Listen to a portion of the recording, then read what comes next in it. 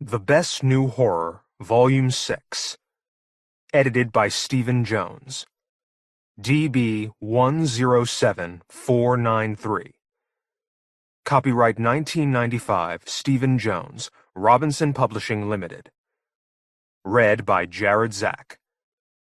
Approximate reading time, 19 hours, 50 minutes. This book contains markers allowing direct access to, at Level 1, the front matter, contents, acknowledgments, introduction, stories, and biographies, and at Level 2, the sections. Library of Congress Annotation. A selection of 22 horror stories from 1994. Jones provides an overview of the status of horror fiction writing and publishing. Also contains Necrology 1994, an obituary of writers, artists, and performers who contributed to the horror genre and died in 1994. Violence, Strong Language, and Descriptions of Sex, 1995. From the Book Jacket. The Best New Horror has established itself as the world's premier annual, showcasing the talents of the very best writers working in the horror and dark fantasy field today. In this latest volume, the multi-award-winning editor has chosen razor-sharp stories of suspense and disturbing tales of terror by writers on the cutting edge of the genre. Along with a comprehensive review of the year and a fascinating necrology, this is the book no horror fan can afford to miss. About the editor. Stephen Jones is the winner of 2 World Fantasy Awards and 2 Horror Writers of America Bram Stoker Awards, as well as being a 10-time recipient of the British Fantasy Award and a Hugo Award nominee. A full-time columnist, television producer/director, and genre film publicist and consultant, the first 3 Hellraiser movies, Nightbreed, Split Second, Mind Ripper, Last Gasp, etc. He is the co-editor of Horror, 100 Best Books, The Best Horror from Fantasy Tales, Gaslight and Ghosts, Now We Are Sick, H.P. Lovecraft's Book of Horror, the Anthology of Fantasy and the Supernatural, Dark Terrors, and the Best New Horror, Dark Voices, and Fantasy Tales series. He has written the Illustrated Vampire Movie Guide, the Illustrated Dinosaur Movie Guide, the Illustrated Frankenstein Movie Guide, and the Illustrated Werewolf Movie Guide, and compiled the Mammoth Book of Terror, the Mammoth Book of Vampires, the Mammoth Book of Zombies, the Mammoth Book of Werewolves, the Mammoth Book of Frankenstein, Shadows over Innsmouth, the Vampire Stories of R. Chetwynd Hayes, Clive Barker's Shadows in Eden, James Herbert, by Horror Haunted, Clive Barker's The Nightbreed Chronicles, and The Hellraiser Chronicles. Contents. Acknowledgements. Page Roman numeral 9. Introduction. Horror in 1994. The Editor. Page 1. Dead Babies. Lawrence Watt Evans. Page 33. Sensible City. Harlan Ellison. Page 45. Blade and Bone. Terry Lamsley. Page 55. Harvest. Norman Partridge. Page 73. Sometimes in the Rain. Charles Grant. Page 81. Ménage à trois. Richard Christian Matheson. Page 95. Like Shattered Stone. Joel Lane. Page 99. Black Sun. Douglas E. Winter. Page 113. Isabel Avens returns to Stepney in the spring. M. John Harrison. Page 123. The Dead Orchids. Ian MacLeod. Page 149. What happened when Mosby Paulson had her painting reproduced on the cover of the phone book? Elizabeth Massie. Page 161. The Alternative. Ramsey Campbell. Page 175. In the Middle of a Snow Dream. Karl Edward Wagner. Page 197. The Temptation of Dr. Stein. Paul J. McAuley. Page 215. Wayang Kulit. Gary Kilworth. Page 235. The Scent of Vinegar. Robert Bloch. Page 253. The Homecoming. Nicholas Royal. Page 283. The Singular Habits of Wasps. Jeffrey A. Landis. Page 305. To Receive is Better. Michael Marshall Smith. Page 331. The Alchemy of the Throat. Brian Hodge. Page 338. Out of the Night When the Full Moon is Bright. Kim Newman. Page 365. Lovers. Esther M. Friesner. Page 425. Necrology, 1994. Stephen Jones and Kim Newman. Page 431. Acknowledgements. I would like to thank Ramsey Campbell, Kim Newman, Sarah Broker, Joe Fletcher, Mandy Slater, David Pringle, Gordon Van Gelder, Ellen Datlow, John McClay, Stefan Ziemianowicz, and Stuart Hughes for their continued help and support.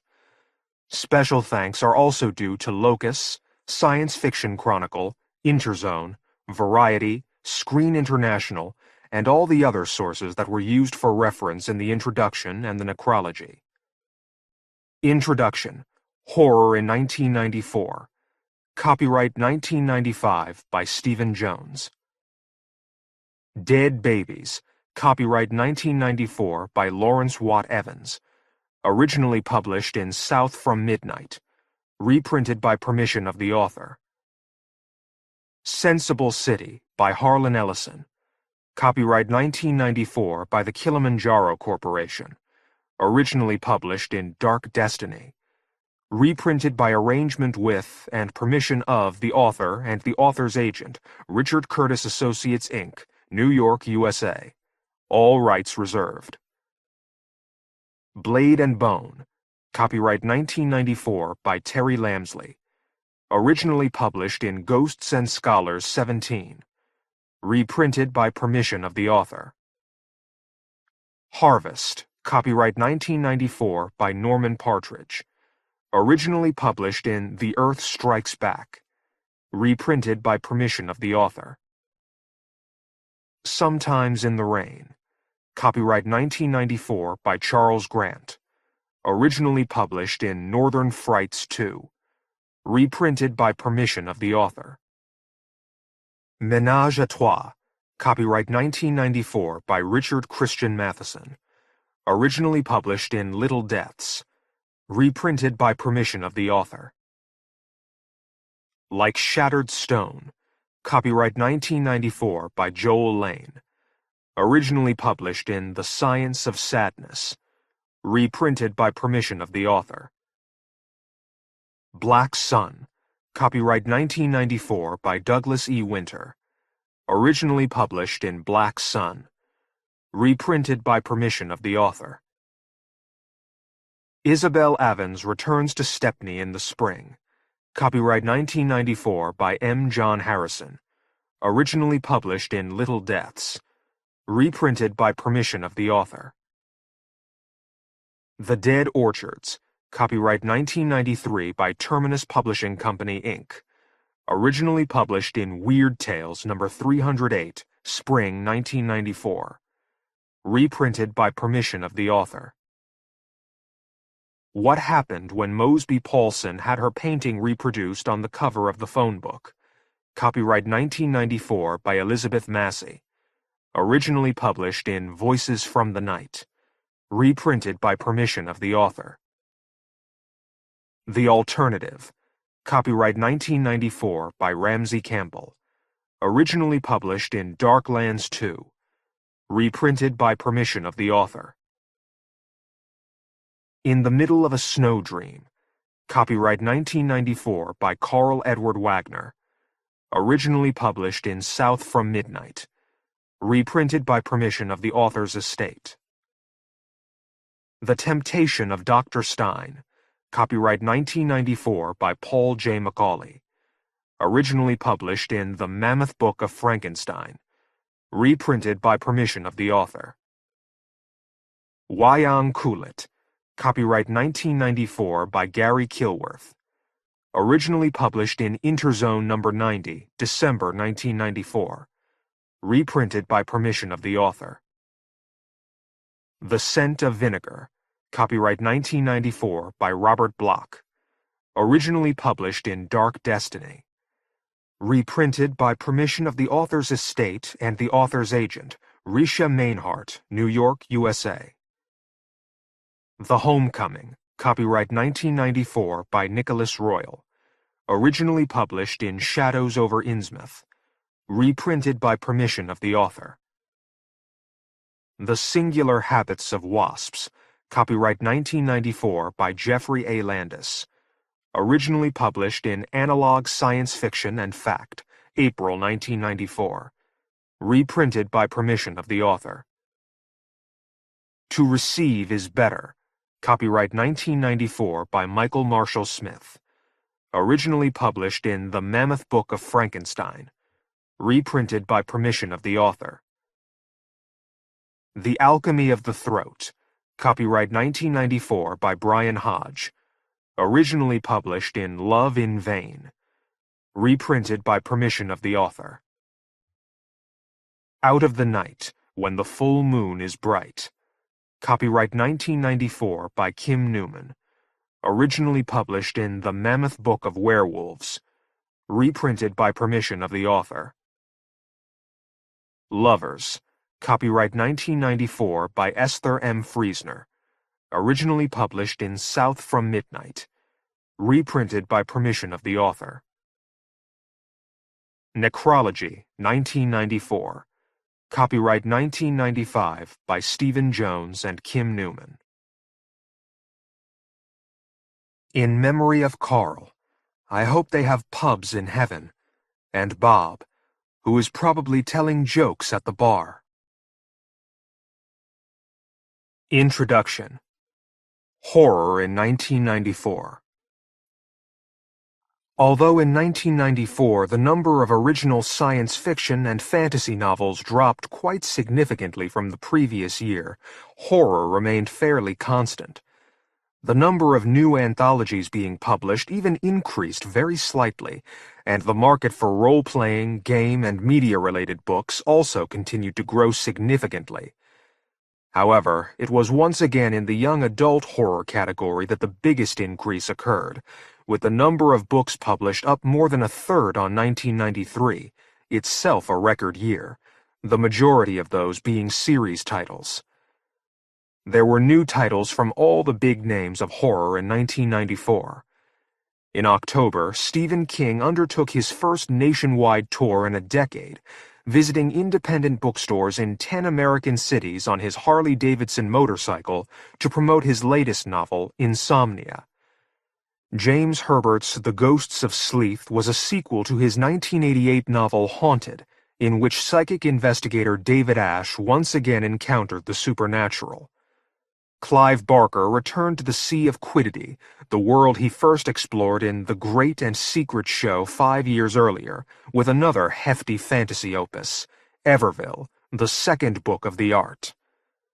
British book buyers were given the opportunity to find a special edition, one copy supplied with every 10 ordered by the bookseller, which included a pre-printed message and signature from Barker.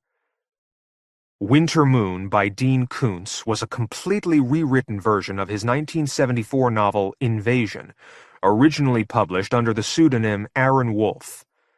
Meanwhile, Koontz's Dark Rivers of the Heart was a totally new high-tech thriller set in an alternative reality. Anne Rice's Taltos was the third volume in the Lives of the Mayfair Witches, following on from The Witching Hour and Lasher. Fires of Eden by Dan Simmons was a dark fantasy about the ancient gods of Hawaii, with a plot that revolved around the long-dead Mark Twain. Brian Lumley continued to please his many fans with Vampire World 3, Blood Wars, the third and final volume in his best-selling follow-up trilogy to the Necroscope series.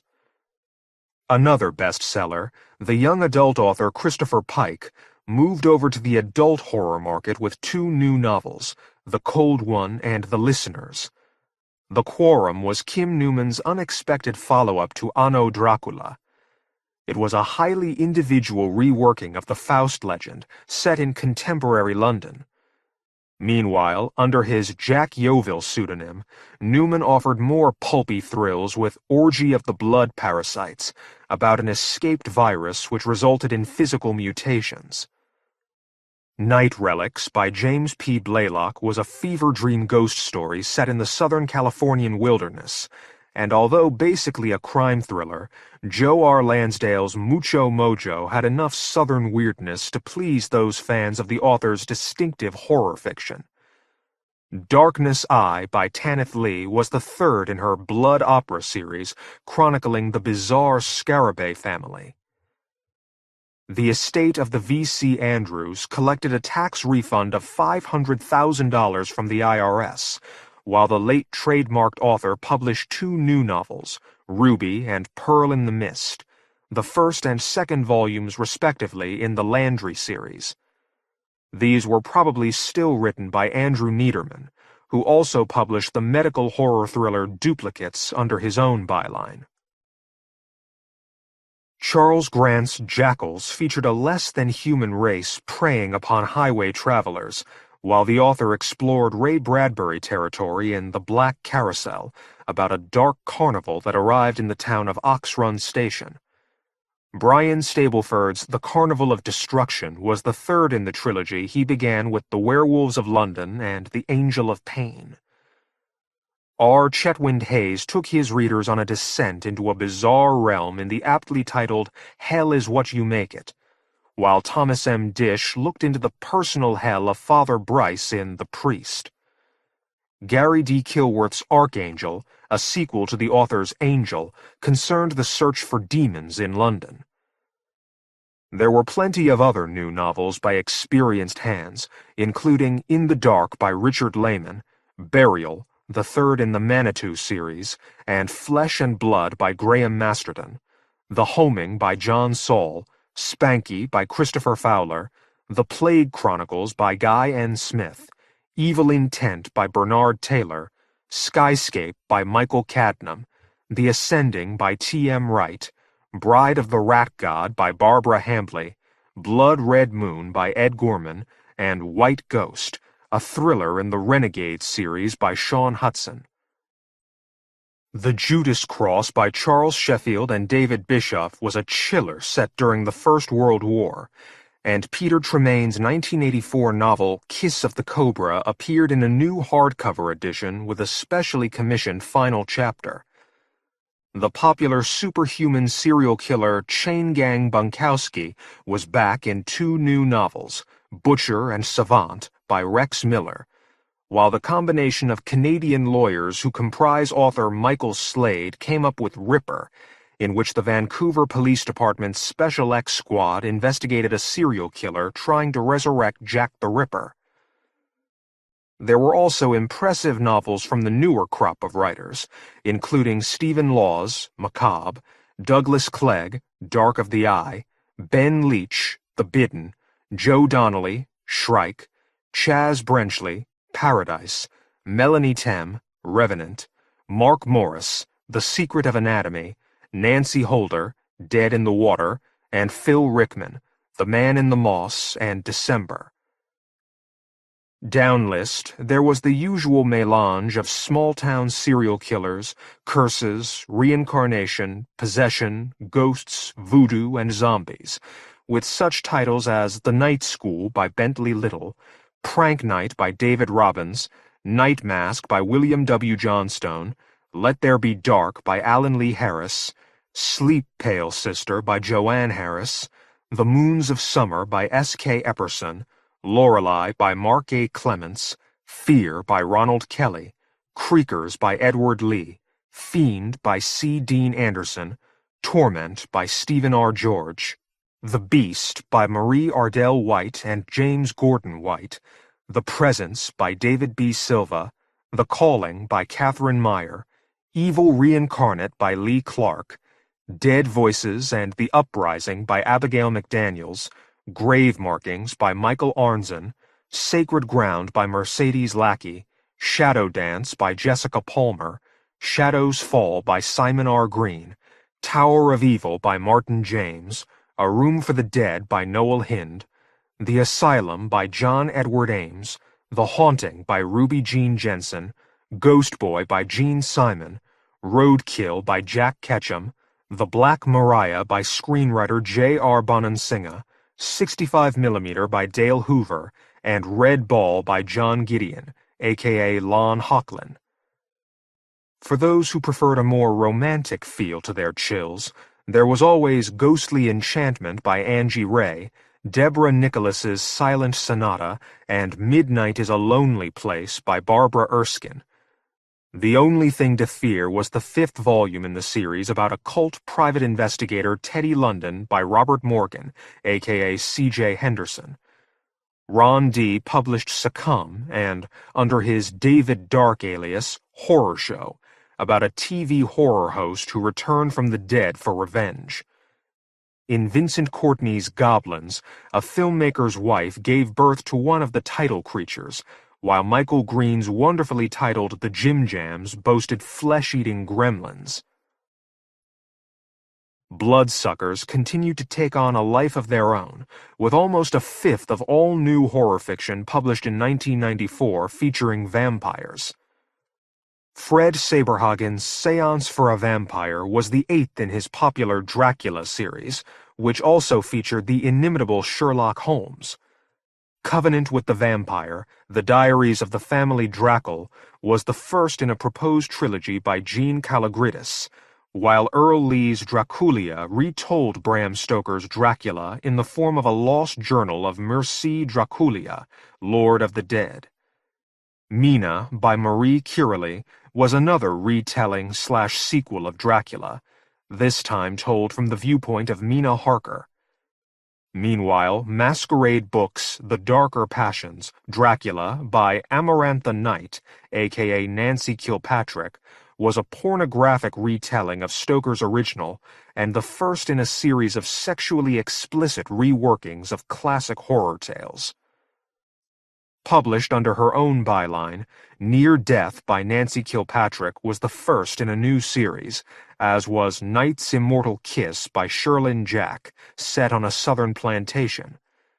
This was a location shared by This Dark Paradise and These Fallen Angels, both by Wendy Haley. Midnight Kiss and Midnight Temptation were the first and second volumes respectively in a series of vampire Regency romances by Nancy Gideon. A Dance in Blood Velvet was Freda Warrington's follow-up to A Taste of Blood Wine, and Michael Romkey's The Vampire Papers, the sequel to I, Vampire. The Vampire Legacy, Bitter Blood by Karen E. Taylor, was the second in a series, as was Knights of the Blood at Swords Point, created by Scott McMillan and his wife Catherine Kurtz, which featured Los Angeles cop John Drummond hunting Nazi vampires in Europe. The Laughing Corpse by Laurel K. Hamilton was the sequel to Guilty Pleasures, and once again featured tough executioner Anita Blake tracking down zombies and vampires in an alternative world. Blood Rights by Elaine Bergstrom was the third in her Austra family series about a vampire artist stalked by a hired killer. In Blood Letter by Warren Newton Beath, a Hollywood horror novelist believed that his vampire creation was stalking him, while the title character in Shade by David Dark, aka the prolific Ron D., was Shade Scarlet, a best-selling vampire novelist who turned out to be a vampire herself. Love Me to Death, aka Tap Tap by David Martin, was about a serial killer vampire. Cold Kiss by Roxanne Longstreet featured a vampire surgeon, and there was always Vampire's Kiss by William Hill. Christine Catherine Rush's Sins of the Blood featured rival siblings, one undead, the other a vampire hunter, and a vampire father attempted to track down his children in J. N. Williamson's Bloodlines. Leslie H. Whitten's The Fangs of the Morning, a vampire novel set in Washington, D.C., appeared in an omnibus edition with the author's 1973 novel The Alchemist, while Nocturnus by Sean Ryan was about vampires in the Romanian government. Blood Ritual by Frances Gordon, aka Bridget Wood, was a history of Countess Elizabeth Bathory set against the Bosnian Serb War. Death of the Devil by Caroline Gray was the third in a trilogy in which a 17th-century swordsman battled the vampire queen who destroyed his family.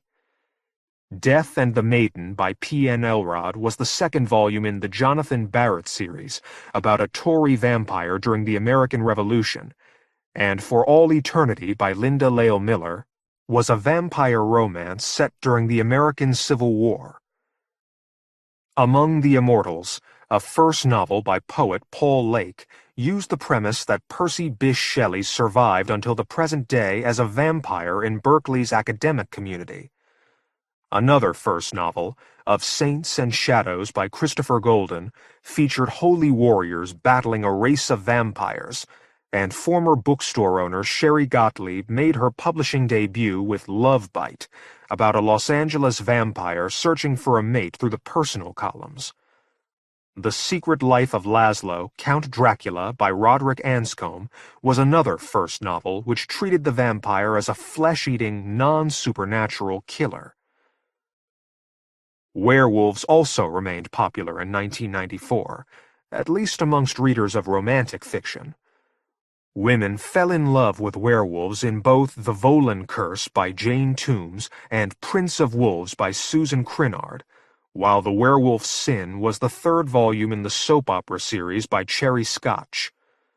Moon of Desire by Sophie Danson, aka Erin Kane, was an erotic novel about shape-changers, and All Things Under the Moon by Robert Morgan, aka C.J. Henderson, was the fourth book featuring occult private investigator Teddy London, this time on the trail of a lycanthrope. A number of novelists made promising debuts in the genre during 1994. Slippin' Into Darkness was the eagerly awaited first novel from Norman Partridge, published in a handsome signed hardcover by CD Publications. Another writer better known for his short fiction is Robert Devereaux, who made his full-length debut with the graphic Deadweight. Broadcaster Muriel Gray received plenty of media attention for The Trickster, based on native Canadian legends, and other first-time horror novelists included Simon Megan, Sheep, Mark Chadbourne, Nocturne, Steve Zell, Wizard, James Buxton, Strange, John Douglas, The Late Show, Vivian Schilling, Sacred Prey, Mark Burnell, Freak, Ralph Vallone Jr., Second Vision, and Michael Marshall Smith, Only Forward, which was basically a science fiction novel, but still contained many of the bizarre touches found in the author's distinctive horror stories. 1994 should have been the year of Frankenstein, and although Kenneth Branagh's new version of the tale proved a disappointment at the box office, it didn't seem to harm the sales of Mary Shelley's Frankenstein by Branagh and others, which took a behind-the-scenes look at the making of the film and included the script by Steph Lady and Frank Darabont. It was also novelized by Leonore Fleischer in another book with the same title. Although Russell Mulcahy's The Shadow also failed to cloud the minds of large audiences, James Luceno wrote the tie-in novel for the much underrated movie, based on the classic pulp magazine character. In Wes Craven's New Nightmare, Freddy Krueger not only stalked the cast and crew of the new film, but also Alexander Besher, the author of the novelization. Perhaps even stranger, Freddy Krueger's Tales of Terror, Blind Date by Bruce Richards was an Elm Street novel aimed at young adults. Even worse was Eric Morse's misogynistic young adult series based on the stalk-and-slash movies Friday the 13th, Mother's Day, Jason's Curse, The Carnival, and Road Trip. King Kong by Anthony Brown and Marion C. Cooper was a children's picture book version of the classic story, but this time Fay Wray looked more like Marilyn Monroe. Randall Boyle continued the adventures of Sam Raimi's Darkman, based on the 1990 movie, in a series of original novels, The Hangman, The Price of Fear, and The Gods of Hell, and Sherlock Holmes teamed up with TV's time-traveling Doctor Who to battle Lovecraftian monsters in Andy Lane's original adventure All-Consuming Fire. Only fans of Oliver Stone's uneven miniseries could care about Wild Palms the teleplay by Bruce Wagner, but The X-Files Goblins by Charles Grant was an instant bestseller thanks to the popularity of the cult TV series. Ravenloft Mordenheim by Chet Williamson, Ravenloft The Enemy Within by Christy Golden, and Ravenloft Tower of Doom by Mark Anthony were all based on the Gothic TSR role-playing game, as was the original anthology Ravenloft Tales of Ravenloft, edited by Brian Thompson. Blood Shadows, Hell's Feast by Greg Farshtey and Blood Shadows, The Fifth Horseman by Ed Stark were both based on West End Games' role-playing adventure, and Shadowrun Nosferatu by Carl Sargent and Mark Gascoigne was another game tie-in. White Wolf took the plunge into publishing in a big way in 1994 with several anthologies. The Beast Within and When Will You Rage were both edited by Stuart Week and based on the games Vampire the Masquerade and Werewolf the Apocalypse, respectively. Much better were Dark Destiny, featuring 21 stories nominally connected by White Wolf's The World of Darkness scenario, and Elric, Tales of the White Wolf, featuring 24 original stories based on Michael Moorcock's Elric character, both edited by Edward E. Kramer. Death and Damnation, edited by Staley Krauss and Stuart Week, was based on the game World of Darkness, Wraith, while Keith Herber's novel World of Darkness, Vampire, Dark Prince was also adapted from Vampire the Masquerade. Perhaps the most unusual tie-in of the year was R.L. Stein's The Beast, a young adult novel about a haunted roller coaster, which was based on a real roller coaster at Paramount's Kings Island theme park. Once again, R.L. Stein was the king of the young adult market, even outselling Stephen King, with a new novel, Call Waiting, and a myriad number of new additions to his popular Fear Street series, Bad Dreams, The Thrill Club, The Dead Lifeguard, Cheerleaders, The New Evil, and The Mind Reader, plus a new spin-off series beginning with 99 Fear Street, The House of Evil, The First Horror, and continuing with The Second Horror and The Third Horror. For many teenagers, school was not a good place to be, at least according to the latest titles in Nigel Robinson's Horror High series: 9, Symphony of Terror, 10, Demon Breed, 11, Bad Moon Rising, 12, Rave On, 13, Remember Me, and 14, Dream Lover. Nicholas Pine's series Terror Academy, about another horror-filled high school, reached Volume 13 with Night School, Science Project, The Prom, and The Substitute. Also reaching its lucky 13th was the Nightmare Hall series by Diane Ho. Monster was about a supernatural creature terrorizing the campus. M.C. Sumner's The Principal, aka Nightmares, The Principal, about a high school principal who also happens to be a vampire, spawned 2 sequels, The Substitute, aka The Hunger, and The Coach, while all 3 were collected in an omnibus edition in the UK, unimaginatively retitled 3 Books of Blood. L.J. Smith's Dark Visions 1, The Strange Power, featured psychic students. In The Locker by Richie Tankersley Cusick, a school locker revealed nightmarish visions of its previous owner, and a lamia haunted another school in Poison by John Peel. The prolific Peel also published Shockers, Dead End, and Shockers, Ghost Lake. A new series about the descendants of Victor Frankenstein was Frankenstein's Children by Richard Pierce, beginning with The Creation and continuing with The Revenge and The Curse. A Boy's Girlfriend was brought back from the dead in Forever Yours by David Pierce. Brad Strickland completed the late John Bellaire's last Johnny Dixon novel, The Drum, the Doll, and the Zombie.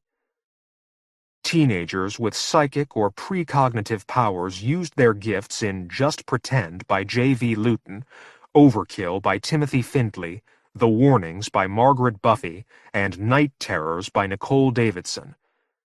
The Talisman by Cameron Doakey was about an ancient pendant with supernatural powers, and Sweet Terror by Mark Crows featured a magic ring. A perfume that caused people to kill turned up in Bloodlust 1, Irresistible by Michael Bates. Among the places to stay away from were Tower of Evil by Mary Main and The Forbidden Game Volume 1, The Hunter by L.J. Smith, in which a group of teens were transported into a haunted house filled with their worst nightmares. A possessed doll's house caused problems in Scream 9, The Gift by Michael August, and sinister puppets posed another threat in Painted Devil by Michael Bedard. In Call of the Wendigo by Robin Hardy, the title creature stalked a group of teenage tennis players, and other kids were menaced by monstrous beasts in The Dark by M.C. Sumner and The Thing in Bablock Dip by Rachel Dixon, while Locke by Paul Zindel was about the hunt for a flesh-eating prehistoric beast in a Vermont lake. Evil spirits were abroad in The Band by Carmen Adams, Spring Break by Nick Barron, Whispers in the Graveyard by Teresa Breslin, Nightmare Matinee by G.G. Garth, My Soul to Keep by Gene Favors, and The Forbidden Game Volume 3, The Kill by L.J. Smith. Both Let Me Tell You How I Died by Sinclair Smith and Remember Me Too, The Return by Christopher Pike were about reincarnation, and Pike's The Midnight Club involved terminally ill teenagers. 1-900 Killer and Vengeance were psycho thrillers by Joseph Locke, a.k.a. Ray Garton. Under the same pseudonym, Garton also published Blood and Lace Book 1, Vampire Heart, and Book 2, Deadly Relations, the first 2 volumes in a new Gothic series about a family haunted by evil. The prolific Christopher Pike kicked off another new series with The Last Vampire and The Last Vampire 2, Black Blood, about a teenage boy hunted by a millennia-old vampire. Janice Harrell published 3 volumes about teenage twin vampires, Vampire Twins Volume 1, Bloodlines, 2, Bloodlust, and 3, Blood Choice. And Jessie Harris continued her adventures of teenage psychic Mackenzie Gold with Volumes 7 and 8 of the Power series, The Vampire's Kiss and The Obsession. Nicholas Adams also published a book entitled Vampire's Kiss, not to be confused with those by either William Hill or Jessie Harris. Hunter's Moon by Deborah Doyle and James D. MacDonald was a sequel to Bad Blood, about a teenage werewolf and vampires, and Volume 9 of the Nightmare Club series, Eternally Yours by Cameron Doakey, featured a vampire who was also a rock singer. The Nightmare Club 10, Die Laughing by Vincent Courtney was about a ghost, and there were plenty of other spirits abroad in The Haunting of Jessica Raven by Anne Hallam, a.k.a. Gwyneth Jones, The Mirror Image Ghost by Catherine Storr, Sophie's Ghost by Katherine Johnson, The Ghost Comes Calling by Betty Wren Wright, and Welcome In To, Ghost of a Chance by E.L. Flood. Family ghosts turned up in Who's There by Stephanie S. Tolan, Beyond Another Door by Sonia Levitin, and Someone's Watching by Jessica Pierce. A girl encountered a ghostly nurse from the American Civil War in George L. Lyon's Here and Then, A young musician encountered a singing ghost in Gene Tessman's Cattail Moon, and a haunted inn featured in Richie Tankersley Cusick's The Drifter. Haunted Waters by Mary Pope Osborne was a romantic ghost story loosely based on the fairy tale Undine. The Ghost of a Cat Helped a Girl in Shadow by Joyce Sweeney, and Phantom Trains made timely appearances in both Ghost Train by Pat and Paul Eric Graverson and No Time at All by Susan Salis. There were more beastly problems in Children of the Night, Dark Music by Anne Hodgman, and Wild Magic, Wolf Speaker by Tamara Pierce, both second volumes in Werewolf series, while Clan of the Shape Changers by Robert Levy was about a group of lycanthropes menaced by those without the power to change. Shades of Darkness, more of the ghostly best of Robert Westall, was the second collection of the late author's best work. Original tales appeared in Scared to Death and Other Ghostly Stories by Josephine Poole, Don't Open the Door After the Sun Goes Down, Tales of the Real and Unreal by Al Carusone, Shadows and Whispers, Tales from the Other Side by Colin MacDonald, Hostilities, 9 Bizarre Stories by Australian Caroline MacDonald, and A Night in Moonbeam County by Alexander Kramer, which featured 10 connected ghost stories told around a campfire. The Puffin Book of Horror Stories, edited by Anthony Horowitz, included an extract from Bram Stoker's Dracula, along with 10 reprints. Fun and Games at the Wax Museum and Other Horror Stories, edited by Kathleen Jordan, selected 13 stories from Ellery Queen Mystery Magazine and Alfred Hitchcock Mystery Magazine. And the Young Oxford Book of Ghost Stories, edited by Dennis Pepper, was a bumper volume of 40 classic tales. Point Horror, 13 More Tales of Horror, edited by A. Finnis, was another original UK anthology in the best-selling series. For those with a more literary inclination, Jonathan Carroll's latest novel, From the Teeth of Angels, combined fantasy and magic realism when a man dying from cancer encountered a personified death. Ghostly presences also haunted the protagonists of Dagger Lane by Anne Victoria Roberts, A Skyhook in the Midnight Sun by Fiona Cooper, and The Matrix by Jonathan Aycliffe, a.k.a. Daniel Easterman. Speak Daggers to Her by Rosemary Edgehill, a.k.a. Eluki Bes Shahar, was an occult thriller which featured a detective who also happened to be a white witch. A demon stalked the street people of Seattle in Jack Cady's Street, while The Devil's Own Work by Alan Judd was a Faustian tale of a writer possessed by a manuscript and its female muse. Radon Daughters by Ian Sinclair was about a manuscript that could have been a sequel to William Hope Hodgson's The House on the Borderland. Michael Bishop's Brittle Innings was described as a Southern Gothic World War II baseball novel, as well as being a sequel of sorts to Mary Shelley's Frankenstein, and the Bride of Frankenstein's memorable Dr. Pretorius turned up in Pasquale's Angel by Paul J. McAuley, a tale of murder and magic set in an alternate Renaissance Florence. Sherlock Holmes met the Phantom of the Opera in The Angel of the Opera by Sam Siciliano, and an even stranger combination turned up in Nevermore by William Hjortsberg, in which Sir Arthur Conan Doyle was haunted by the ghost of Edgar Allan Poe and helped by Harry Houdini. Brian Lumley collected together an impressive number of his stories and novellas set in H.P. Lovecraft's Cthulhu mythos for Return of the Deep Ones and Other Mythos Tales and Dagon's Bell and Other Discords. Graham Masterton's Fortnight of Fear collected 14 horror stories, including the stomach-churning Pig's Dinner and Eric the Pie. Although published as mainstream fiction, Haunted, Tales of the Grotesque by Joyce Carol Oates was divided into 4 sections, ranging from the supernatural to the psychological. The original Dr. Shade and Other Stories by Kim Newman collected together 15 short stories, including the title novella, published in Best New Horror 2, with an introduction by Neil Gaiman.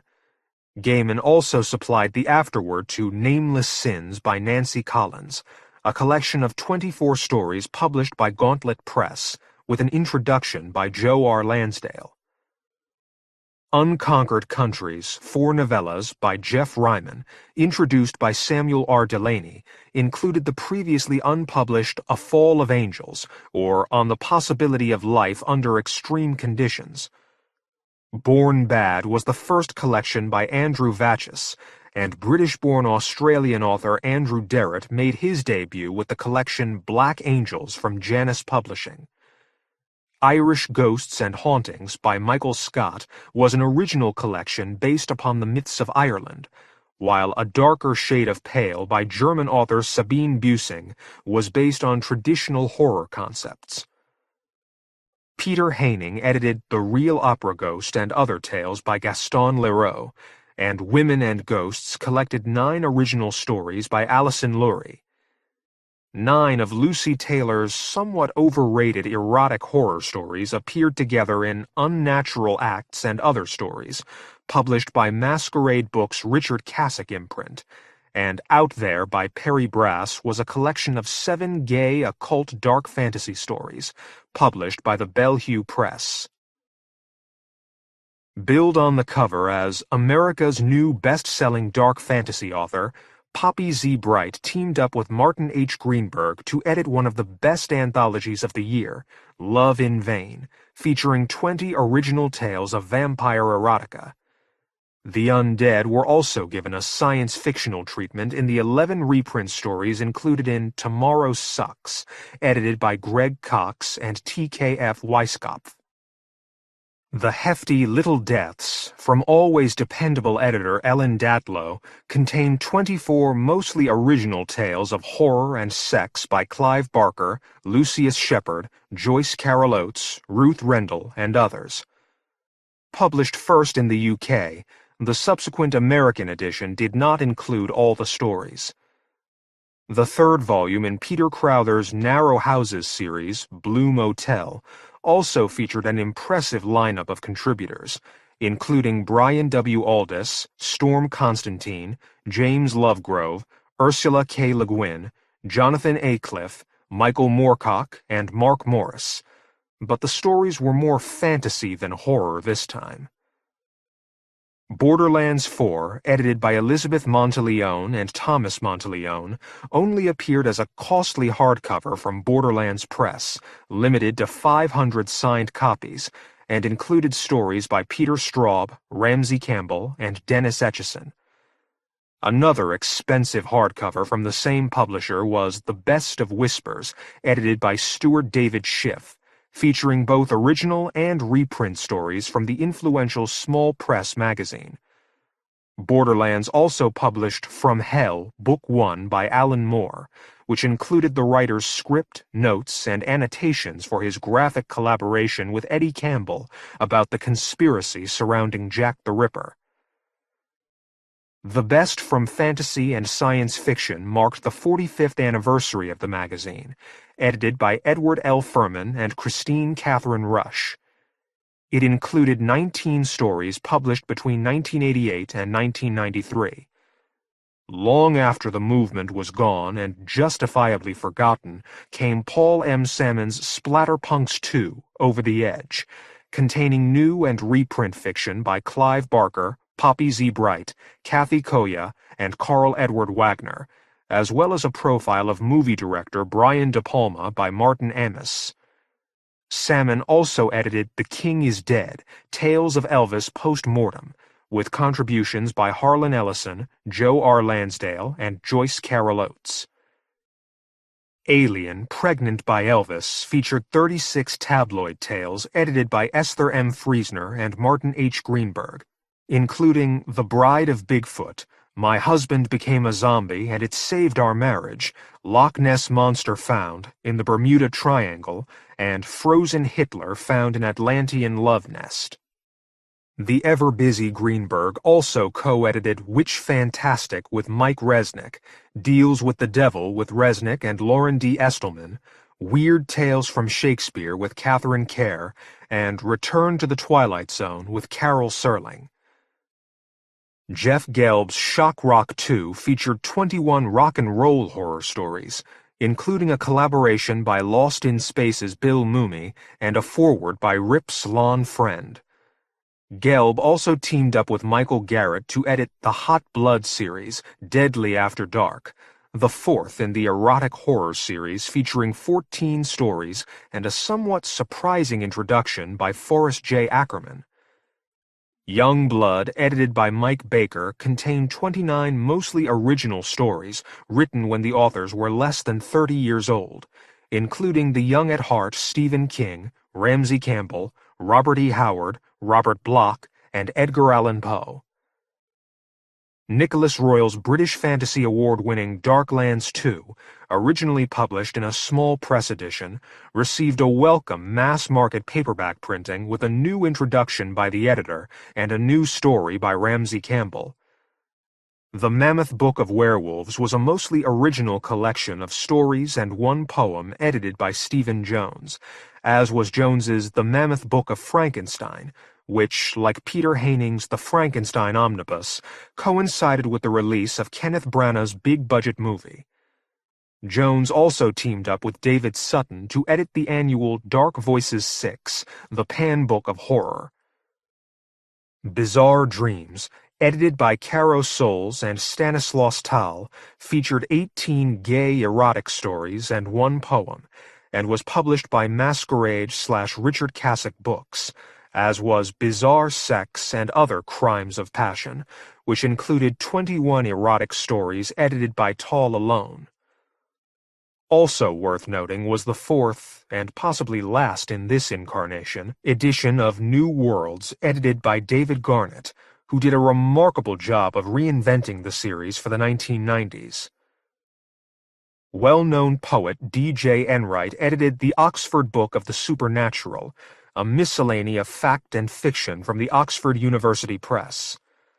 The Norton Book of Ghost Stories, edited by Brad Lighthouser, featured 28 classic ghost stories ranging from M.R. James to A.S. Byatt, while the Chatto Book of Ghosts, edited by Jenny Uglow, was another miscellany of stories, anecdotes, verse, songs, and excerpts ranging from the Greek myths to Terry Pratchett.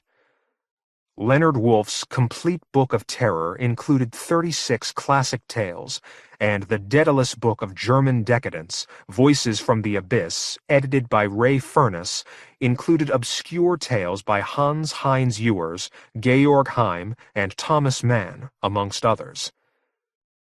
Stephen Jones and David Sutton teamed up again to edit The Anthology of Fantasy and the Supernatural for the instant remainder market. It was a bumper Fantasy Tales volume of 40 stories illustrated by various artists.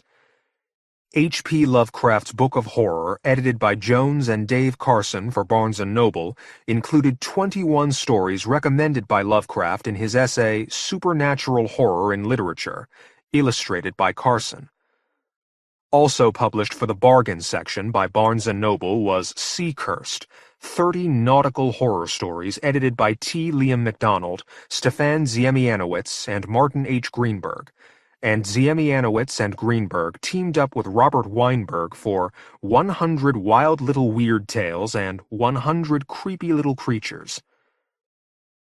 As usual, the year's Best Fantasy and Horror, 7th Annual Collection, edited by Ellen Datlow and Terry Windling, was a bumper volume of the best, featuring 50 stories and 4 poems.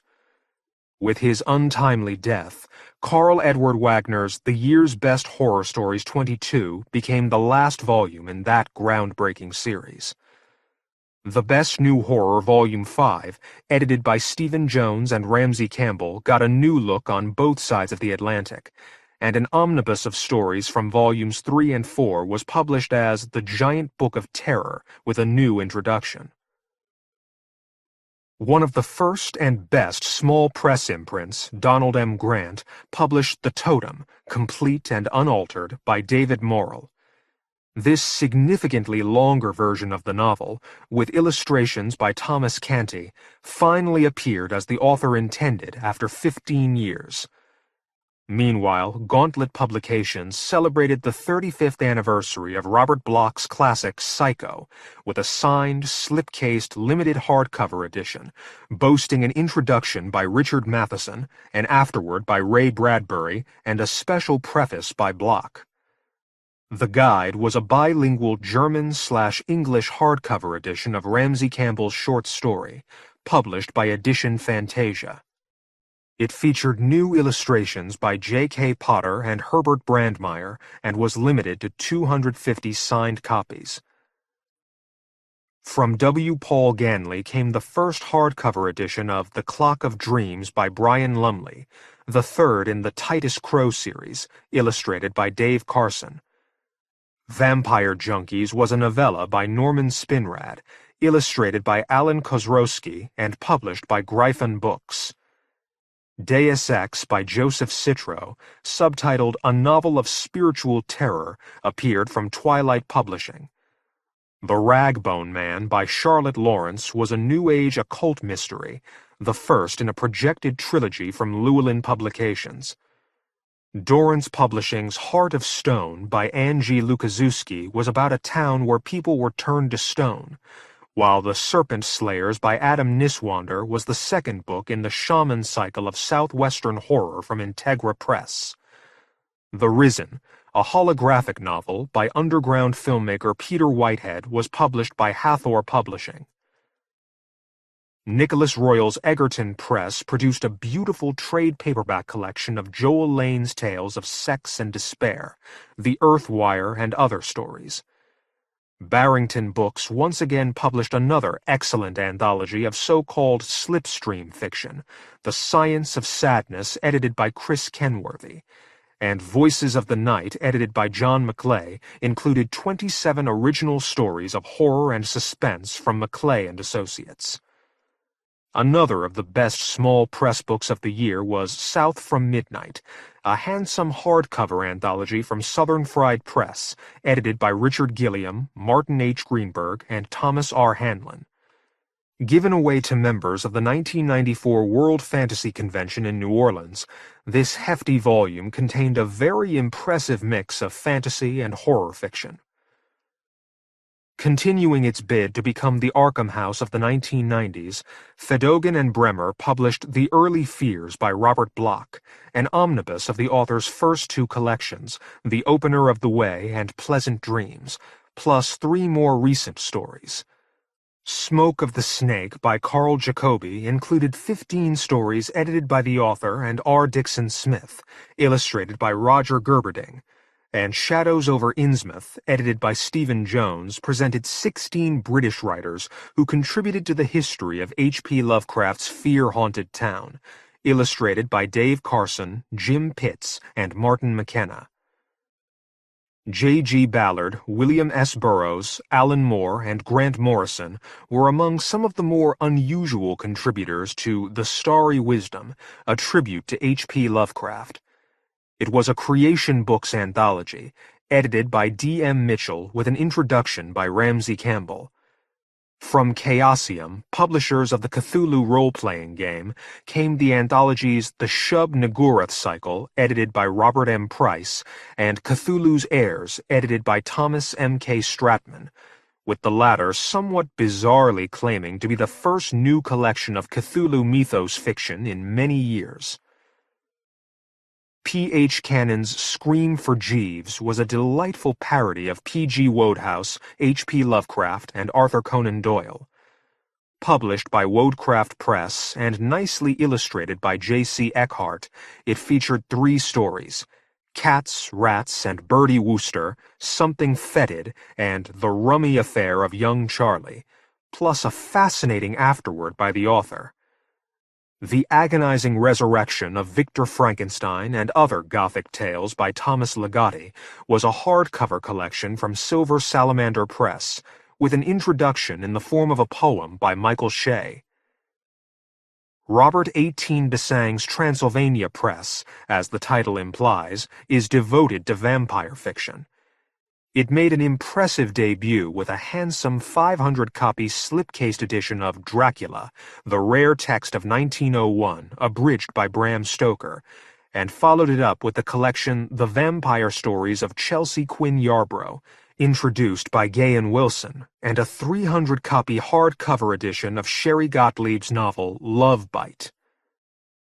Containing 20 tales of ecological horror by Dan Simmons, Charles DeLint, Richard Lehman, and others, The Earth Strikes Back was edited by Richard Chismar for Mark V. Ziesing Books.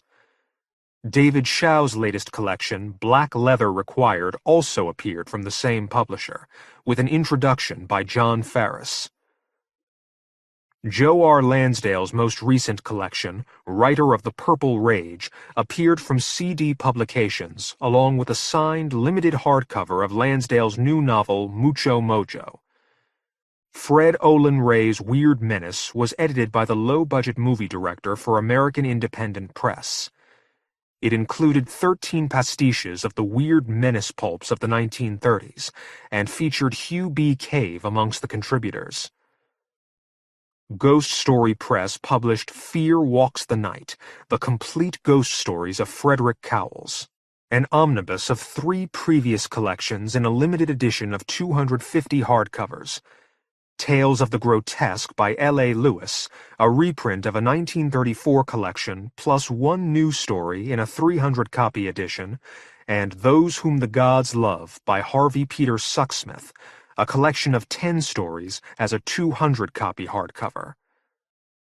Streamline Pictures used artwork by William Stout, Dave Stevens, Simon Bisley, and others to illustrate the stories and poems of R. Payne Cabine for the collection Tainted Treats. From Allen Books of Wales came Cold Cuts 2, 20 more tales of terror edited by Paul Lewis and Steve Lockley. Although nicely illustrated by Martin McKenna, Jim Pitts, and Brian Talbot, Kimota's thin anthology Northern Chills, edited by Graham Hurry, included only reprint stories by Ramsey Campbell, Stephen Gallagher, Stephen Laws, and David Riley. The 5th volume of Palace Corby, billed as an anthology of personal terror, appeared in trade paperback format from Merrimack Books, edited by Wayne Edwards. A Crimson Kind of Evil, edited by S.G. Johnson, appeared from Obelisk Books. The San Diego Writers Monthly Press released The Small Dark Room of the Soul and Other Stories by Matthew J. Palomari, while Deeds of Doom, edited by A. Markitis, was an Australian anthology containing stories by 19 new Australian writers. Following the first World Fantasy Award-nominated volume, Canada's Mosaic Press published Northern Frights 2, again edited by Don Hutchinson and containing 18 stories set in Canada or written by Canadians.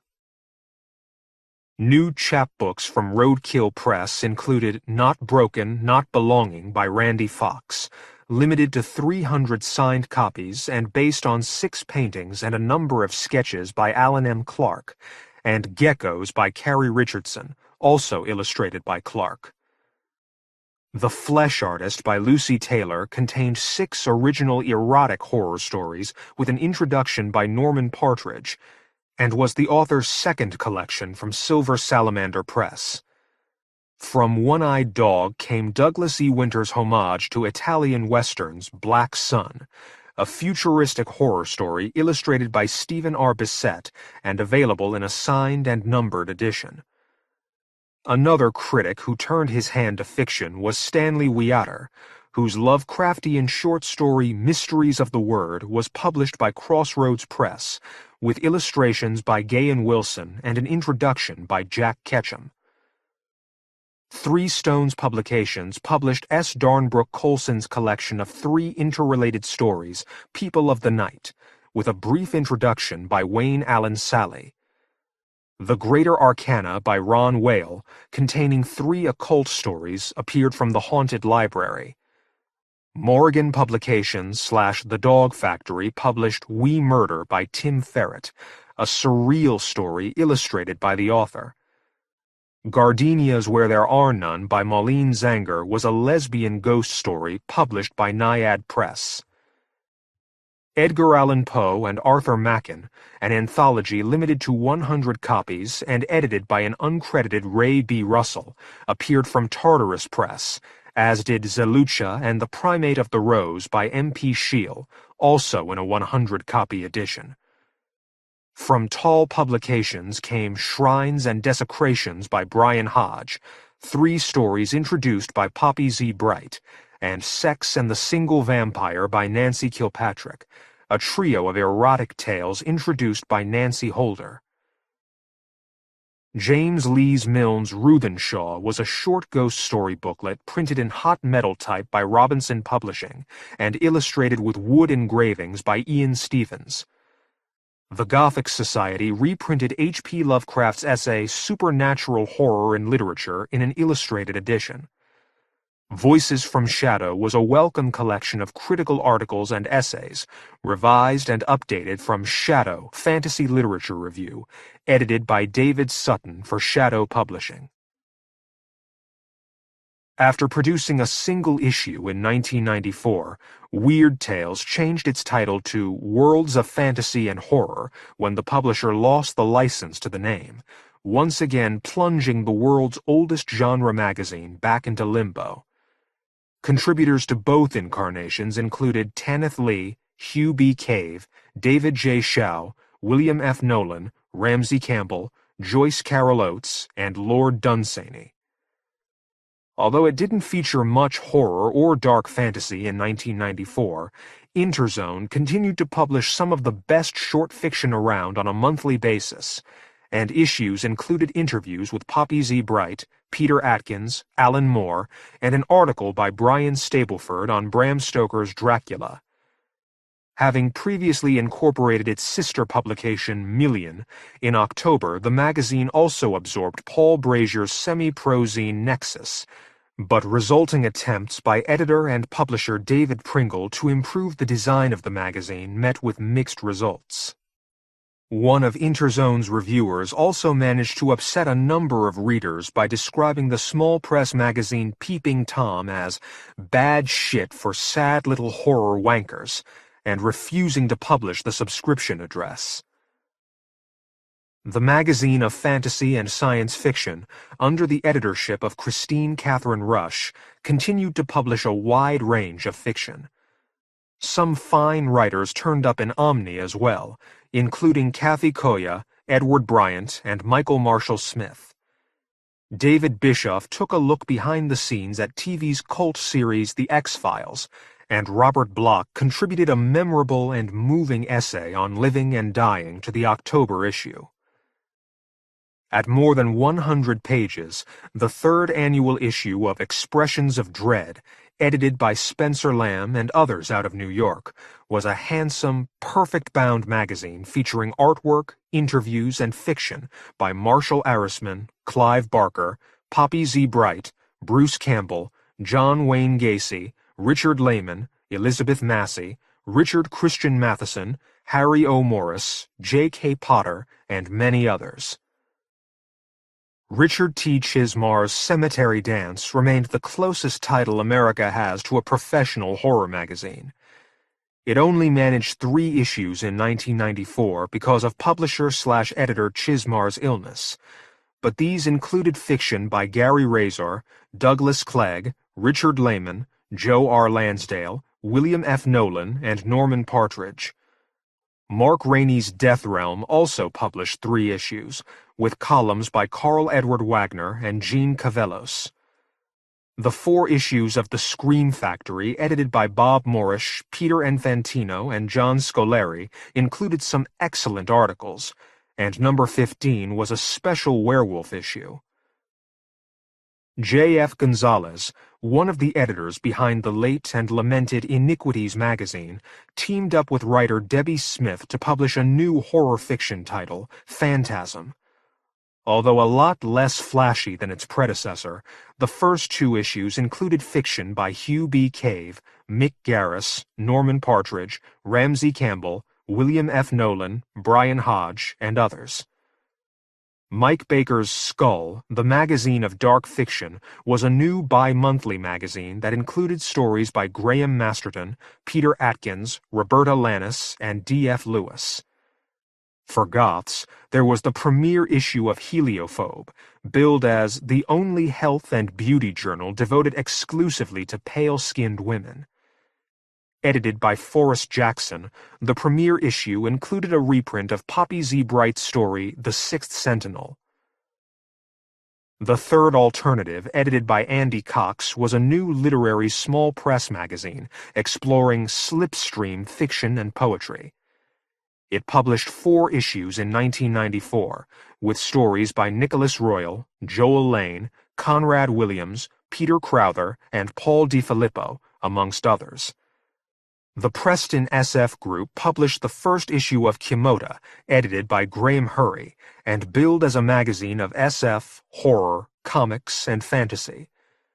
Contributors included Stephen Laws, Stephen Gallagher, Conrad Williams, Jim Pitts, Martin McKenna, and Brian Talbot.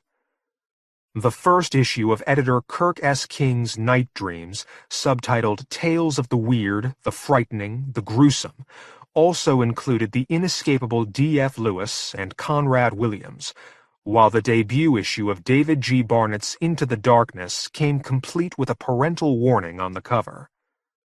Pulp House, a fiction magazine, was revived and announced a new monthly schedule, although they only managed to publish 1 issue in 1994 under Dean Wesley Smith's editorship.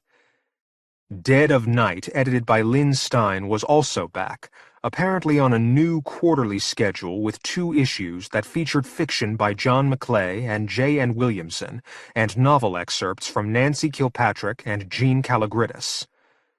Thunder Shadow Collectors magazine, edited and published by Eric Secker, included fiction by Joseph A. Citro and Norman Partridge. The 4th issue of The Urbanite was billed as the Strange Pets issue. Edited by Mark McLaughlin, it featured fiction by Nina Kiriki Hoffman, Jessica Amanda Salmonson, Hugh B. Cave, and M. R. Scofidio, amongst others. The 11th issue of Anne Kennedy's The Silver Web continued the usual mix of surreal fiction, poetry, and features. The British Fantasy Award-winning Peeping Tom published its usual 4 issues.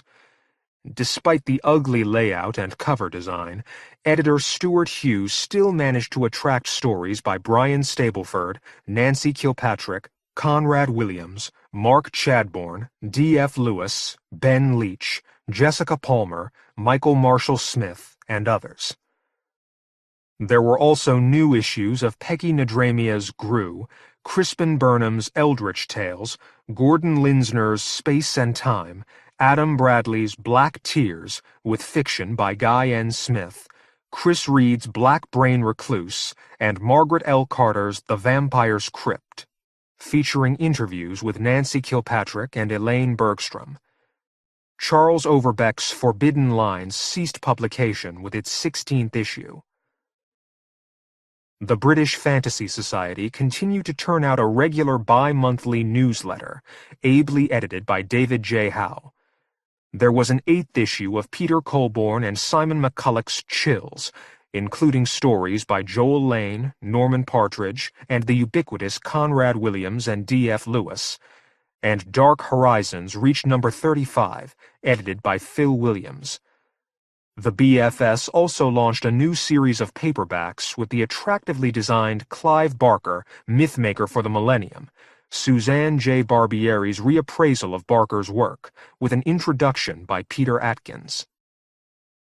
Necronomicon Press continued its prolific output of booklets and magazines with 4 more excellent issues of Necrophile, the review of horror fiction, edited by Stefan Ziemianowicz, S.T. Joshi, and Michael A. Morrison. 2 new issues of Studies in Weird Fiction, edited by Joshi, included articles on Clive Barker, Richard Matheson, Shirley Jackson, Poppy Z. Bright, M.R. James, H.P. Lovecraft, Dennis Etchison, and contemporary vampire fiction. The 2nd issue of Stefan Ziemianowicz's Journal of Multimedia Horror, Other Dimensions, included contributions by Douglas E. Winter and Brian Stableford.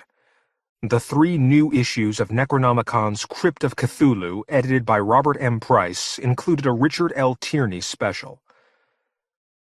S.T. Joshi edited 2 issues of Lovecraft Studies and H.P. Lovecraft in the Argosy, collected correspondence from the Munsey magazines. He also teamed up with David E. Schultz for H.P. Lovecraft, Letters to Samuel Loveman and Vincent Starrett, and a re-edited edition of Lovecraft's The Shadow over Innsmouth, and they added Will Murray to the editorial team for the H.P. Lovecraft Dream Book. As usual, Necronomicon Press also published some attractive fiction booklets, including Irrational Numbers by David Langford, containing 3 new stories, and Foreshadowings by Donald R. Burleson, featuring a quartet of tales. The Horde of the Wizard Beast and one other by Robert H. Barlow and revised by H.P. Lovecraft included The Slaying of the Monster and an introduction by Joshi. A horror boom in Australia resulted in a number of new small press titles. Although the debut issue of Blood Songs, edited by A. Masters and Steve Proposh, ran into problems with the Australian censor, it still managed to publish interviews with Ramsey Campbell and D.F. Lewis in its first 2 issues. Meanwhile, David Carroll and Kyla Ward's Tabula Rasa, subtitled A History of Horror, continued to include entertaining and intelligent features, interviews, and reviews.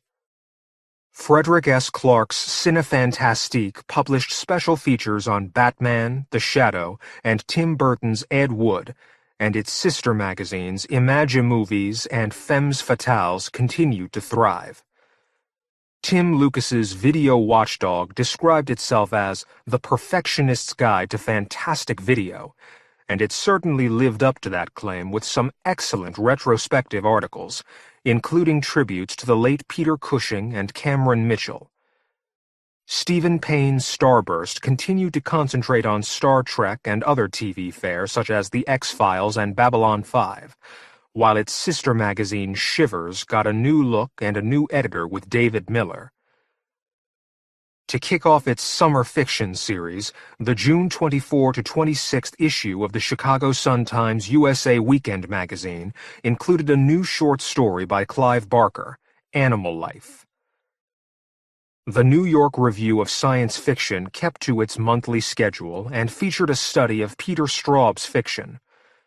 John Gregory Betancourt's Horror, the news magazine of the horror and dark fantasy field, once again failed to keep to any regular schedule, although a special double issue included interviews with Tor editor Melissa Ann Singer, Thomas Ligotti, Catherine Potacek, and artist Harry O. Morris.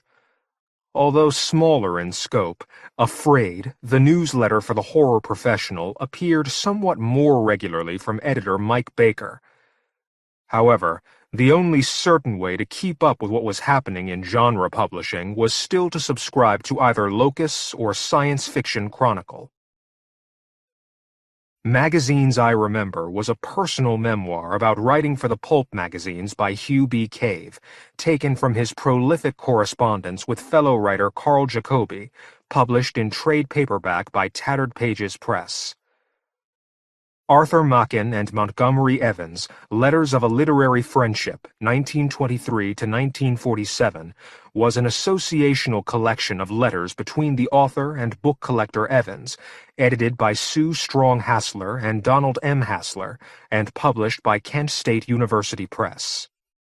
Greenwood Press published The Critical Response to Bram Stoker, a collection of reviews edited by Carol Senf. Although The Complete Vampire Companion by Rosemary Ellen Guiley didn't quite live up to its title, the vampire book, The Encyclopedia of the Undead by J. Gordon Melton, made a good attempt. Raymond T. McNally and Radu Florescu's In Search of Dracula, The History of Dracula and Vampires, was a completely revised and updated edition of their groundbreaking 1972 study. From McFarland & Co. came Harris M. Lentz III's second supplement to his indispensable 1983 volume Science Fiction, Horror, and Fantasy Film and Television Credits, listing credits through 1993, including some missing from the previous volumes. The Fearmakers, edited by John McCarty, included 20 essays about horror filmmakers, including Browning, Carpenter, Corman, Cronenberg, Romero, and Whale, among others. The Creature Features Movie Guide Strikes Again by John Stanley was a fourth revised edition, reviewing 5,614 science fiction, fantasy, and horror movies. The Addams Family and the Munsters Program Guide was a useful reference volume compiled by John Peel. Stephen Jones's The Illustrated Frankenstein Movie Guide contained reviews of more than 500 titles with special lightning bolt ratings, along with an introduction by Boris Karloff. Although we didn't need another one, we still got The Films of Stephen King by Ann Lloyd. The lackluster The Dean Koontz Companion, edited by Martin H. Greenberg, Ed Gorman, and Bill Munster, featured a long interview, the author's first story, and nonfiction by Koontz, plus various short articles and a basic bibliography. Roald Dahl by Jeremy Treglow was a recommended biography of the children's and horror writer. Arkham House published miscellaneous writings by H.P. Lovecraft, edited by S.T. Joshi, and containing various articles on a wide range of topics by Lovecraft, reprinted from Amateur Journalism. Clive Barker's short stories, Imagination as Metaphor in The Books of Blood and Other Works by Gary Hoppenstand appeared from McFarland & Co., with an introduction by Barker. Flesh and the Mirror, Essays on the Art of Angela Carter, contained 13 studies of the late writer, edited by Lorna Sage. Anne Rice by Betty B. Roberts was a critical appraisal of the author's life and work, while Catherine Ramsland's reference guide to Rice's Lives of the Mayfair Witches, The Witch's Companion, wasn't. However, Ramsland's The Anne Rice Trivia Book was exactly what it purported to be. On the same level, Stephen J. Spignacy's unauthorized The V.C. Andrews Trivia and Quiz Book was particularly useful if you wanted to know what color panties Cindy was wearing when she first returned to Foxworth Hall. In 1994, one of the longest-running and most successful small press publishers, Underwood Miller, split into two separate imprints, Underwood Books and Charles F. Miller. Spectrum, the best in contemporary fantastic art, was the first in a proposed series of annual collections edited by Kathy Burnett and Arnie Fenner from Underwood Books. Among the nearly 100 contributors were Michael Whelan, Frank Miller, Thomas Canty, John Bolton, and the Chesley Award winners. Miller released Virgil Finley's Far Beyond, covering a wide selection of the artist's black and white work from the 1930s to the 1960s, introduced by Brian J. Frost, and from the same publisher came a welcome new edition of Bernie Wrightson's Frankenstein, with an introduction by Stephen King. Clive Barker Illustrator 2, The Art of Clive Barker, featured text by Fred Burke, and was one of the last releases from Eclipse. Still Weird featured more than 450 examples of Gay and Wilson's grotesquely humorous cartoons, 100 previously unpublished, and Morpheus International's Mindfields combined the paintings of Polish artist Jacek Jurka with 33 short stories by Harlan Ellison. The unbeatable team of writer Neil Gaiman and illustrator Dave McKean collaborated once again on a very dark graphic novel, The Tragical Comedy or Comical Tragedy of Mr. Punch, a Romance. James Herbert continued his popular saga of The Rats with a fourth installment in graphic novel format, The City, illustrated by Ian Miller. Clive Barker's short story Rawhead Rex appeared as a graphic novel from Eclipse with some stunning art by Les Edwards, and Boxtree collected Brian Lumley's Necroscope comic into a graphic novel edition. DC Comics/Vertigo finally published Joe R. Lansdale's Bram Stoker Award-winning miniseries Jonah Hex, Two Gun Mojo as a graphic novel. Matt Wagner and Stephen T. Siegel teamed up to bring back the first and best Sandman in Vertigo's four-part Sandman Mystery Theater, The Vamp, about a series of grisly murders set in 1938 New York City. This was not to be confused with the imprint's other miniseries, Vamps, which was about 5 vampire biker babes. John Nay Reber continued to develop some of Neil Gaiman's concepts in Vertigo's The Books of Magic series, and another Gaiman spin-off was Vertigo's three-part miniseries Witchcraft. Following the success of the Jim Carrey movie, Dark Horse Comics collected John Arcudi and Doug Manca's second miniseries, The Mask Returns. NBM continued to publish the Ray Bradbury Chronicles, with cover art by Dave McKean, Jim Steranko, and others. According to Variety, 1994 was the best ever year for movies, with ticket sales in the U.S. estimated at $1.21 billion. Although films such as Disney's The Lion King, Forrest Gump, True Lies, The Santa Claus, and The Flintstones dominated the box office charts, darker fare such as the surprise hit The Mask, Interview with the Vampire, Anne Rice publicly changed her mind about the casting of Tom Cruise as Lestat, Wolf and The Crow also featured among the year's top titles. Further down the charts were the underrated The Shadow, Mary Shelley's Frankenstein, and Wes Craven's New Nightmare.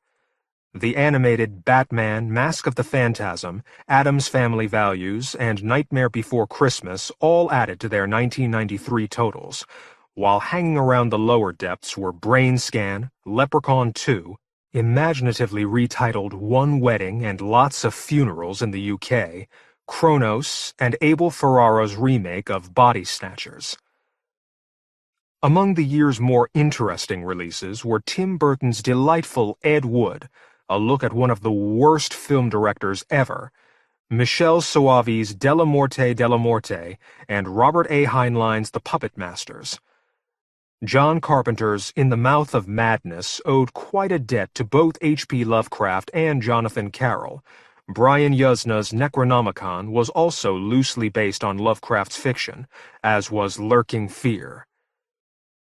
Tobe Hooper's The Mangler used the Stephen King story as inspiration. Beyond Bedlam was adapted from the novel by Harry Adam Knight. Christopher Lee made a guest appearance in the low-budget British production Funny Man.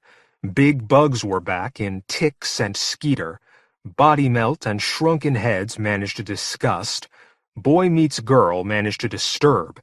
And the shelves were clogged with direct-to-video sequels like The Revenge of Pumpkinhead, Blood Wings, Bloodlust, Subspecies 3, Children of the Corn 3, Urban Harvest, Phantasm, Lord of the Dead, Ghoulies 4, Puppet Master 4, Trancers 4, Jack of Swords, and Trancers 5, Sudden Death.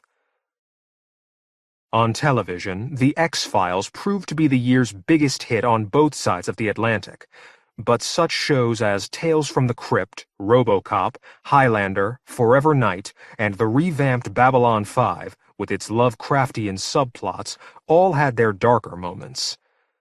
Mick Garris's miniseries of Stephen King's The Stand started well, but eventually ran out of steam after 8 hours. HBO's Witch Hunt was a slightly disappointing sequel to Cast a Deadly Spell, with Dennis Hopper taking over the role of Private Eye H. Philip Lovecraft from Fred Ward. Richard Christian Matheson executive produced and co-scripted Full Eclipse, about a group of elite werewolf cops, while The Birds 2, Land's End, was an unnecessary sequel to Hitchcock's classic. At the 66th Annual Academy Awards, Steven Spielberg finally picked up the award for Best Director, but it was for his Holocaust epic Schindler's List, which also won another 7 awards. The director's box office smash Jurassic Park only managed Oscars for Best Sound, Best Sound Effects Editing, and Best Visual Effects. The 1994 World Horror Convention was held over March 3rd to 6th in Phoenix, Arizona. Dan Simmons, Charles L. Grant, Gahan Wilson, and Edward Bryant were the guests of honor, and the absent Anne Rice was awarded the 1994 Grand Master Award. The Horror Writers of America held their annual meeting and Bram Stoker Awards banquet at the Sahara Hotel, Las Vegas, over June 3rd to 5th. Peter Straub won in the novel category for The Throat, and first novel went to Nina Kiriki Hoffman's The Thread That Binds the Bones. Jack Cady's The Night We Buried Road Dog from the Magazine of Fantasy and Science Fiction, and Harlan Ellison's Mephisto in Onyx from Omni, tied for novella. Dan Simmons' Death in Bangkok from Playboy won novelette, and Nancy Holder's I Hear the Mermaids Singing from Hottest Blood won short story. Alone with the Horrors by Ramsey Campbell picked up Best Collection. Robert Bloch's autobiography, Once Around the Block, won non-fiction, and Joe R. Lansdale's comic book, Jonah Hex, Two Gun Mojo, was voted top in the new Other Media category. A special Trustees Award went to Vincent Price, and guest speaker Joyce Carol Oates was presented with the Life Achievement Award. FantasyCon 19, the annual British Fantasy Convention, was held over September 30th through October 2nd in Birmingham. The British Fantasy Awards were presented to Ramsey Campbell's The Long Lost for Best Novel, the August Derleth Award, Dennis Etchison's The Dog Park from Dark Voices 5 for Best Short Story, David Sutton and Stephen Jones's Dark Voices 5 for Best Collection/Anthology, and Pam Creases's Dementia 13 for Best Small Press. Les Edwards was presented with the Best Artist Award. Conrad Williams accepted the Best Newcomer Award on behalf of Poppy Z. Bright, and the Special Committee Award went to David Sutton for his contributions to the genre. The 1994 World Fantasy Awards were presented on October 30th at the World Fantasy Convention at the Clarion Hotel in New Orleans. This year, the awards had a somewhat science-fictional flavor, with Louis Shiner's Glimpses winning Best Novel, Full Spectrum 4, edited by Lou Aronica, Amy Stout, and Betsy Mitchell, winning Best Anthology, and Jack Williamson receiving the Life Achievement Award. Newcomer Terry Lamsley won the Best Novella Award for Under the Crust from his self-published collection of the same title. Fred Chappell's Necronomicon Press booklet The Lodger won Best Short Fiction, and Necronomicon's Mark Michaud also collected the Non-Professional Special Award. Ramsey Campbell's Alone with the Horrors was presented with Best Collection.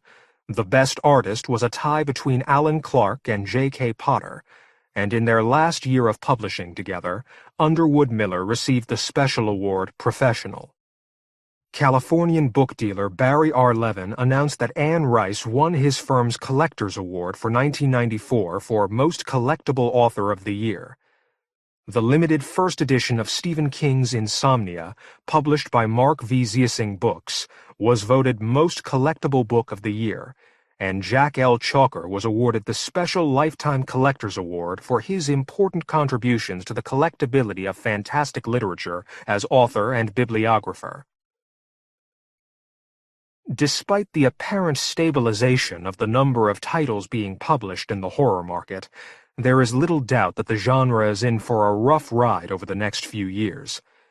In a blatant example of creating their own self-fulfilling prophecy, publishers on both sides of the Atlantic are cutting back or even discontinuing their horror lines, then turning around and pointing to their own much-heralded warnings of a collapse of the market as the primary reason for these extreme measures. The wheel has now nearly turned full circle since the horror boom of the late 1980s, and there are almost certainly going to be bad times ahead for everyone. But if we are really honest with ourselves, it is the horror field itself which is primarily to blame for this downturn in its own fortunes. During the height of horror's popularity, publishers were buying up and releasing inferior quality books as fast as authors could churn them out. For now, vampire novels and young adult horror appear to be selling well, so once again publishers are falling over themselves to buy books in these categories, with little thought given to the quality of what they are marketing.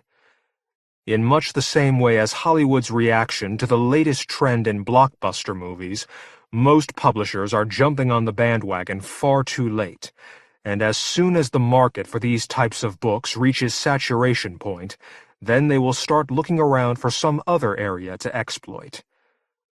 But until that happens, the bookshelves will be swamped with sequels, inferior copies, sharecropped worlds, media novelizations, and role-playing tie-ins, most of them written and published with little or no thought given to their intrinsic value or lasting worth. Of course, this is a purely commercial decision by writers and publishers alike, and until the law of diminishing returns finally results in the market collapsing, few people are going to worry about what they are doing to their own reputations or those of the genre while the cash keeps flowing in. And perhaps it doesn't really matter, as this is the type of fiction that the majority of people apparently want to read. You only have to compare the sales figures for these kinds of books with those of works by many of the field's most critically acclaimed authors to realize that quality does not necessarily equal success in the world of literature. The market will continue to be saturated with one-idea anthologies based around a single high-concept or media event, so long as the readership for them is still there. Few of the stories that appear in these books have any lasting worth, and most are quickly forgotten as soon as they are finished. Simply compare most of the short fiction being published today to some of the classic horror stories of the past, and ask yourself how much of it will be kept in print by anthologists in decades to come. For many people, the small press is seen as the savior of the horror field. Yet writers and artists with little or no talent, and even less professional experience, are lionized to the point of adulation. These days, it appears that you don't need to have been published outside the fanzines to win awards, be a guest of honor, or have entire publications devoted to your work. But in the real world, all this still counts for very little. Despite all the back-patting that goes on at conventions, it doesn't make the slightest difference to the number of people who are out there buying the books. Until the publishers, editors, writers, and, perhaps most importantly of all, readers learn to discern between what is worthwhile and what is not, the horror field is destined to drift towards another slump that it could take years to recover from. Of course, excellent work will always continue to appear, and all the big names will still turn up on the bestseller lists, whether they are willing to admit to writing horror or not. But it will be much more difficult for new writers to break into the shrinking market, or for those authors who are already establishing themselves in the field to survive and develop their skills. Horror fiction has always been a genre of ideas. Good horror fiction must elicit some kind of response in the reader. The very best horror fiction should have the power to disturb and cause us to question ourselves and the world we live in. The majority of horror fiction currently being published is woefully lacking in both originality and the ability to inspire any emotion whatsoever in the reader. How can we expect others to take horror seriously when we ourselves cannot or will not take responsibility for what we are writing and reading? Until we can get our own genre in order, any prospective growth in the horror market looks very unlikely indeed. And that is probably the most disturbing thought of all. The Editor, May 1995. Lawrence Watt Evans, Dead Babies. Lawrence Watt Evans is a full-time writer and currently president of the Horror Writers Association. He has recently completed a science fantasy trilogy consisting of the novels Out of This World, In the Empire of Shadow, and The Reign of the Brown Magician, published by Del Rey. Born and raised in New England, he attended college in New Jersey and lived for a time in Pennsylvania. When his wife was hired to work in the rural southern state of Kentucky, the resulting case of culture shock was something that he never entirely overcame during the 9 years he lived there. After 6 years living in the relatively civilized city of Lexington, Kentucky, Watt Evans and his wife fell for back-to-the-land propaganda and bought themselves 30 acres in the hill country to the east. After living there for 3 years, they extricated themselves and fled to Maryland, where they now reside with their daughter, son, parakeet, and 2 cats. I felt more at home after 9 weeks in Maryland than I did in Kentucky after 9 years, reveals the writer. My current home in Maryland is no farther north geographically than our place in Kentucky, but culturally they're worlds apart. The hill country of Kentucky has been used as the setting for horror stories on occasion in the past, and in my opinion deserves it. Some of the characters, settings, and situations in Dead Babies are drawn from those 3 years in eastern Kentucky, he continues. The driveway and ford mentioned in the story are real. We lived a quarter-mile up from the ford at the time, and a young woman who lived there did lose her baby to a doctor's incompetence. However, I am relieved to say I know of no actual events that match the latter part of the story. Allie's baby was comin', wasn't any doubt of it, as her water had broke, so I put her in the truck and jumped in myself. My hands was tremblin' so hard I could hardly turn the key, but I got it started somehow and backed it out of the driveway so as not to take the time to turn it around, and I clipped one of the posts at the end of the driveway, but I didn't stop. I got us out on the road and put her in first, and tore across the ford so fast the water was sprayin' 20 feet on each side. "Bill, take it easy," Allie said as I upshifted. "Won't do us no good to hurry if you put us in a ditch, Summers." I saw that she was right, so I tried to slow down and watch the road as we passed Miller's grocery and turned onto the pavement, but every so often she'd breathe funny, give a little gasp or something, and every time she did that, I'd look over at her, and my foot would just tromp down a bit more on the gas.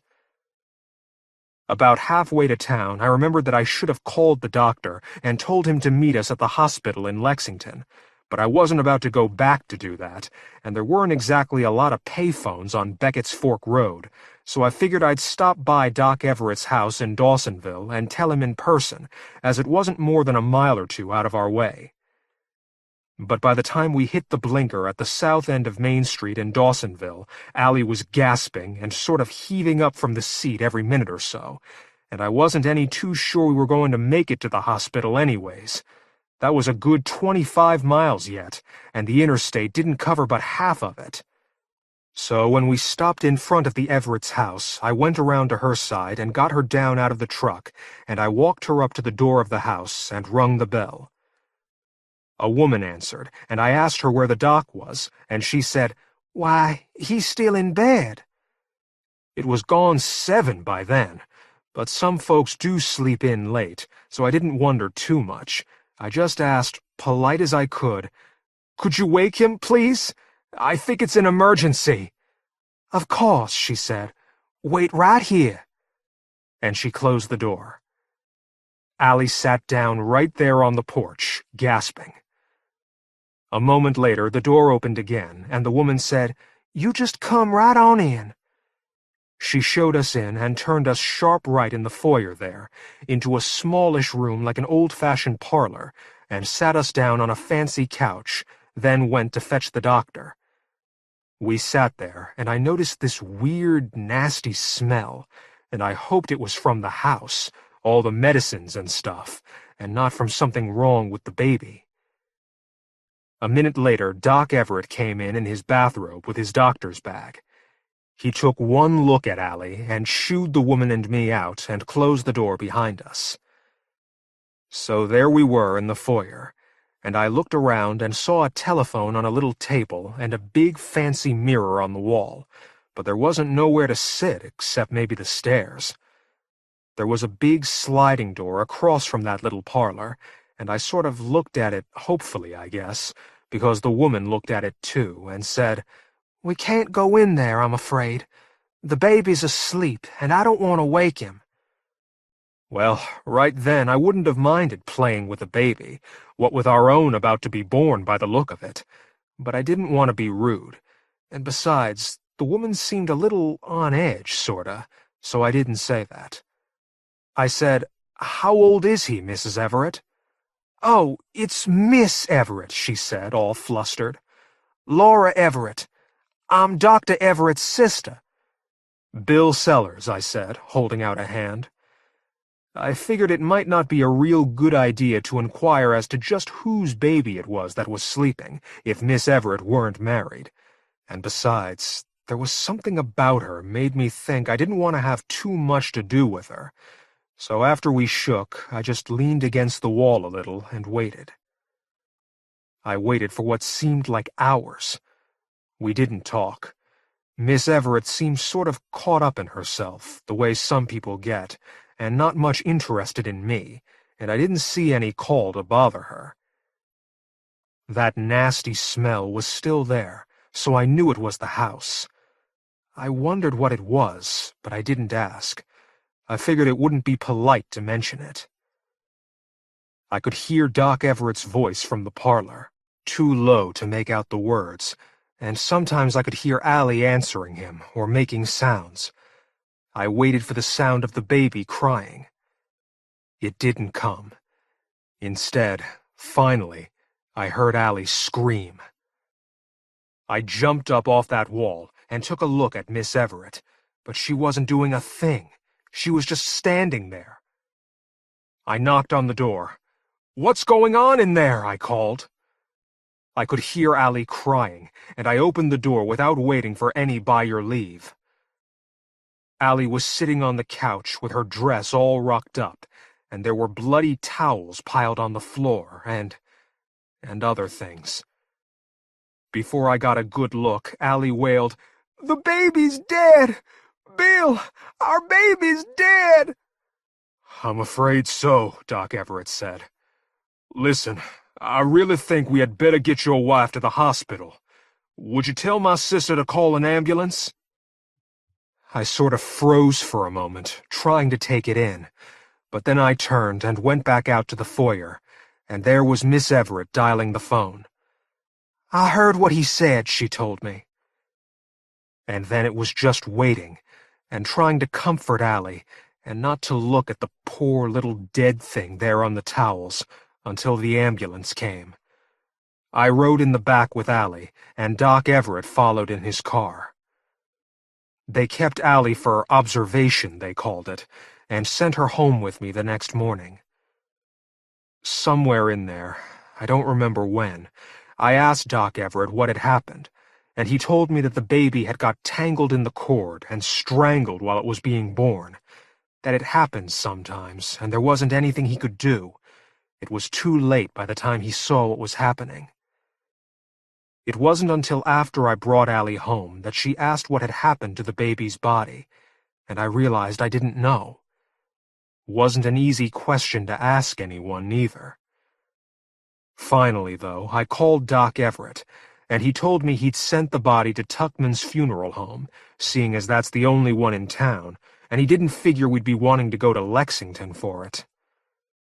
Allie wanted to see it before she made any plans for the burying, so I called up Tuckman's and asked if that'd be possible, and Henry Tuckman, on the other end of the line, sorta cleared his throat and said how it would be possible, all right, but he sure wouldn't advise it, as the baby didn't look too good, what with being strangled. I'd gotten a look at it back at Doc Everett's place, and I hadn't thought it looked so bad as all that, but I told Allie what he'd said, and she broke out crying again, and I don't know what I told Henry, but I got off the phone and tried to comfort her, which didn't do either of us a damn bit of good. That afternoon, Henry called back and asked if we'd want to make the funeral arrangements or whether he should just take care of it, as he figured we were pretty broke up. Allie overheard, and she said we'd be right there to look at the baby and make the plans. That didn't sound good to me, but she wasn't taking any argument on it, so off we went.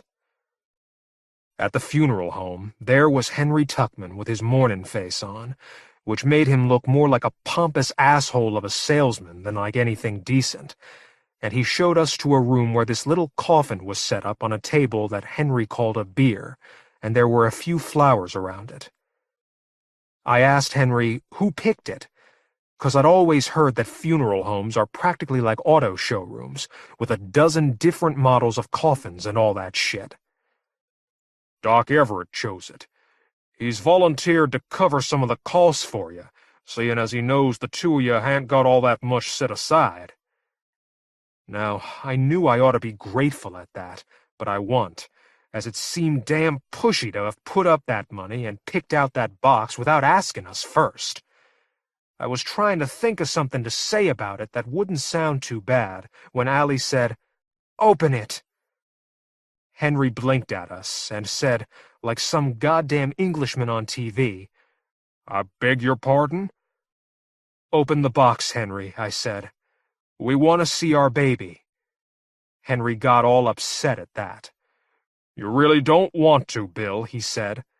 "The hell we don't." "The coffin has been sealed," he said. "That's bullshit. Unseal it." "I can't." I was beginning to lose my temper. I'd been standing around feeling helpless while other people did everything, at the doc's house and the hospital and all, and it wasn't going down well. "Henry," I said, "you told me on the phone this morning that we could see our baby, and now we want to see our damn baby." "If you insist," Henry said, "I can have the coffin unsealed for a private viewing. If you could come back in an hour?" I'd had enough. "Open the damn thing now, Henry," I said. "I can't, Bill," he said. "Honest." I might have cooled down at that, 'cause he looked as if he meant it, but Allie wasn't having it. About 2 years back, after that idiot Jim Bryce raped the Miller girl down on Greenman's Creek, Allie got worried about crazies, so she got herself a .38 revolver, and I showed her how to use it, and after that she'd carry it in her purse as a regular thing. I hadn't given it a thought in months, until she pulled it out and stuck the barrel under Henry Tuckman's nose. "I am not leaving this room," she said, "until I see my baby. If you don't open that coffin right now, Bill's gonna get a wrecking bar from the truck and bust it to flinders." Henry just sort of stared and wasn't saying anything sensible, and I figured maybe I could save us all some trouble. I didn't know just what all this talk of sealing was, so I went and took a look, and it looked to me like the coffin just would open right up if you pushed the latch. So I did, and it did. Son of a bitch was empty. I sort of stared at it for a moment, trying to figure it out, and I was still doing that when Allie came up beside me and saw it was empty, and pointed the gun at Henry again, and shrieked, "Where is she?" Henry threw his hands in the air like Allie was trying to rob him. "I don't know," he said. "I swear I don't.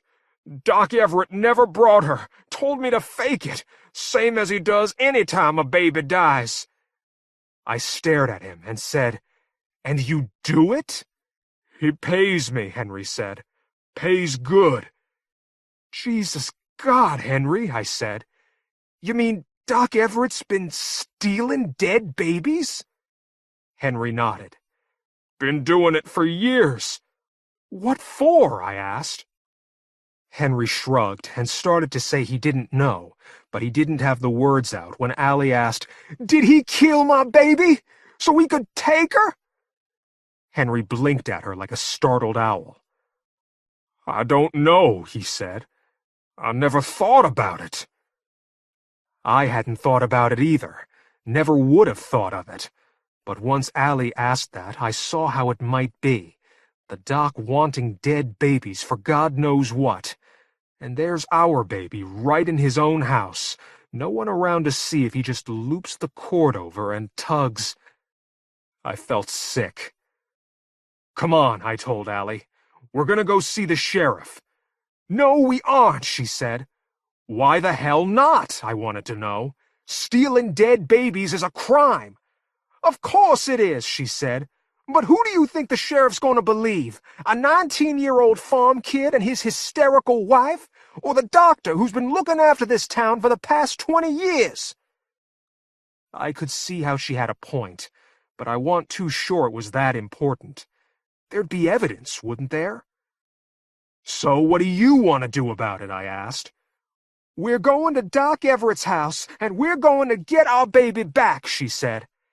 And Henry, I swear to God, if you call to warn him we're coming, I'm going to shoot you dead if it's the last thing I ever do." I was beginning to regret ever teaching Allie how to shoot about then, but it was done, and she was the one with the gun, and I hadn't even left my .22 in the pickup's gun rack. "Nobody's going to do any shooting," I said. "We'll get this straightened out. Come on." She headed for the door, and I paused just long enough to tell Henry, "All the same, don't you call that son of a bitch." I drove, and Allie sat there with the .38 in her lap. I wished she'd put it away, but she didn't, and I wasn't about to argue with her. We'd been married long enough that I knew better than to mess with her when she was in a mood like that. The whole way down Main Street, I was thinking about what Doc Everett might want with dead babies. Did he do some sort of experiments on them? Did he sell them for parts? I'd heard there was cosmetics made out of unborn babies. Maybe newborns were close enough. It made me feel sick again, thinking about it. It was getting on to 5 o'clock when we pulled up in front of the Everett house, but I saw there wasn't a car in the driveway. "He's not home yet," I said, pointing. "Then we wait," Allie said. I was almost ready to argue about it when I heard a car coming, slow, and I looked up, and there was Doc Everett's blue Olds coming down Main Street. The doc saw us there and waved, and when he pulled into the driveway, he got out and came over toward us. Allie kept the gun down out of sight, and we tried to look like nothing was troubling us. Then, when he was about to lean in the window, when he was saying, "What can I do for you folks?" Allie stuck the gun in his face. "You can give me back my baby, you bastard," she said. He got this astonished look on his face and took a step back. "Your baby's dead, Mrs. Sellers," he said. He turned to me. "You tell her, Bill." "We know the baby's dead, Doc," I said, "but we want the body." "Well, it's at Tuckman's funeral home." "No, it ain't," Allie said, pulling back the hammer on the revolver. "You kept her, and if you don't start telling us why, I might just think you killed her." Doc Everett threw up his hands. Guess that's something everyone's picked up from TV or something. "I didn't kill her," he said. "Then why'd you take the body?" "For my sister." Allie lowered the gun a little. "What?" she said. She sounded mighty puzzled, which was about how I felt. Doc Everett took that as a good sign, that she'd lowered the gun, though to me all it meant was she was pointing at his gut instead of between his eyes, and I wasn't sure I wouldn't rather have it over quick than get gut shot. But he lowered his hands a bit, too. "For my sister," he said.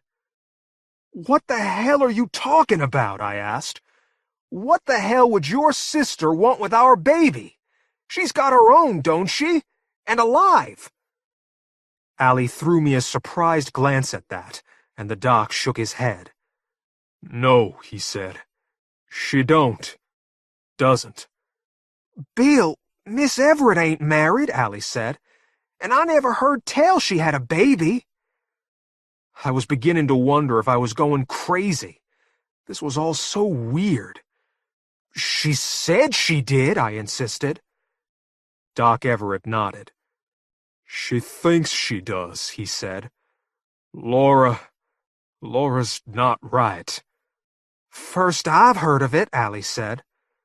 "Well, it's true," Doc said. "Not for 5 years. Not since the baby died." "So there was a baby?" I asked. He nodded. "There was?"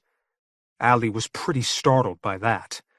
She'd been keeping up on the gossip around Dawsonville since she was 13, but I guess she'd never heard this one. "Stillborn," Doc said. "Never had a chance. Probably just as well. But Laura couldn't take it."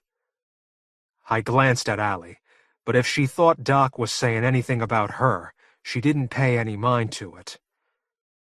"We'd managed to keep it all quiet. She never went out much, and she carried small, and I performed the delivery right here at home, so no one ever knew," Doc explained. "When he was born dead, I figured it was a blessing, and I buried him in the backyard and thought that was an end to it." "It wasn't?" He shook his head. "Laura dug him up," he said. Allie's mouth came open at that, and the gun drooped a bit further. "She brought the body back in the house and treated it like a live baby, and I didn't know how to make her stop," Doc went on. "I tried to talk sense to her, but she wouldn't listen, and if I tried to take it away, she'd throw a screaming fit until I gave it back." Didn't anyone else know?" I asked. "Couldn't you take her to a psychiatrist or something?" "Didn't dare," he said. "If it came out that there'd been a baby, and I'd kept it quiet, and who the father was—" "Who was the father?" He looked startled, as if he thought we'd figured that out already. "I was," he said. Maybe I had figured it out, because I wasn't really surprised, but Allie was. "Your sister?" she said. "Two lonely people alone in the house together," Doc said. "Yes, my sister." "What's this got to do with our baby?" I demanded. "Well, hell, son, dead bodies don't keep," he said. "When the baby got too far gone, Laura said it was sick and told me to make it better. I was a doctor, couldn't I fix it up? Nagged at me day and night. And 'bout then, Mrs. Kelleher's little Josie died. Crib death, what they're calling SIDS now. So I got an idea, and I talked to Henry Tuckman and switched hours for Josie Kelleher. Been doing it ever since," he shrugged. "After all, one dead baby's a lot like another." But then why isn't there another one in our girl's coffin?" The doc grimaced. "Last one was too far gone," he said. "It's buried out back. Told Laura it was sleeping. Managed to keep her away for 3 days. Don't know what I'd have done if you poor folks hadn't come along." "You killed my baby," Allie said, and the gun came up again. "You killed her so you could give her to your sister." "No, Mrs. Sellers," he said. "I swear I didn't. I'd never do that. I took an oath, and I meant it." The gun wavered some. "Come on," I said, getting out of the truck. "We're getting our daughter back. I feel sorry for your sister, Doc, but that's our baby's body, and we're taking it." "Right," Allie said, opening her own door. Together, we marched up the porch steps, right past Doc Everett, and on into the house. Front door wasn't locked, not in Dawsonville. The doc ran after us, shouting, "No! Wait! Wait! I didn't tell you! You can't! Let me explain!"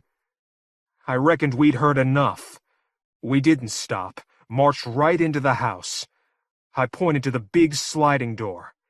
"In there," I said. Allie tried to open it, but it wouldn't move. "It's locked," she said. I turned to Doc Everett. "Open it," I said. "No," he said. "Listen, you can't just barge in here. I'll give you back your baby. I'll give Laura a doll or something. But don't open it or we'll shoot the fucking lock off," I shouted. He hesitated, and Allie took the revolver two-handed and pointed it. But then the door opened by itself, and there was Miss Everett asking, "What's all the noise? You're disturbing the baby." She had a bundle in her arms, wrapped up in a white and pink baby blanket. It wasn't moving, didn't make a sound. Allie started to grab for it, then realized she still had the gun in her hand, and got confused. "Miss Everett," I said, "could we see him? Just for a moment." I held out my arms. She looked at me strangely, then smiled, and gave me the bundle. It was cold and dead, like a bundle of laundry, but I took a look under a flap of blanket. It was our baby, all right. "There," Doc said. "You've got what you want. Take it out for some air." I nodded. I thought that was the end of it. Then I looked in through the sliding door, into the old drawing room, and saw them, lined up on shelves, on the mantelpiece, on the couch, dried-out little things, skin stretched tight over bone, a dozen or more, all mummified. "Oh my God," I said. Allie screamed. And Doc Everett, standing in the front door, seemed to slump down into himself. "Laura always wanted a big family," he said. Harlan Ellison, Sensible City. In a career that has spanned more than 40 years, Harlan Ellison has won more awards than any other living fantasist. He is the author or editor of more than 60 books and has written over 1,700 short stories, essays, articles, and newspaper columns, plus 24 teleplays and a dozen screenplays. The Washington Post has described him as one of the great living American short story writers. Over the next 5 years, White Wolf is publishing his extensive backlist plus a new collection, while Borderlands Press will continue its program of reissuing limited edition hardcovers of the author's work. Dark Horse has recently launched Harlan Ellison's Dream Corridor, featuring quality comic book adaptations of stories, introduced by Ellison himself. He is also currently the conceptual consultant for the television series Babylon 5, and has recently been renewed for a 3rd season as a featured commentator on the Sci-Fi Channel's weekly Sci-Fi Buzz TV news magazine. His novella, Mephisto in Onyx, published in a previous volume of the Best New Horror, was a finalist for the Hugo, Edgar Allan Poe, Nebula, and World Fantasy Awards, won the 1994 Locus Award, and was presented with a belated Bram Stoker Award by the Horror Writers Association after an oversight was discovered in the rules. It is in pre-production as a theatrical feature. His next 3 books, to be published in 1995 and early 1996, are Rough Beasts, The City on the Edge of Forever, and Slippage. Visually, he recently handed in the completed script of an adaptation of his dark fantasy, The Face of Helene Bourneau, to be filmed by either Ridley or Tony Scott, who were, at last bulletin, fighting with brotherly affection for the privilege of directing Ellison's disturbing screenplay. The author finished the following story on a cruise ship with his wife, Susan. "I ain't a cruise kind of guy," says Ellison. "One day, and I was nuts. So I wrote." During the 3rd week of the trial, sworn under oath, one of the internal affairs guys the DA's office had planted undercover in Gropp's facility attempted to describe how terrifying Gropp's smile was. The IA guy stammered some, and there seemed to be a singular absence of color in his face, but he tried valiantly, not being a poet or one given to colorful speech. And after some prodding by the prosecutor, he said, "You ever, when you brush your teeth, how when you're done, and you've spit out the toothpaste and the water, and you pull back your lips to look at your teeth, to see if they're whiter, and like that, you know how you tighten up your jaws real good, and make that kind of death grin smile that pulls your lips back, with your teeth lined up, clenched in the front of your mouth. You know what I mean. Well..." Sequestered that night in a downtown hotel, each of the 12 jurors stared into a medicine cabinet mirror and skinned back a pair of lips, and tightened neck muscles till the cords stood out, and clenched teeth, and stared at a face grotesquely contorted. 12 men and women then superimposed over the mirror reflection the face of the defendant they'd been staring at for 3 weeks, and approximated the smile they had not seen on Gropp's face all that time. And in that moment of phantom face over reflection face, Gropp was convicted. Police Lieutenant W.R. Gropp, rhymed with crop, the meat man who ruled a civic smudge called the internment facility when it was listed on the city council's budget every year. Internment facility. Dripping wet, cold iron, urine smell mixed with sour liquor sweated through dirty skin, men and women crying in the night. A stockade, a prison camp, stalag, ghetto, torture chamber, charnel house, abattoir, duchy, fiefdom, Army Co-op mess hall ruled by a necklace thug. The last of the 37 inmate alumni who had been subpoenaed to testify recollected, Gropp's favorite thing was to take some fool out of his cell, get him naked to the skin, then do this rolling thing to him. When pressed, the former tenant of Gropp's hostelry, not a felon, merely a steamfitter who had had a bit too much to drink and picked up for himself a 10-day internment facility residency for D&D, explained that this rolling thing entailed Gropp wrapping his big, hairy sausage arm around the guy's neck, see? And then he'd roll him across the bars, real hard and fast, banging the guy's head like a roulette ball around the wheel. Clank, clank, like that. Usual, it'd knock the guy flat out cold, his head clanking across the bars and spaces between. Wham, wham, wham, like that. See his eyes go up out of sight, all white.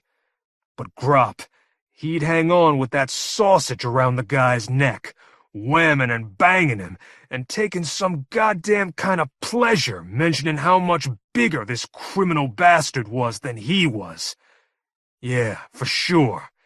That was Gropp's favorite part, that he always pulled out some poor naked son of a bitch was twice his size. That's how 4 of these guys he's accused of doing. That's how they croaked, with Gropp's sausage round the neck. I kept my mouth shut. I'm lucky to get out of there in one piece. Frightening testimony, last of 37. But as superfluous as feathers on an eggplant.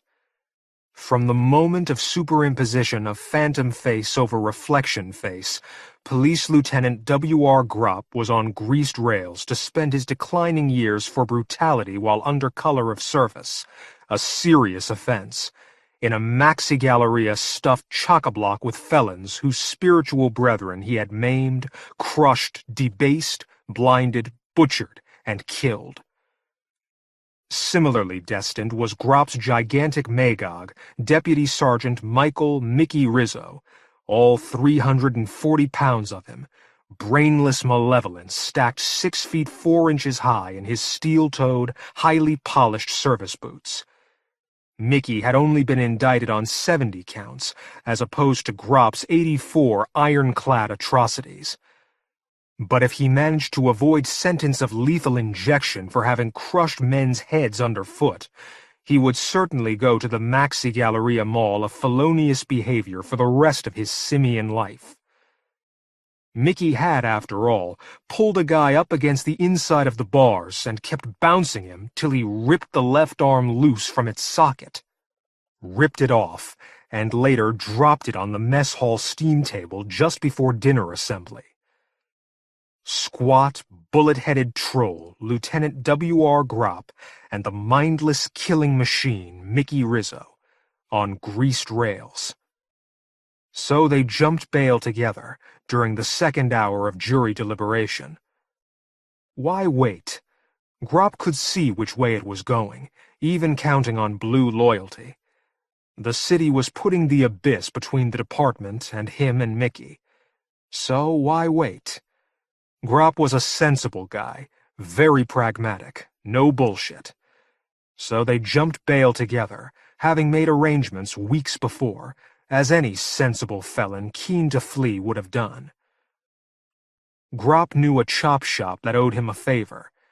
There was a throaty and hemi-speedy, immaculately registered, 4-year-old Firebird just sitting in a bay on the 5th floor of a seemingly abandoned garment factory, 2 blocks from the courthouse. And just to lock the barn door after the horse, or in this case, the Pontiac, had been stolen, Gropp had Mickey toss the chop shop guy down the elevator shaft of the factory. It was the sensible thing to do. After all, the guy's neck was broken. By the time the jury came in, later that night, Lieutenant W.R. Gropp was out of the state and somewhere near Boise. 2 days later, having taken circuitous routes, the Firebird was on the other side of both the Snake River and the Rockies, between Rock Springs and Laramie. 3 days after that, having driven in large circles, having laid over in Cheyenne for dinner and a movie, Gropp and Mickey were in Nebraska. Wheat ran to the sun, blue storms bellowed up from horizons, and heat trembled on the edge of each leaf. Crows stirred inside fields, lifted above shattered surfaces of grain, and flapped into sky. That's what it looked like. The words came from a poem.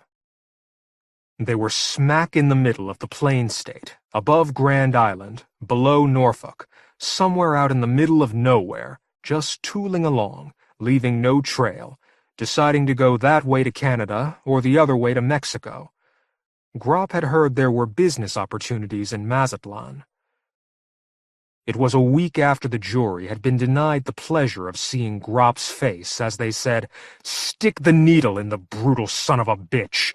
Fill the barrel with a very good brand of weed killer, stick the needle in the brutal son of a bitch's chest, and slam home the plunger. Guilty, Your Honor. Guilty on charges 1 through 84. Give him the weed killer, and let's watch the fat scumbag do his dance." A week of swift and leisurely driving here and there, doubling back and skimming along easily. And somehow, earlier this evening, Mickey had missed a turnoff, and now they were on a stretch of superhighway that didn't seem to have any important exits. There were little towns now and then, the lights twinkling off in the mid-distance, but if they were within miles of a major metropolis, the map didn't give them clues as to where they might be. "You took a wrong turn." "Yeah, huh?" "Yeah, exactly, huh? Keep your eyes on the road." "I'm sorry, Lieutenant."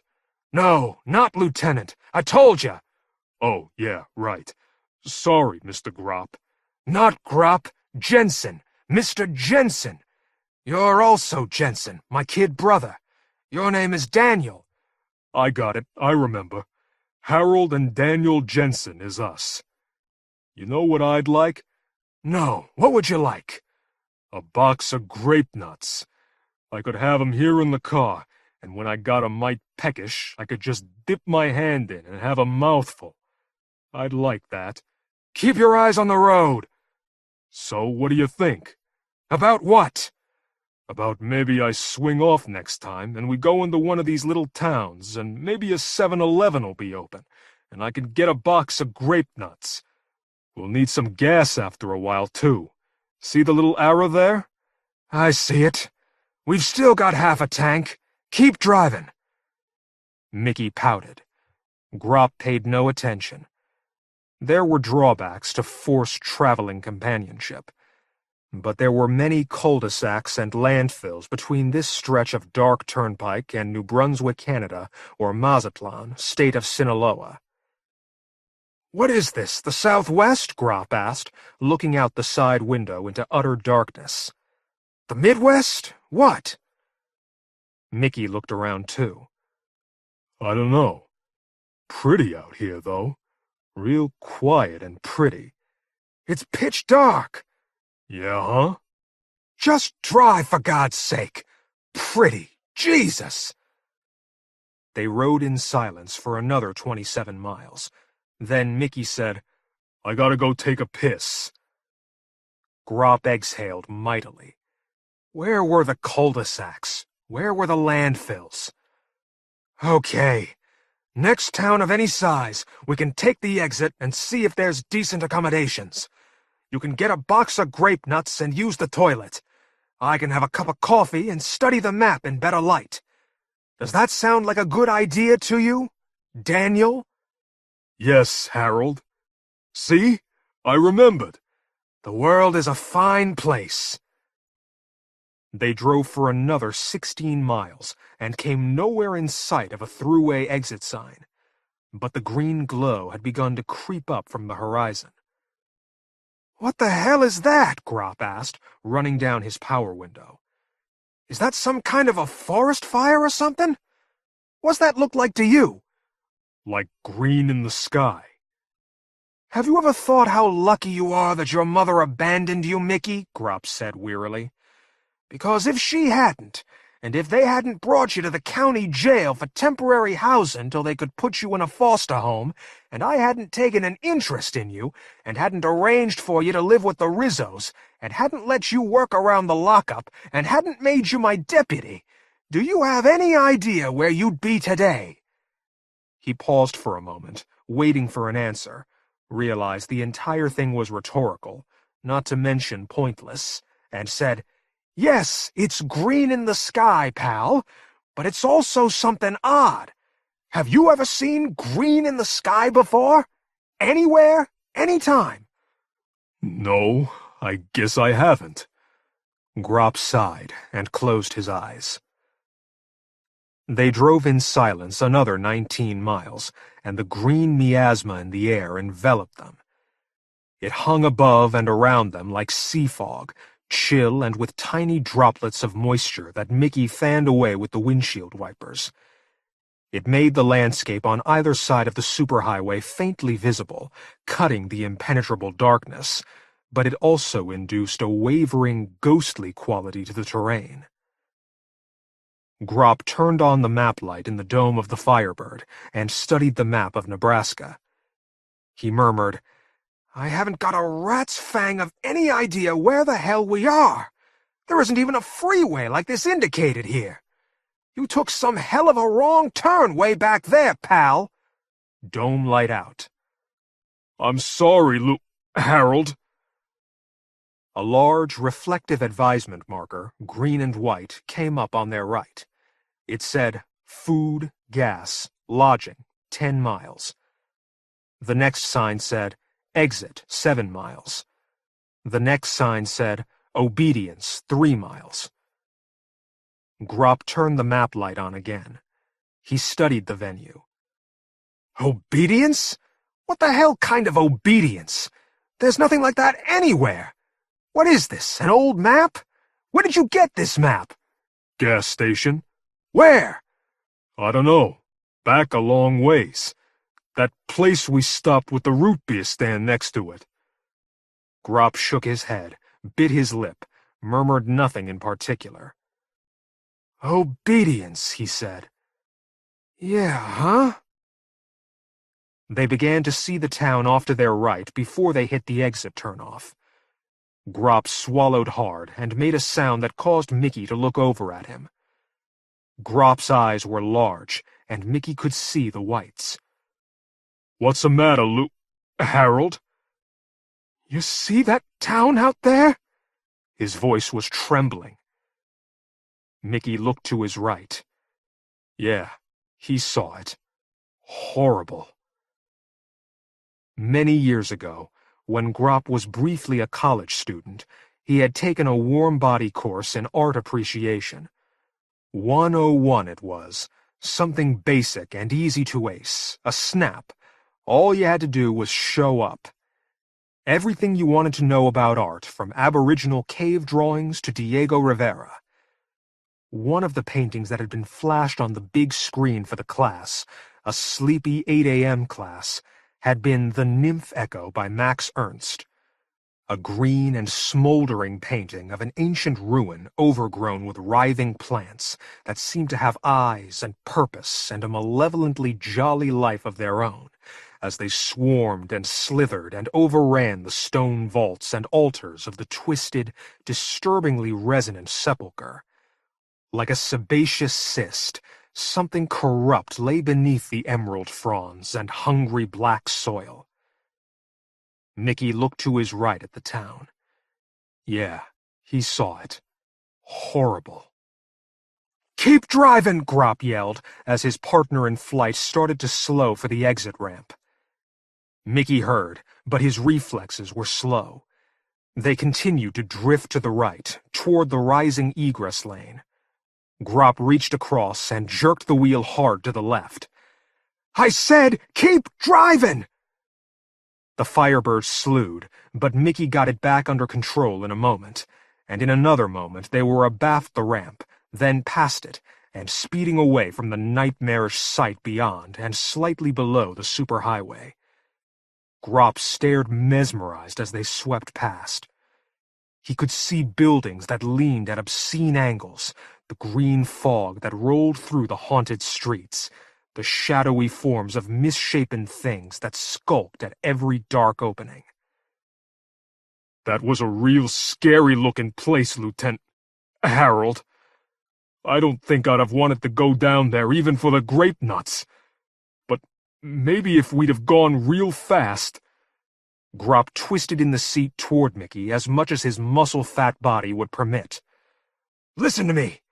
There is this tradition, in horror movies, in mysteries, in TV shows, that people are always going into haunted houses, into graveyards, into battle zones, like assholes, like stone idiots. You know what I'm talking about here, do you?" Mickey said, All right, let me give you an example. Remember we went to see that movie Alien? Remember how scared you were?" Mickey bobbled his head rapidly, his eyes widened in frightened memory. "Okay, so now you remember that part with a guy who was a mechanic? The guy with the baseball cap. He goes off looking for a cat or some damn thing. Remember? He left everyone else, and he wandered off by himself. And he went into that big cargo hold with the water dripping on him, and all those chains hanging down, and shadows everywhere. Do you recall that?" Mickey's eyes were chalky potholes. He remembered. Oh, yes. He remembered clutching Gropp's jacket sleeve till Gropp had been compelled to slap his hand away. "And you remember what happened in the movie? In the theater? You remember everybody yelling, 'Don't go in there, you asshole! The thing's in there, you moron! Don't go in there!' But remember, he did, and the thing came up behind him, all those teeth, and it bit his stupid head off. Remember that?" Mickey hunched over the wheel, driving fast. "Well, that's the way people are. They ain't sensible. They go into places like that, you can see are death places, and they get chewed up or the blood sucked out of their necks or used for kindling. But I'm no moron. I'm a sensible guy, and I got the brains my mama gave me, and I don't go near places like that. So drive like a son of a bitch and get us out of here, and we'll get your damned grape nuts in Idaho or somewhere. If we ever get off this road—" Mickey murmured, "I'm sorry, Lieutenant. I took a wrong turn or something." Yeah, just keep drive—" The car was slowing. It was a frozen moment. Gropp exultant, no fool he, to avoid the cliché, to stay out of that haunted house, that ominous dark closet, that damned place. Let idiot others venture off the freeway, into the town that contained the basement entrance to hell or whatever. Not he, not Gropp. He'd outsmarted the obvious.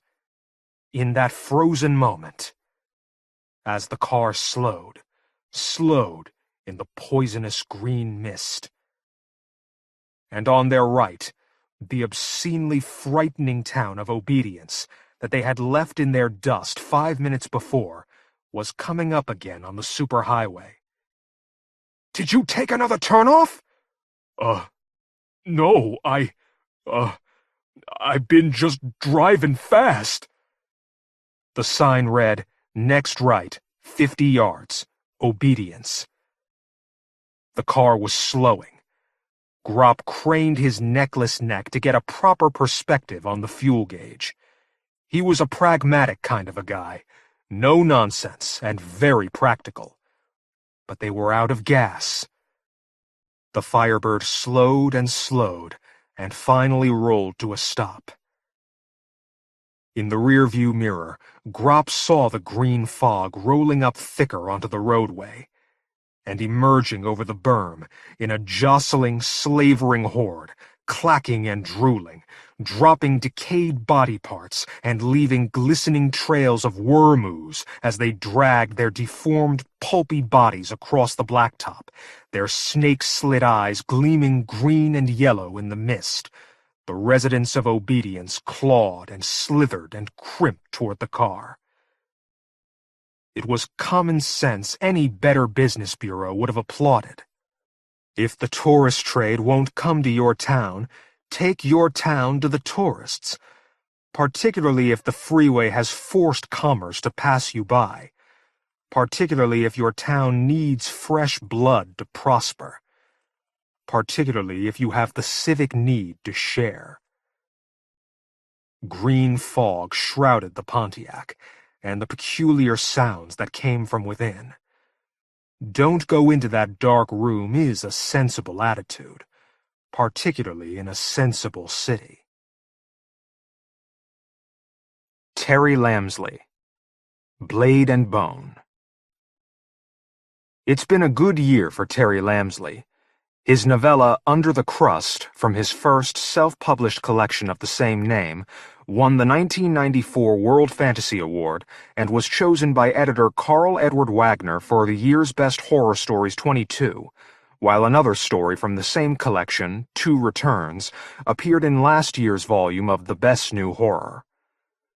He has recently sold stories to Ghosts and Scholars and the anthology Dark Terrors, and a new collection of broadly supernatural tales, provisionally called The Outer Darkness, is due from the Ash Tree Press in 1996.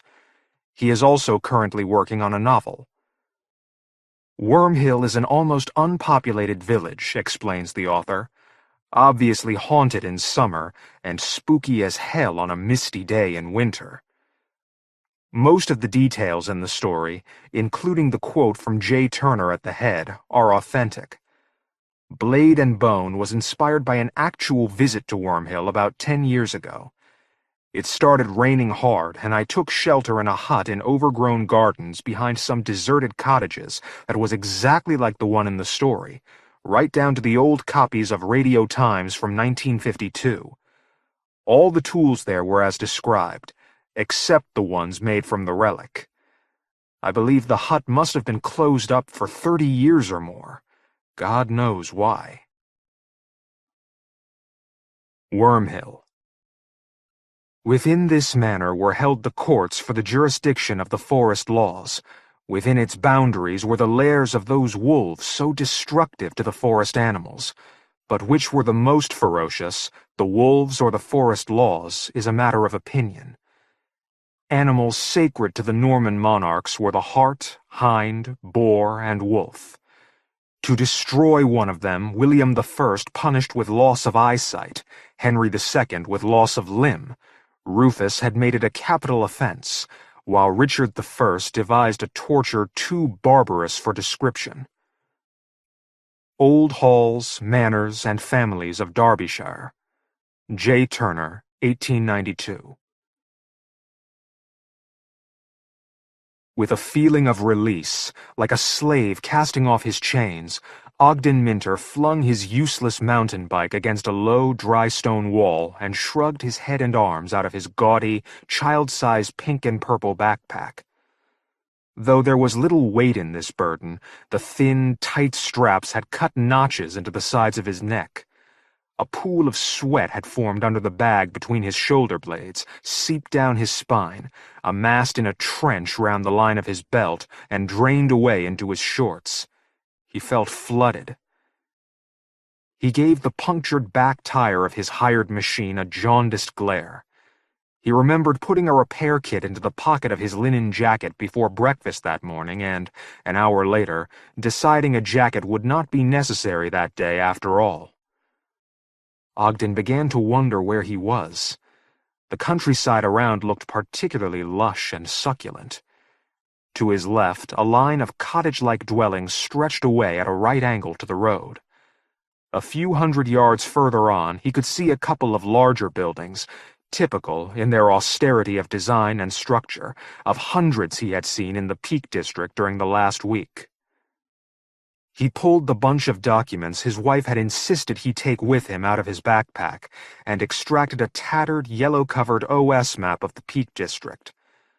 Opening it on the ground at his feet, he crouched down to run his finger along the route he had so far covered.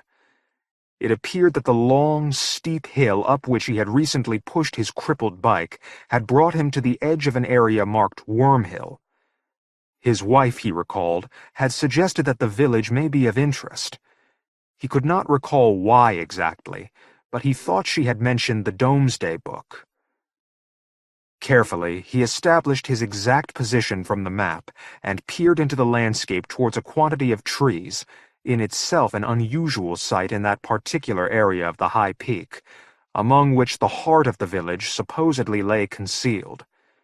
He sorted through the folders of notes his wife had prepared in the months before their holiday until he came to a batch headed Buxton and Environs, from which he extracted some handwritten sheets collected together under the title Wormhill, etc. He did this with no great enthusiasm, but with the air of a man doing his duty towards his spouse. Poppy, sadly, was unable to benefit from the painstaking work she had put into compiling the information he had before him. Their tour together had come to an end 2 days previously, when his wife lost control of her bike while descending a steep path down the side of Lathkill Dale. She and her vehicle had tipped 20 feet into an old quarry, and she had broken an ankle in her subsequent collision with the ground. Instead of ending their holiday early, as Ogden had suggested, Mrs. Minter had preferred to spend the final part of the week at the Gem Arms, a hotel in Tideswell. There, presumably, she now sat, as he had left her, sunning herself on the patio, with her wounded leg propped on a bench in front of her. Meanwhile, Ogden visited the places of interest she had planned they should share together. It was, she informed him, his mission to view, by proxy, on her behalf, the churches, historic buildings, and prehistoric sites that she herself had been so keen to inspect. It should be understood that Ogden did not find his wife's antiquarian obsessions nearly as fascinating as perhaps he led her to believe. His enthusiasm for the cultures of the past, never more than superficial, had declined noticeably. The ever-mobile pageant of history had marched on, leaving him stranded, but he had no regrets about its passing. He had lost interest in many things in recent years, including Poppy and her several hobbies, and felt none the worse for it. Nevertheless, he had his orders, and, to keep the domestic peace, he would obey them. He rifled through the sheets in his hand to determine which local sites he was obliged to find and visit, remembering as he did so that Poppy would require photographic evidence of his pilgrimage, and that he would need to put a film in the camera. At the top of the first page he read, Worma's Hill, Old English, Runel, Domesday Book. A doubtful tradition says the place was once called Wolf Hill, from the many predatory wolves that here had their lair. Principal families and individs: Foljams, John Le Wolfhunt, and Bagshaws, from 17th century. Church of St. Margaret of Antioch, built in 1273. Little remains except part of tower, as it was rebuilt in 1864. St. Margaret, canonized form of Aphrodite Marina, daughter of heathen priest, but brought up Christian by nurse against father's wishes. St. M spurned advances of rich suitor and devoted herself to Christian virginity. Was subject to terrible tortures to make her change her mind. Her bones were laid bare, and the blood poured forth from her body as from a pure stream. Even so, still had the strength to beat the devil who, in the form of a huge dragon— "Aha, I thought there might be one of those involved somewhere," Ogden mused, relishing Poppy's taste for the macabre— swallowed her up, whereupon she caused his body to burst and ventured forth unharmed, except for injuries resulting from her previous torture. After this, St. M was drowned, beheaded, and burned. The most consistent attributes of St. M are a dragon and a cross. As he skimmed through his wife's notes, Ogden was vaguely aware of a lowering of the temperature of the sunlight on his back, and a corresponding decrease in the intensity of the light. He held the papers closer to his face, the better to read Poppy's tiny writing, and immediately 3 or 4 large crimson spots appeared on the top sheet with soft, damp puttering sounds. "Good grief," he said aloud. "It's raining blood!" He wiped his fingers across the glistening wet places in an exploratory gesture that turned the spots to red smears and, fumbling confusedly, knocked all the notes out of his grasp onto the grass at his feet. As they fell, a stiff crimson card slid out from among them. He realized that raindrops had turned the thin paper sheet he had been studying transparent where they struck, revealing beneath parts of the blood-red card that his wife had thoughtfully included for him to rest on whilst taking notes. Then it began to rain very hard. Ogden looked upwards. A line of gritstone gray cloud had sneaked up behind him. It hung above him like a steep, dark cliff, cutting away almost half of the blue summer sky. There was going to be a downpour, and Poppy's notes were getting very wet. The ink on some of them had already begun to run. He scooped them up hastily and looked about for shelter. The cottages he had noticed earlier were close. He might be able to tuck himself into a doorway. He picked up his bicycle and ran. He realized the cottages were uninhabited as soon as he reached them. Windows were boarded up, weeds possessed the gardens, and a chimney had toppled down through a roof. The front doors were flush with the walls and offered no protection. He found his way round to the back of the buildings and came upon a stone outhouse with a door that looked forcible. Then he noticed someone had taken a great deal of trouble to fasten it. It had been sealed shut with a number of large screws, but this had been done a long time ago. The screw heads were rusty, and the crude planks of wood that formed the door were clearly rotten. The rain was now a torrent, a monsoon.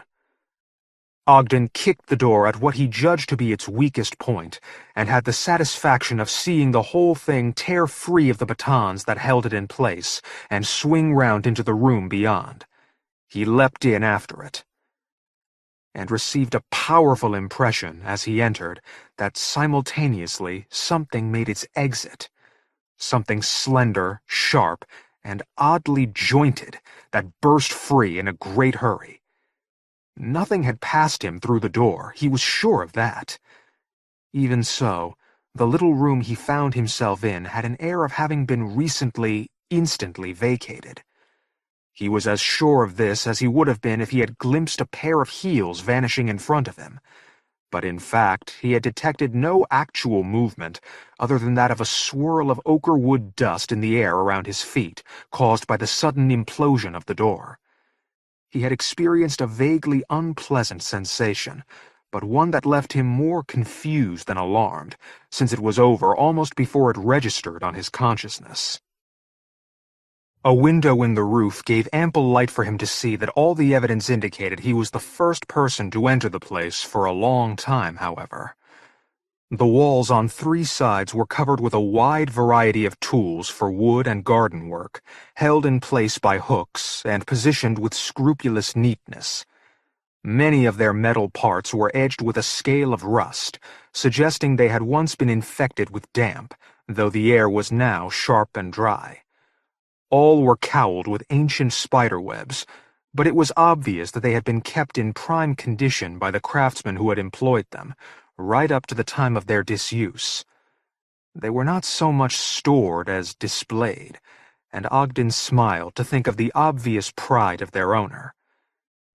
He inspected them casually, brushing some of them free of webbing with his fingertips as the rain pelted down on the window above him.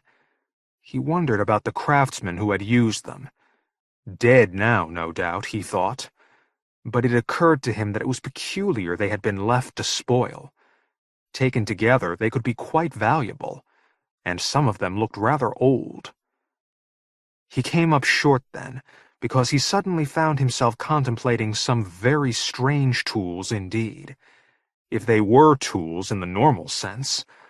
Occupying a space of their own, and isolated in a frame fixed to the wall, were a number of knife-like objects with curving blades and ornately carved handles. They were all quite free of rust. They were obviously part of an incomplete collection, as they had been set out in the form of a tapering cross, and there were 3 gaps where the missing weapons should have been. Weapons? Ogden imagined that was what they could have been, but like none he'd ever seen before. Some of them were very small and delicate. Who would use them, and in what circumstances? Perhaps they were ceremonial, for use in some ritualistic practice? He lifted one off its hook and laid it on his open hand, half towards him. It was heavier than he expected. Out of balance, it turned on his palm so the blade spun round to point to his heart. It felt strange as it moved against his skin, almost like an animal, alive, and dangerous.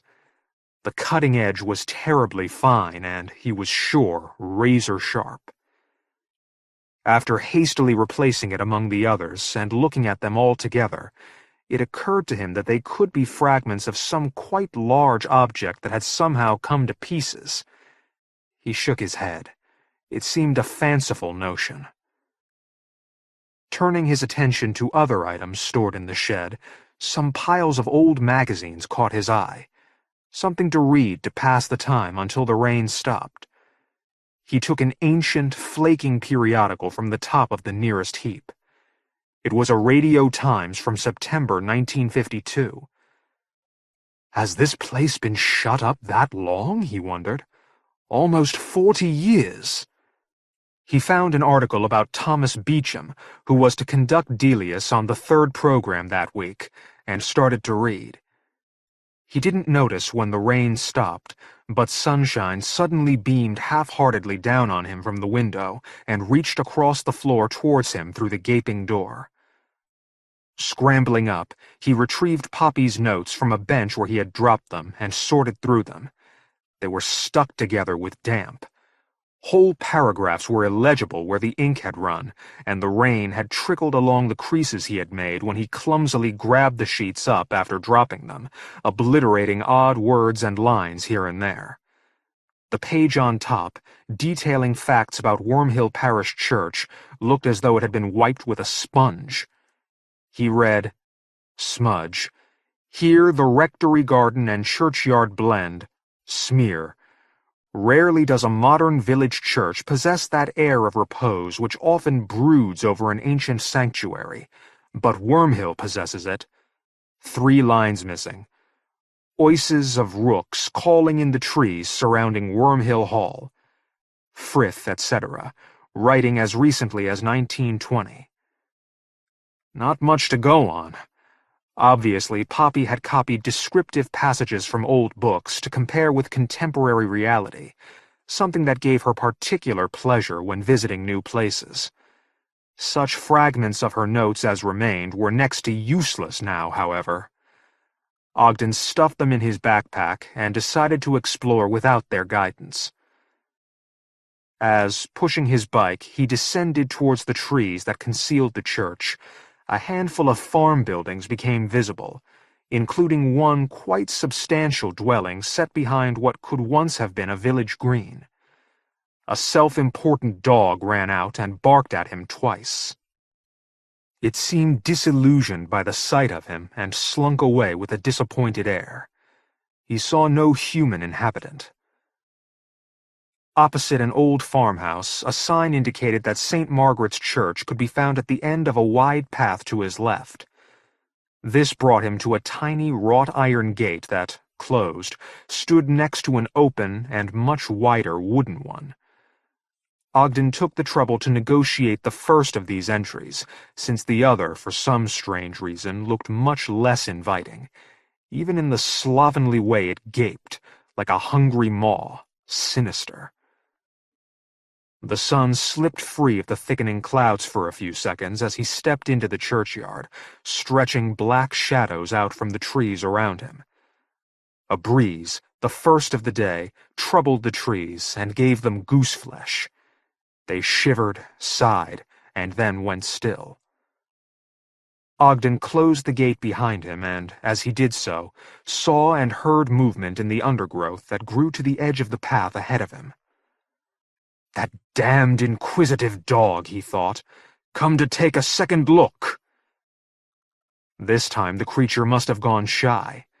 It didn't show its face, though sunlight glistened in raindrops shaken from leaves as it blundered on through the wild bushes. He thought the rain had started again.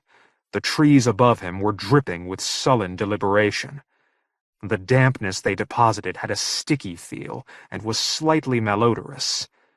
He imagined caterpillars eating the leaves overhead and mingling their bodies' outpourings with the rain. An unpleasant notion. He dug out the old, gray, plastic raincoat he used to protect himself from storms while cycling, draped it over him, pulled the hood up, and pressed a couple of the studs at the front to hold it in place. Then, looking suitably monkish, he ventured onto the holy ground. His first sight of the church almost made him laugh. The little Victorian building's squat tower was topped with a steep spire-like roof which, though picturesque, looked highly incongruous. Not at all to Poppy's taste. He could imagine her reaction if she had seen it, and was relieved that she was not there to lecture him on the tenets of her religion, architectural fundamentalism. Even so, he thought he would take a snap of the building to prove he'd been there. After ascertaining that the door to the church was locked, he strolled out among the tombs, some of them unusual and impressive, in search of a vantage point from which to take his photograph. He had walked backwards almost to the very edge of the little graveyard, inserting a film in his camera as he did so, when he heard a noise close behind him. He turned and fell heavily into an overgrown pit about 3 feet deep. He seemed to have been tripped by something emerging from this hollow. His camera arced up and away, out of his hand. He was fit, active, and supple-jointed, so took no harm from his tumble. Nevertheless, at his age, it caused quite a shock to his system. He sat still for seconds, then crawled towards his expensive, possibly damaged camera. He'd almost reached it when he thought he saw movement in the tangled weeds ahead of him. The bloody dog again? Had it been that creature that had just tripped him on his back? Then he realized his camera had landed in nettles that half concealed what he first took to be part of a tomb, the visible section of which had been carved to represent a cluster of human bones. Arm bones, leg bones, ribs, vertebrae, all jumbled together. As he pressed forward for a closer look, the screen of nettles quivered and parted. Out from behind them, the fleshless fragments of 3 fingers and a thumb, clutching some kind of knife, stretched towards him with the persistence of a hand held out for alms, and rose up swiftly towards his face. But they didn't move as fast as Ogden, who rose up very swiftly and ran like hell. No cripple, cured at last by a miracle, ever flung himself into action so completely as Ogden Minton did then.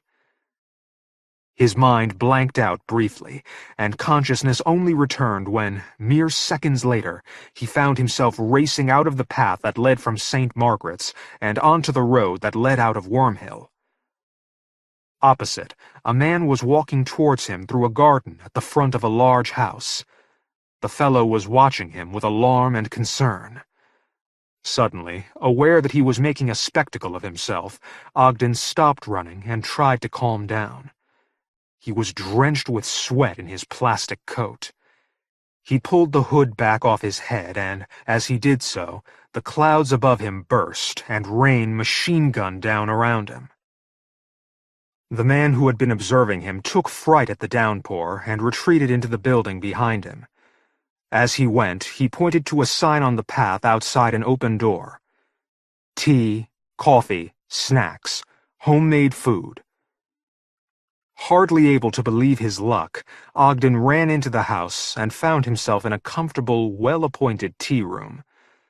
The walls were covered with photographs and other relics of Wormhill's past.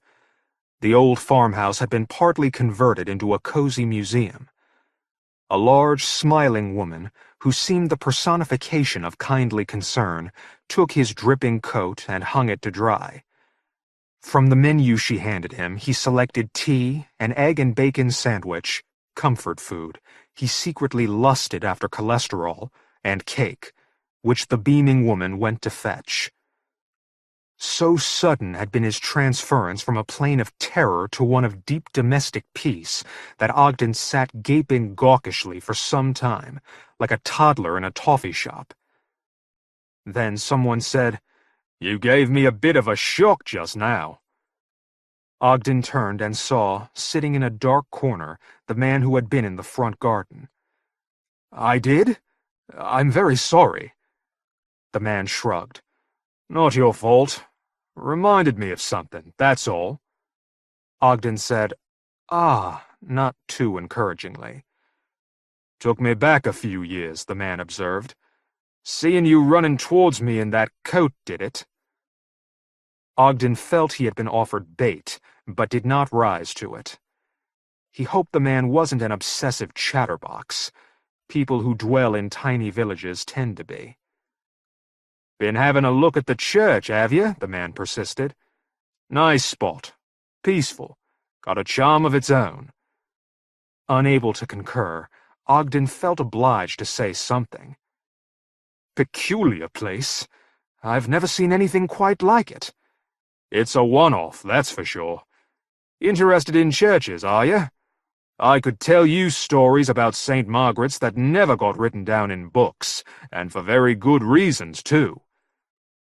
Ogden took the man to be hinting at local legends, a topic his wife had an insatiable interest in. In spite of a continuing sense of disorientation, he found himself responding to his interlocutor. If nothing else, he could take Poppy back a folk tale as a souvenir of his day in Wormhill. He pursed his lips and raised his brow in an expression of mild curiosity, a strong enough signal to his companion.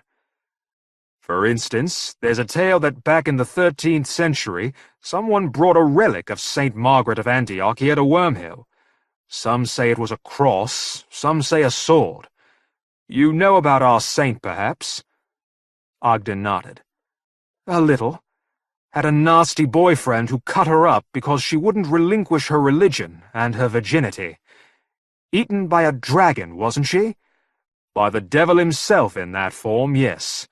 She got free, though, either by the power of a cross she wore, which somehow caused the dragon's breast to burst open, or by flourishing her pagan father's sword and slashing her way free through the creature's belly. Opinions vary. Anyway, a sword is very like a cross when held by the blade and, be it ever so sharp, probably won't cut the fingers of a bona fide saint." Ogden smiled politely at this conceit and turned his attention to the excellent food the woman was placing before him. When she had gone, the man, who spoke with a local accent but who Ogden had no trouble understanding, resumed his yarn. "Whichever it was she used, sword or cross, it somehow turned up here at Wormhill, where it became an object of veneration. It performed miracles by the dozen.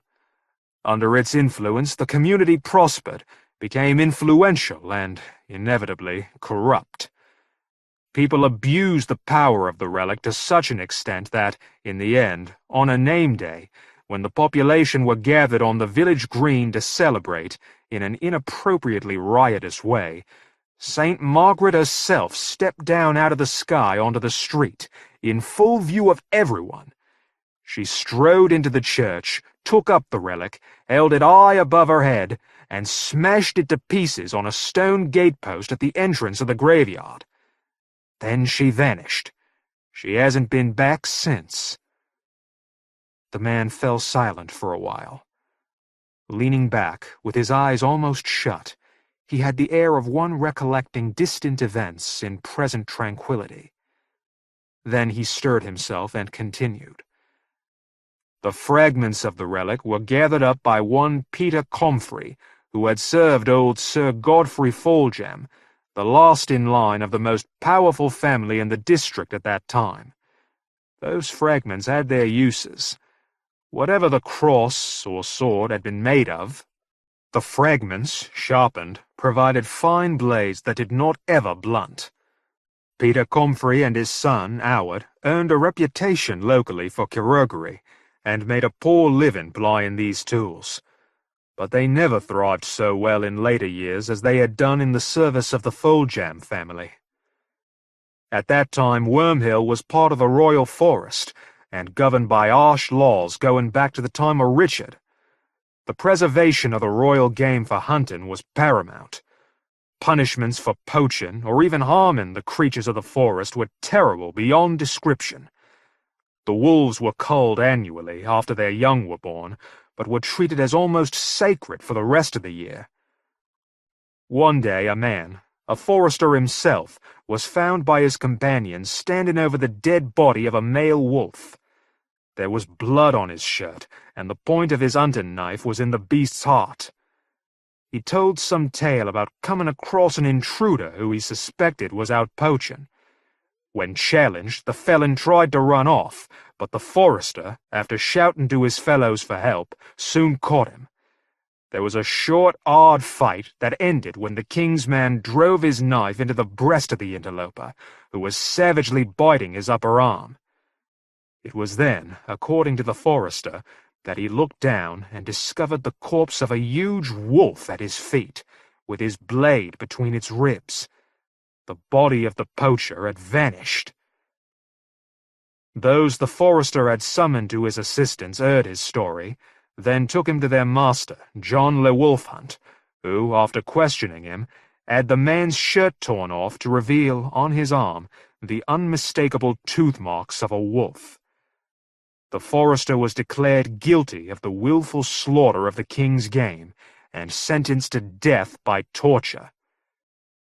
Le Wolfhunt was outraged at his employee's flagrant criminality, and sorely provoked by his stubborn refusal to admit his guilt. He decided to make an example of him. Instead of employing the crude craft of his personal torturer to inflict the prescribed punishment, he summoned Howard Comfrey to him, with his blades and tools, and ordered him to use his chirurgeon's art and knowledge to prolong and intensify the death agony of the accused man. Also, Le Wolfhunt wanted the satisfaction of hearing the man retract the story that had demoralized his simple, superstitious foresters. Howard Comfrey was instructed to remove those parts of the accused that were not essential to his existence slowly, one by one. It was not work he relished, but to decline to undertake it would have meant his death, so he decided to take the opportunity to demonstrate his skills, knowing he would be generously rewarded for a job well done. He managed to stretch the process over 3 weeks, to the gratification of John Le Wolfhunt, who had the wolf-slayer's jointed limbs and other parts hung above his head for his entertainment and his victim's instruction. But the man didn't change his story up to the time of his death. His various parts were buried together in a place a good distance from the churchyard, and without ceremony. The fee paid to Howard for the satisfactory completion of his task was the last sizable sum that ever fell into the hands of a Comfrey. Each subsequent generation fell a little lower than that preceding it. Local people were reluctant to go to the descendants of a torturer for help when they were sick. The Comfreys became pariahs and turned from cutting flesh to carving stone and joining wood. That they were able to survive at all was due to the tools they used, which, made from parts of the relic of Margaret of Antioch, gave such quality to their work as was hard to find elsewhere. But they were never liked, and often loathed in the community. The man paused again and turned to Ogden, presumably to ensure he still had his attention. Ogden, who had been making a few notes to pass on to Poppy as the tale unraveled, smiled his approval. "Very interesting," he said, "and quaint. The Comfreys died out long since, I suppose?" The man shook his head. "Somehow they hung on into this century. The last male, Nev Comfrey, died in the early 50s, and a terrible end he had, too." Ogden poured himself a third cup of tea and sank deeper into his chair. He was feeling pleasantly relaxed now, and was glad the continuation of his companion's narrative gave him an excuse to remain where he was. Outside, the rain had stopped, but he was in no hurry to continue his tour of inspection. "Nev Comfrey's wife told me some of what happened, a few days before she died," the man continued. Ogden took no more notes. This was recent history, not legend, and would have little appeal to Poppy. "Nev, though a fool, was a fine craftsman, but no good with money. He did wonderful work with stone and wood, but didn't know its worth. People paid him a pittance, in kind more often than not, and as a result, he and his wife were slim as scarecrows and dressed in rags. Nev wore the same old grey gabardine coat, a good few sizes too big for him, for years. In winter he belted it with string. In summer it flapped round him like a badly pitched tent. He looked a tramp, and people took advantage of him, but he had their respect, because he was sexton to the parish, kept the churchyard neat, and dug a deep, straight grave. And it was to do with that work that he got in trouble. He was digging one day in his own garden when he found bones, a man's bones. He called his wife to see them. Later, she told me they were all mixed up, not laid out end to end, like the remains of the decent dead. The two of them talked it over, and Nev put the lot in a sack, took them to the graveyard, then, when nobody was about, gave them what he thought was a Christian burial. He spent the rest of the day weeding and cutting grass on graves and clipping back the ivy on the walls. He worked well into the evening. It was a beautiful evening. I know, because I was sitting on the wall outside this very building, looking down the path towards the church and thinking what a grand end we were having to the day. Then I saw Nev running out the churchyard gate very fast, just like you were when I saw you today. You reminded me of him, with your plastic Mac swirling round you. You looked the image of Nev, blustering towards me in his old gabardine." Ogden sat up straight in his chair with a jerk, as though he had been woken from sleep by a shout. His surroundings no longer looked comforting. He didn't want to hear any more of the story, or stay where he was, but felt too weak to get out of his chair. The man's voice droned inevitably on. "I shouted to Nev, asking what was the matter, but he didn't stop. I watched him go up the street to his house." "Where did he live?" Ogden interrupted urgently. The man pointed. "Up there, one of a row of cottages. You'll have passed them on your left if you came in from Tideswell. His family had lived there for generations, though I don't suppose he was aware of it. They got the land cheap 200 years ago. No one wanted it because of the uses it had been put to, and the things that were supposed to be buried there. But, as I say, Nev knew nothing about that." He shook his head and looked down at his knees. "That was the last I saw, Nev. His wife said they heard something rattle in the latch on the back door in the early hours of the next morning. Nev went down to investigate. He was found 2 days later, 6 miles away, in the middle of a field. He'd been cut to pieces, taken apart. The corpse looked like someone who'd fallen into a harvester, they said, as did his wife's body when they found her. She went missing within a week." The man put his fingertips together, pressed them against his lips, and peered at Ogden, who snatched up his cup and drained it.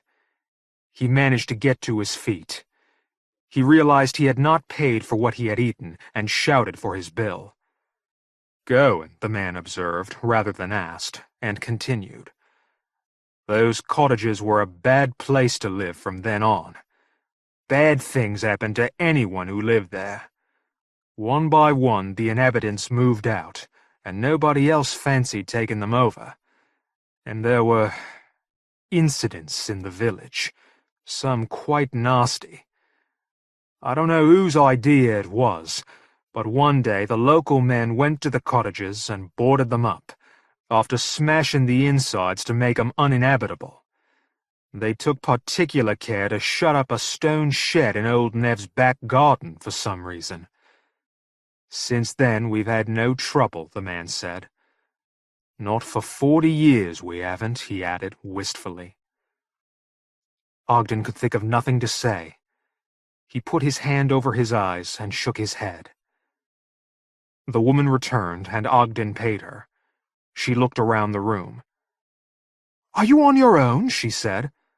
"I thought I heard talking. I thought I had another customer."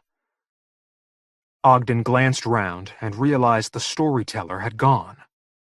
"There was a man sitting there," he said, gesturing towards an empty table. "I thought perhaps he was your husband. What did he look like?" Ogden gave a brief description. "Oh," the woman laughed for some reason. "You've been talking to him, have you?" Local chap, is he?" "Definitely." "Lived here a long time, I expect," Ogden said, folding his Mac into a tight roll and hurriedly stuffing it into his backpack. "Seems to know a lot about the village." "Good heavens, yes," the woman confirmed. "He's been around here for, well, ages." And she laughed again. Ogden stumbled out of the building and back onto the road. His bike was leaning against a metal rail alongside the path to the church. He hauled the machine upright and ran with it back the way he had come. When he got to the top of the hill that led out of the village, he slid onto the saddle and freewheeled down away, hardly aware of his flat tire. He dropped like a stone out of Wormhill for half a mile, to a bridge across the dried-up stream that cut through Monk's Dale.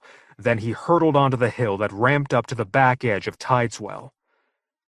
He began to find his progress rather slow.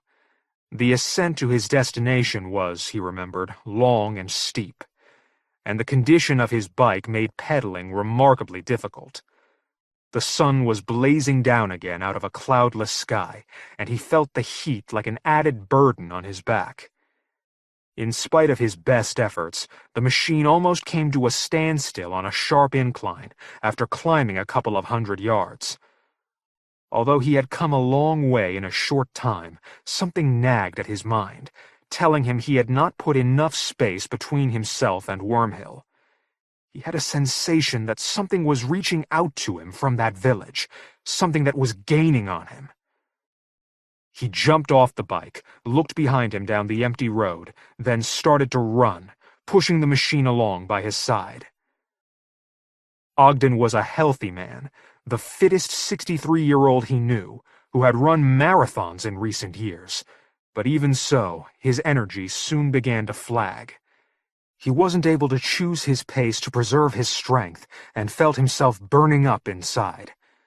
He caught his right ankle against a spinning pedal and fell sideways on top of his machine. That hurt. He decided to ditch the bike, to hide it, and to get someone to come and collect it later. There was a gate in the wall at the side of the road close by. He humped the bike over, clambered after it, and moved it into a position out of sight from the road.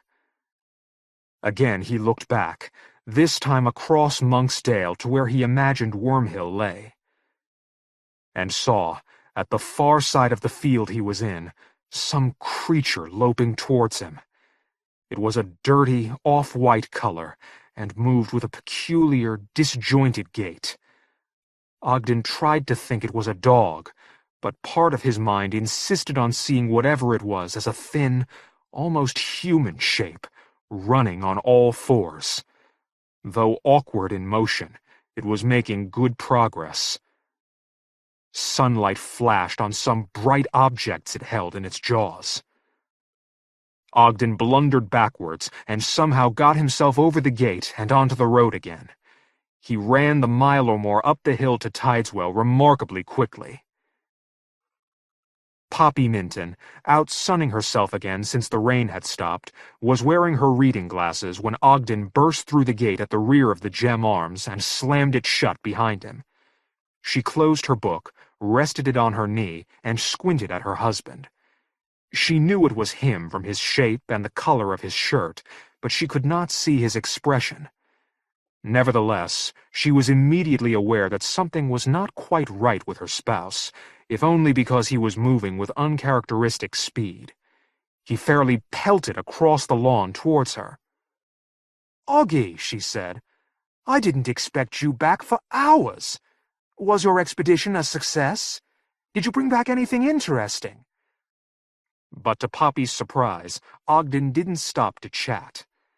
As he ran across the patio into the hotel, he astonished her by saying, "We're going, at once. No time to pack. We'll have our stuff sent on. I'll settle the bill. Get the car round to the front." How rude, thought Poppy. Very occasionally, Ogden had a liquid lunch. Drink made a beast of him. Poppy decided she would ignore him. She would continue her book. Moments later, her reading was interrupted by the sound of the gate opening again. Another guest returning. She hoped it was someone who had stopped to talk. She hated to admit it, but it had been a long and lonely day. Ogden had his wallet open and a wad of notes in his hand, and had almost reached the reception desk when he heard a noise, like the squeal of brakes, that quickly modulated to a more human tone, then became, just recognizably, the voice of his wife. Her sharp, thin scream was suddenly cut short, leaving a silence that seemed much louder. For a moment, Ogden found himself wondering why the hell she had not done as he had told her and followed him through the hotel to fetch their car. Then he remembered she had a broken ankle and could not move from where she sat without assistance. He ran back out onto the patio and saw at once what had been done to her. He did not have long to dwell on this horror, however. Within seconds, his legs were cut from under him. Norman Partridge. Harvest. Norman Partridge's first novel, Slippin' Into Darkness, was called nitro-laced, in-your-face fiction for the 90s by Locus, and easily the most auspicious genre debut of the year by Stephen King. His collection of short stories, Mr. Fox and Other Feral Tales, won the Bram Stoker Award and was a World Fantasy Award nominee, and recent short story appearances include Dark Voices 6, Peter Straub's Ghosts, Love in Vain, and Weird Business. Partridge has worked in libraries and steel mills. He collects prize fights and B-movies on videocassette and makes his home in Lafayette, California, where he is currently working on his next novel, a suspense tale with surfboards and cacti. About the following story, he says, Harvest is loosely based on a cancer cluster which occurred in the California farming community of McFarland. At the time I wrote the story, pesticides were suspected as the cause. Later, indicators pointed toward pollution of the water table by toxic waste products. Either way, the result was frightening. Árboles de la ladera, ¿por qué no han reverdecido? Por eso calandrias cantan o las apachurra el nido. Las amarillas.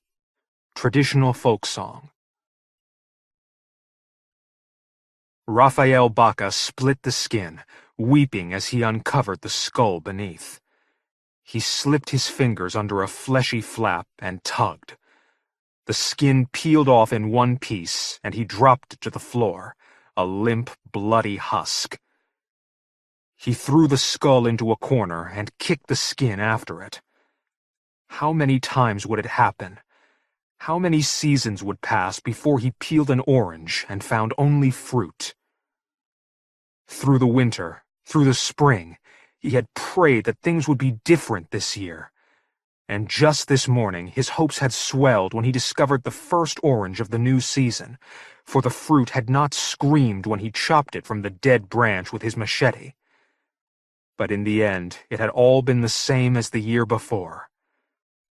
Raphael sat at the kitchen table and sharpened his machete. He listened to the wind, heard the woman wailing above it as she wandered the empty streets of Seatown. Raphael prayed that he would look up from his work, through the kitchen window, and see the bruja leading the children's ghosts through the deserted streets and away. But Raphael did not bother to look up, because the kitchen window was dirty. It didn't matter. He had never seen the woman, not even once. He had only heard her cries. And then, suddenly, he could not hear her at all. The music of the flies was much too loud. They came, fat and black, squeezing through chinks in the window, buzzing around the bloody fruit skull, ignoring the other skulls that had been picked clean during the previous season. A stray fly danced over Raphael's blood-stained fingers. He listened to its music and did not move. The fly was hungry, and he would not disturb it. He would not raise his hand against even the most disgusting of God's creatures. He stared at the dirty window and imagined the woman out there, somewhere, weeping for an audience of ghosts. The afternoon waned. The flies had gone, their bellies full. Raphael left the shanty. He checked the mailbox at the end of the road, hoping for a reply from the government, but there was nothing waiting for him. There hadn't been any mail in more than a year. He started along the border of the grove, avoiding the bruja's domain. Not far from the mailboxes, a car was parked on the shoulder of the dirt road. Dead trees blanketed it with feeble fingers of shade, printing strange cracks on the white hood and hard top. Raphael looked inside. He saw keys hanging from the ignition and a wallet tucked haphazardly beneath the front seat. He glanced into the grove, but saw no one there. He hurried away. The wind was rising, and he could almost hear the evil woman weeping again. This was not the first abandoned car that Raphael had discovered. He imagined the bruja falling upon the driver, an innocent who took a wrong turn off the highway, an innocent who had no protection. These days, people didn't believe in creatures like the one that haunted Seatown. They had no faith to protect them. Raphael wished that he could do something to protect the people who came here, but he could do nothing. Gripping his machete, he walked to the west side of the grove, almost to the highway. The sunlight was still strong there. He skirted the dead trees and was happy at their nakedness, pleased by the spindly shadows that were much too feeble to frighten him. He sat down and thought about the bewitched fruit. The bruja's bugs had killed the trees when the farmers stopped spraying. Raphael imagined that the insects made her witchcraft possible, even though the trees were long dead. He wished he could find a spray that would kill the cursed bugs, and he decided that tonight he would write another letter to the government and ask if they knew of such a spray. The sun drifted slowly from the sky. Raphael's shadow stretched before him, as long and gray as a rich man's gravestone. None of Raphael's children had gravestones. Not Ramona, not Alicia, not Pablo or Paulo. Before his wife left him, Raphael had promised her that he would buy stones as soon as he had enough money to fix the old car. They had to do that first, he said, because they needed the car to visit the cemetery. It was too far away otherwise. But it never worked out. His wife left him, and he never had any money. He didn't have the car anymore either. And the only time he visited the Camposanto was when nobody came for the cars that he found near the grove. When that happened, he would drive to the Camposanto and park nearby. Then he would visit his children. He always found their graves, even though they had no headstones, except when the long shadows fell. And when the shadows turned to darkness and the gravestones disappeared, he walked back to Seatown, alone, crying. Shadows fell across the grove, thickening, stretching toward him. Raphael moved on and found a rabbit trapped in one of his snares. He took it back to the shanty, where he built a fire beneath a dead oak tree. Sometimes he worried about eating the rabbits. If the lawyers were right, the animals could be sick with the same disease that killed the children. The idea frightened him. He looked at the rabbit, suddenly afraid of it. But he was hungry, and he knew that the lawyers were wrong. He had eaten many rabbits in the last 2 years, and he was not sick. Still, he was afraid, because he knew that Seatown was bewitched. He hung the rabbit and skinned it, his hands unsteady, his face dripping sweat. And then he laughed and laughed, because it was only a dead rabbit after all, and there was only good meat in the places where he had imagined that he might find sticky fruit. That night, Raphael lay still and listened to the bruja's weeping. He had heard of her as a boy in Mexico. The story had come from the lips of his grandmother. "You must be a very good little niño, Raphael," she had said. "If you are not, La Llorona will come for you." "Who is she, Grandma?" "She is a very bad bruja. Long ago, someone stole her babies. Now she steals children who are bad, because she knows that their parents will not miss them." Raphael wasn't the only one who knew the story. As the children of Seatown fell ill and the doctors failed to help them, more and more people remembered the tale. Raphael's neighbors had not spoken La Llorona's name in years, except in jest. But death made things different, especially the deaths of so many. The priest at the little chapel near the highway tried to stop the talk. He said that it was all superstitious nonsense. But the priest only came to the chapel once a week, and soon it seemed that the stories were more than just rumors. Epifanio Garcia said that he saw La Llorona in the grove one evening, spying on his shanty. Epifanio and his wife had 2 babies, and he was determined to protect them. He chased La Llorona through the grave, but he could not catch her. He said that every tree which the bruja touched was instantly blighted, its fruit suddenly heavy with huge black bugs. Rosita Valdez said that she was walking to Mass when she came upon La Llorona drinking from an irrigation ditch. Rosita was so frightened by the evil one's muddy leer that she ran home without stopping, and that was something, because Rosita was barely 5 feet tall and weighed nearly 200 pounds. Epifanio's babies fell ill and died. Rosita's daughter died too. Not everyone who lost children saw the weeping woman.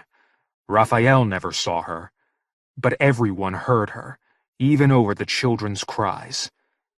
Each night her wails haunted the camp, sawing through the dead trees along with the summer wind. The poor little ones feared La Llorona so much that they could not sleep at night for the terror of her. They shivered and wept and begged for God's mercy. But God did not help them. He did not heal the sickness that stole their appetites, but somehow left them as fat and bloated and bald as giant babies. And he did nothing to stop La Llorona. The lawyers said that the sickness came from the water, but Raphael did not believe them. He knew that La Llorona was making the children sick, so that they could not escape when she came for them. She came for Raphael's children over the space of a month. Poor little Paulo was the first to go. His final days were spent in agony. He cried and cried, promising his father that he was a good little boy and that La Llorona would not take him. Raphael wiped his son's tears and said that he would stay with Paulo always. Paulo was the youngest. Raphael sent him to school whenever the family was going to be at Juan Colonias for a long time. When Paulo fell ill, Raphael brought him books to read, and Paulo taught his father how to read them too. They slept together, holding each other close in the tiny bed. Night after night, Raphael listened to his son weeping. He listened to the wind weeping. He listened to La Llorona's cries as she walked the dirt streets of Seatown. Each night she came closer, her sobs louder in the tiny room. One night, Raphael felt her breath on his face, her tears on his cheeks, and then he heard Paulo take his last breath. Raphael awoke to the sound of a plane overhead. It came in low and shook the shanty. He ran outside, naked, and watched it fly over the dead grove. It flew on, releasing no spray, silver wings gleaming in the morning sunlight. The roar of its engines became a hum, then the sound of an insect, then faded away to silence. Raphael dressed, grabbed his machete and the letter he had written the night before, and headed for the chapel, where there was a mailbox. He walked through the empty streets, listening to the silence. Everyone but Raphael was gone now. Many left when the sickness started. More left after Epifanio and Rosita encountered La Llorona. The rest abandoned their homes after the lawyers came. One of the lawyers had talked to Raphael. He was a polite man, but he had bad ideas in his head, and Raphael had refused to sign the papers that so many of his neighbors had signed. "Mr. Baca," the lawyer said, "I know money cannot replace the loss of your children, and I know that appearing in a courtroom can be a frightening thing. But the people that did this to you will do the same thing to other people as well." Raphael didn't know how to explain it to the man. Seatown had been a good colonios before La Llorona came. The fruit was delicious and the water was plentiful, and his family had made the most of both resources. They had worked in Seatown every season for the past 10 years, and they had never fallen ill before. Seatown was not the real name of the place, of course. That was the name the lawyers used. Cancer Town, the place that killed little children by poisoning their blood. Raphael tried to explain that La Llorona was taking the children, but the lawyer could not understand. He was too intent on explaining things to Raphael. He said that the corporation that owned the land was attempting to declare bankruptcy to avoid his lawsuit. He said that there would be no more work in Seatown, and that Raphael should not stay, because Seatown was a very dangerous place to live, even for adults. Raphael agreed. Seatown was dangerous because La Llorona was there. But he would not leave. He had nowhere else to go. One day, long after Raphael's neighbors had moved on, a man came from the corporation that owned the land. The man told Raphael that he would have to move. Raphael tried to tell him about La Llorona, but the man was just like the lawyer and wouldn't listen. Raphael asked if the man knew of anyone who would listen to his story. The man thought about it for a long time. Finally, he gave Raphael the address of the Department of Agriculture. Raphael thanked him very sincerely. The man must have been pleased with that, because his smile became very broad indeed. Raphael wrote many letters to the Department of Agriculture. He never received an answer. He thought that it must be his fault. He was a good reader, but he had trouble writing. His printing was not nearly as neat as that of his teacher, Paulo, and sometimes he did not know the right words to use. Still, he thought that his latest letter was the best yet. In it, he told the department people not to listen to any lawyers. He promised that he would tell them all about La Llorona and the dead children if they would only come to Seatown. The afternoon was cloudy, the sky the color of a wet stone. Raphael cut across the grove, hurrying to mail his letter before a summer shower hit. It was very still among the trees. Raphael's boots crunched over dead twigs. His steps came faster and faster, and he found that his throat had gone very dry.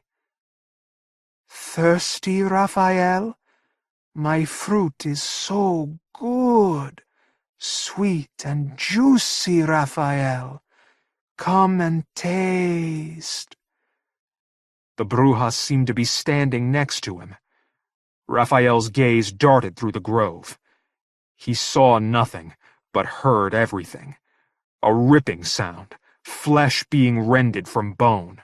A scream, and then another sound, a moan of pleasure as La Llorona sucked at the horrid fruit. Raphael ran. The sky was darker now. Above him, dead branches creaked against a rising wind. One broke loose and crashed to the ground in front of him. He tripped and fell, his hands skidding over wood that was pitted and hollow with the efforts of many insects. The weeping sounds washed over him as he lay there. Not just the cries of La Llorona. A dozen tiny sobs rang in his ears, each choking with pain and fear. Raphael rolled away, eyes closed. He felt something grabbing him, holding him still. The branches. The grove was coming alive. He opened his eyes. The fruit loomed above him, suspended from a dead branch by a net of shadows. Its pink lips moved around white teeth. "Raphael," it said. "Raphael Baca." Raphael lashed out with his machete, severing the fruit. It dropped and rolled against a tree trunk, and a great shard of bark came loose and fell on it. Raphael ran to the shanty, hands over his ears, but he could not escape the ghostly weeping, or the anguished cries that poured from his own lips. Morning brought the sun, and silence. Raphael went outside, into the light. A truck was parked in front of the shanty. There were words on the door of the truck, big gold letters, Department of Agriculture. But there was no one inside the truck, and no one on the streets of Seatown. Raphael walked to the edge of the grove. Nothing moved there. No fruit hung from the naked branches. No sounds drifted on the warming breeze. Not the weeping of La Llorona. Not the cries of the dead children. Raphael knelt down. He prayed that the person from the Department of Agriculture had not entered La Llorona's grove. He waited for someone to appear, thinking how best to explain things. He waited a long time. When no one came, he got his machete and went into the grove, searching for another orange. Charles Grant. Sometimes in the Rain. Charles Grant lives with his wife, novelist and editor Catherine Tachek, in a century-old haunted house in Sussex County, New Jersey. He is a prolific novelist, editor, and short story writer, with more than 100 books and 200 stories to his credit, and is a 3-time winner of the World Fantasy Award, as well as the recipient of 2 Nebula Awards and the British Fantasy Society's Life Achievement Award. After publishing a few science fiction novels, he began developing his unique brand of quiet horror in such books as The Hour of the Ox-Run Dead, The Nestling, The Pet, The Tea Party, In a Dark Dream, Something Stirs, Raven, Jackals, and The Black Carousel. More recently, he has written the bestsellers The X-Files, Goblins, and Whirlwind, based on the cult TV series. Grant's short fiction has been collected in Tales from the Night Side, A Glow of Candles, and Nightmare Seasons, and he has edited numerous anthologies, including the acclaimed Shadows and Greystone Bay series. He has also written humorous fantasy and teenage fiction under a number of pseudonyms. The following story, set in London, Ontario, was nominated for the Horror Writers Association's Bram Stoker Award. There was rain that day in London, in the last month of the year. A soft rain, not much to it, and most of the noise it made came from falling off the leaves, the eaves, from the tips of people's umbrellas and the brims of their hats as they hurried past the house and never saw me in the chair. I didn't mind. I wasn't after company. And I suppose if they had looked, they wouldn't have seen me anyway. When it rains in December, you don't expect to see someone sitting on a porch. So they passed me by and let me watch them until the soft rain became hard rain, and the tires spit instead of hissed, and the leaves bowed instead of trembled, and the eaves filled with a harsh rushing sound that slammed against thin metal as the water sped down the spouts and gushed onto the grass at all the house's corners. I shivered a little, pulled my overcoat closer to my throat, and kind of tucked my chin a little closer to my chest. Though it wasn't really cold, the snow we've had gone and churned to mud, it wasn't exactly spring either, and the tips of my fingers tingled a little, and the lobes of my ears protested by slightly burning until I rubbed them and made them burn for a different reason. Then I huddled again and watched the rain.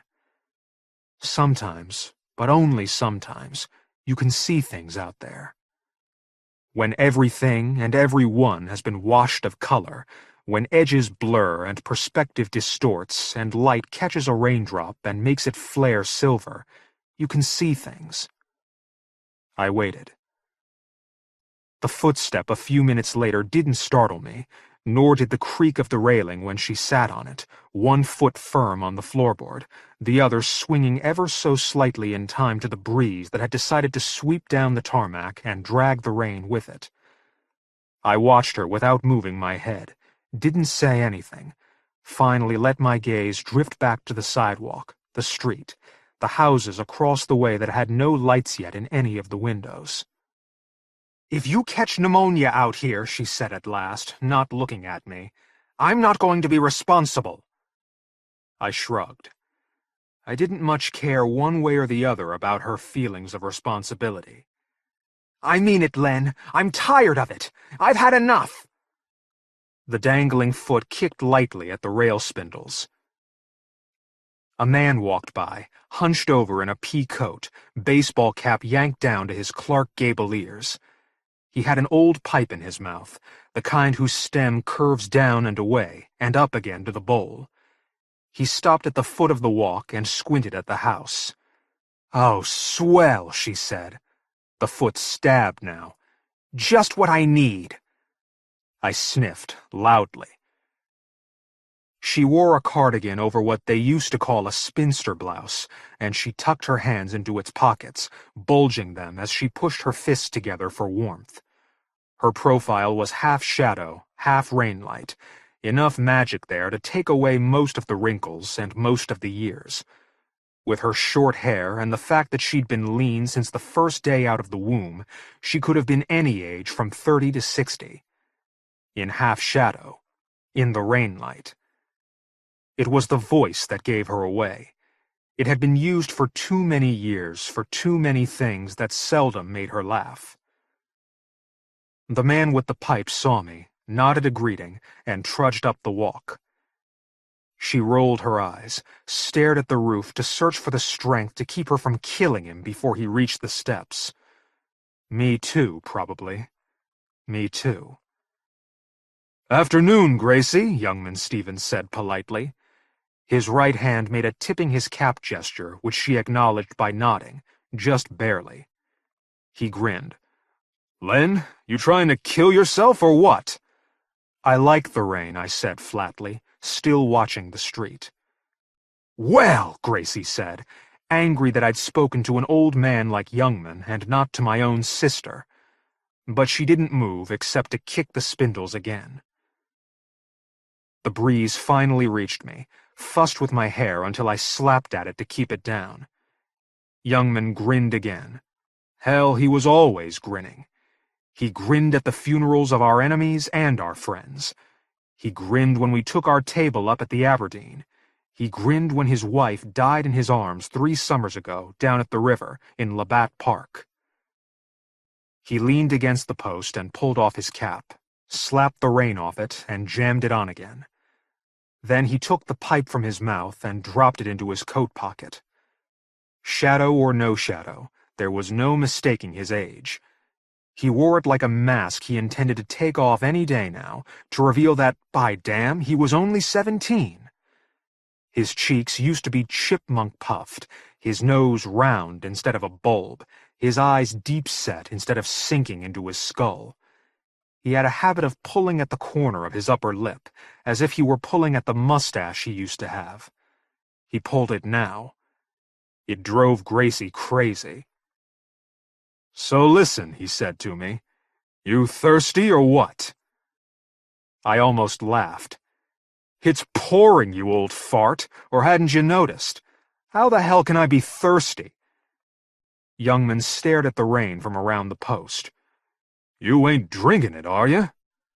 I shook my head. "So?" He lifted a hand. "You thirsty?" Gracie stood, foot stamping hard, sounding loud in spite of the damp. "Why the hell don't you just leave him be?" She stomped to the door, yanked it open, and stood there. "You're going to kill him, and he's too stupid to know it!" The door slammed behind her. Youngman and I exchanged looks. The rain eased its roaring. It was back to soft again, back to quiet. "You know," he said, staring at the door, "when we was married, me and that woman, she wasn't nearly this cranky. What the hell'd you do to her?" "I lived," I answered simply. He understood and looked away. And I stood, slowly, as if, after all these years, I still had to get used to just how tall I was. I had never stooped, and when the years came that suggested gravity take over and give me a rest, I refused the invitation. Some claim it makes me look younger, or that they can tell when I'm not doing so well because I look somehow shorter. And every time I go to the States, they always, damn it, ask if I ever played basketball. I pushed my coat into place around various places on my body. My left leg was a little stiff, and I sure didn't feel like racing, but all in all, I felt pretty good. I leaned over and plucked my hat from the floor, smoothed the brim, and said, "If we hurry, we can stay just long enough that it'll be too late to come back for supper. Then we'll have to eat there." He laughed. He and Gracie had been married for just about 4 years before she got fed up and left him and moved, of all places, out to Vancouver. 4 years of Youngman doing most of the cooking. And when she returned to move in with me, if I didn't feel like cooking, we ate out. I never let her in the kitchen, and she didn't mind. There were lots of things she was stubborn about, my younger sister by a dozen years, but she knew she couldn't boil water without burning the bottom out of the pan. Never thought it necessary to learn the culinary arts, and so she hadn't, with a vengeance. As he turned to lead us down the steps, I took his shoulder and held him. "What?" I asked. He didn't look back. "Come on, what?" He shook my hand off, lowered his head, and stepped into the rain. I frowned, called something hasty over my shoulder in case Gracie was eavesdropping from the living room window, and hurried after him. The rain was cold. By nightfall, less than an hour or so away, it would freeze on the streets and pavement and coat the dead grass white. Maybe snow by midnight, though it didn't feel like it yet, but it would make coming home a treacherous trip. I almost changed my mind. I knew what happened when folks like me fell. We look healthy, maybe. We look like we'll live forever. But bones bust too easily, and healing isn't ever easy again, if we ever heal at all. The only thing that kept me moving was the thought of Gracie nagging at me to cook. Weather like this, she wouldn't go out on a bet. Then I'd have to listen to her all night. By the time I caught up to him, he was already on Dundas Street, heading west. A few cars on the road, the street lamps already on, and the rain. Across the street, a woman hurried up a walk with grocery bags hugged in her arms, a small dog racing up the steps ahead of her. Youngman hesitated when he saw her. Then I knew. "Thought you saw her, right?" I said softly. He didn't nod. It didn't matter. We walked on. Funny how it was, back when we thought we knew it all, even when we suspected we didn't know a damn thing. Funny, I guess, how this little old man was once a little young guy with not much going for him but good hands with wood, and how this woman came along to take Gracie's sting away.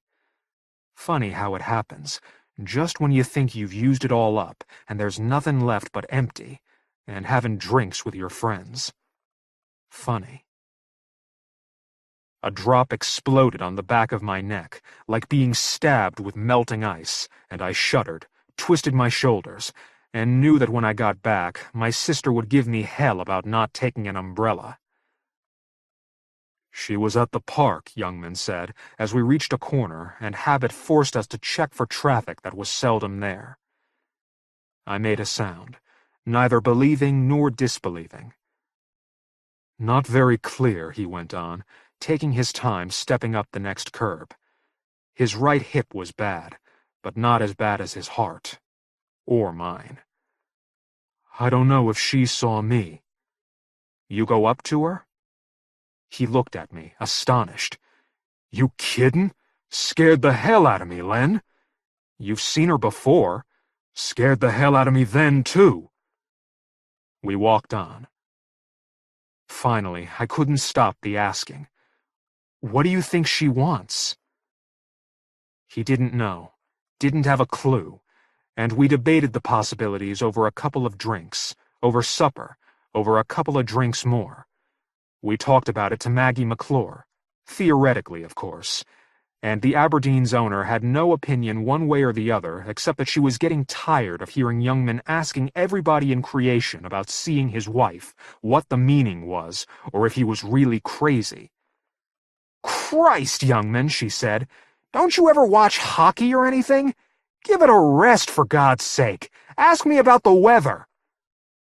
We didn't have to. The rain did what it was supposed to for the rest of the night, and Youngman left before he was too drunk to walk. I sat alone for a while. I wasn't worried about ice or snow or finding my way back if I went over my limit, and I didn't laugh, as the others did, telling each other a new Youngman story. Because sometimes, but only sometimes, you can see things in the rain. I sat there and held the empty glass until Maggie suggested, very gently, it was time to go home. I sat there, you know. I sat there out at that goddamn hospital and held Dad's swollen, darkening hand until the nurse told me twice visiting hours were over. But I couldn't let go. He was thin, he was pale, his lips moved and made no sound. His body shook once in a while. His eyelids bulged whenever he saw something in the dark where he lived. I sat there, thinking that I was damn near 50, for God's sake, and it was right that Dad should be afraid and should need someone, even me, to hold his hand while he left. He wasn't going to last forever. I had dozed. I woke up. Father didn't. That was that. "Len?" I kind of snorted, shook my head, and grinned at Maggie. "Thinking," I said. "About what? Winning a lottery?" A shrug, a few bills on the table without counting, and I stepped outside, flipped up my collar, adjusted my hat, and started for home. Cold. It was cold that night. Raindrops caught the bare branches and froze into clear, hanging flowers glittering in the street lamp light. Cars moved more slowly, a bus sounded huge and warm, and a pickup backfired softly in the distance. No people but me, and I wondered what the hell I was doing when, instead of heading back to the house, I moved down the street, past the museums, the courthouse, and took the long, sloping block down to the park. The Thames is dark in winter daylight, rushing ebony at night, and the city above and behind, the houses across the way, didn't provide much light, only gave birth to shifting shadows, especially under the trees that line the tarmac path following the river. I shivered a little and called myself too many kinds of fool to count, and decided, with a sigh that puffed a ghost in front of my face, that maybe it was time Youngman saw a doctor. A moment later, I thought maybe I should see one too. Because she was there. She wore a camel's hair coat, a small black hat on her auburn hair, and carried a white purse over one arm. I would have known her anywhere. Edith Stevens, dead 3 years, and looking no different than the last time I saw her when she was alive. She was across the water, at the base of the concrete wall that kept the Thames from taking the homes above it.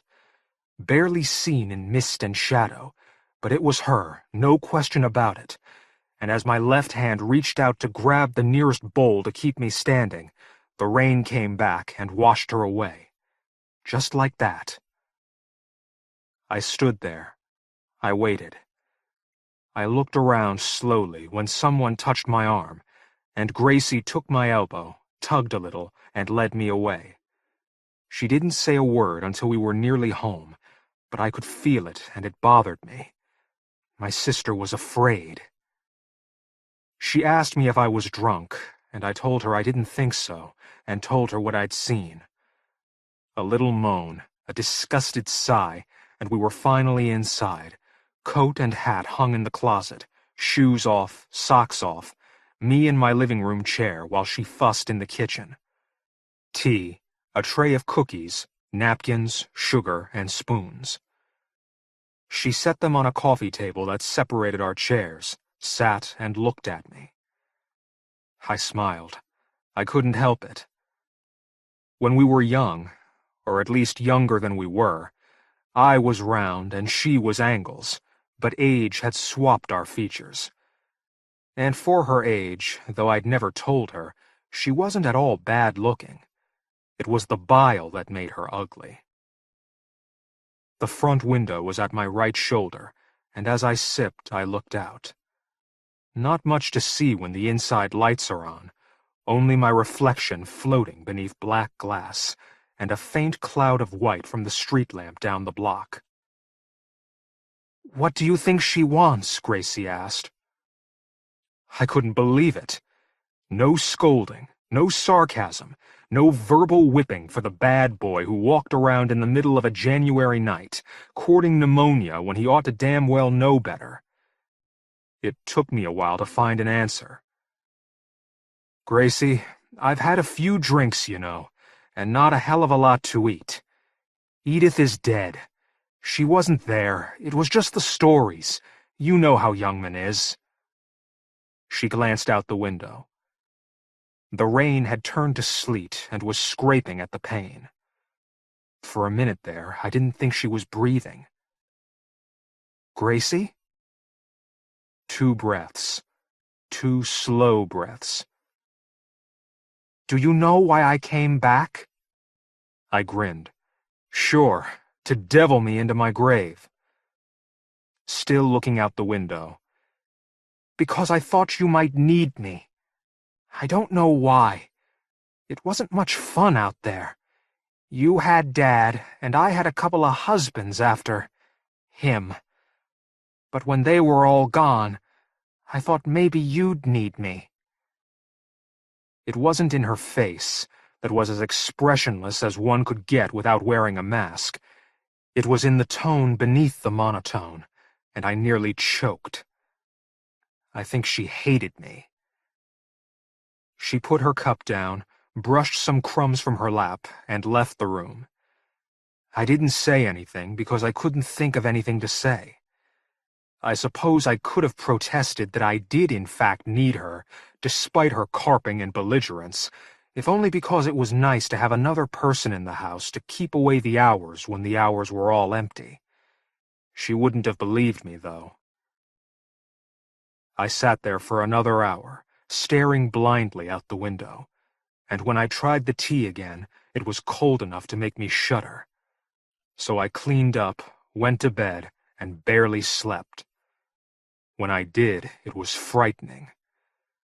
Which, not surprisingly, left me cranky as hell the next morning, especially when I looked out and saw the goddamn rain. Gracie and I fought over what to have for breakfast, what to wear to go to the market once the rain had let up enough to let us out of the house, what to watch on TV. Name it, we snapped and bit and snarled about it. At one point, it got so ludicrous I started to laugh, and that only made it worse. By lunchtime, we couldn't stand to be in the same room together. By mid-afternoon, I had jammed myself into my chair with a book I didn't want to read and pointedly ignored her every time she stomped through. By dinner, I had had it. I grabbed my coat and hat from the hall closet, marched into the kitchen, and said, "I'm going to the Aberdeen. There's frozen dinners in the freezer." She was at the table, doing a crossword puzzle in the paper. She looked at me without raising her head. "We had an affair, you know." I looked at the ceiling for deliverance. "What the hell are you talking about?" "Youngman and I," she answered, and she smiled. "You never knew, did you?" "Oh, sure," I said, buttoning my coat. "You flew in from Vancouver while I wasn't looking, hit the hay with him, flew back, and never said a word." She shrugged. "A couple of times he flew out. A business trip, you know?" She touched the pencil point to her tongue, marked a square in the puzzle. "Sure you did," I said, and walked out. No, I slammed out. The rain had eased, the cold had returned, and it took me forever to get to the pub because the sidewalk had turned to thin ice, the kind you can't really see until you're parked on your ass, wondering what the hell had happened. All the time I fumed. I knew what she was trying to do. She wanted me and Youngman apart so she could have me to herself. It would, she'd be thinking, be fitting. I had had Dad, she would have me. Jesus. What I wanted then was a couple of stiff drinks and Youngman's ear to bend until he slapped me a couple of times to bring me to my senses. But I had no sooner stepped inside when Maggie grabbed my arm and turned me around. "What?" I said, not believing I'd be thrown out before I'd even gotten in. "That idiot," she said, nodding sharply toward the door. "He comes running in, says he's seen his damn wife again, shouts a hail and farewell, and scares half my customers to death, and runs out again." I tried to think, but Maggie wouldn't let me. She opened the door and gently nudged me to the sidewalk. "Go get him, Len, before he kills himself, eh? He said he was going to Labatt." I must have looked my age then, standing at the curb, the rain and evening mist. I was confused, I was unnerved, and I was more than a little frightened that Youngman would do something really stupid. And how was I supposed to stop him? I hurried to the park as fast as my legs and the weather would let me, still half burning over Gracie and half weeping over Stevens. I had seen it before, and kicked myself for not seeing it now. Others my age, the age we all reach when we never think we will, finding not much left of the future, and so go sneaking off to the past for something to hold on to when it was time for no future at all. Like Dad had done with me. Like Gracie wanted me to do with her. I stumbled and grabbed a fence post to keep from falling. I tripped over a curb and went down on one knee, crying out and not caring if anyone could hear. I hurried down the slope, under the overpass, and saw him on the wide, grassy bank, not a foot from the water. Rushing out of the night above and into the night below. No light on it at all. "Hey!" I called weakly, out of breath, sagging against a tree, feeling the cold work up my arms. "Hey, you old fart! I need a drink! You comin'?" His cap was over his ears, his pipe in his left hand, his pea coat glittering as if it had been sewn with stars. He grinned at me, waved the pipe over his shoulder. "Gotta go, Len," he said. I shook my head. "Youngman, this is crazy! Please, just get your sorry ass over here and we'll go have something to eat. Gracie's pissed at me, and I could use the company." He laughed without a sound, and something dark moved behind him. "Sorry, Len." "Stevens, damn it!" A car slashed by, somewhere above us. Youngman tucked his pipe into his pocket. "I finally figured it out," he said, as the dark form met the light. "She's going to show me the way." A tilt of his head. "Gonna miss you, old friend." I couldn't say it. I felt as if I were strangling. Edith, camel hair coat and white purse, slipped her hand around his arm, and he pressed it lovingly to his side. He grinned. He waved quickly, and they turned their backs to me. "God, no," I thought. "Please, God, no!" On to the river, then, and down, into the dark. I stood there for a while, a couple of seconds, a couple of minutes, before I pushed myself away from the tree, too weary to be angry, too saddened to be scared. I walked. That's all. I just walked, and wondered about the funeral. No one would believe me, least of all Gracie, and I hoped that someone, and I knew it would be me, would arrange a memorial service for that stupid idiot in that stupid cap. A siren exploded somewhere, not very far away, and for a moment my heart and lungs stopped because it sounded like Youngman. And he was screaming. I even looked back, mouth open, eyes wide, until I saw flashing lights streak around the corner at the top of the tarmac slope. But the siren kept on screaming, and it sounded just like him, and I did my best to run, not getting very far because the heart, the lungs, and the legs just couldn't take it. I managed to get up to Dundas Street without stopping, managed to get 3 blocks more before I realized there were no sirens anymore, but the lights were still spinning up there by the Aberdeen. I squinted and counted 2 patrol cars parked nose in at the curb, and an ambulance swept by me, making me jump away from the curb. Maggie, I thought, finally shot a deadbeat customer. I was wrong. I went up there, and I was wrong. When I hadn't come back, she had gone looking for me again. Maggie told me later she had been furious, nearly spitting when I wasn't at my table. So mad she'd stepped off the curb without looking, and the truck hadn't stopped in time, braking and skidding on the rain-mist ice-slick street. I don't know if I actually passed out or just slid into a stupor, but the next thing I knew, there was a funeral, there were people, there was Maggie McClure, there was silence. A day, a week, I don't know how long it was, but the rain stopped, and I spent most of my time packing her clothes to give to charity or a church. I hadn't made up my mind. That's when I found the letter. She and Youngman, years after their divorce, carrying on, practically coast to coast. "Son of a bitch," I said in her empty bedroom. "Son of a bitch." That, more than anything, made me remember the night they had died. That, more than anything, made me remember the siren, made me wonder if that first wailing really had been Youngman screaming, because Edith knew. I don't know. But there's rain now, never snow, almost every day. It slips from the eaves and rushes along the gutters, and no one ever looks while I sit on the porch and watch. Funny how things are. I used to think it would be Dad who would come to show me the way, when the way was open for me to take it. Not now. Sometimes, in the rain, I can see her across the street, standing beneath a pine tree, waiting for me to leave. She isn't smiling, my Gracie. She isn't smiling at all.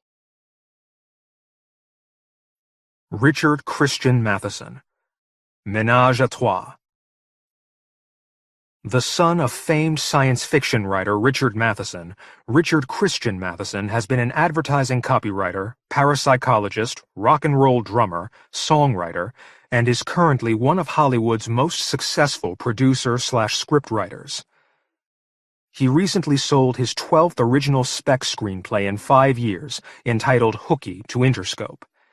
New Line is developing his feature project The Glow, and he is currently creating a dark comedy TV show for the Carsey Werner Company. He also wrote and executive produced the 1994 werewolf movie Full Eclipse, which became HBO's highest-rated film of the year and their biggest videocassette release to date. New fiction has recently appeared in such anthologies as Dark Terrors, Little Deaths, and Douglas E. Winter's Millennium, and White Wolf Publishing has collected together 50 of the author's short stories. Leading Man is the title of his new novel, the follow-up to his acclaimed 1993 debut, Created By, which has now been published in 10 countries. 12:38 a.m. Heat. Midnight fingers. They wipe warm metal. She reaches with needful tears. He gently takes her in his arms. Her back arches, nipples lift. He stabs her. She shudders, clutching air. "Yes," she moans, crying, helpless. 2:15 a.m. She awakens, gently kisses his fingers. He opens eyes, feels it cut his chest, feels wetness slither down ribs as it opens strands of perfect muscle. "Deeper," a groaning whisper.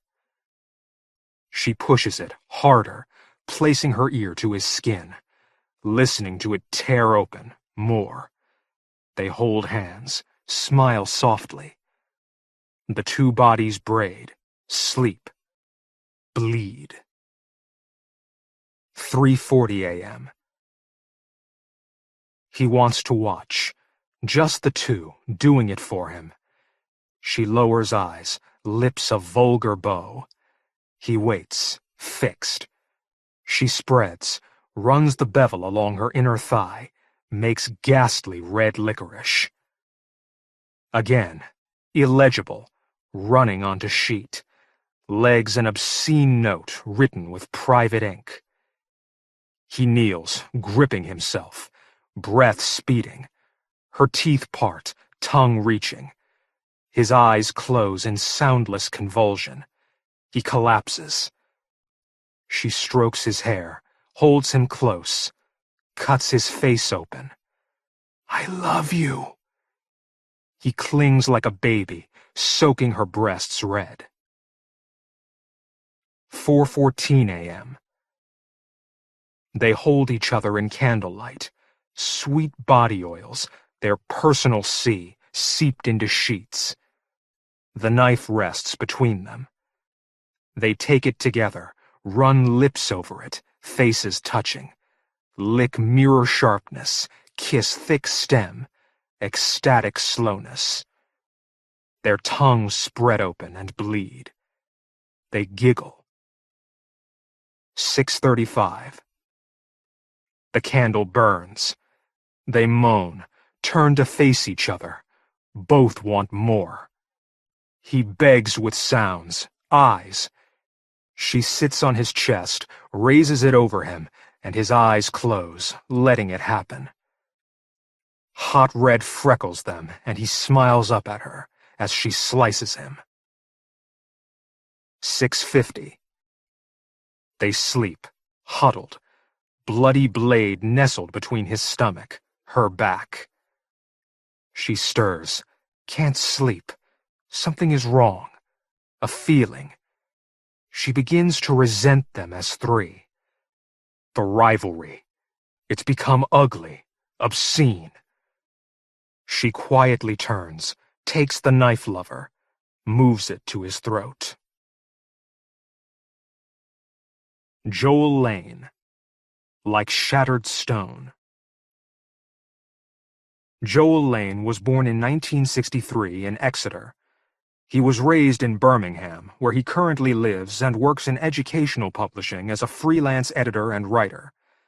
A winner of the 1993 Eric Gregory Awards for Poetry, his stories have appeared in a wide range of magazines and anthologies over the past decade, including Ambit, Panurge, Exuberance, Darklands, The Science of Sadness, Little Deaths, Best New Horror, and Karl Edward Wagner's The Year's Best Horror Stories. His first collection of short fiction, entitled The Earth Wire and Other Stories, was published by Egerton Press in 1994.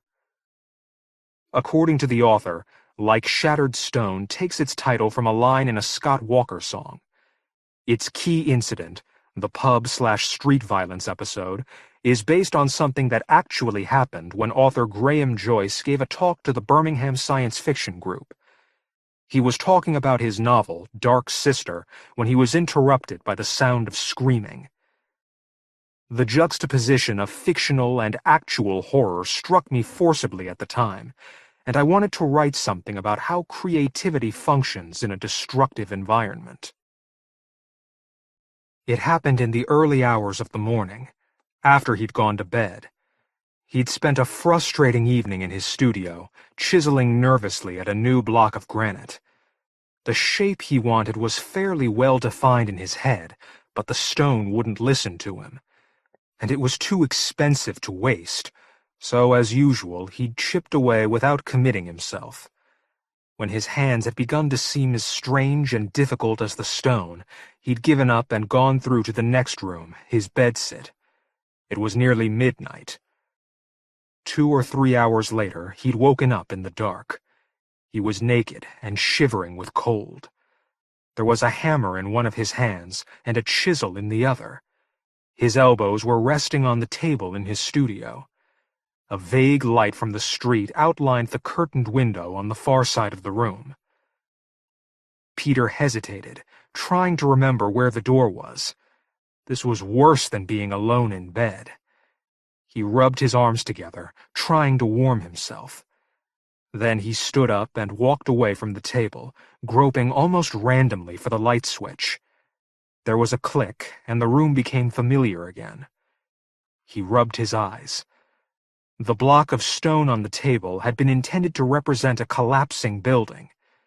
But now, most of the top third of the block had been chipped away. Crude, jagged chippings were scattered on and around the table, and sticking out from the top of the stone was a perfect replica of a child's forearm. The hand was half closed, its muscles tense. Peter stepped towards it and, without thinking, took hold of the rigid fingers. He couldn't believe what a good likeness it was. Even when fully awake, he could never have carved something this convincing. Human figures weren't his line.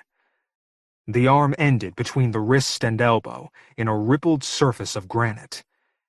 He knew there was no way he could develop the figure. The rest of it was lost, hiding inside the stone. That was a strange way to think about it. Wasn't it Michelangelo who talked about finding the body in stone? Whatever. He'd just have to complete his distorted building, with the hand reaching up through the roof. The image disturbed him. He'd better get back to bed before he died of exposure. At dawn, he was still awake. He wished he could afford a place with central heating. Get a proper job, he told himself angrily, as he drew the curtains and touched the thin crust of ice on the window ledge. Across the narrow yard, which was littered with empty bottles, he could see part of the General Hospital, lighted windows and plastic signs beyond a gray wall that was moldy with frost. The dawn chorus of city center traffic pressed in through the fragile glass. It was February. If there had been any trees, they might have shown the onset of spring. The green shoots of recovery, he thought grimly. The Morning Post brought a check from the Icon Gallery. They'd sold 2 of his wrecked car sculptures, based on things he'd seen by the disused railway in Harborne when he was a child. Well, the money would help to keep him going until the end of the month. He was working part-time as a designer for a correspondence course publisher. The salary was more reliable than what he earned from his art, but it didn't give him the little shock of joy that made him feel able to keep going. Some people got on by money alone, or love, or nothing at all except the will to survive. He couldn't face going back into the studio after last night. Perhaps some exercise would help to wake him up. And he had to pay his check into the bank. It wasn't just an excuse for not working. Outside, the chill took him by surprise. The sky was as white as a freshly painted wall. His lack of sleep made the building seem insubstantial, like a stage set. The pavements were slippery with frost. Near the Salvation Army hostel, he was stopped 3 times by beggars. These days, he couldn't tell who was sleeping rough, who might be starving, who just wanted money for drink. The dividing line between deserving and undeserving cases was invisible on the street. He tried to give something to those who looked sick, or very old, or very young. The alcoholics never pushed their luck. It was the mothers with ragged children who took your coins and followed you, begging for more. They knew it was never the rich who gave. A few years ago, there hadn't been anywhere near as many of them around here. He was stopped twice more in the shopping precinct along New Street. Guilt made him hand £3 to a young girl in white, whose staring, bloodshot eyes suggested heroin addiction. Her arm was so tense she almost dropped the coins. He didn't want those eyes burning inside his head all day. By the time he reached the bank, Peter was in a foul mood. The new design of Victoria Square was still hard to believe. It had been grassy once, surrounded by trees that shaded the benches from sunlight and rain. Now, an entirely redundant semicircle of steps led down from a bored-looking stone goddess in a fountain, attended by 2 Enid Blyton sphinxes. The entire square had been paved over. The effect was of a mass-produced artifact, like something found in a cereal packet. The restored statue of Queen Victoria looked on approvingly from the steps of the town hall. In the distance, the mirrored bulk of the new Hyatt hotel complex glittered above the stores and office blocks of a 4-acre boomtown. If any city center could get it together, Peter reflected, it wouldn't be Birmingham. But was it possible anywhere, with public spending crippled and communities scarred by a decade of neglect? Only the owners of hotels and restaurants catering to visitors from outside were investing in the new city center, while conditions in the poorer residential districts got steadily worse. Newtown, Aston, Shard End, Castle Vale, Smethwick, Neshells, Kingstanding, Castle Bromwich. As the circle of poverty widened, the inner city spread through the suburbs of Moseley and Edgbaston. There was nothing inner about it at all. But of course, there was nothing there for commercial interests to invest in, apart from cheap property rental, which was a vicious and exploitative racket. Still, as long as the Birmingham Post could go on printing pictures of the new convention center and advocating moral crusades against lawlessness, all would surely be well. Back at his flat, Peter worked carefully at the base of his collapsing tower block. The hand was real, and he avoided doing anything to it. After a while, fatigue began to overwhelm him. It felt as if tiny flakes of stone were lodged under his eyelids, but he was afraid of going to sleep. Eventually, he gave up, made some coffee, and put a record on. The Husker Du album, Candy Apple Grey, seemed to echo his mood. Second post had brought him a letter from Rachel. It was relentlessly cheery, as usual. She hoped he was coping financially, was in good health, and wasn't drinking too much. He made a mental note to write to her when hell froze over, though from the way this morning had felt, it already had. The music was atonal, bare nerve endings and fragments of bone without the skin of melody. He remembered the last evening he and Rachel had spent together. She'd come round for dinner. He'd asked her to stay the night, and she'd refused. A tense and bitter ending to a relationship that had lasted nearly 2 years, a year of which they'd spent living together in a house in Handsworth. She'd left him for someone who hardly seemed to want her, who had a lover already, and would never commit himself to Rachel. She and Peter had been proud of the openness that allowed them both to sleep with other people. It was a measure of how much they trusted each other, and a freedom which they very rarely took advantage of. Then Karl came along, passed through their lives, and took Rachel with him. He told her that she was bound to leave Peter someday. No doubt that would make him feel better about himself when it no longer suited him to be with Rachel. I gave you all I had to offer a person, Peter thought, and it wasn't enough. He felt like stone, cold and exposed. Karl didn't even have to love you, did he? It's just as well. The house where they'd lived probably had new tenants by now. You swore you wouldn't leave me for him. Oh, shit, drop it. Let it go. He punched the side of his face until his jaw felt numb. For months he'd been swinging between apathetic misery and a kind of frantic, wild joy that had nothing to do with happiness.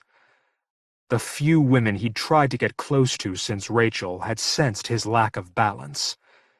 They'd given him sympathy and affection, but been wary of anything more serious. So was he. Sex was a comfort, but love was a confusing threat. That was the worst thing of all. His own loss of depth, loss of need. Now he'd started thinking about Rachel, it was hard to stop. They'd split up 9 months ago. The sensible thing to do was to put it behind you, get on with your life. But sometimes reality wasn't sensible. There was something inside him that was waiting to tear its way out, something as vacant and hungry as an infant. He shivered. It had suddenly turned cold, though nightfall was still an hour away. There were spots of frost on the window. No, not frost. Snowflakes. He'd never seen them so big. They drew whiteness from the sky, flocked together above the buildings, clung brightly to the glass. They were the dead skin of angels. Behind the falling snow, the view trembled and started to dissolve. The phone rang. It was Graham, an old friend from the laboratory where he'd worked a few years ago. Was he coming out to the pub this evening? Peter said yes. It would help. He'd sleep better and have a more normal day tomorrow. By the time he left for the pub, it had stopped snowing. The roads were gray and tacky with slush, but fresh white scars marked the edges of pavement where no one walked. The trees by the cathedral dripped light, melting like chandeliers in a firestorm. Peter rubbed his arms and watched his breath making knots in the air. The snow gave way underfoot, too light to survive. But it was cold enough. The White Lion on Bristol Street was crowded, though it was only mid-evening. Graham and his wife Jane were in the lounge at the back, away from the main bar. Peter recognized a few other faces, including 3 of his former colleagues. Stu, the warehouse manager, whom Peter had never liked, was there with a much younger girlfriend. The sound of his jarring southeast London accent made Peter suddenly recall hours spent counting and sorting tiny bottles in the stockroom, which was kept at a sub-zero temperature and had no windows. You were only meant to stay there for up to 10 minutes without a break. But it was easy to find yourself going in and out all day, looking for missing items as discrepancies arose between stock records and actual supplies. He remembered the quilted jackets and gloves they'd worn for that work, and how your face went numb after a few minutes among the metal shelves. As he started getting drunk, Peter realized how tired he still was. People's voices seemed to drift in and out of focus like wavebands on a car radio. Graham touched his shoulder. "Are you okay? You're shivering." Peter nodded. It wasn't cold in here, was it? He smiled at Graham, who still looked worried. Jane was at the bar, and Stu was relating some loud and humorless anecdote to his other colleagues. "By the way," Graham said quietly, "I've been made redundant. I've got 3 weeks left. They've dropped 5 people. I'm the oldest." Most of the staff were young, because inexperienced workers could be paid less and were easier to dominate. Peter stared at him. "God, I'm sorry. That's dreadful." He knew Graham detested the company, but he liked the job and was good at it. "Did they give you a reason?" "Falling sales figures, need for restructuring, all that." Graham shook his head. "They'd been going on all year about how the company was expanding, but they've taken on 3 new publicity and marketing guys. You know the type. Clean-cut boys in Armani suits, with floppy disks where their brains should be. If you push them against the office wall and fuck them, they'd say, 'Hey, loved your input.' The company's paying them huge salaries to talk trash on the phone. Meanwhile, they'll probably replace all the people they've sacked with kids on YTS or work experience." He drained his pint angrily. "Don't worry. It's not the end of the world. If nothing else turns up, the redundancy money should keep me going until early autumn. I hope Jane won't have to support me, any more than she does already." Suddenly, Graham looked puzzled. "What's that? Outside?" His mouth formed the word shit as they listened. From behind the pub, on the corner with Thorpe Street, someone was shouting, "Help! Help!" Was it genuine or part of a drunken argument? "Oh my God! Help! Please help!" "Come on," Graham said. A number of people at the back of the lounge area had heard it and were starting to head for the door, which was in the main bar. Graham and Peter followed them, moving as quickly as possible through the crowded space. Somebody shouted something to the barman. As they broke out into the frozen street, Peter felt a sudden tension deep in his chest. The screaming had stopped. 2 men were standing in a circle of yellow light, just out of view of the main road. One of them had backed against a high brick wall, his arms flung out. He was wearing a light gray suit. The jacket and shirt were torn into thin strips, held together by threads of blood. The other man was leaning towards him, waving a broken bottle in a hazily deliberate way, as if trying to hypnotize his victim. Both men were about 40. The attacker had a crew-cut bomber jacket and DMs. The sound of footsteps behind him made him pause and draw back. Still clutching the bottle, he began to stagger away, then to run. Nobody followed him. A police car turned off the main road, its roof light flashing, and braked with a crunch of broken glass. The man against the wall didn't move, but he was shaking. The sweat on his face seemed about to freeze. "Are you all right?" someone said. Peter thought he couldn't be seriously hurt. There wasn't enough blood. It looked as though the attacker had been trying to terrify him into giving up his money, or else to cut away the pockets of his suit. There was no snow on the ground or in the air. It had vanished as suddenly as the peace. 2 policewomen got out of the car.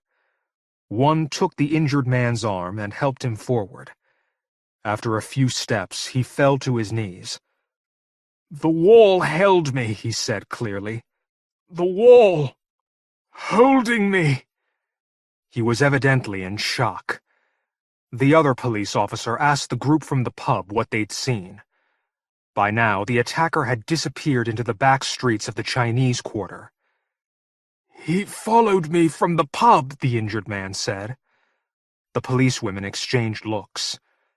Helped to his feet, the victim stared as if wondering where he was. My glasses, he said, sounding confused. In the road. They fell off. A few people started looking. On a hunch, Peter examined the ground under the police car. Just behind the front right-hand wheel was a crushed wire frame and a few fragments of thick glass. He picked them up, feeling a painful and senseless urge to laugh. The car driver was apologizing as Peter followed Graham back into the pub, where people were drinking and talking and playing pool as if nothing had happened. At closing time, snow was falling thickly onto the roads. The sound of traffic was muffled. Jane and Graham gave Peter a lift home, their blue Metro crawling in a slow procession of cars and taxis. He remembered saying goodbye, blundering drunkenly through the flat, making a coffee which he forgot to drink. It seemed only a moment later that he woke up in darkness, reached for the duvet, and bruised his hand on the edge of the table. The smell of dusty floorboards and split stone told him he was back in the studio. At once, his mind filled with the images he'd planned to sculpt: smashed cars, burnt-out buildings. Nervously, he stood up and turned on the light.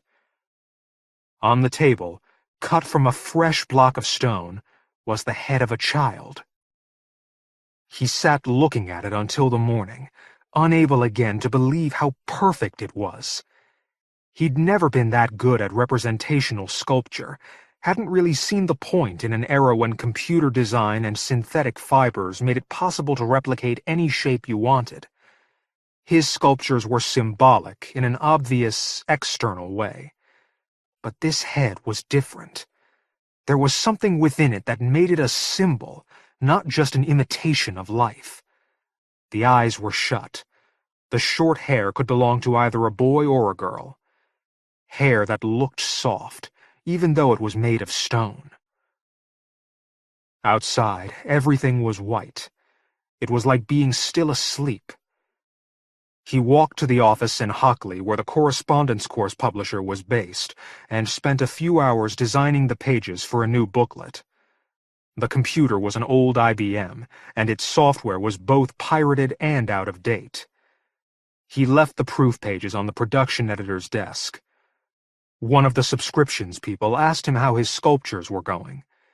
He said something non-committal. How could he take credit for work done in his sleep? Or predict the outcome? It scared him to think about it. From the barred window of the production office, he could see the rippled surface of fresh snow covering the demolition site where, all summer, heaps of rubbish had been burning. How did the old men and women sleeping on the streets survive weather like this? Being drunk wouldn't help you.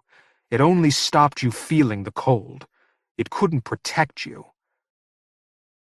Partway through the afternoon, he ran out of things to do. There was a typical Friday atmosphere in the office. People were exchanging gossip, making plans for the weekend, scouring the jobs section of the local paper. The old storage heaters fixed to the walls filled each office with a stuffy barrier of heat. Employees had long since moved their desks to the areas of more normal temperature. Peter was starting to fall asleep. Fear made him stand up, switch off his computer, and say goodbye to the other workers. Outside, it was brighter than he had expected. The snow hoarded daylight, like a sea of broken glass. Under the Hockley flyover, 3 drunks were sharing a bottle of gin. Their layers of clothing identified them as vagrants. Unwilling to go home, Peter headed up into the Asian part of Handsworth. Trays and boxes of frosty vegetables were displayed outside grocery stores. Most shops along the Soho Road had cars parked on the pavement to protect their windows. Peter remembered the Ram raiding in 1991, the jokes about the new drive-in branch of Vision Hire. He'd been living here with Rachel up until last summer. A few more of the shops and large Victorian houses were boarded up now. On the steps of a Seventh-day Adventist church, an old woman crouched in a nest of plastic bags and newspapers. Up ahead, the yellow lines of a box grid marked the crossroads close to where he and Rachel had lived. Peter reflected that you always noticed road markings when it was too late to act on them. Rather than turn left and pass the house, he crossed at the lights and walked along the number 11 route. One of the side roads, a cul-de-sac which ended in waste ground, was now wholly derelict. The narrow, terraced houses had been exposed by vandals or squatters. The window panes and front doors were broken or missing. A gray blanket nailed across one doorway indicated a definite attempt at occupation. So many empty buildings. So many people without shelter. It wasn't necessary for vagrants to die on the streets, any more than it was necessary for someone to get bottled because of his choice of pub. It just happened, and if you said it was inevitable, you were helping it to go on. The light was fading. Peter turned right, onto an oblique side street that would take him back up the Soho Road. By now, traffic and pedestrians had left marks on the layer of snow. It was bruised with slush, crusted with broken ice. It wouldn't last. Then he stopped. Across the road was a large, dark building he didn't recognize. It was at least 3 stories high. The windows were all boarded up. The walls weren't brick, but something like granite. Huge gray blocks that were smeared with frost. Peter stared at the building. He felt sure that something had led him here. Was it a school? A church? A hostel? No insight came to him, apart from a sense of being used. After a few minutes, he walked on. More snow fell before midnight. He slept badly, disturbed by the silence outside. Waking up in bed was both a relief and a disappointment. The flat was cold, but he couldn't really feel it. He dressed, though it wasn't yet daylight, and went into his studio. The head was unchanged. From the other block by the wall, the hand was still reaching upward as though trapped in the process of birth. Was this as far as it went? Because there was nobody to witness these miracles, they were lost. He could feel the empty nights moving over him like a chisel. The need for contact screamed in him. He sat down and put his hands over the stone face. The slight texture of the surface mimicked the imperfections of skin. Falling asleep, he imagined that he could feel the eyes opening, biting into his palms. When he woke, a colorless daylight had soaked through the curtains. His shoulders and arms ached from the position he'd slept in. His hands were numb.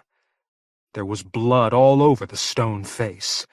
It had run like a shadow onto the bench, around the dull chips of granite. The blood had dried on his hands, but he could see a whorl of tiny cuts in each palm, like a tattoo without ink. He got up and washed, then rubbed TCP into his hands. It was only then that they started to hurt. The crowding in the White Lion made him feel more alone than ever. Newcomers shook fresh snow from the hoods and shoulders of their coats, their faces clouding in the sudden heat. Towards closing time, an inertia swept through the bar. The jukebox changed its tune, regressing from Madonna and Kylie Minogue to the Eagles, Chicago, the Walker Brothers. The scarred words were still falling through Peter's head as he walked out onto the street. Now, just beyond the darkest hour, and just behind the dawn, it still feels so strange. A pack of late-night buses came up Bristol Street into town, all empty and staring white. In the flat, he sat with a bottle of gin and watched the snow falling past the window.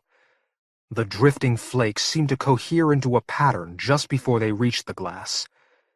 If the window frame were an inch further out, would he be able to see properly? By now, he was beyond crying, beyond the compulsive emotion that came with being drunk. He felt, what was the phrase? Out there. Everything was new and irreversible.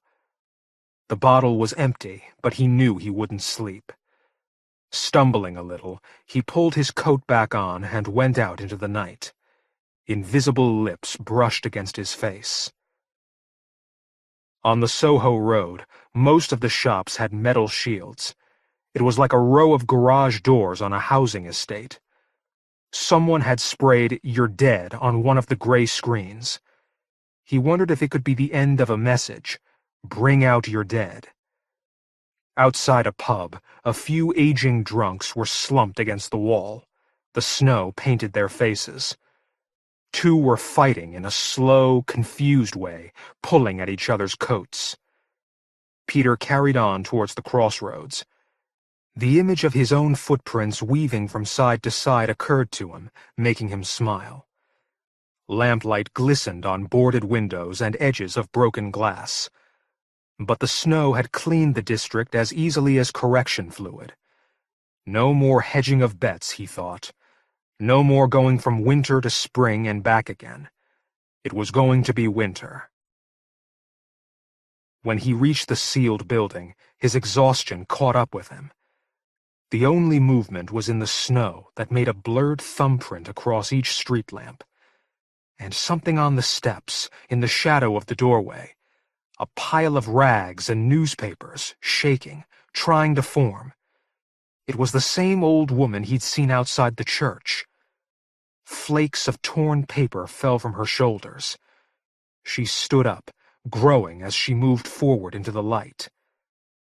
Rachel. The same pale skin, bruised eyes, long streak of dark hair. Or it wasn't Rachel, but it was very like her, and that was enough. She recognized him. They embraced slowly. He gripped her arms and felt her breath on his face. By now there was no sensation in his hands at all. Then she pulled away and began walking along the side of the house. Reaching up, she gestured at the boarded window. Her hand mimed the tearing out of nails. What did she want to get in for? Peter examined the wood. It was firmly secured. He needed tools. "Wait," he said. She seemed to understand. It didn't take him long to catch a taxi on the Soho Road. Entering his flat, he felt like a burglar. There wasn't time for him to recognize the place. In the taxi back into Handsworth, he fought to stay awake. It cost nearly all the change he had. The small hammer and chisel were in his coat pocket. Working by sight alone wasn't easy, especially in the poor light at the side of the building. He couldn't risk being seen from the street. Rachel stood beside him, silently touching the window frame with her thin hands. Eventually, the board shrieked as he worked it loose. There was no glass in the window. Inside, the room was cold and bare. Rachel felt their way along the blank walls to the bottom of a flight of stairs. There was some light here, though he couldn't see where it was coming from. It seemed to float like mist. He sat down on the stairs with Rachel and held her. When she kissed him, his lips went dead as if the nerves had been cut. Her arm was torn, the white flesh gaping open under a flap of cloth. As he watched, crystals formed in the wound and became opaque. There was no blood. At the top of the stairs, they reached a hallway. The walls were covered with messages and drawings. Not sprayed, carved into the surface. People were sitting in corners, on steps, against the wall.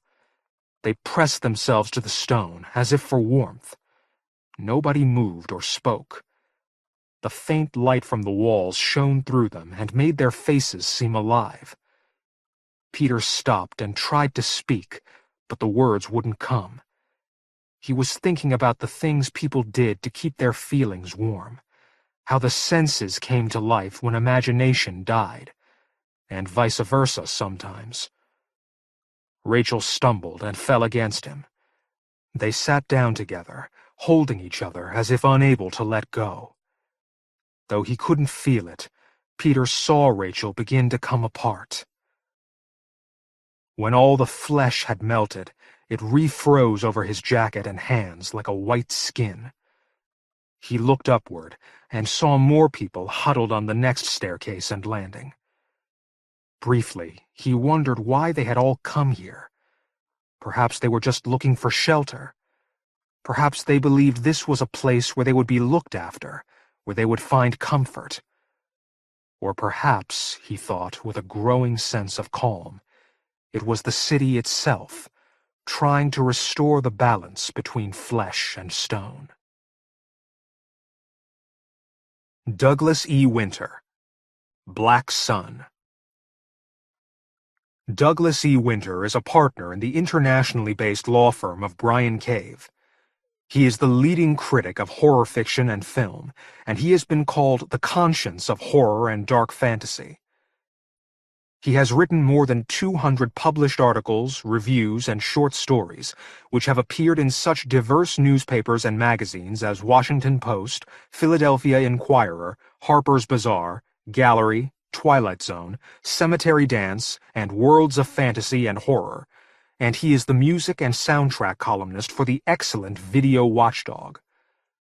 Winter is also the author or editor of a number of books, which include Stephen King, The Art of Darkness, Faces of Fear, Primeval, Millennium, the short fiction collection American Zombie, and a forthcoming critical biography of Clive Barker.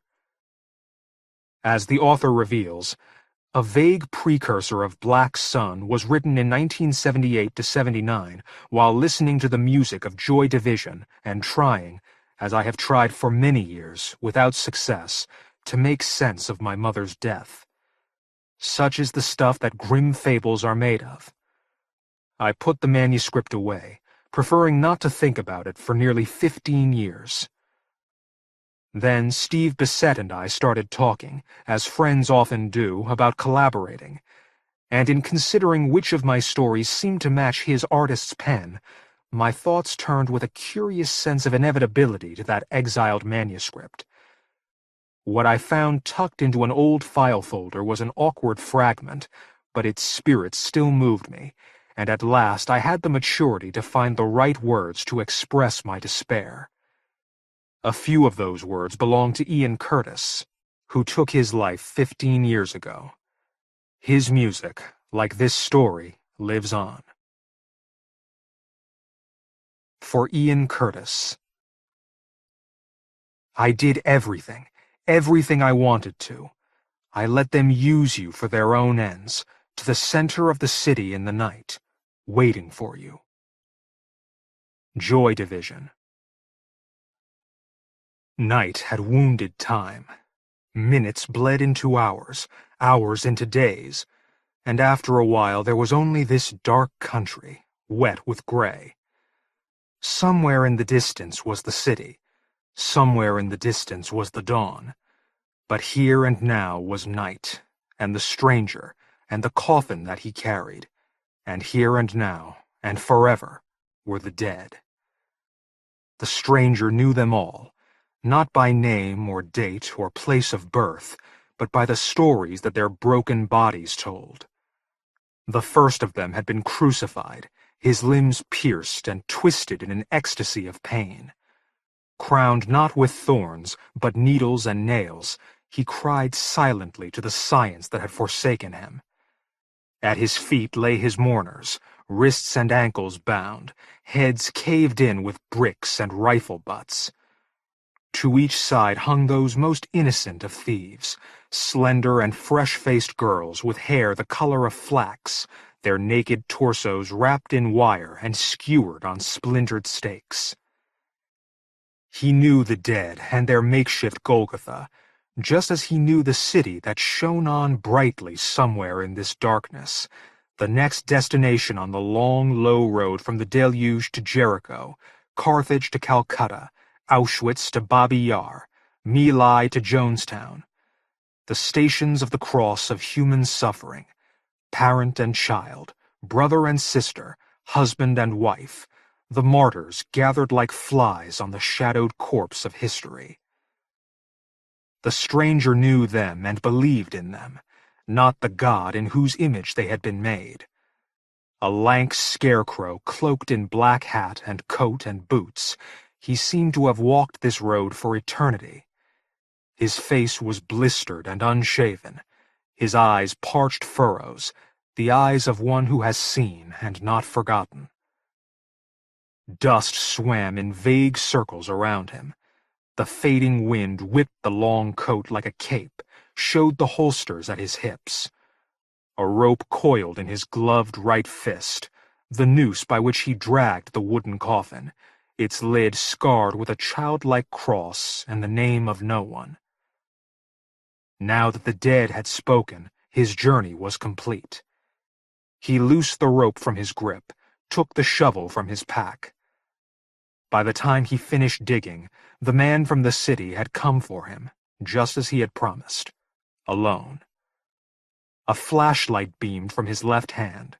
No weapons could be seen. His name was Hagopian, and when he spoke, his whisper was chased by the wind, the swift slash of a blade. "In this world," Hagopian said, "there are two kinds of people." The flashlight burned up into his face, showed eyes restless and blue, teeth bared in a ferret's smile. "Those with loaded guns, and those who dig." The stranger dropped the first handful of dirt onto the coffin, snug in its shallow grave. "The only kind of people I see are the dead."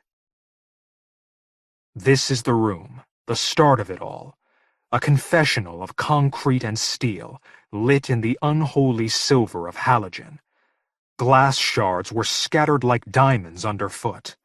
Stains seeped through the ceiling, desperate angels whose tears were tainted water. The control center was unmanned, silent, still. Blank computer screens and video monitors. Dials and digital displays that had died at redline. Clocks winding down in ever slower circles. "No words can explain what happened." Hagopian tapped the first of the video displays, and life was born in dull shades of gray. A view down deep inside, where slowly turned the grinding wheels, the mighty turbines of tomorrow and tomorrow. The technicians, robed in the white frocks of their priesthood, scurried back and forth, laboratory mice lost in a maze of corridors. What went wrong? The stranger did not ask or answer. A mistake, some said. Hagopian activated the next monitor, and the unblinking eye of another camera peered into a roomful of cadavers, laid out like fallen dominoes. Accidents do happen. A third monitor flickered, offered a glimpse into a watery abyss where two workers, doomed golems in cowls and contamination suits, floated in exile. Or was it sabotage? Screen after screen winked awake, a chiaroscuro of the dead and the dying. Could it have been planned, intended, expected? What should we believe, my friend? All the king's horses, all the king's men. In the end, only we can choose. Truth, or the last set of lies? No, the stranger said. Only the most recent ones. There was light in the distance, a bright hot star that pierced the horizon. The city. Hagopian led him back into the darkness, past the broken barricades, the body bags, the guards who coughed blood onto the backs of their hands. The great gray domes rose behind them like inverted mushroom clouds, a monument to last the ages. Through the wire screen, the faces of those standing outside, heedless of the circled triads and words of warning. Faces pressed against the cage of an endangered breed. A bent-backed crone stumbled away from them, a bouquet of torn newspapers and milk cartons held tightly to her breast. She licked at the missing fingers of her left hand and went on her way, following the dirt track that wound down into the valley below, into the sprawl of tents, abandoned vehicles, shelters made of raw lumber and tin siding and cardboard boxes. There, pockets of flame and huddled people waited for a new messiah. "That's it," Hagopian told him. "The cancer colony." This is the car at the edge of the road, a Land Rover, hidden in the ruins of a collapsed overpass, metallic blue turned red with rust. A body, unsexed by decay and the teeth of scavengers, stretched across the hood, spikes driven through its forehead and hips. Hagopian gestured with the flashlight. "This is the way. Step inside." The gears shrieked, caught, and the tires churned mud and sand as the Land Rover took to the road. The dead traveled with them. At every turn lay the young and the old, limbs withered with disease, bellies swollen with starvation, butchered and burned and bullet-torn. At intervals, trucks and rail cars gasped out payloads of human remains. Bulldozers stood watch over gaping ditches where the bodies were heaped like slag, the gray waste of industry. Soon the strangers' mirror shades were awash with dancing phantoms, the backlit afterimages of blasted souls. A blonde giantess smiled down on him, cigarette in hand, inviting unknown pleasures. Beyond the monstrous billboard, the city rose from the darkness, a phoenix of bright concrete and glass. An imaginary morning, a daydream, or a dream of day. Here in the central grid, lighting is, shall we say, encouraged. Hagopian laughed. And why not? The power supply is unlimited. There seemed no end to his laughter. The Land Rover was drawn like an insect to the light. The storefronts, apartment towers, hotels, government buildings, all vacant and broken facades, were alive with light, an urban furnace stoked to white heat. The streets were colored with neon, yellow and pink, blue and green, an artificial inferno that flamed through the center of the city. Searchlights crisscrossed the sky. Floodlights, arrayed in lofty banks, beamed down in every direction. Light, and only light, so bright that even the shadows had melted. Hagopian brought the Land Rover to a stop and fisted open the door. The air was alive with the scent of ozone, the hum of unseen generators. He loomed off into the flaring sodium, lit, unlit, then lit once more, oblivious to the strewn garbage, the burned-out hulks of automobiles, the words, black and spray-painted, along a nearby wall. Car-sick nomads. The stranger followed. Overhead, a streetlight blinked its yellow eye, watching over an intersection empty save for the headless corpse of a baby, sprawled in the gutter like a discarded toy. Its blood tattooed the pavement, slicked the bottom of his boots. A shot echoed through the neon canyons, then the tread of marching feet, growing ever louder. Finally came the voices, a fragile chorus of lost and unheeded words. Is this a dream we share? And the children, what about the children? They keep calling me, calling me. Down the bright-lit boulevard shuffled a procession of ashen women and men, their heads bent, wearing torn hospital gowns and the shame of imagined crimes. Their shepherds sported black hoods and flak jackets, waved their rifles like righteous celebrants. "Can you see?" An elderly woman stumbled from the line, wide-eyed with rapture. She beckoned the stranger to gaze into the processed sky. "Can you see them? The blue and the wind! The blue wind!" She staggered backward, falling into the arms of the nearest of the gunmen. "Who was I?" she cried at him, her fingers like claws on his jacket. "It was ages ago!" Now she was screaming. "And you, then?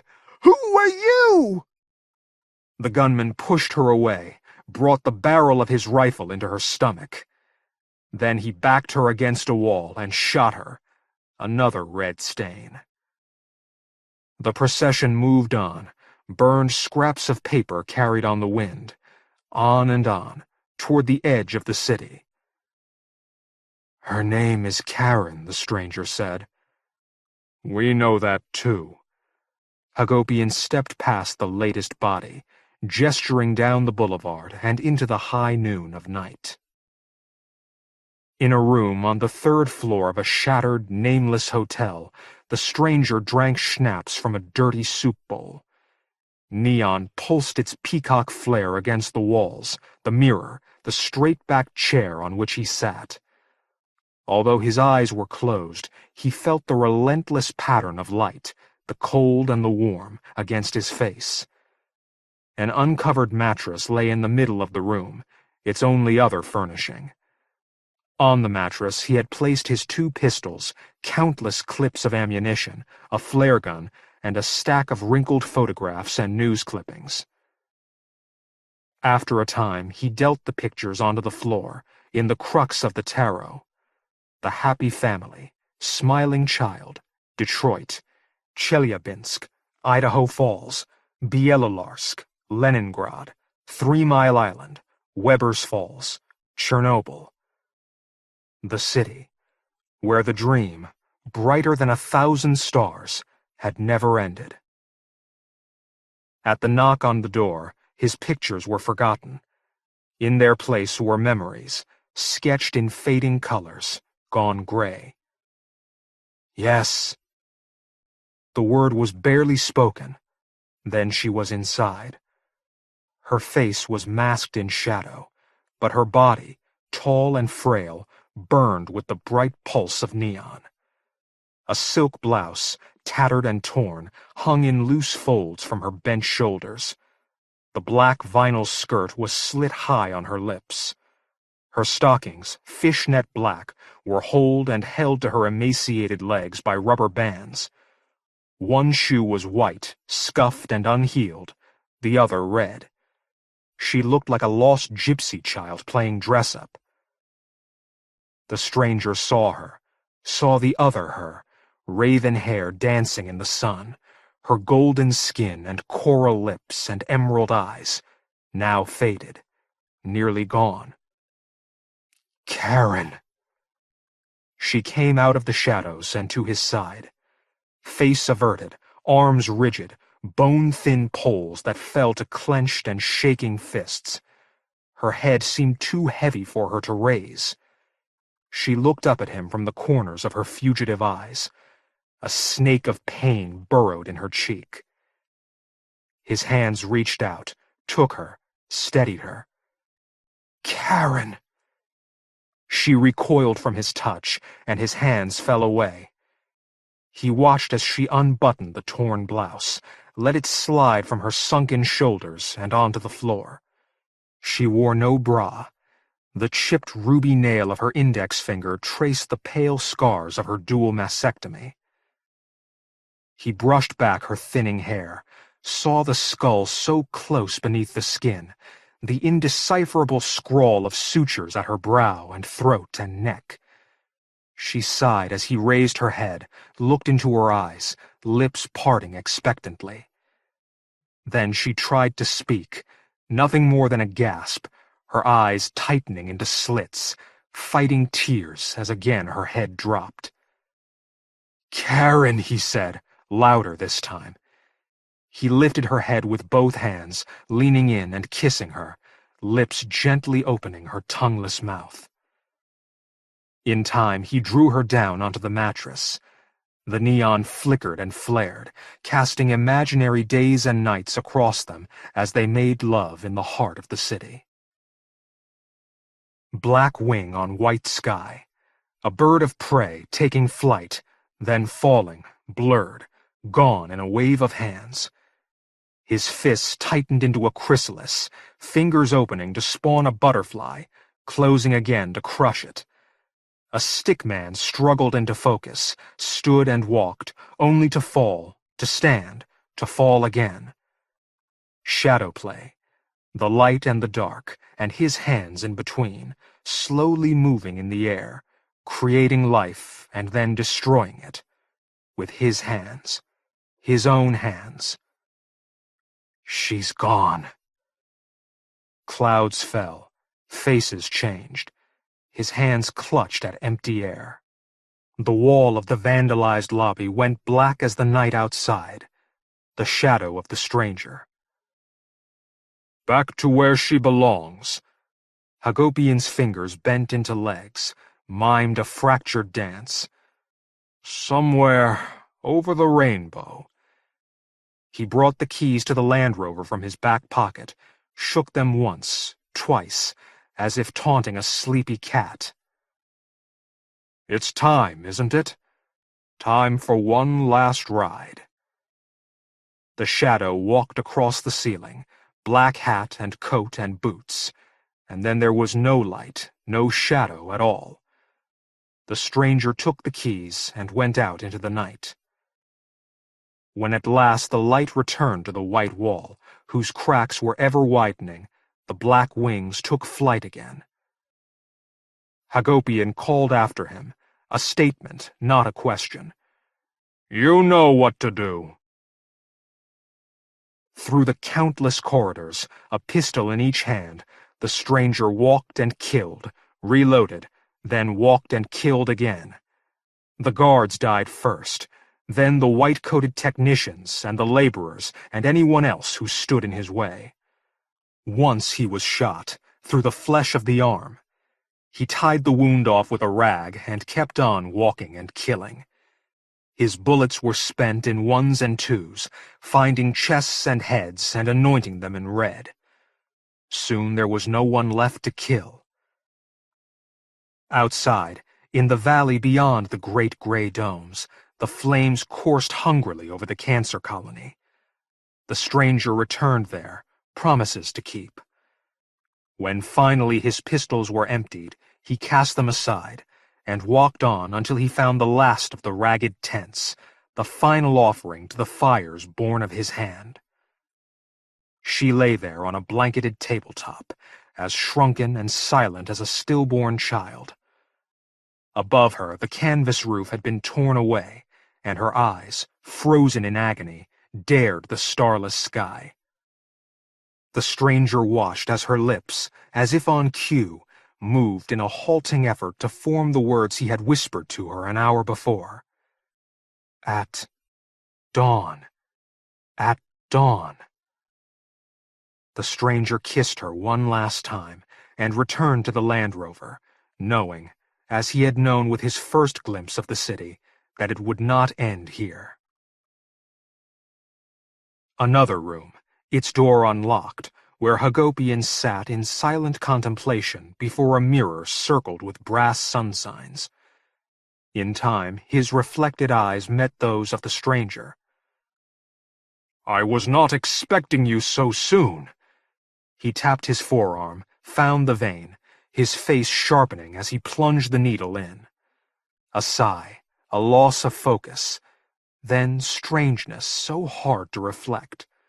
You really are early, my friend.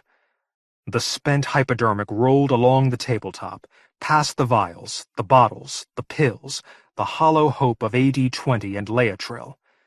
It came to rest against a thick paper envelope. It's not early. Hagopian opened the envelope, drew out the dollars, caressed their green skin. Finally, he counted them, one after another, onto the table. Payment in full. It's late. Too late. Won't you wait for morning? Morning has passed.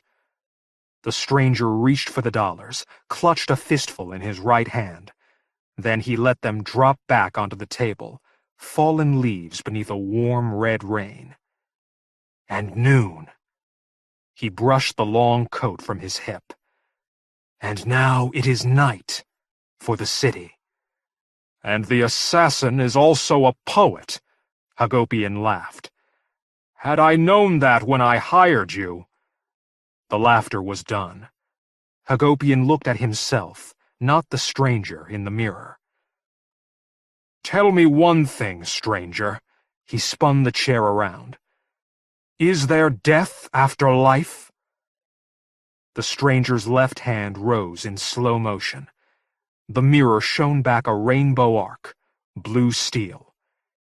His trigger finger squeezed imperceptibly, and the flare gun exploded into Hagopian's face.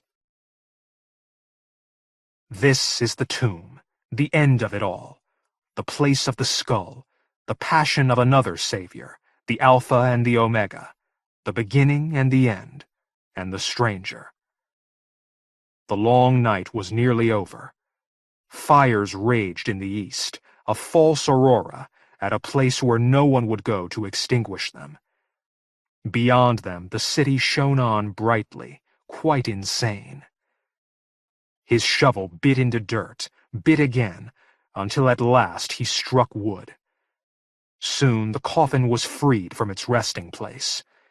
His patient hands traced the name of no one that had been cut into its lid. With the knife from his boot, he jimmied out nail after nail, then pulled the groaning lid away. From his shirt pocket he took the first key. Metal clicked on metal. The key twisted in a quarter circle and stopped. Numbers, sequences. Red went yellow, then green. A sound rose in the distance, slow thunder that sped into a sudden storm of wings. Over the burning horizon soared a great gray mantis, rushing through cloud and shadow to the new Golgotha. He popped a smoke grenade and tossed it onto the tarmac, a balefire plumed in red. Then he reached for the second key. Soon the helicopter floated over him, churning dust and crimson smoke and reanimating the dead, who shook and shuddered like string-cut puppets in its wake. As the rush of wind tore at him, the stranger slid the second key into the coffin. His hat spun away, showing a sudden smile. A scythe. It is finished, he said, for no one, for everyone. Like the spinning rotors of the helicopter, the clocks were running. The stranger rose from the grave, his arms outstretched, raised high, hands open, as the beam of the helicopter's searchlight found him, circled him, caught him. In a ray of golden light, he was taken up into the heavens. 10 years, 10 hours, 10 minutes, 10 seconds. Time healed as in silence the numbers counted backward toward zero. And at dawn, the black sun would rise over the neon city that had finally learned how to die. In memory of Corbucci and Leone. M. John Harrison. Isabel Avens returns to Stepney in the spring. After being closely identified with Michael Moorcock's New Worlds magazine as literary editor for 7 years, M. John Harrison published his debut novel, The Committed Men, in 1971. Since then, he has published such novels as The Centauri Device, The Pastel City, and A Storm of Wings, and the collections Viraconium Nights and The Ice Monkey and Other Stories. Flamingo recently published his novel, The Course of the Heart, as a lead title, along with a reissue of Climbers, winner of the Boardman Tasker Memorial Award, a novel about rock climbing. The story that follows is the basis of the author's next book. The 3rd of September this year, I spent the evening watching TV in an upstairs flat in North London. Some story of love and transfiguration, cropped into all the wrong proportions for the small screen. The flat wasn't mine. It belonged to a friend I was staying with. There were French posters on the walls, dusty CDs stacked on the old-fashioned sideboard, piles of newspapers subsiding day by day into yellowing fans on the carpet. Outside, Tottenham stretched away, Greek driving schools, Turkish social clubs. Turn the TV off and you could hear nothing. Turn it back on and the film unrolled, passages of guilt with lost edges, photographed in white and blue light. At about 11:30, the phone rang. I picked it up. Hello? It was Isabel Avens. "Oh, China," she said. She burst into tears. I said, "Can you drive?" "No," she said. I looked at my watch. "I'll come and fetch you." "You can't," she said. "I'm here. You can't come here." I said, "Be outside, love. Just try and get yourself downstairs. Be outside and I'll pick you up on the pavement there." There was a silence. "Can you do that?" "Yes," she said. Oh, China. The first 2 days she wouldn't get much further than that. "Don't try to talk," I advised. London was as quiet as a nursing home corridor. I turned up the car stereo. Tom Waits, Downtown Train, music stuffed with sentiments you recognize but daren't admit to yourself. I let the BMW slip down green lanes, through Camden into the center, then west. I was pushing the odd traffic light at orange, clipping the apex off a safe bend here and there. I told myself I wasn't going to get killed for her. What I meant was that if I did, she would have no one left. I took the embankment at 8,000 revs, nosing down heavily on the brakes at Chelsea Wharf to get round into Gunter Grove. No one was there to see. By 12:30 I was on Queensborough Road, where I found her standing very straight in the mercury light outside Alexander's building, the jacket of a Karl Lagerfeld suit thrown across her shoulders and one piece of expensive leather luggage at her feet. She bent into the car. Her face was white and exhausted, and her breath stank. The way Alexander had dumped her was as cruel as everything else he did. She had flown back steerage from the Miami clinic, reeling from jet lag, expecting to fall into his arms and be loved and comforted. He told her, "As a doctor, I don't think I can do any more for you." The ground hadn't just shifted on her, it was out from under her feet. Suddenly, she was only his patient again. In the metallic glare of the street lamps, I noticed a stipple of ulceration across her collarbones. I switched on the courtesy light to look closer. Tiny, hectic sores, closely spaced. I said, "Christ, Isabel!" "It's just a virus," she said. "Just a side effect." "Is anything worth this?" She put her arms around me and sobbed. "Oh, China! China!" It isn't that she wants me, only that she has no one else. Yet every time I smell her body, my heart lurches. The years I lived with her, I slept so soundly. Then Alexander did this irreversible thing to her, the thing she had always wanted, and now everything is fucked up and eerie, and it will be that way forever. I said, "I'll take you home." "Will you stay?" "What else?" My name is Mick Rose, which is why people have always called me China. From the moment we met, Isabel Avens was fascinated by that. Later, she would hold my face between her hands in the night and whisper dreamily over and over, "Oh, China, China, China, China." But it was something else that attracted her to me. The year we met, she lived in Stratford-on-Avon. I walked into the cafe at the little toy aerodrome they have there, and it was she who served me. She was 25 years old, slow, heavy-bodied, easily delighted by the world. Her hair was red. She wore a rusty pink blouse, a black ankle-length skirt with lace at the hem. Her feet were like boats in great brown Dr. Martens shoes.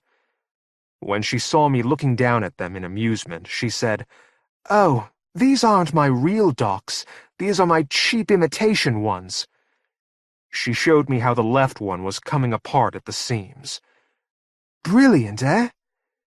She smelled of vanilla and sex. She radiated heat. I could always feel the heat of her a yard away. "I'd love to be able to fly," she told me. She laughed and hugged herself. "You must feel so free." She thought I was the pilot of the little private Cessna she could see out of the cafe window. In fact, I had only come to deliver its cargo, an unadmitted load for an unadmitted destination, some commercial research center in Zurich or Budapest. At the time, I called myself Rose Medical Services, plc. My fleet comprised a single Vauxhall Astra van into which I had dropped the engine, brakes, and suspension of a 2-liter GTE insurance write-off. I specialized. If it was small, I guaranteed to move it anywhere in Britain within 12 hours. Occasionally, if the price was right, to selected points in Europe. Recombinant DNA, viruses at controlled temperatures, sometimes in live hosts, cell cultures in heavily armored flasks. What they were used for, I had no idea. I didn't really want an idea until much later, and that turned out to be much too late. I said, "It can't be so hard to learn. Flying? It can't be so hard." Before a week was out, we were inventing one another hand over fist. It was an extraordinary summer. You have to imagine this. Saturday afternoon, Stratford waterside. The river has a lively look despite the breathless air and heated sky above it. Waterside is full of jugglers and fire-eaters, entertaining thick crowds of Americans and Japanese. There is hardly room to move. Despite this, on a patch of grass by the water, two lovers, trapped in the great circular argument, are making that futile attempt all lovers make to get inside one another and stay there for good. He can't stop touching her because she wants him so.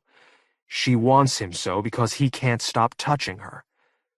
A feeding swan surfaces, caught up with some strands of very pale green weed. Rippling in the sudden warm breeze which blows across the river from the direction of the theater, these seem for a moment like ribbons tied with a delicate knot, the gentle, deliberate artifice of a conscious world. "Oh, look, look," she says.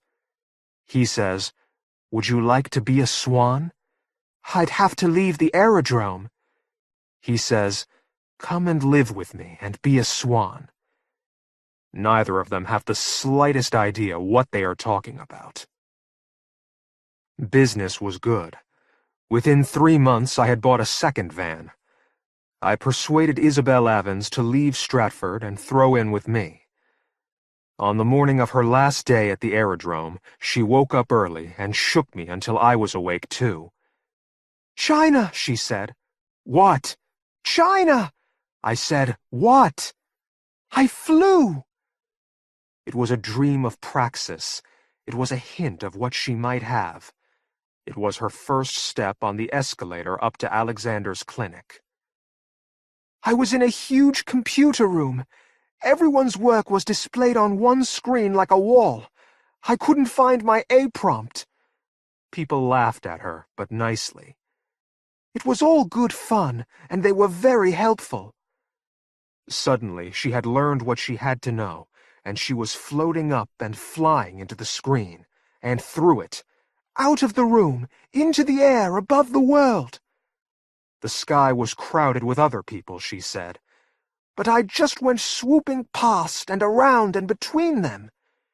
She let herself fall just for the fun of it. She soared, her whole body taut and trembling like the fabric of a kite. Her breath went out with a great laugh. Whenever she was tired, she could perch like a bird. "I loved it," she told me. "Oh, I loved it." "How can you be so jealous of a dream?" I said, "It sounds as if you won't need me soon." She clutched at me. "You helped me to fly," she said. "Don't dare go away, China. Don't dare." She pulled my face close to hers and gave me little dabbing kisses on the mouth and eyes. I looked at my watch. 6:30. The bed was already damp and hot. I could see that we were going to make it worse. She pulled me on top of her, and at the height of things, sweating and inturned and breathless and on the edge, she whispered, "Oh, lovely, lovely, lovely," as if she had seen something I couldn't. "So lovely, so beautiful." Her eyes moved as if she was watching something pass. I could only watch her, moving under me, marvelous and wet, solid and real, everything I ever wanted. The worst thing you can do at the beginning of something fragile is to say what it is. The night I drove her back from Queensborough Road to her little house in the gentrified East End, things were very simple. For 48 hours, all she would do was wail and sob and throw up on me. She refused to eat. She couldn't bear to sleep. If she dropped off for 10 minutes, she would wake silent for the instant it took her to remember what had happened. Then this appalling, dull, asthmatic noise would come out of her. Zh, zh, zh, somewhere between retching and whining, as she tried to suppress the memory and wake me up and sob all at the same time. I was always awake anyway. "Hush now. It will get better. I know." I knew because she had done the same thing to me. "China, I'm so sorry." "Hush. Don't be sorry. Get better." "I'm so sorry to have made you feel like this." I wiped her nose. "Hush." That part was easy. I could dress her ulcers and take care of what was coming out of them, relieve the other effects of what they had done to her in Miami, and watch for whatever else might happen. I could hold her in my arms all night and tell lies and believe I was only there for her. But soon she asked me, "Will you live here again, China?" "You know it's all I want," I said. She warned, "I'm not promising anything." "I don't want you to," I said. I said, "I just want you to need me for something." That whole September we were as awkward as children. We didn't quite know what to say. We didn't quite know what to do with one another. We could see it would take time and patience. We shared the bed rather shyly, and showed one another quite ordinary things as gifts. "Look!" Sunshine fell across the breakfast table, onto lilies and pink napery. I am not making this up. "Look!" A gray cat nosed out of a doorway in London E3. "Did you have a nice weekend?" "It was a lovely weekend. Lovely." "Look." Canary Wharf, shining in the oblique evening light. In our earliest days together, while she was still working at the aerodrome, I had watched with almost uncontainable delight as she moved about a room. I had stayed awake while she slept, so that I could prop myself up on one elbow and look at her and shiver with happiness. Now when I watched, it was with fear. For her. For both of us. She had come down off the tightrope for a while, but things were still so precariously balanced. Her new body was all soft new colors in the bedside lamplight. She was thin now, and shaped quite differently, but as hot as ever, hot as a child with fever. When I fucked her, she was like a bundle of hot wires. I was like a boy. I trembled and caught my breath when I felt with my fingertips the damp, feathery lips of her cunt, but I was too aware of the dangers to be carried away. I didn't dare let her see how much this meant to me. Neither of us knew what to want of the other anymore. We had forgotten one another's rhythms. In addition, she was remembering someone else's. It was Alexander who had constructed for me this bundle of hot, thin, hollow bones, wrapped round me in the night by desires and demands I didn't yet know how to fulfill. Before the Miami treatments, she had loved me to watch her as she became aroused. Now she needed to hide, at least for a time. She would pull at my arms and shoulders, shy and desperate at the same time. Then, as soon as I understood that she wanted to be fucked, push her face into the side of mine so I couldn't look at her. After a while, she would turn onto her side, encourage me to enter from behind, stare away into some distance implied by us, our failures, the dark room. I told myself I didn't care if she was thinking of him. Just so long as she had got this far, which was far enough to begin to be cured in her sex where he had wounded her as badly as anywhere else. I told myself I couldn't heal her there, only allow her to use me to heal herself. At the start of something so fragile, the worst mistake you can make is to say what you hope. But inside your heart, you can't help speaking, and by that speech, you have already blown it. After Isabel and I moved down to London from Stratford, business began to take up most of my time.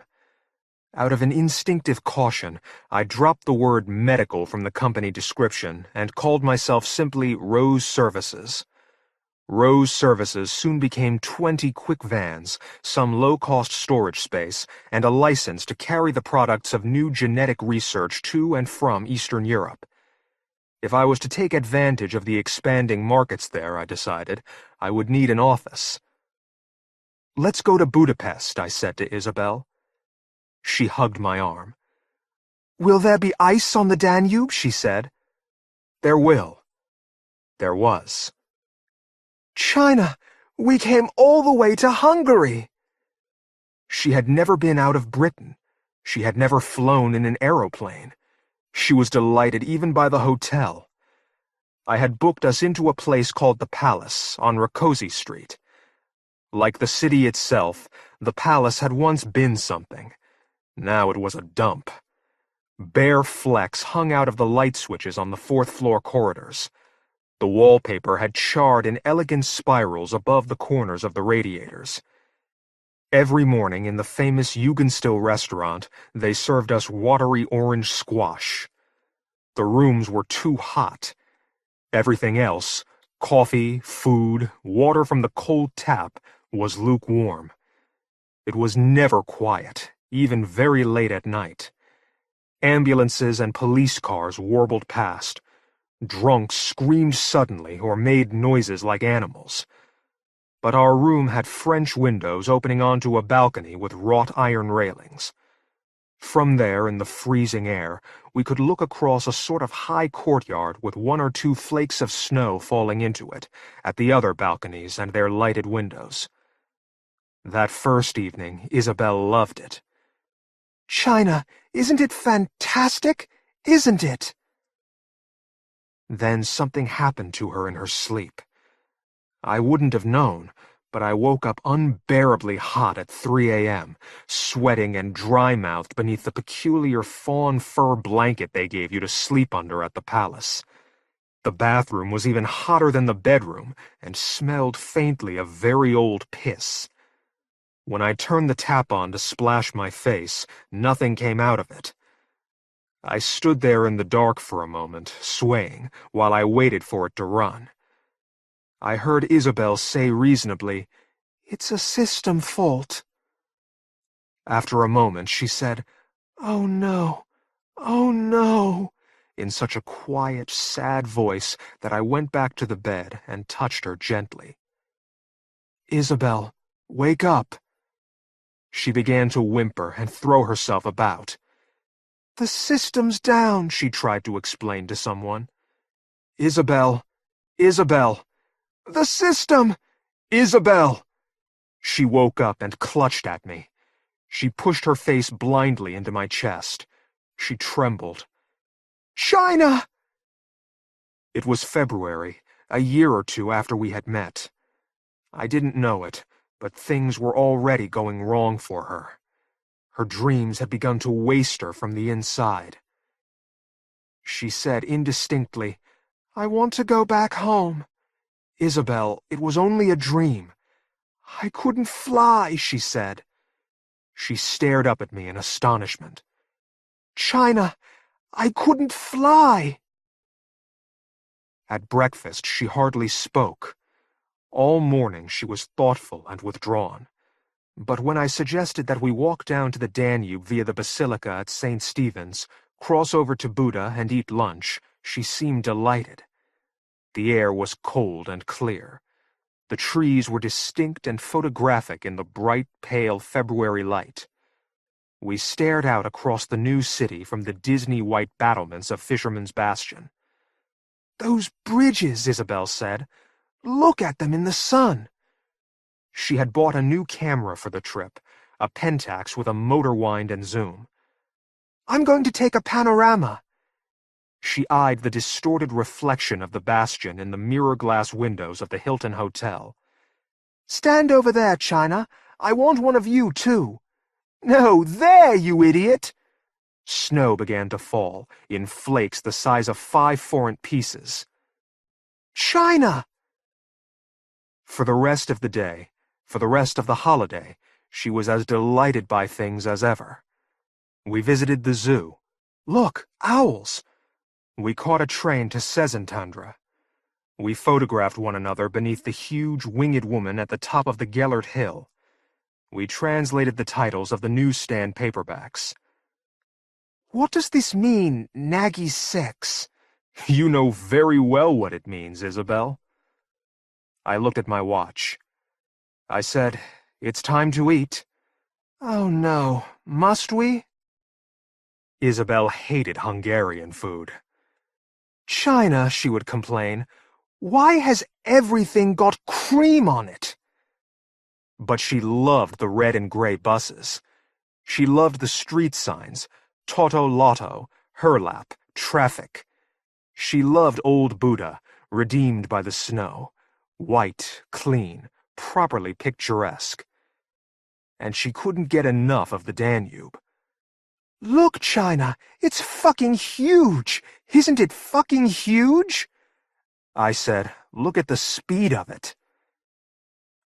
At midnight on our last day, we stood in the exact center of the Erzsébet Bridge, gazing north. Szentendre and Danube Bend were out there somewhere, locked in a Middle European night stretching all the way to Czechoslovakia. Ice floes like huge lily pads raced towards us in the dark. You could hear them turning and dipping under one another, piling up briefly round the huge piers, jostling across the whole vast breadth of the river as they rushed south.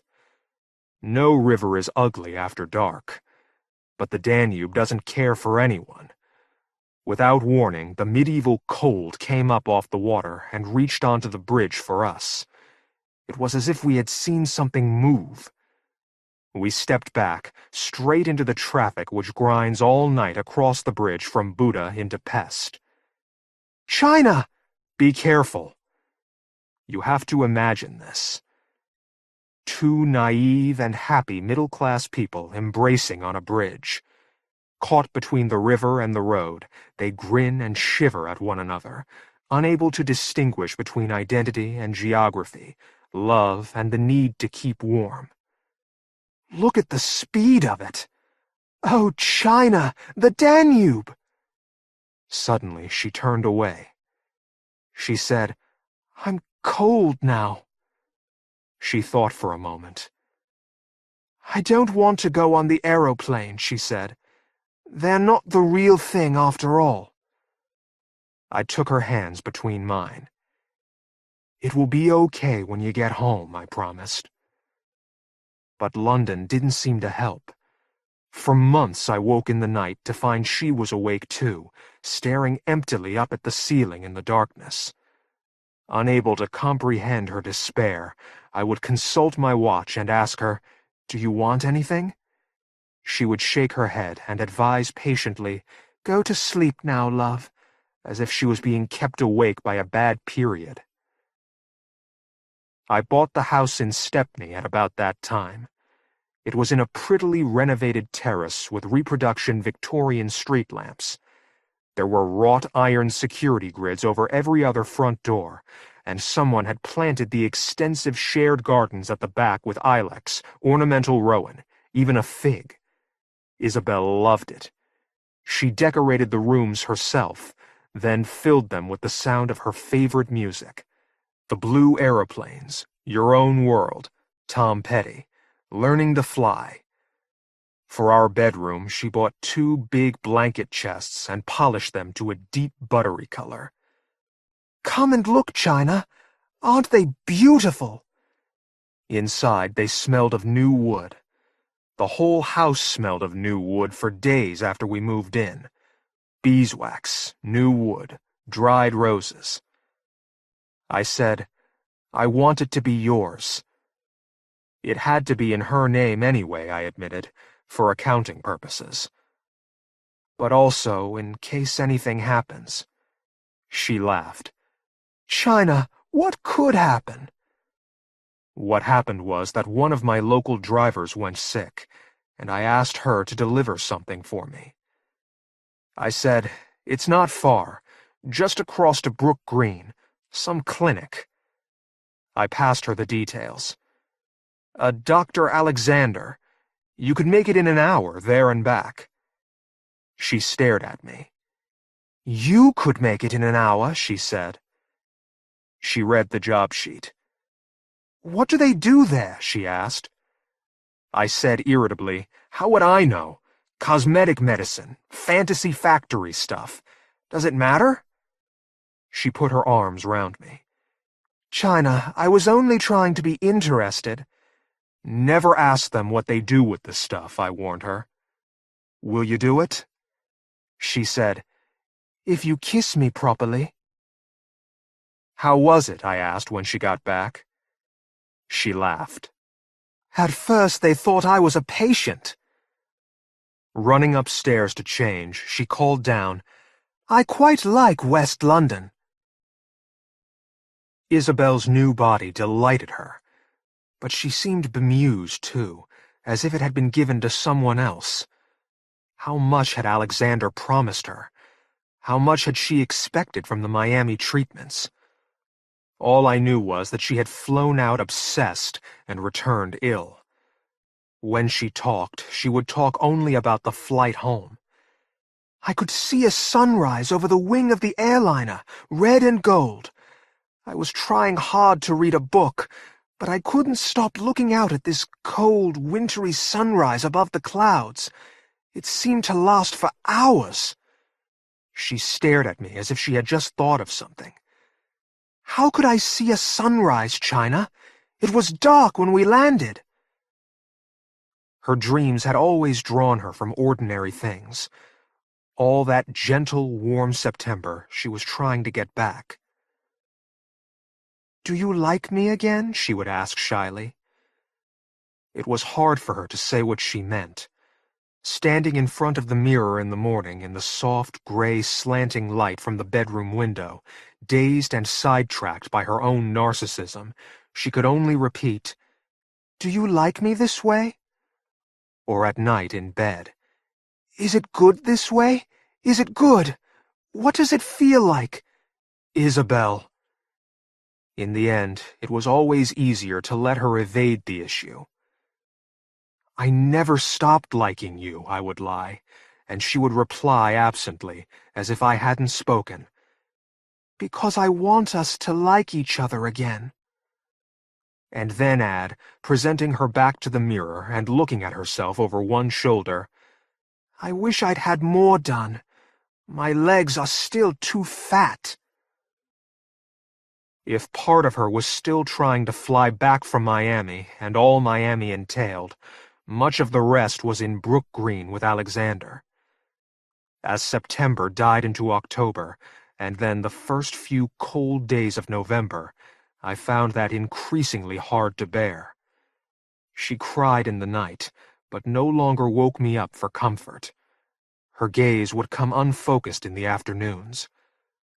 Unable to be near her while, thinking of him, she pretended to leaf through Vogue and Harper's. I walked out into the rainy, unredeemed Whitechapel streets. Suddenly, it was an hour later, and I was watching the lights come on in a hardware shop window on Roman Road. Other times, when it seemed to be going well, I couldn't contain my delight.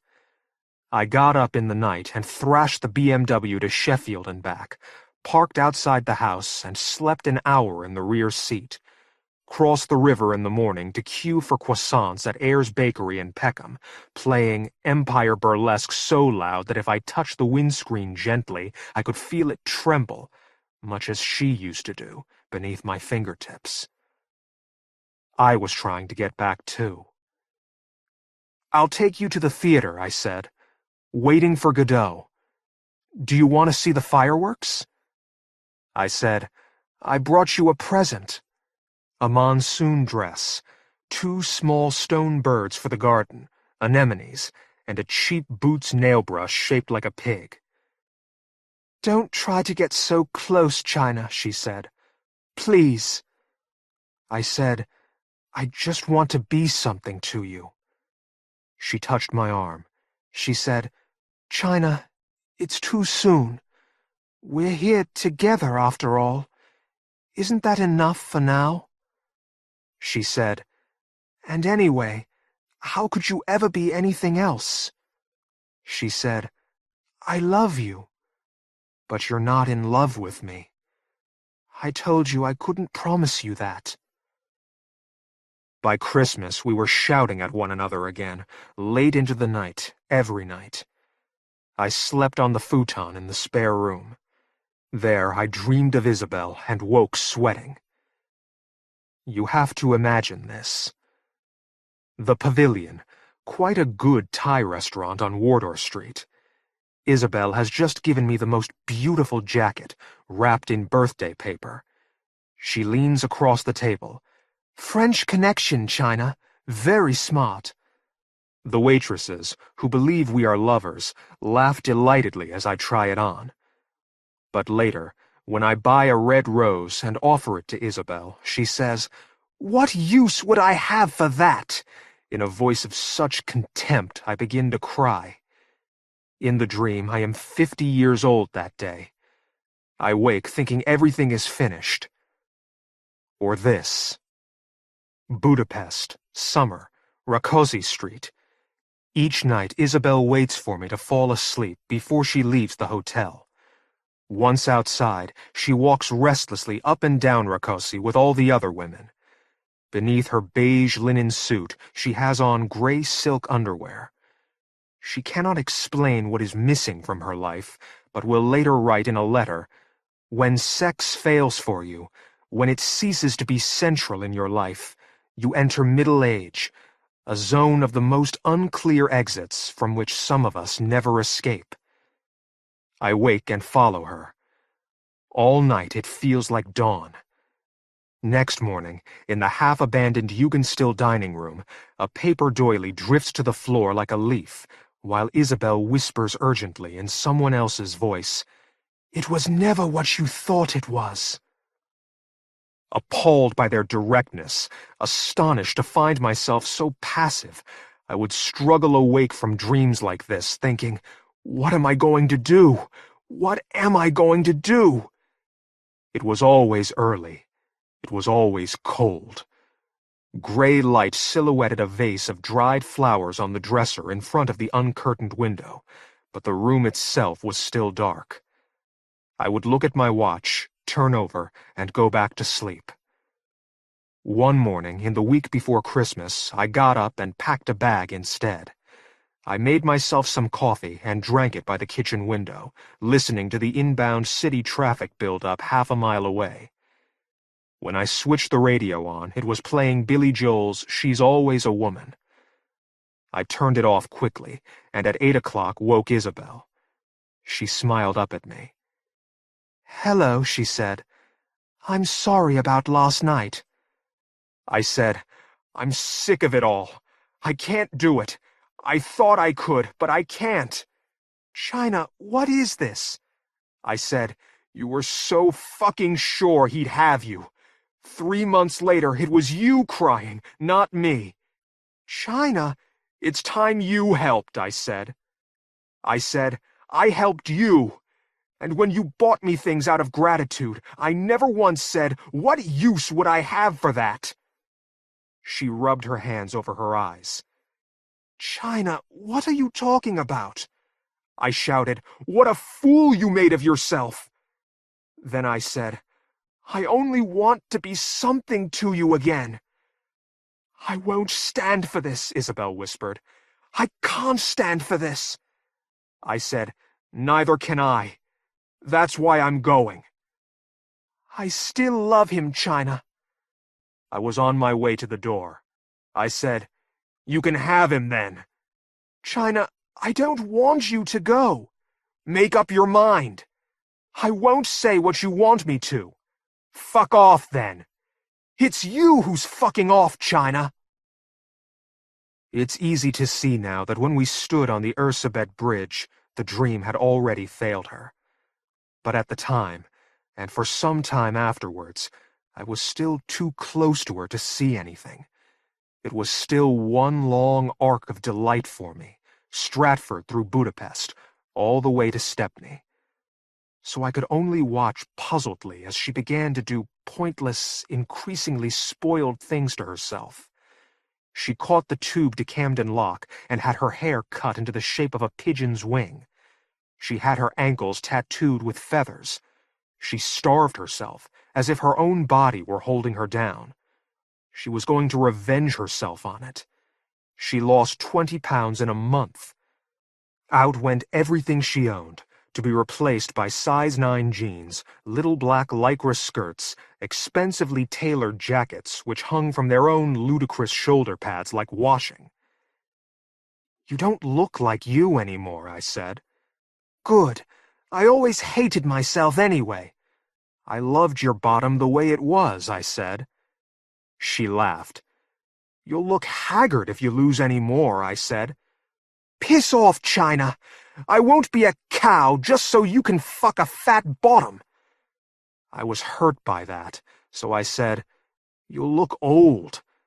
Anyway, I didn't think we fucked. I thought we made love."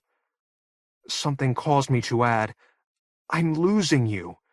And then, even less reasonably, "Or you're losing me." "China, don't be such a baby." Then, one afternoon in August, she walked into the lounge and said, "China, I want to talk to you." The second I heard this, I knew exactly what she was going to say.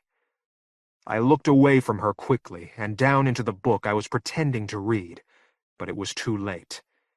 There was a kind of soft thud inside me. It was something broken. It was something not there anymore. I felt it. It was a door closing, and I wanted to be safely on the other side of it before she spoke. "What?" I said. She looked at me uncertainly. "China, What?" China, I haven't been happy. Not for some time. You must have realized. I've got a chance at an affair with someone, and I want to take it." I stared at her. "Christ," I said. "Who?" "Just someone I know." "Who?" I said, and then, bitterly, "Who do you know, Isabel?" I meant, who do you know that isn't me? "It's only an affair," she said, and, "You must have realized I wasn't happy." I said dully, "Who is this fucker?" "It's David Alexander." "Who?" "David Alexander! For God's sake, China, you make everything so hard. At the clinic, David Alexander." I had no idea who she was talking about. Then I remembered. "Christ," I said. "He's just some fucking customer!" She went out. I heard the bedroom door slam. I stared at the books on the bookshelves, the pictures on the walls, the carpet dusty gold in the pale afternoon light. I couldn't understand why it was all still there. I couldn't understand anything. 20 minutes later, when Isabel came back in again carrying a soft leather overnight bag, I was standing in the same place, in the middle of the floor. She said, "Do you know what your trouble is, China?" "What?" I said. "People are always just some fucking this or that to you." "Don't go." She said, "He's going to help me fly, China. You always said I helped you to fly." She looked away. "It's not your fault it stopped working," she said. "It's me." "Christ, you selfish bitch!" "He wants to help me to fly," she repeated dully. And then, "China, I am selfish." She tried to touch my hand, but I moved it away. "I can't fucking believe this," I said. "You want me to forgive you just because you can admit it?" "I don't want to lose you, China." I said, "You already have." "We don't know what we might want," she said. "Later on. Either of us." I remembered how we had been at the beginning. Stratford waterside, whispers and moans. "You helped me to fly, China." "If you could hear yourself," I said. "If you could just fucking hear yourself, Isabel." She shrugged miserably and picked up her bag. I didn't see her after that. I did have one letter from her. It was sad without being conciliatory, and ended, "You were the most amazing person I ever knew, China, and the fastest driver." I tore it up. "Were," I said. "Fucking were." By that time, she had moved in with him, somewhere along the network southeast line from Waterloo. Chiswick, Kew, one of those old-fashioned suburbs on a bladder of land inflated into the picturesque curve of the river, with genteel, deteriorating houseboats, an arts centre, and a wine bar on every corner. West London is full of places like that. Shabby, comfortable, until you smell the money. Isabel kept the Stepney house. I would visit it once a month to collect my things, cry in the lounge, and take away some single pointless item. A compact disc I had bought her, a picture she had bought me. Every time I went back, the bedroom, with its wooden chests and paper birds, seemed to have filled up further with dust. Despite that, I could never quite tell if anything had changed. Had they been in there, the two of them? I stayed in the doorway so as not to know. I had sold Rose Services and was living out in Tottenham, drinking Michelin beer and watching Channel 4 movies while I waited for my capital to run out. Some movies I liked better than others. I cried all the way through Alice in the Cities. I wasn't sure why. But I knew why I was cheering Anthony Hopkins as the good father. "You were the most amazing person I ever knew, China, and the fastest driver. I'll always remember you." What did I care? 2 days after I got the letter, I drove over to Queensborough Road at about 7 in the evening. I had just bought the BMW. I parked it at the curb outside Alexander's clinic, which was in a large postmodern block not far down from Hammersmith Gyratory. Some light rain was falling. I sat there watching the front entrance. After about 20 minutes, Alexander's receptionist came out, put her umbrella up, and went off towards the tube station. A bit later, Alexander himself appeared at the security gate. I was disappointed by him. He turned out to be a tall, thin man, middle-aged, gray-haired, dressed in a light wool suit. He looked less like a doctor than a poet.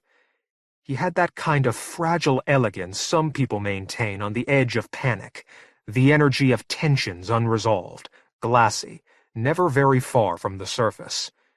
He would always seem worried. He looked along the street towards Shepherd's Bush, then down at his watch. I opened the near-side passenger window. "David Alexander," I called. "Waiting for someone?" He bent down puzzledly and looked into the BMW. "Need a lift?" I offered. "Do I know you?" he asked. I thought, "Say the wrong thing, you fucker.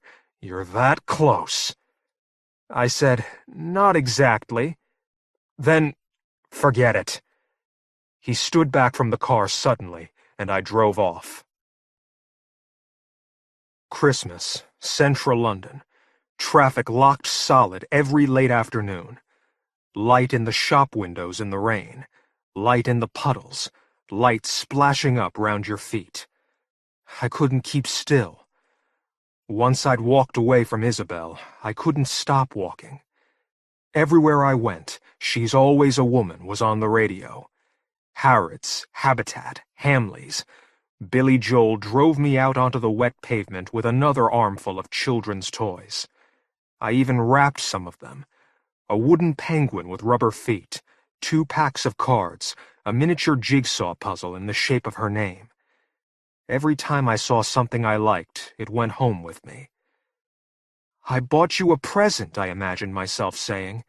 "This fucking little spider that really jumps. Look!" Quite suddenly, I was exhausted. Christmas Day I spent with the things I'd bought. Boxing Day, and the day after that, I lay in a chair staring at the television. Between shows, I picked up the phone and put it down again, picked it up and put it down. I was going to call Isabel, then I wasn't. I was going to call her, but I closed the connection carefully every time the phone began to ring at her end. Then I decided to go back to Stepney for my clothes. Imagine this. 2 a.m. The house was quiet. Or this. I stood on the pavement. When I looked in through the uncurtained ground-floor window, I could see the little display of lights on the front of Isabel's CD player. Or this. For a moment, my key didn't seem to fit the door. Imagine this. Late at night, you enter a house in which you've been as happy as anywhere in your life, probably happier. You go into the front room, where streetlight falls unevenly across the rugs, the furniture, the mantelpiece, and mirrors. On the sofa are strewn a dozen colorful, expensive shirts, blue and red and gold like macaws and money. 2 or 3 of them have been slipped out of their cellophane, carefully refolded and partly wrapped in Christmas paper. "Dear China," say the tags. "Dearest China." There are signs of a struggle, but not necessarily with someone else. A curious stale smell fills the room, and a chair has been knocked over. It's really too dark to see. Switch on the lights. Glasses and bottles. Food trodden into the best kiln. Half-empty plates, 2 days old. "Isabel? Isabel!"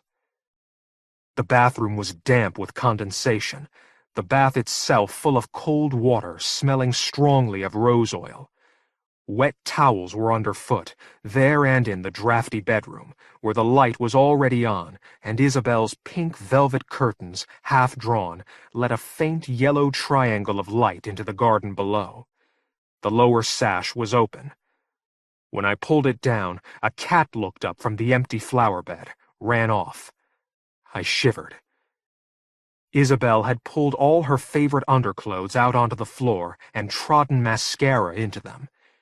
She had written in lipstick on the dressing table mirror, in perfect mirror writing, "Leave me alone."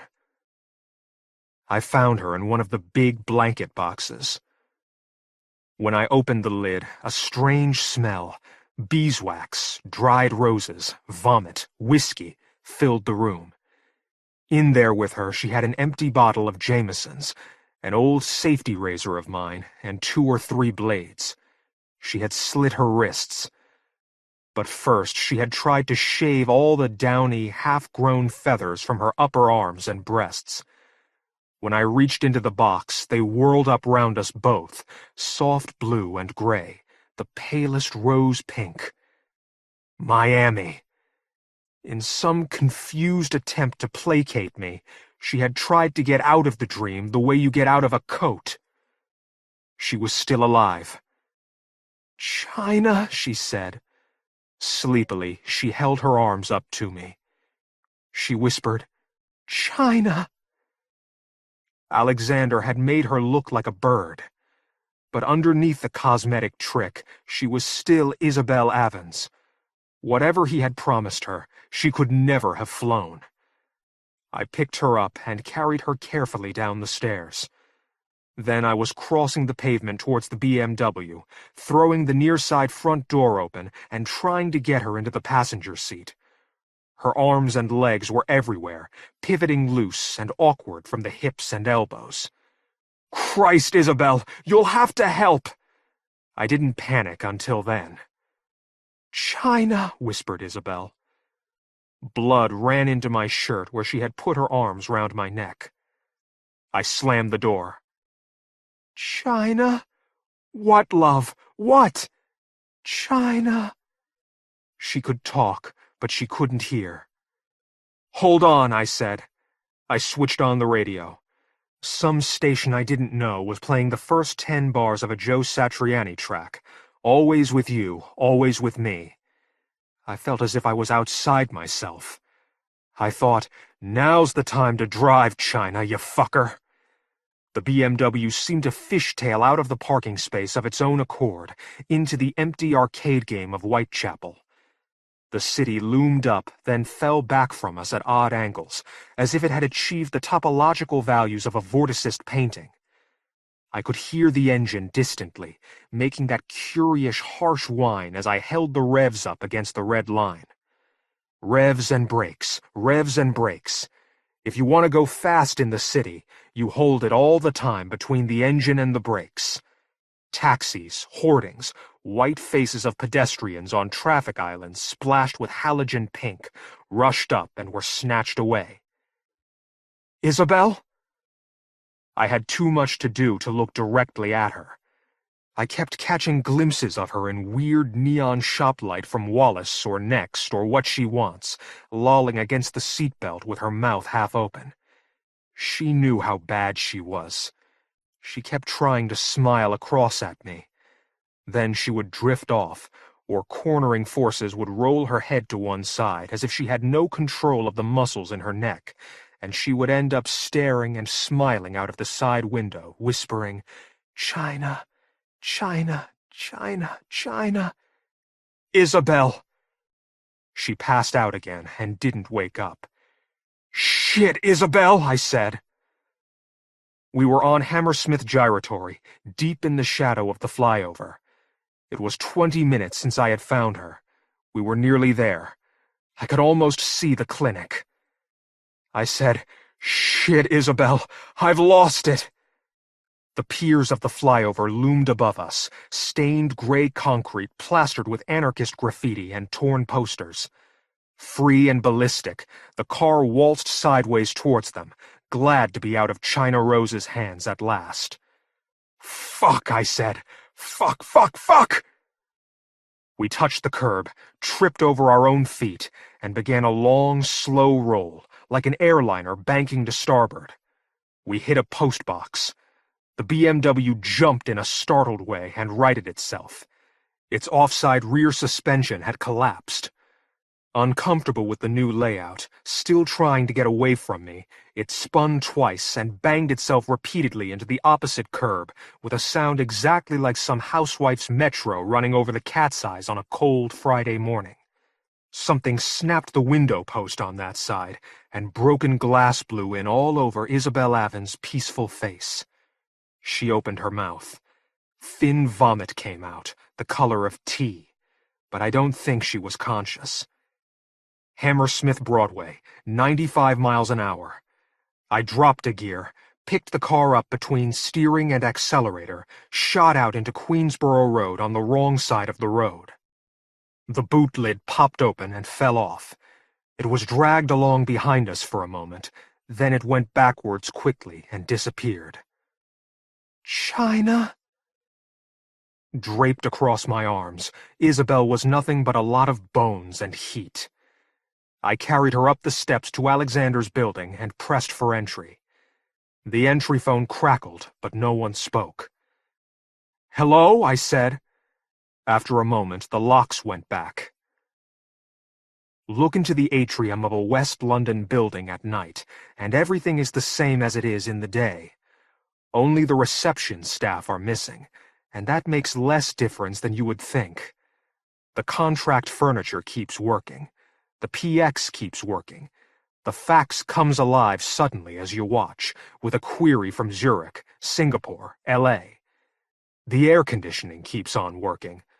Someone has watered the plants, and they keep working too, making chlorophyll from the overhead lights. Paper curls out of the fax and stops. You can watch for as long as you like. Nothing else will happen, and no one will come. The air will be cool and warm at the same time, and you will be able to see your own reflection very faintly in the treated glass. China? Upstairs, it was a floor of open-plan offices, health, finance, and then a floor of consulting rooms.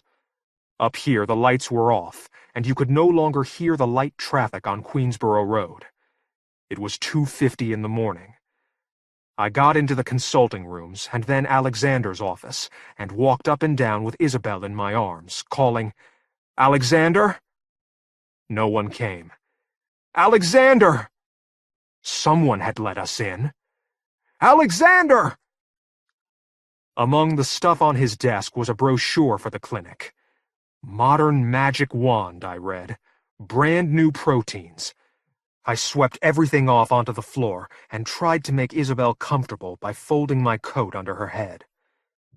"I'm sorry," she said quietly, but not to me. It was part of some conversation I couldn't hear. She kept rolling onto her side and retching over the edge of the desk, then laughing. I had picked up the phone and was working on an outside line when Alexander came in from the corridor. He had lost weight. He looked vague and empty, as if we had woken him out of a deep sleep. You can tear people like him apart like a piece of paper, but it doesn't change anything. "Press 9, he advised me. "Then call an ambulance." He glanced down at Isabel. He said, "It would have been better to take her straight to a hospital." I put the phone down. "I fucked up a perfectly good car to get here," I said.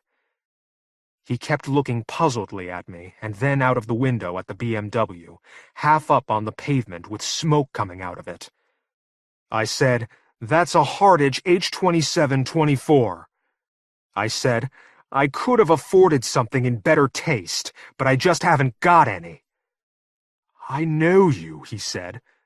"You've done work for me." I stared at him. He was right. I had been moving things about for him since the old Astrovan days, since before Stratford. And if I was just a contract to him, he was just some writing on a job sheet to me. He was the price of a Partridge BMW with racing suspension and 17-inch wheels. "But you did this," I reminded him. I got him by the back of the neck and made him look closely at Isabel. Then I pushed him against the wall and stood away from him. I told him evenly, "I'm fucking glad I didn't kill you when I wanted to." I said, "Put her back together." He lifted his hands. "I can't," he said. "Put her back together." "This is only an office," he said. "She would have to go to Miami." I pointed to the telephone. I said, "Arrange it. Get her there." He examined her briefly. "She was dying anyway," he said. "The immune system work alone would have killed her. We did far more than we would normally do on a client. Most of it was illegal. It would be illegal to do most of it to a laboratory rat. Didn't she tell you that? I said, get her there and put her back together again. I can make her human again, he offered. I can cure her. I said, she didn't fucking want to be human. I know, he said. He looked down at his desk, his hands. He whispered, help me to fly. Help me to fly. Fuck off, I said. I loved her too, you know. But I couldn't make her understand that she could never have what she wanted. In the end, she was just too demanding. Effectively, she asked us to kill her. I didn't want to know why he had let me have her back. I didn't want to compare inadequacies with him. I said, I don't want to hear this. He shrugged. She'll die if we try it again, he said emptily. You've got no idea how these things work. Put her back together. You tell me what else I could have said. Here at the Alexander Clinic, we use the modern magic wand of molecular biology to insert avian chromosomes into human skin cells. Nurtured in the clinic's vats, the follicles of this new skin produce feathers instead of hair. It grafts beautifully. Brand new proteins speed acceptance. But in case of difficulties, we remake the immune system, aim it at infections of opportunity, fire it like a laser. Our client chooses any kind of feather, from pinion to down, in any combination. She is as free to look at the sparrow as the bowerbird or macaw. Feathers of any size or color. But the real triumph is elsewhere. Designer hormones trigger the brown fat mechanism. Our client becomes as light and as hot to the touch as a female hawk. Then, metabolically induced calcium shortages hollow the bones. She can be handled only with great care. And the dreams of flight. Engineered endorphins released during sexual arousal simulate the side sweep, swoop, and mad fall of mating flight, the frantically beating heart, long sight. Sometimes the touch of her own feathers will be enough. I lived in a hotel on the beach while it was done. Miami, TV prophecy, humidity like a wet sheet, an airport where they won't rent you a baggage trolley. You wouldn't think this listening to Bob Seger. Unless you are constantly approaching it from the sea, Miami is less a dream, less even a nightmare, than a place. All I remember is what British people always remember about Florida. The light in the afternoon storm, the extraordinary size and perfection of the food in the supermarkets. I never went near the clinic, though I telephoned Alexander's team every morning and evening. I was too scared. One day they were optimistic, the next they weren't. In the end, I knew they had got involved again. They were excited by the possibilities. She was going to have what she wanted. They were going to do the best they could for her, if only because of the technical challenge. She slipped in and out of the world until the next spring. But she didn't die, and in the end I was able to bring her home to the blackened, gentle East End in May, driving all the way from Heathrow down the inside lane of the motorway, as slowly and carefully as I knew how. I had adjusted the driving mirror so I could look into the back of the car. Isabel lay awkwardly across one corner of the rear seat. Her hands and face seemed tiny. In the soft, wet English light, their adjusted bone structures looked more rather than less human. Lapped in her singular successes and failures, the sum of her life to that point, she was more rested than I had ever seen her. About a mile away from the house, outside Whitechapel Tube Station, I let the BMW drift up to the curb and stop. I switched the engine off and got out of the driving seat. "It isn't far from here," I said. I put the keys in her hand. "I know you're tired," I said, "but I want you to drive yourself the rest of the way." She said, "China, don't go. Get back in the car." "It's not far from here," I said. "China, please don't go." "Drive yourself from now on." "If you're so clever, you tell me what else I could have done." All that time in Miami, she had never let go, never once vacated the dream. The moment she closed her eyes, feathers were floating down past them. She knew what she wanted. Don't mistake me. I wanted her to have it. But imagining myself stretched out next to her on the bed night after night, I could hear the sound those feathers made, and I knew I would never sleep again for the touch of them on my face. Ian MacLeod, The Dead Orchards. Ian MacLeod lives in Sutton Coldfield with his wife Gillian and daughter Emily. After working for 10 years in the civil service, he quit his job to become a full-time writer.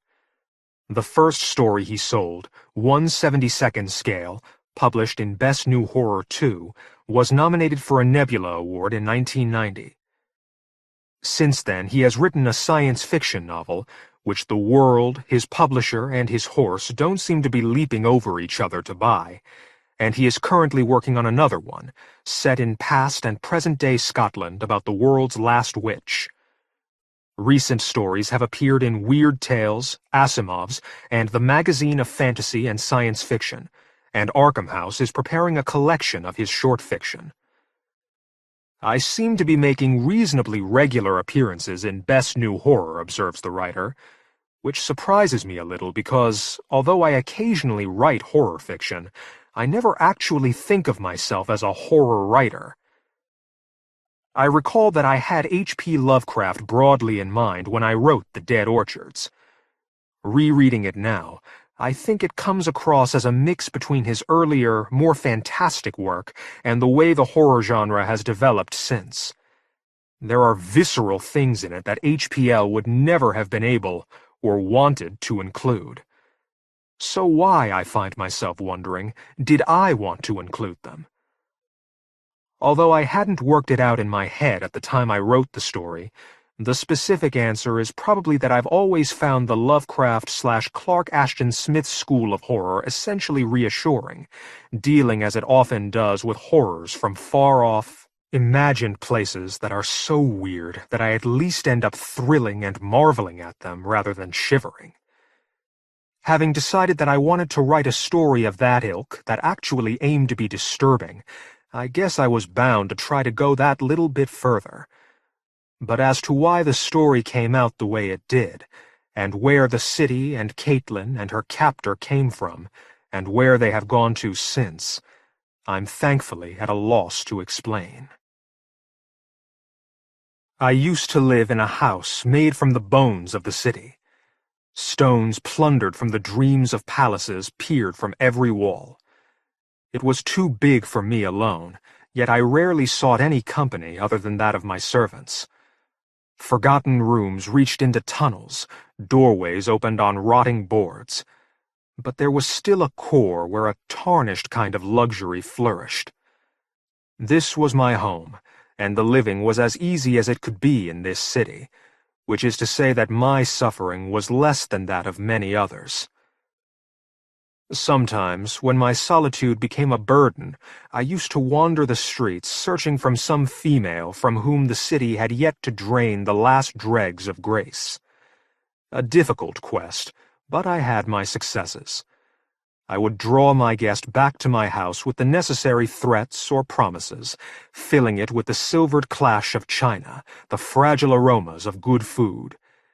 And when the feast had ended and contentment played on the air, when my guest sat on her golden chair and all past life was an ugly dream, I would offer her one last luxury, a glass of the clearest water drawn from a well deep in the foundations of my house.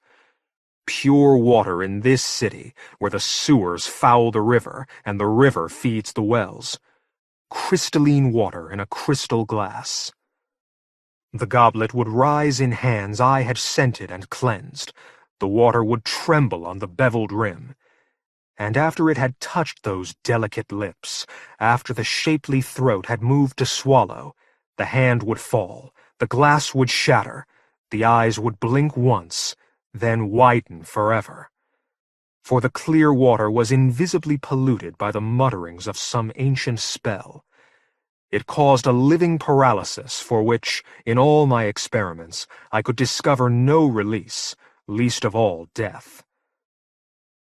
Once, I used to take endless pleasure in seeing my guest sitting motionless, clothed in whatever fairness youth had granted her, with every muscle down to heart and lungs magically stilled, yet her mind alert, her senses singing. After weeks of slow study, I would take a knife to her flesh, blowing the dust from her unblinking eyes that she might better see the riches she contained. Each organ within was a gleaming jewel, strung like a wet necklace on the bones beneath. Once, towards the end of my explorations, I found another life enclosed within the first, a child. I cut the burden from its ropes of flesh and lifted it into the candlelight. But the eyes of the half-finished thing seemed to stare at me, and I replaced it hurriedly in its mother's belly. Inevitably, and as with life itself, my guests didn't keep their freshness forever. The spell allowed them to retain thoughts, sensation, and life, but putrescence is an unavoidable fact, even amongst the truly living in this city. Maggots eventually began to burrow the warm flesh. Gazing into the sockets of eyes that had run like tears, I used to wonder if death ever came to my guests. Did they sense every moment of decay? Was there ever an end to their pain? But I could find no answer from those rotting lips, and eventually I would call my servants to take the stinking burden from my sight and carry it to the dead orchards, there to dispose of it in the traditional way. Eventually, such diversions began to bore me. I found that although the human body is a rich and ornate vessel, its variety is far from infinite. I came to treasure only the moment when the lips moistened and moved, when the delicate throat swallowed, when the glass fell, when the eyes widened with that last moment of knowledge. That was all, when the shadow passed, and when certainty began. There came a time when I had not left my home in months, but boredom brought restlessness, and the horrors of the city beyond my door sometimes seemed less than the atrocity of my own company. One day, in the bland depths of my discontent, I went out. I had been long away from this city. I was surprised that life still passed so busily in these streets filled with mud. My senses clogged with the smell of it, with the separate ugliness of every face. I shook my head when the beggars offered me their blood in bowls. I kicked and stamped at the little creatures that crawled towards me from the gutters. I took a path that led by the fringes of the dead orchards, passing many on the way who pulled, dragged, or carried burdens in that same direction. I went that way without thinking, but as the hovels gave way to gray-green grass and the little hill reared up before my steps, I wandered on amid the stained and sapless boughs. They were sharp as spears, and similarly blackened with the blood of their victims. The trees were a deathly army, proffering trophies for the delectation of whatever gods gaped down from the dismal sky. Some of the corpses were still fresh enough from their impaling to have kept a trace of character in their sunken eyes, or at least to make their sex and age discernible. But the majority had shriveled to leathery anonymity, preserved by the plastic tendrils of the trees as withered sketches of humanity. The branches pierced rags of flesh. Arms lifted and waved in the stinking breeze. Here, somewhere amid the leafless avenues, were the remains of my guests, doubtless roughly pinioned by my servants with their usual lack of care. Perhaps dead, perhaps dreaming, perhaps still screaming voicelessly with pain. I found a corpse that somehow still retained a shabby parody of young femininity. Several tumescences were thriving on it, green, apple-like parasitic growths of the tree itself, one a gray parody of a breast, another swelling on the shriveled remains of the tongue, forcing apart the jaw. The wind struck up a keener note, dipping the branches all around, setting limbs clicking and bobbing, heads nodding. The woman corpse tilted up, her mossy backbone curving as though still tormented by whatever agonies had brought her to this place. I turned and quickly made my way back through the trees, towards the life of the market. The market awnings flapped their damp wings. Those who lived and needed jostled with those who had forgotten all but the fears and habits of life. The smell of rotting meat and vegetables was heavy. That day, in what passed, I think, for the season where there is more cold and less rain, I had already eaten, and the food had lodged in my stomach, an unwelcome but tolerated guest. Everywhere there were shouts and squabbles. I was swept along and almost off my feet as a fresh basket appeared, dripping mud and the offal of white-eyed fish from the river. The crowds were almost as sickening as what was on offer.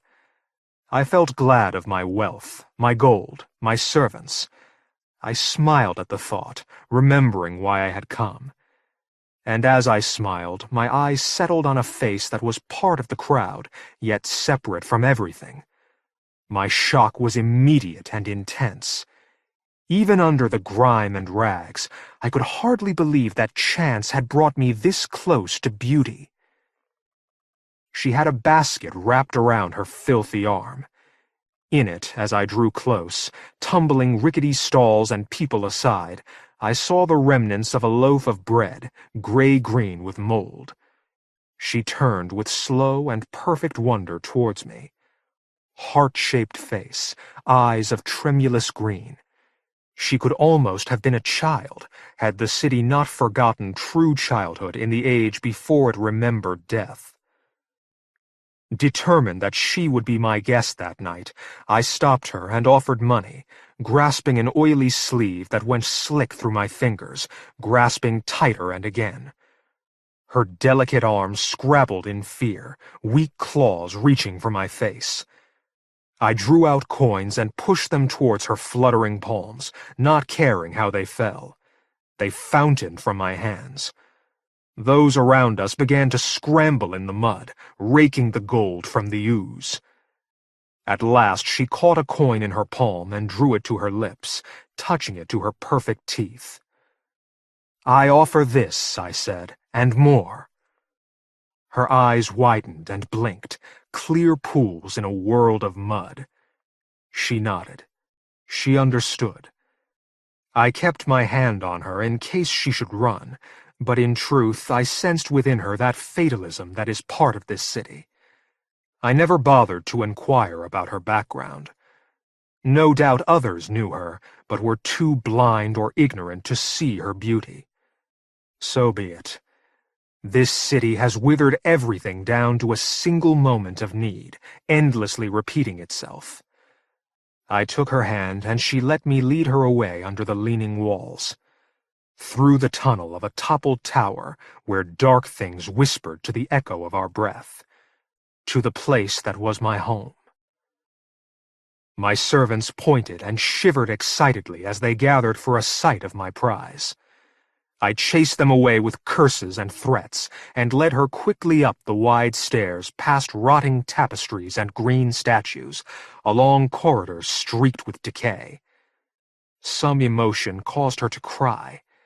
The tears washed bands down her face. I asked her name, and she sobbed it through the bars of clear skin. It was a thing that fell uselessly between us. I changed it to Caitlin. Caitlin. I drew water from the purest butts of rainwater, straining the soup of spiders and leaves. I warmed it with magics to fill a rusted marble tub. I stripped her of her rags and bathed her. As the water clouded, she grew glistening white. Touching the wonder of her flesh with my own ragged claws, I could hardly believe that we shared humanity. As I dried her, I saw that Caitlin was like none of my guests who had gone before. She was perfection. I anointed her with scents and oils. I seated her before the brightest, warmest fire, and combed the knots and lice from her wet hair, working through and through until it sparked and glowed to the touch. And I dressed her in the best fabric I could muster. Velvet that still retained its color in patches, seams of lace that the damp hadn't yet unraveled. I stood her before a mirror, and once again she cried. And as I gazed upon her, my own eyes stung as though with the touch of flames. My Caitlin smelled of apples and sunlight. She made me weep with a long-interred memory of a happy interval in my otherwise cheerless youth, of lying on sap-scented grass to drown in snow flurries of blossom, of the broken certainty of waiting for the one who loved, the one who never came. Amid the unavoidable pathos of decay, I tried to give our feast solemnity. My efforts exceeded everything that had gone before, just as Caitlin herself outshone all the past. In the great hall, I sat her down on the gilt chair raised on a stone above the moss-carpeted floor. I cleaned silver and china with my own hands, ransacked ancient chests to find a ragged tablecloth that was almost white. I polished a glass until its facets were like knives, and drew on the whispering darkness of my secret well until I was sure that the poisoned water would match Caitlin's purity. I even discovered an old machine from the time beyond the city's memory that wove melodies in voices that were neither human nor drum. The preparation of the food, pampered idiot that I am, was beyond me. I set my servants to work with terrible threats. What emerged on platters from the steaming dungeons was an insult to Caitlin's loveliness. I took a skewer from the filthy meat and showed the leading servant my disgust, stopping before fatality only to avoid the inevitable distraction that dragging another body to the dead orchards would cause. Their second offering was many times better. When I put the sauce to my lips, I could only wonder at the contrast with the foul stuff I was normally forced to tolerate. But still, it failed to match Caitlin's perfection, as inevitably did the third offering. But nevertheless, I carried the abject dishes up to her myself, rare fruits and savories, sweetmeats that the city had long forgotten, riches on the palate beyond dream. I watched as she ate, seated on that gilded chair. Her movements were swift with hunger, yet delicate, fluttering like leaves in sunlight. I poured wine from a bottle furred with the centuries of dust into her silver goblet. The light of the candelabra formed a heart within the hall, intimate and yellow. I moved the plates and dishes with my ugly, clumsy hands, drawing her attention to this or that culinary treasure. Music played from my newly discovered box, trembling the shadows around us. She looked at me and smiled, her fingers twisting the frayed edge of the cloth. With each flicker of movement, another facet of her beauty stung my eyes. Finally, she sat back, and I asked her if there was anything else she wanted. She shook her head, and I asked her if she was happy. A shadow crossed her face for a moment. Then her clear eyes fixed on mine, that green that seemed to flicker with more than flamelight. She told me that she had lost her mother when she was still a child. She told me how she heard rumors that she had been taken from the market, just as I had taken her. Someone with riches, it was said, someone such as I. Eventually, she had found her mother's body in the dead orchards, dangling upside down, her guts hanging out over her face, not living, but somehow not yet dead. I nodded. But of course, I had no way of telling whether Caitlin's mother had once been my guest. In truth, my memories of my many guests had flooded together like the blood scent of their hidden jewels, and Caitlin outshone any from the past. But still, I was pleased with the symmetry that should bring my guests here, generation on generation. Certain in the knowledge that I could not be lying, I told Caitlin that she was infinitely more beautiful than her mother. She nodded gravely. She had seen herself in the mirror. She knew that there was no point in arguing. I watched her eyes travel across the dishes and condiments, the glowing candelabra, the crystal glass filled with crystal water. I asked if she was thirsty. Slowly, she shook her head. To my astonishment, I felt a rush of well-being, almost equal to that which I had felt as I watched the throats of my previous guests move to swallow.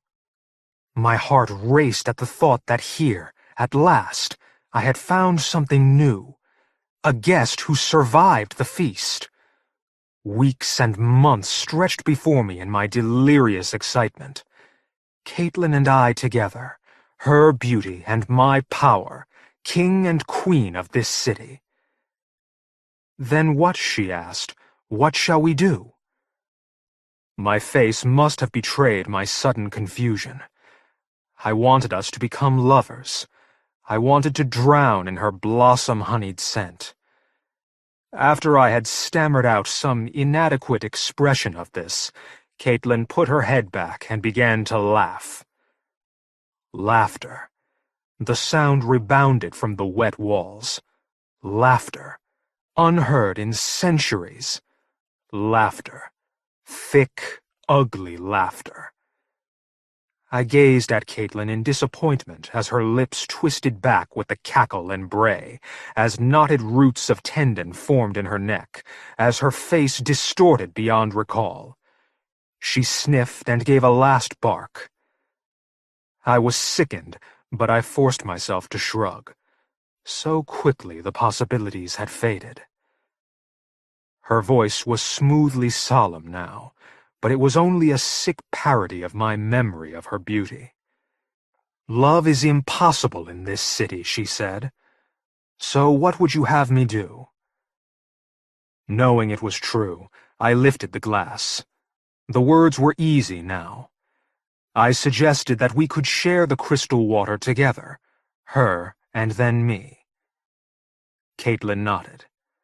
Unhesitatingly, she took the glass in both her slender hands and lifted it to her lips.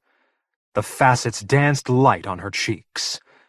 I felt coolness and calm wash through my agitation as I witnessed the movement, that familiar part of the ritual. She tipped the glass up, inch by inch, degree by degree. Her eyes were momentarily closed like the child she almost was. In the last moment, as the water broke into her mouth, I even saw her beauty reassert itself. The glass tumbled and broke.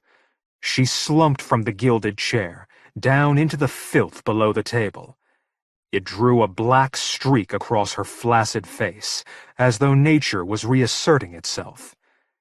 Gazing at her strewn there, eyes open again and staring wide at me, I pondered for a moment my old pleasures, the way the inner jewels of a body could be drawn out gleaming for display. But I shook my head, knowing that to do that would only sour further an already bitter memory. I called for my servants. I bid them carry her to the orchard, fresh and as she was, with her skin unmarred. And recalling Caitlin's grim story of her roughly pinioned mother, I decided to accompany them. The moon was howling in the sky, the light of madness breaking over blind chimneys, shattered towers, seed husks of broken rooftops.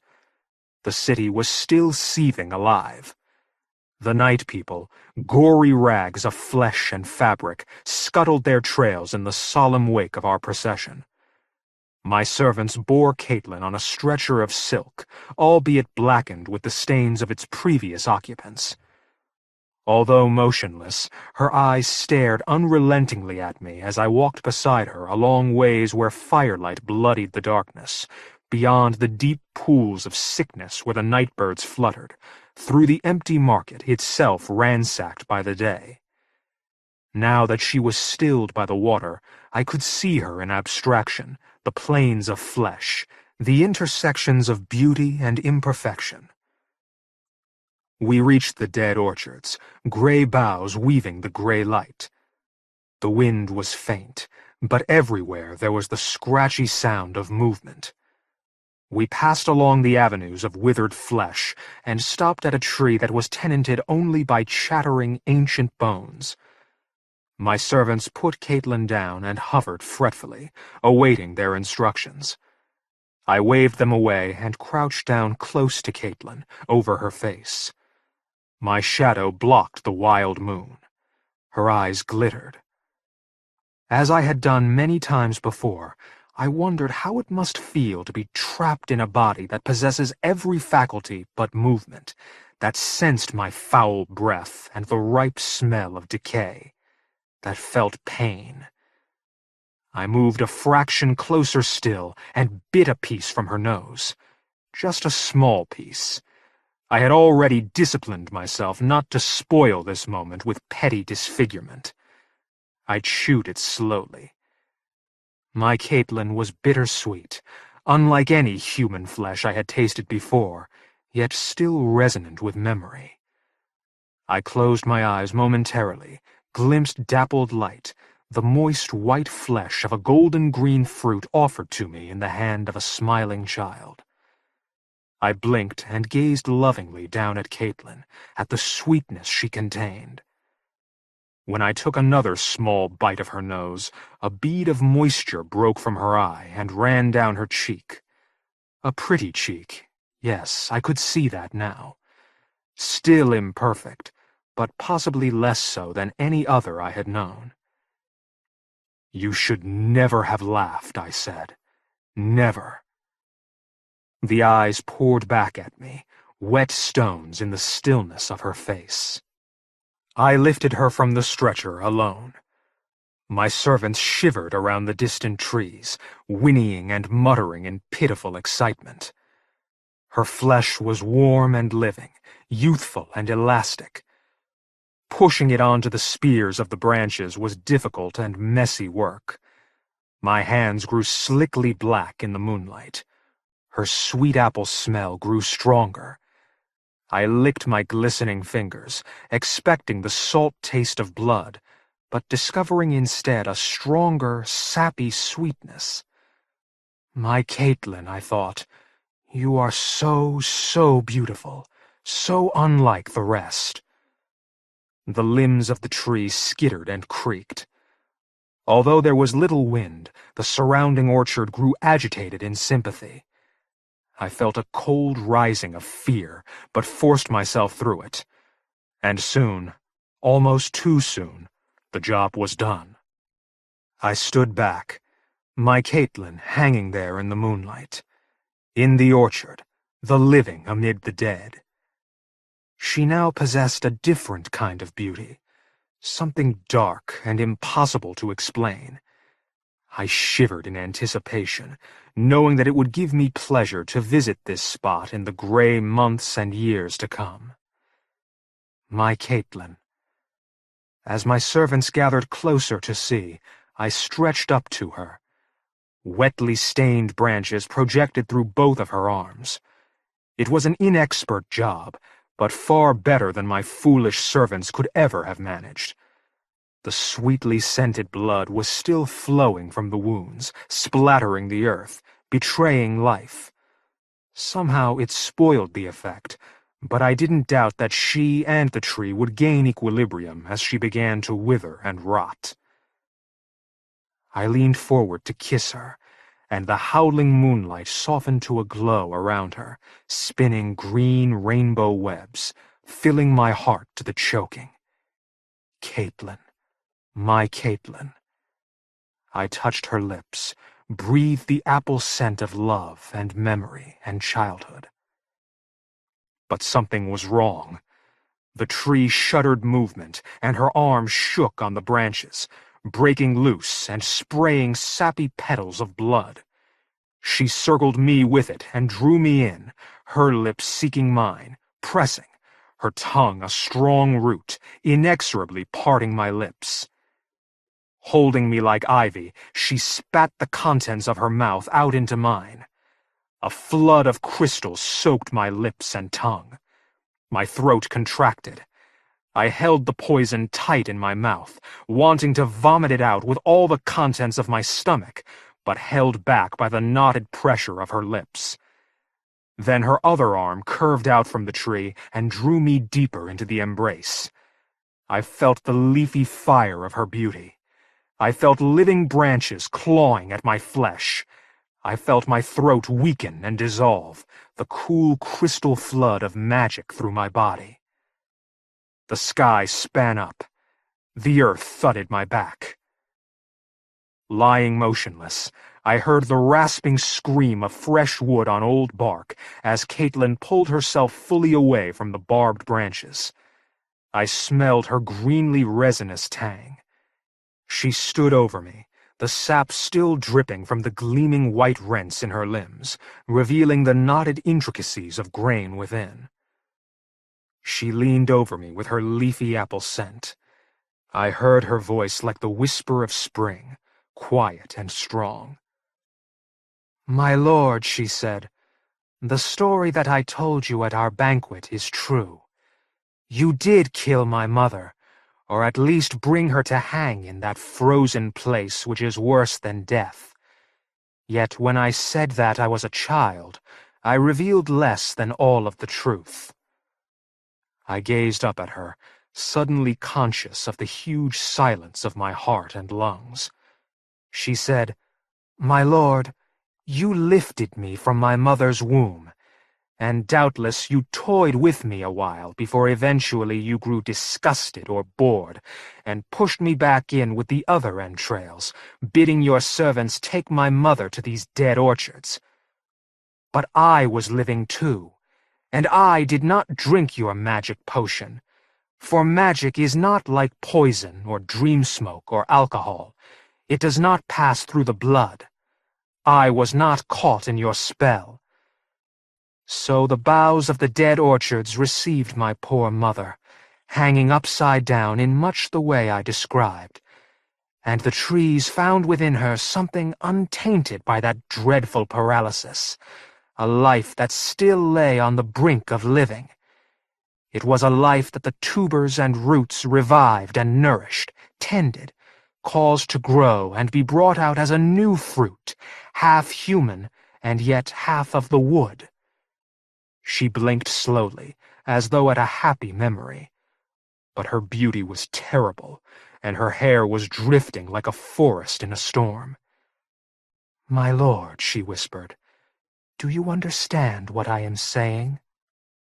Yes, I understood, and although I had no way of showing, she knew that I did. My thoughts now were quick, freed from all the normal distractions of living. My senses were heightened too, every nerve receptive and glowing, which made me realize the delicious, searing torment that my guests must have experienced. Caitlin unbowed into the moonlight. She turned away from me and towards my servants. I could not see them, but I knew from the sounds I heard that they were bowing and muttering in fear of this new and terrible wood god. Caitlin said one word. She said, "Now." My servants' clumsy hands were on me, around me. They lifted me up. My feet were in the air, and I then felt the pressure of the tree, splintered boughs breaking through my clothing, on into the flesh. For once they did a good job. They skewered me deep on the branches through belly and limbs. And I tried to scream, as I have been trying ever since. Caitlin visits me often, brushing the dead things from my yawning mouth, lovingly smoothing each new tendril as it works its way through my spine. She talks to me about life in this unchanging city, about the discoveries she has made in my house since she became its tenant. Sometimes her face crinkles with disgust, like old bark. But after all these years, she still retains her beauty. And when the pain is no more than bitter agony, and a small corner of my thoughts remain my own, I find time to wonder if the fresh wood in her heart and the timber of her bones will ever die. Yes, Caitlin visits me often. She smells like sunlight and brings the memory of snow-flurried blossom, of waiting for the one who loved, the one who never came. I pray to the gods that she will never desert me. Elizabeth Massie. What happened when Mosby Paulson had her painting reproduced on the cover of the phone book? Elizabeth Massie has published a large number of horror and dark fantasy stories in such magazines and anthologies as The Horror Show, Iniquities, Gru, Gauntlet, Borderlands, Borderlands 3, A Whisper of Blood, Book of the Dead 2, Still Dead, Hottest Blood, Voices from the Night, and the year's best fantasy and horror. She has won the Horror Writers Association Bram Stoker Award for her novelette Stephen, published in Best New Horror 2, and her debut novel Sin Eater. A collection of her short fiction, entitled Southern Discomfort, was published in 1994. Rhymes and Reasons, a PBS television special for which she wrote the teleplay, was awarded a Parents' Choice Award in 1991. More recently, her novella Fixtures of Matchstick Men and Jew appeared in Douglas E. Winter's epic Millennium anthology, and a collaborative story with her son Brian was published in the Random House collection Great Writers and Kids.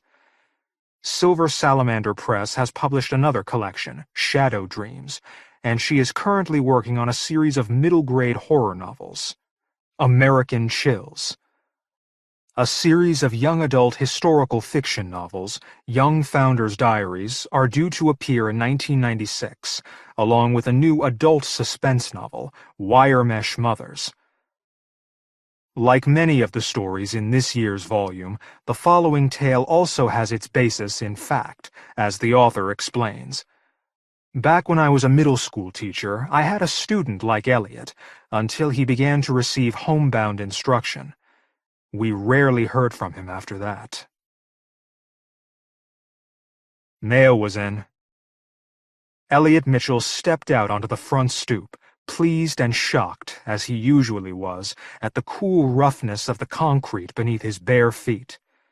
From the mailbox, he pulled assorted flyers and bills, several final notices, and 2 copies of the new phone book, wrapped in brown paper. Elliot flipped through the collection, taking mental notes of the exciting variety of places from where the mail had come, and filing this information away in the hungry places of his mind. Washington, D.C., Chicago, Illinois, Pueblo, Colorado. If there had been an atlas in his home like there had been in school, he would have looked them up. But the names themselves were intriguing enough. He moved back into the house. His feet found the familiar, sticky warmth of the worn living room carpet. The cats peed here, and food from Elliot's mother's tray was spilled here.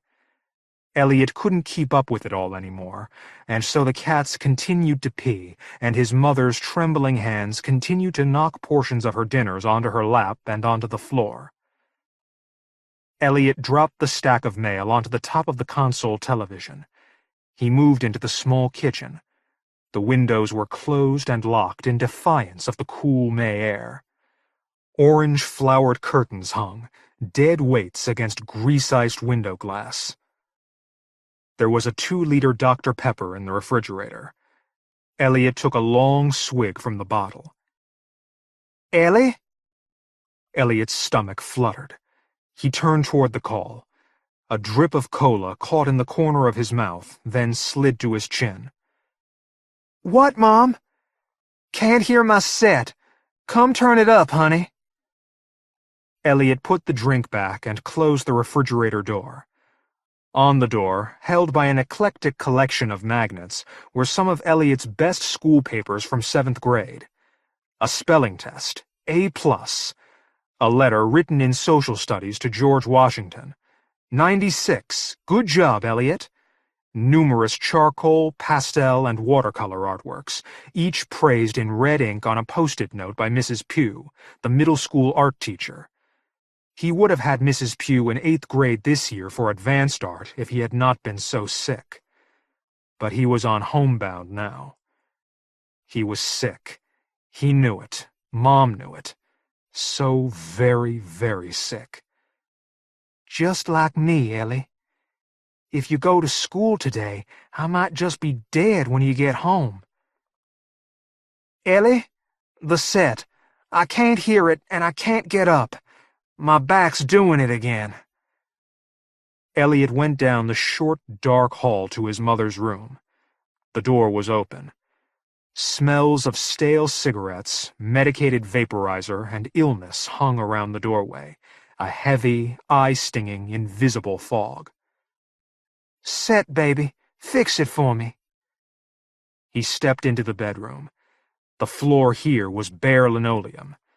It was not the pleasant coolness of the front stoop. It was clammy on the skin of his soles. But it was familiar. It was never a shock. Mom was on her back in her bed, 3 pillows against the wobbly headboard, one set of white fingers curled around the bedspread at her chest, one set around a cigarette. In the blue light of the television set, the skin on her thin face seemed to jump and crawl. When she smiled, Elliot could see her bad teeth. There were 3 of the cats on the bed with her. Next to the bed was the wheelchair the health department had given her. Can't hear it, Mom said. She drew on the cigarette. The smoke blew back out in the wind of a violent cough. She found her voice and said, Just a little volume, honey. Elliot stepped to the tiny black and white set on Mom's dresser and poked at the volume button until Regis and Kathy Lee's voices were uncomfortably loud. Mom said, That's just fine, Ellie. Anything else? There was a cat turd on the bottom of Elliot's foot. He looked at the bottom of it, but couldn't see except that it looked dark and it felt soft and warm. You need anything else? Teacher come yet? No. Mrs. Anderson won't be here until 2. Mom sucked on the cigarette like it was the tube on an oxygen mask. She let the smoke out, then said, I just can't rest good today. I'm hurting. My back, my heart is just hammering like it wants to come out. Lay with me till I'm asleep. I thought she wanted to watch TV, Elliot thought, but didn't say. He went to the bed and lay down beside his mother. The mattress was lumpy.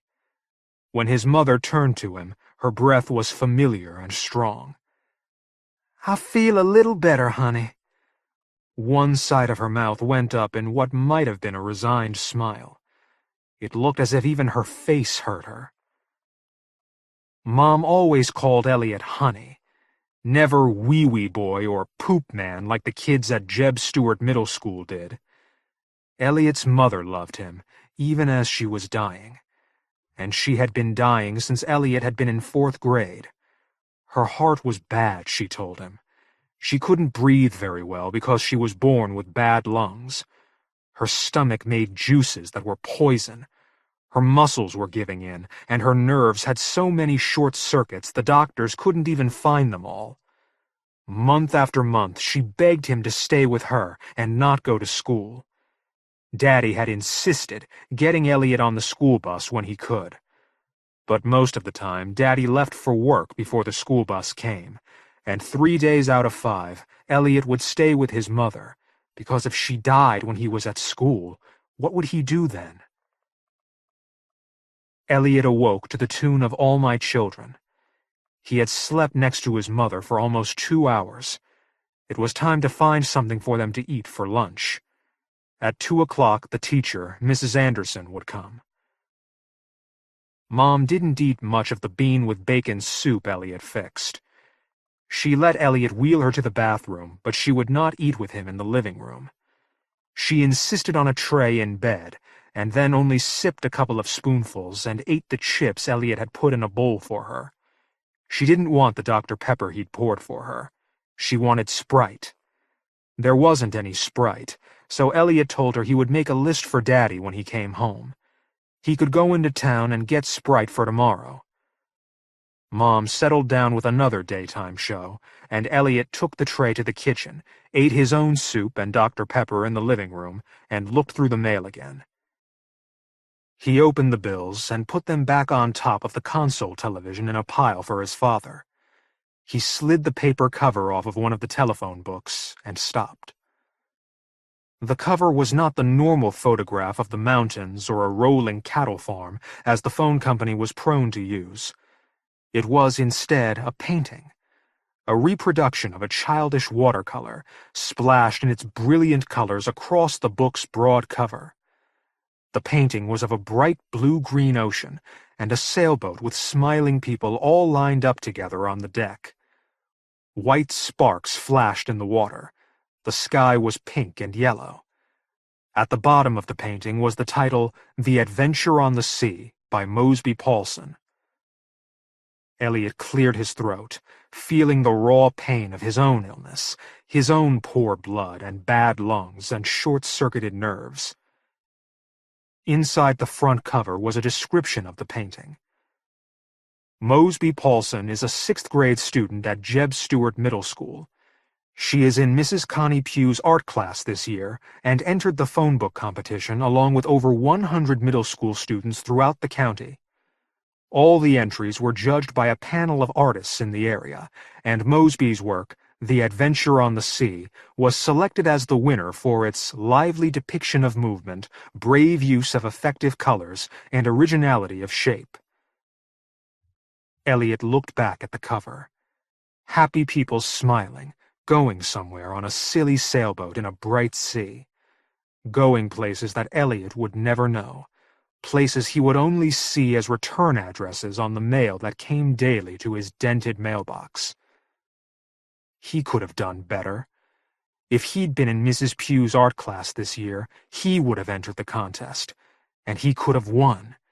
He could have had his art somewhere besides on the door of the greasy refrigerator. Ellie? What? Can't find my lighter. It fell down under the bed, I think. Elliot went into his mother's bedroom and dug under the bed while his mother coughed above him. In the shadows beneath the bed, one of the cats blinked at him. He found the lighter on top of a dust-softened sock, then crawled back out. Thank you, honey. Mom took the lighter, pulled a cigarette from the pack on the little table by the bed, flicked it 3 times before it would catch, then settled back into the pillow with a long, raspy draw. Elliot watched his mother. Her eyes were closed, her cheeks sharp and skeletal. Her nose was runny, and her hair was thin and short. The cigarette smoldered in her mouth, the tip glowing and dimming as she sucked on it and eased the smoke out through her lips without even taking the cigarette out. Mom? Huh? The cigarette did not come out. The word was muffled. The new phone books are in. So? Thought you'd want to know. The tip of the cigarette grew longer, glowing, smoldering. Then she said, Our number ain't in it, is it? They put an unlisted number in there. I'll sue 'em, I tell you that. No, we ain't in there. The ash on the end of the cigarette trembled. Elliot wondered how long until it fell to the bed covers. Good, then. You go watch your TV until the teacher comes. I'm tired. The ash wobbled. If it fell to the bed, it would catch the covers on fire. People who smoked in bed sometimes burned themselves to death, Elliot had heard. Go on now, said Mom.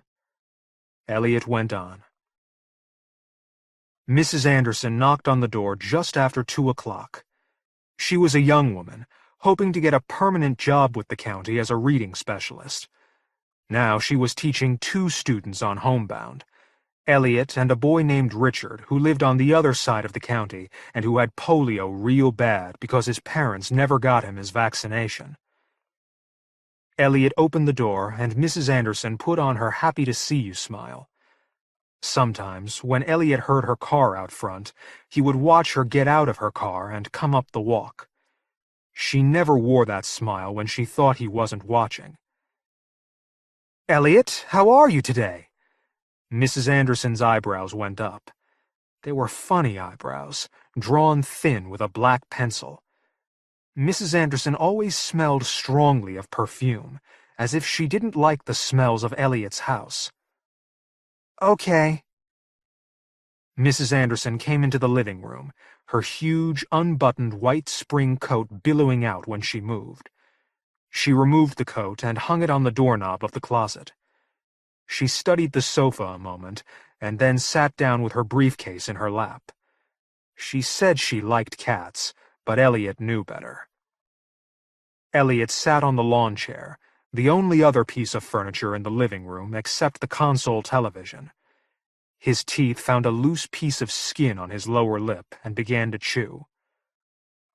"And your mother," said Mrs. Anderson. She opened her briefcase and took out Elliot's lesson plan book. "How is she today?" "Same," said Elliot. "Mm-hmm." Mrs. Anderson looked up at Elliot then. Her happy-to-see-you smile was getting heavy, folding back down into an expression of perfunctory purpose. "How are the exercises going?" "Exercises?" "We talked yesterday about your weight gain, Elliot. You've put on quite a bit of weight since you stopped attending school. Without a physical education program daily, you're doing your body a disservice." "I didn't do any exercises yet. I tried one, but my stomach hurt so much I stopped." Mrs. Anderson sighed. Elliot had heard that sigh many times, from many of the adults at his old elementary school and at the middle school. On the days when Elliot had been put on the bus by his father, he would have severe stomach aches during homeroom. He would go to the guidance office, but the counselors would try to talk him into staying. They would sigh that sigh and said, "Elliot, if you just stick it out through lunchtime, you'll feel better." Some of the days he would make it through art class, but then insist on calling his father to pick him up. Most days, however, he would wet his pants or have a bowel movement, and the counselors had no choice but to send him home. He was a sick boy. He was sick like his mother, and he needed to be home with her. If she died when he was at school, he would never forgive himself. Elliot looked at Mrs. Anderson. Mrs. Anderson looked at Elliot. She said, "Are your parents treating you all right, Elliot? How are you getting along with them?" "Fine." "Anything you'd like to talk about?" "No, we're getting along okay." She rolled this around on her face a little, then let it go. "How about your math? Did you finish the page of fractions?" "I finished some of it." "Why not all of it, Elliot?" "I didn't feel good." "And your civics?" "I didn't have civics." "Yes, you had a chapter to review. We were having a quiz today." Elliot said, "Oh, yeah, I forgot." "Get out your books," said Mrs. Anderson. They spent the next 2 hours working through civics, pre-algebra, and English. Elliot wondered if a homebound student could have entered the phone book contest. He wished Mrs. Pugh could come at least 1 hour a week out of his required 20 and let him paint for her. Mrs. Anderson left at 4, and Elliot watched cartoons until 6. He made supper of canned chili and chips and talked his mother into coming into the living room and eating on a TV tray next to him. She spilled half of her chili, then went back to bed. Elliot rubbed most of the chili up with one of his father's dirty work shirts from the laundry basket. He lay on the sofa and looked at the phone book. He could have painted one of his horse pictures. Mrs. Pugh had loved his horse pictures. She said they made her feel free just to look at them. He could have made a picture the judges would have loved. He could have had his work on all the phone books in the county. Elliot fell asleep on the sofa. His father woke him when he got home from work at 10 and sent the boy to bed. Ellie, I can't get up. Bring me the bedpan. Elliot was in the bathroom on the toilet, looking at the phone book. His teeth clamped together. He hated doing the bedpan. He pretended not to hear.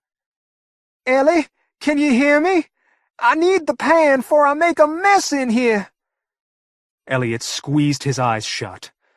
Behind his lids, he saw horses running, watercolor horses free and running across a yellow beach and into the water where a happy white sailboat drifted to places far away.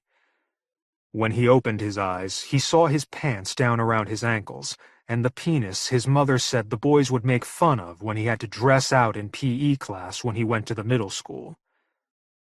The doctor made a mistake when they circumcised you, Ellie. You got a little penis with a nick in it, and when the boys see you, they'll laugh. When his father had sent him to school anyway, Elliot would wet his pants before P.E. so he could go home to his mother. For a couple of days, the assistant principal walked him to P.E. and made him dress out. Elliot had hid behind a locker door and cried while he pulled on the royal blue gym shorts. In the gym, he refused to participate and sat against the wall with the back of his head pressed into the cinder block. After a half year, Elliot was removed from P.E. and got to sit in the library and read a book during second period. Ellie! Elliot went to his mother's room. She was already wrestling with the hem of her nightgown, tugging it up. Hurry, honey!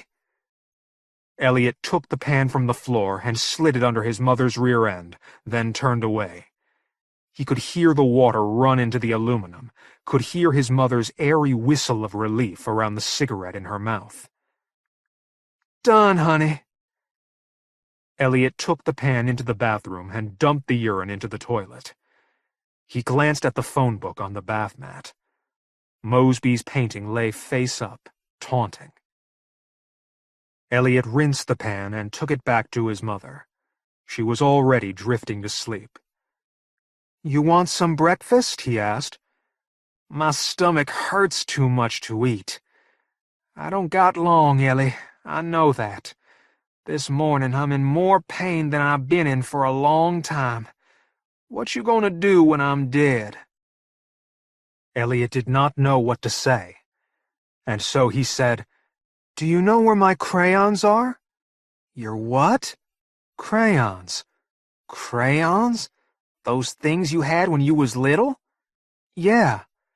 Sure, we throwed them away, Ellie. You ain't got time for crayons. I need you. You and me, we need each other. We so sick. I want to make a picture. Make yourself useful. Vacuum the living room so Mrs. Anderson won't turn us in for neglect. I want to make a picture. I'm better than Mosby Paulson. So much better you wouldn't believe it. Get. Elliot vacuumed the living room. The large cat turds he pushed under the lawn chair because the vacuum nozzle wouldn't pick them up. He put the vacuum back into the living room closet and went into the kitchen. The windows were still closed, and through the glass he could see the wild and green weeds of his side yard. Horses eat wild green weeds. Beyond the weeds was the neighbor's house, a blue trailer with a homemade deck on the front. Elliot knew that the Campbells lived there. They were old people, and they used to have 2 children, but the children were taken away to live in foster homes because the Campbells beat them up a lot. For the first time in the 4 years since the Campbell children were gone, Elliot wondered where they were. Maybe Pueblo, Colorado. Maybe Washington, D.C. Maybe across the ocean on a white sailboat.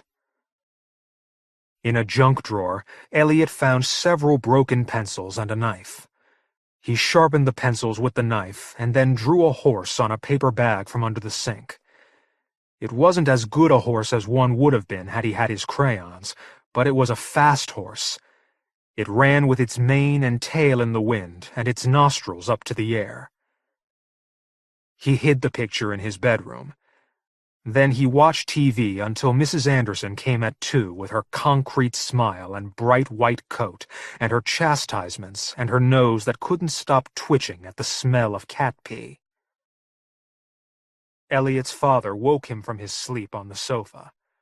On the television, Jay Leno was well into his monologue. "You snoring, boy," his father said. Elliot wiped his eyes and tried to sit up. "Was not." "Was too. You getting so goddamn fat you snoring like an old man. I wish to hell you was back at school where you belong." Elliot blinked and rubbed his eyes. "You can do jumping jacks, boy? Get up and show me a jumping jack." "I'm tired." "You's always tired. I work 2 goddamn jobs and you say you's tired. Show me a jumping jack." Elliot stood up and looked at his father. The man was short and dark and thin. His eyes were angry, dull chips in his skull. He worked at the turkey plant in the day and the Exxon station at night. Elliot remembered his father saying once that he wished Mom would go ahead and die. "It would be easier on us both," he had said. Elliot had cried at that and crapped his pants, and his father had never said anything like that again. "Do it," said his father. Elliot jumped up and down 3 times, slapping his hands together over his head as he did. When he stopped, his heart was hammering, and his breath was glass in his throat. "I'm sick," he sputtered. "Hell you are!" "I'm sick!" Elliot ran to his bedroom and cried and wet the bed. He didn't change the sheets until the next morning. Elliot got the mail from the mailbox. He stood on the stoop and sifted through the stack. There wasn't much today, just a folded Little Caesars pizza advertisement and a bill from the oil company. He looked through the untrimmed hedge bordering his yard at the Campbell's trailer. He wondered how beat up the Campbell children were when they finally got taken away. He went in and ate some Frosted Flakes from the box. He then fixed a bowl of red and green colored special edition Cap'n Crunch left over from Christmas, stirred up some instant milk to wet it, and took it to his mother. She was awake and clawing at the arm of her wheelchair.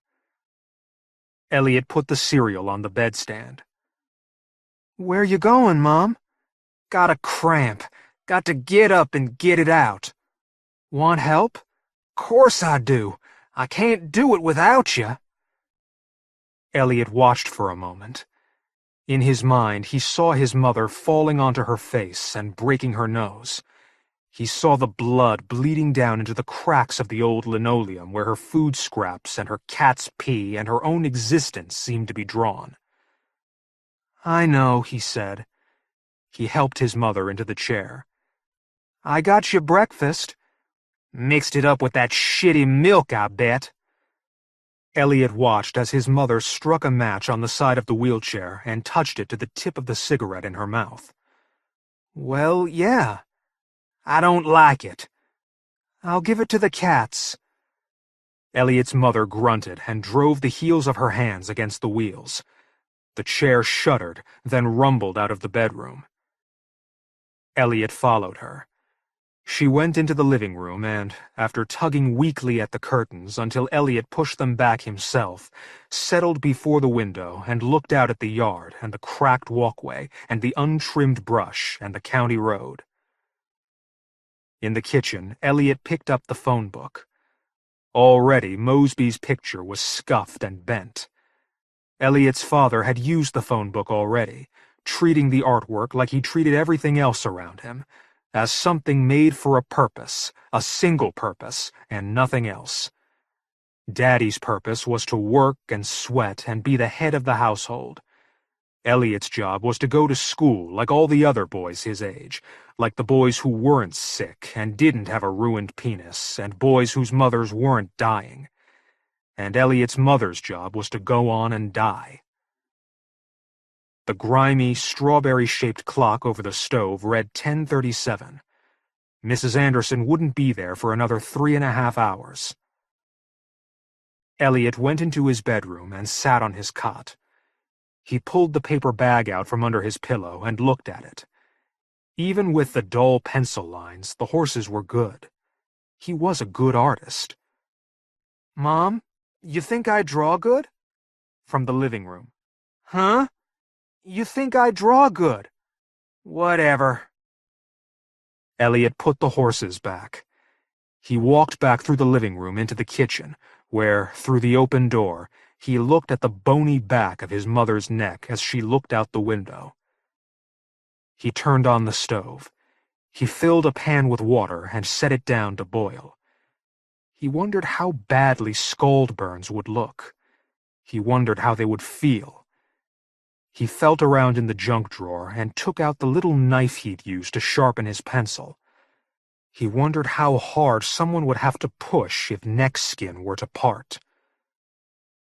He went out to the living room and stood beside his mother. From outside, he could hear one of the cats picking on the door. "Cat wants in," said his mother. Elliot opened the door. The cat trotted in. Cats, Elliot thought, were like his father. Cats believed people had a single purpose: to serve them. Elliot shut the door, and the cat ran into the kitchen in search of food. Elliot said, "You want me to turn on the TV? My head hurts too much. You gonna give me a massage on my head, Ellie?" Elliot rubbed her head with one hand. In his other, he held the little knife. He stopped then, because he could hear the water boiling in the kitchen. He left his mother and went to the stove. Before lifting the pan, he went to the window, unlocked it, and pushed it open an inch. May air bled into the stuffy room. The crusty orange curtains trembled as if afraid of the breeze. Elliot looked over at the Campbell's yard. He thought about their children, taken away. He turned Mosby's wrinkled painting upside down. The knife was put back into the drawer for next time, if the water wasn't enough. Then, sucking air through his clamped teeth, he poured the boiling water over his forearms and hands. The skin erupted, bright and red. Angry, insulated blisters rose. He caught his breath. "Going back to bed, honey," said his mother. She rolled away from the living room window and out of sight. He caught his breath. Pale cat hairs, floating in the kitchen, landed on the burns, and beneath the pain, he almost felt a tickle. He dropped to the kitchen chair and lost his breath. He thought of horses running on sand toward the beach. He caught his breath again. Elliot faced the living room and the front door, his arms stretched out, and he waited for his smiling teacher with the white, billowing sailboat coat. Ramsey Campbell. The Alternative. For the past 5 years, Ramsey Campbell has been my indispensable collaborator on these volumes of the best new horror. Although he has now decided to concentrate on his own fiction, he will continue to act as a spiritual guide for the series with his recommendations and contributions. In a career that has spanned 3 decades, he has been the recipient of more awards for horror fiction than any other writer. They include the Bram Stoker Award, the World Fantasy Award 3 times, the British Fantasy Award 7 times, and the Liverpool Daily Post and Echo Award for continuing literary excellence. Recognized as one of the finest living genre writers, his 14 novels include the recently published The Count of 11, The Long Lost, and The One Safe Place, and some of his best short fiction can be found in the collections Alone with the Horrors, which won both the World Fantasy Award and the Bram Stoker Award in 1994, Waking Nightmares, and Strange Things and Stranger Places. His regular column in Necrophile, Ramsey Campbell, Probably, also comes highly recommended. While writing The Alternative, the author experienced his worst-ever nightmares and panic dreams about something going wrong with his family and his home. They stopped when he finished the story. The tale came from the idea of a successful life being somehow based on increasingly terrible nightmares, he explains. Come to think of it, doesn't that pretty well describe my career? Heighton was driving past the disused hospital when the car gave up. On the last 50 miles of motorway, he had taken it slow, earning himself glances of pity mingled with hostility from the drivers of the Jaguars and Porsches. As he came abreast of the fallen gates, the engine began to grate as though a rusty chunk of it were working itself loose, and the smell of fumes grew urgently acrid. The engine died as soon as he touched the brake. A wind which felt like shards of the icy sun chafed the grass in the overgrown grounds of the hospital as he climbed out of the Vauxhall, rubbing his limbs. He was tempted to leave the car where it was, but the children who smashed windows were likely to set fire to it if he abandoned it overnight. Grasping the wheel with one hand and the crumbling edge of the door with the other, he walked the car home through the housing estate. All the windows closest to the hospital were boarded up. Soon he encountered signs of life, random windows displaying curtains or, where the glass was broken, cardboard. A pack of bedraggled dogs roamed the estate, fighting over scraps of rotten meat, fleeing yelping out of the communal entrances of the 2-story concrete blocks. His skin felt grubby with exertion when at last he reached his block. A drunk with an eye shade pulled down to his brows was lolling at the foot of the concrete stairs. As Heighton approached, he staggered away into the communal yard strewn with used condoms and syringes. Someone had recently urinated at the bend of the staircase, and the first flat on the balcony had been broken into. A figure was skulking in the dark at the far side of the littered front room. Heighton was opening his mouth to shout when he saw that the man at the wall wasn't alone. Bare legs emerging from a skirt as purple as a flower were clasped around his waist above his fallen trousers. The couple must have frozen in the act, hoping Heighton wouldn't notice them. "Have fun," he muttered, and hurried past 6 doors to his. The 9 on the door, where the red paint had been sun-bleached almost pink, had lost one of its screws and hung head downwards from the other, like a noose. When he pushed it upright, it leaned drunkenly against the 6 as he let himself into the flat. The dim, narrow corridor which led past 3 doors to the kitchen and the bathroom smelled of stale carpet and overcooked vegetables. He closed the front door quietly and eased open the first inner door. Valerie was lying on the bed which they had moved into the living room once the children needed separate bedrooms. Apart from the bed and the unmatched chairs, the room contained little but shadowy patches lingering on the carpet to show where furniture had stood. At first he thought his wife was asleep, and then, as he tiptoed through the pinkish light to part the curtains, he saw that she was gazing at the corner which had housed the television until the set was repossessed. She gave a start which raised the ghost of a ring from the disconnected telephone, and, tossing back her lank hair, smiled shakily at him. "Just remembering," she said. "We've plenty to remember."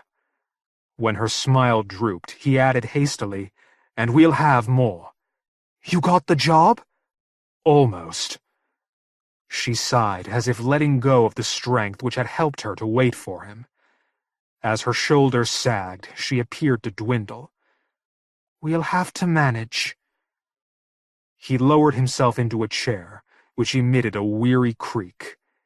He ought to go to her, but he knew that if he held her while they were both depressed, she would feel like a burden, not like a person at all. "Sometimes I think the bosses chose whoever traveled furthest, because that shows how much they want the job," he said. "I was thinking on the way back, I should have another try at getting jobs round here." Valerie was flicking a lock of hair away from her cheek. If I can rewire a few properties," he went on, "so people know they shouldn't associate me with those cowboys just because I was fool enough to work for them, the work's bound to build up, and we'll move somewhere better. Then we can tell Mr. O'Mara that he's welcome to his rat holes." She was still brushing at her graying hair. "Where are Daniel and Lucy?" he said. "They said they wouldn't be long," she responded, as if his query were an accusation, and he saw her withdraw into herself. He was trying to phrase a question which he wouldn't be afraid to ask when he heard the door creep open behind him. He turned and saw Lucy watching him. He might have assumed Valerie was mistaken, that their 14-year-old had been in her room and was on her way out since the front door was open, if it weren't for her stance and her expression. She was ready to take to her heels, and her look betrayed that she was wondering how much he knew, whether he recognized her cheap new dress as purple as a flower. She saw that he did, and her face crumpled. The next moment she was out of the flat, slamming the door. As he shoved himself off the chair, his heart pulsating like a wound, Valerie made a grab at him. How could she think he would harm their daughter? "I only want to bring her back so we can talk," he protested. She shrank against the headboard of the bed and tried to slap away the lock of hair, her nails scratching her cheek. "Don't leave us again," she said in a low, dull voice. "I'll be as quick as I can," he promised, and had a fleeting impression, which felt like a stab of panic, that she meant something else entirely. The clatter of Lucy's high heels had already reached the staircase. He clawed the front door open and sprinted after her. He reached ground level just in time to see her disappearing into the identical block on the far side of the littered yard. The drunk with the eye shade flung an empty bottle at him, and Heighton was afraid that the distraction had lost him his daughter. Then he glimpsed a flash of purple beyond a closing door on the balcony, and he ran across the yard and up the stairs, on tiptoe now. As he reached the balcony, he heard Lucy's voice and a youth's, muffled by the boards nailed over the window. He was at the door in 2 strides and flung it open, but his words choked unspoken in his throat. The youth on the floor was his son Daniel. The 15-year-old blinked at him and appeared to recognize him, for a vague grin brought some animation to his face as he went back to unwinding the cord from his bruised, bare, scrawny arm. Heighton stared appalled at the hypodermic lying beside him on the grimy floorboards, at the money which Lucy was clutching. He felt unable to move, and yet in danger of doing so before he could control himself. He heard Valerie pleading, "Don't leave us again," and the memory seemed to release him. "No!" he tried to shout, and woke. He was alone in bed, and surrounded for some indeterminate distance by a mass of noises, a hissing and bubbling which made his skin prickle, a sound like an endless expelled breath, a mechanical chirping. When he opened his eyes, the room looked insufficiently solid. "Valerie!" he managed to shout. "Coming!" The hissing and bubbling grew shriller and became a pouring sound. "Don't dawdle in the bathroom, or your father will be late for work," she called, and told him, "You seem to want to sleep." "I'm just drying my hair," Lucy responded above the exhalation. "Finish on the computer now, Daniel. You know not to start playing before school." "It's not a game," Daniel called indignantly, but after a few seconds the chirping ceased. Valerie winked at Heighton. "At least all that should have woken you up. Thank God for it." She stooped and, holding back her long black hair with one hand, kissed each of his eyes. "Have your shower while I do breakfast." He sipped the coffee quickly, feeling more present as the roof of his mouth began to peel. The dream had been worse this time, and longer. Previously, it had been confined to the flat. It must have developed as it had, because he would be seeing O'Mara this morning.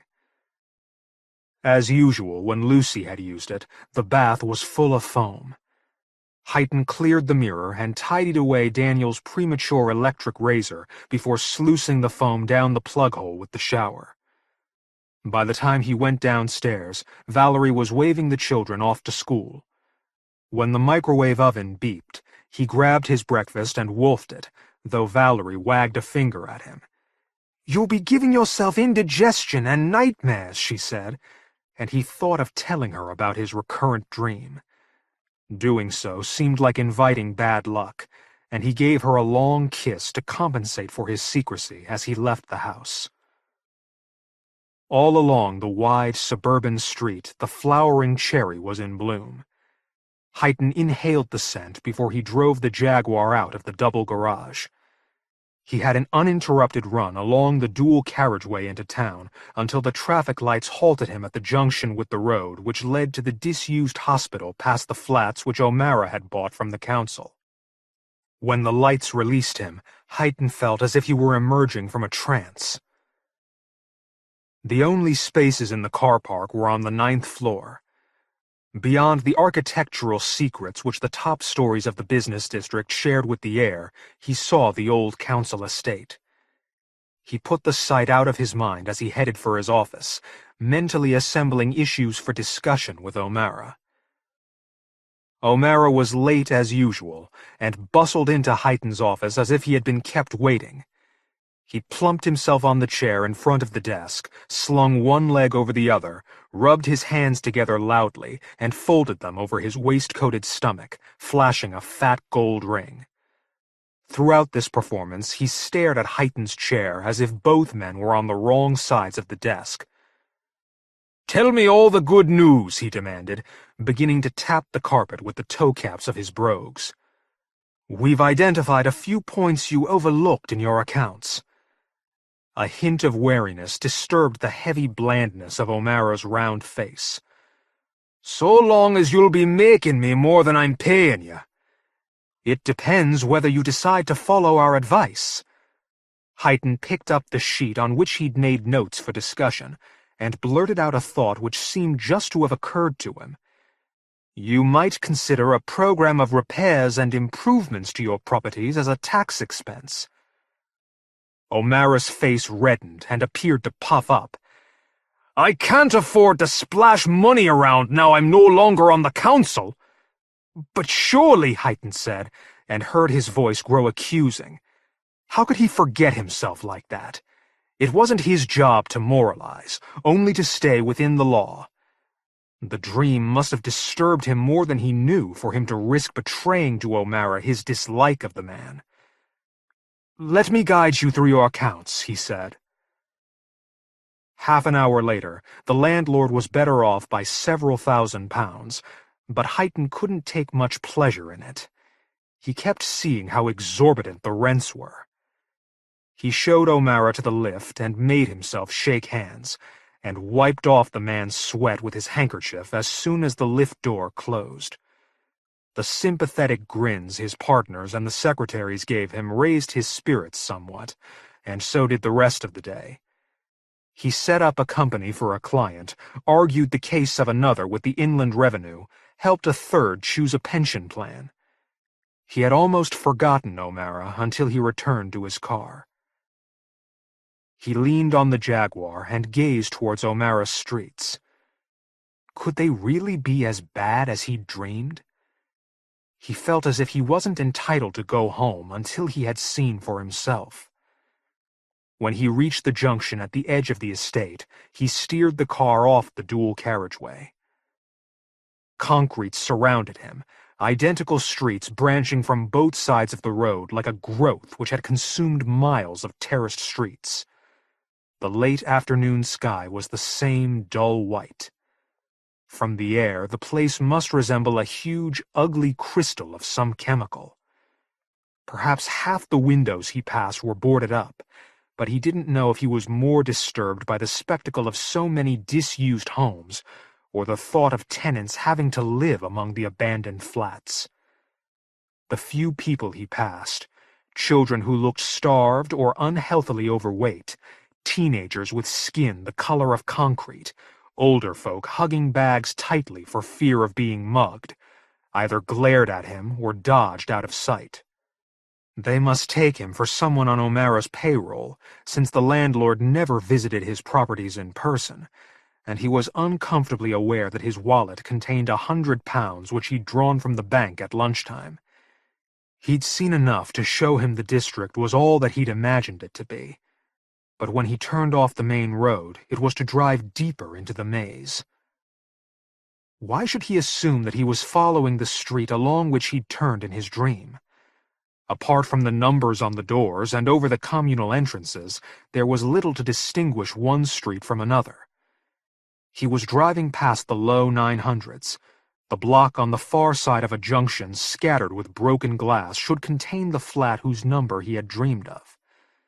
He avoided the glass and cruised past the block, and then the car shuddered to a standstill beside a rusty Vauxhall as his foot faltered on the accelerator. It was by no means the only faded red door he'd seen since leaving the dual carriageway, nor the only door on which a number was askew. But the sight of the 9 dangling upside down, as if the final 3 had been subtracted from it, seemed disconcertingly familiar. He switched off the ignition and got clumsily out of the car. Glancing around to reassure himself that nobody was near, he ran across the road and up the stairs. Of course the concrete staircase looked familiar, since he had already driven past a host of them. He peered around the corner at the top and hurried along the balcony as fast as he could creep. There were 7 doors between the stairway and the door with the inverted 9. One glance through the gap between the curtains next to the door would quieten his imagination, he promised himself. He ducked his head towards the gap, trying to fabricate an explanation in case anyone saw him. Then he froze, his fingers digging into the rotten wood of the windowsill. On the carpet, a few feet from the window, was a telephone, and he'd recognized the number on the dial. Even stronger than the shock which caused him to gasp aloud was the guilt which overwhelmed him at the sight of the room, the ragged pinkish curtains, the double bed against the wall beyond the unmatched chairs. He felt responsible for all this, and unable to retreat until he'd done his best to change it. He groped for his wallet and counted out £50, which he stuffed through the slot in the front door. Having kept half the cash made him feel unforgivably mean. He snatched the rest of the notes from his wallet and shoved them into the flat, where they flopped on the hall floor. The sound, and the prospect of confronting anyone from the flat, sent Highton fleeing like a thief. How could he explain to Valerie what he'd just done when he could hardly believe that he'd done it? He swung the car screeching towards the dual carriageway and drove back to the business district, where he withdrew another £100 from the dispenser in the wall outside the bank. As he let himself into the house, Valerie was coming downstairs laden with the manuals she employed to teach her students word processing. "Hello, stranger," she said. Highton's stomach flinched. "How do you mean?" "Just that you're late. Though, now you mention it, you do look a bit strange." "I'm home now," Highton said, feeling even more accused. "I had something to tidy up." "You can't fool me. You've been visiting your mistress," Valerie said, smiling. "I've had to eat so I can run. Everything for you 3 is by the microwave." He was relieved not to have to face her while his thoughts were in turmoil, but his relief felt like disloyalty.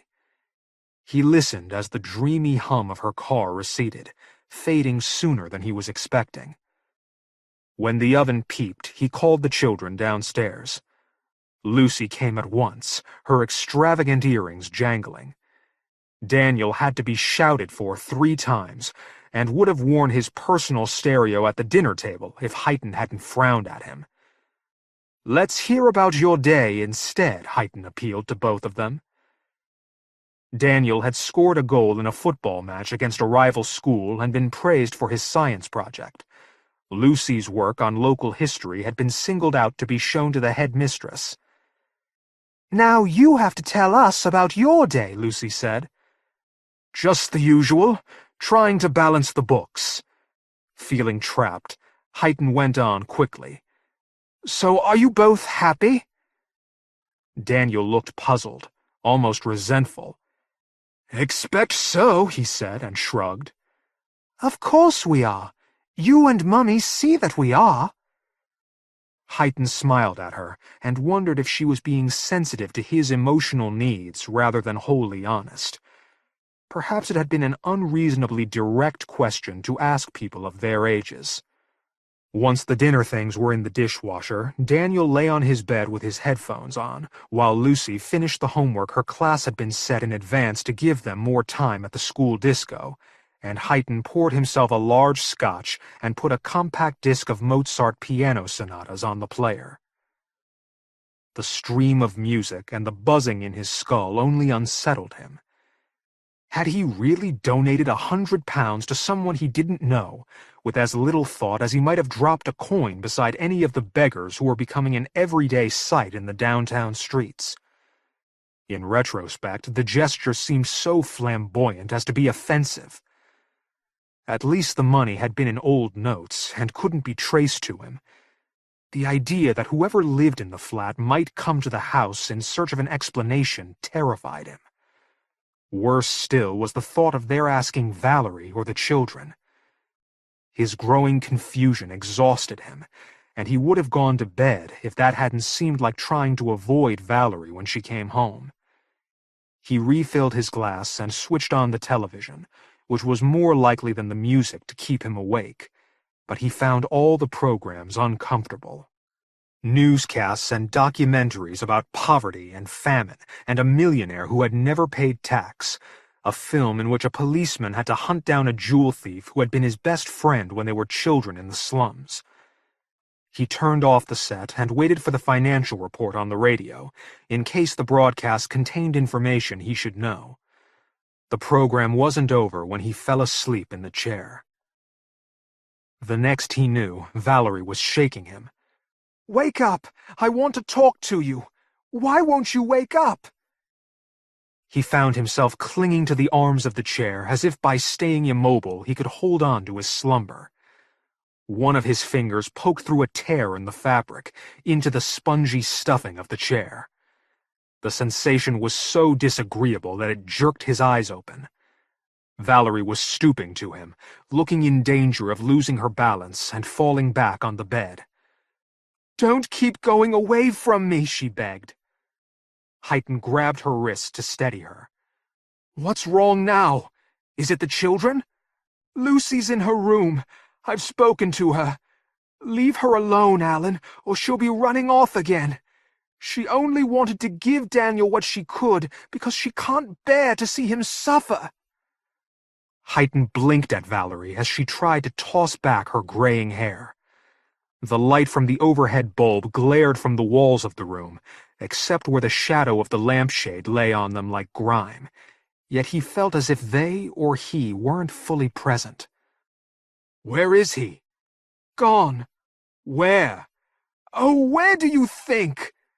Her resignation gave way momentarily to anger, and Heighton felt deeply ashamed of having left her to fend for herself. There was some money in the hall, she said, as though she was trying to clarify her thoughts. £100 that must have been put through our door by mistake.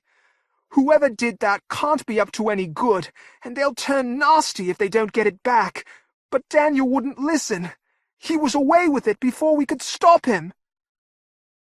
Heighton felt that he ought to know where the money had come from, as if he had foreseen it in a dream. The impression was too vague to grasp, and in any case he hadn't time to do so. How long ago? 10 minutes, maybe quarter of an hour. We didn't see which way he went, Valerie said, like an accusation. You wouldn't be safe out there this late. Heighton squeezed her shoulders through the faded gray check dress and stood up. You look after Lucy. I'll find him. He wouldn't return until he had, he vowed to himself. He closed the front door and picked his way along the unlit balcony to the head of the stairs. Through the windy aperture in the rear wall, he could see across the yard. Some of the windows that were lit shouldn't be. He glimpsed the glow of an upturned flashlight beyond one set of makeshift shutters, the flicker of candlelight through another. Daniel and youngsters like him would be in one or more of the abandoned rooms while their suppliers hid at home behind reinforced doors and windows. The knowledge enraged Heighton, who launched himself at the stairs too hastily. His foot missed the step it was reaching for, and he fell headlong. He was bracing himself to hit concrete, but his impact with the carpet was a greater shock. His fists and his knees wobbled, and the crouch he had instinctively adopted almost collapsed. He stared bewildered at the chair from which he toppled forwards, the radio whose voice had grown blurred and distant, the glass of scotch which seemed exactly half empty, half full.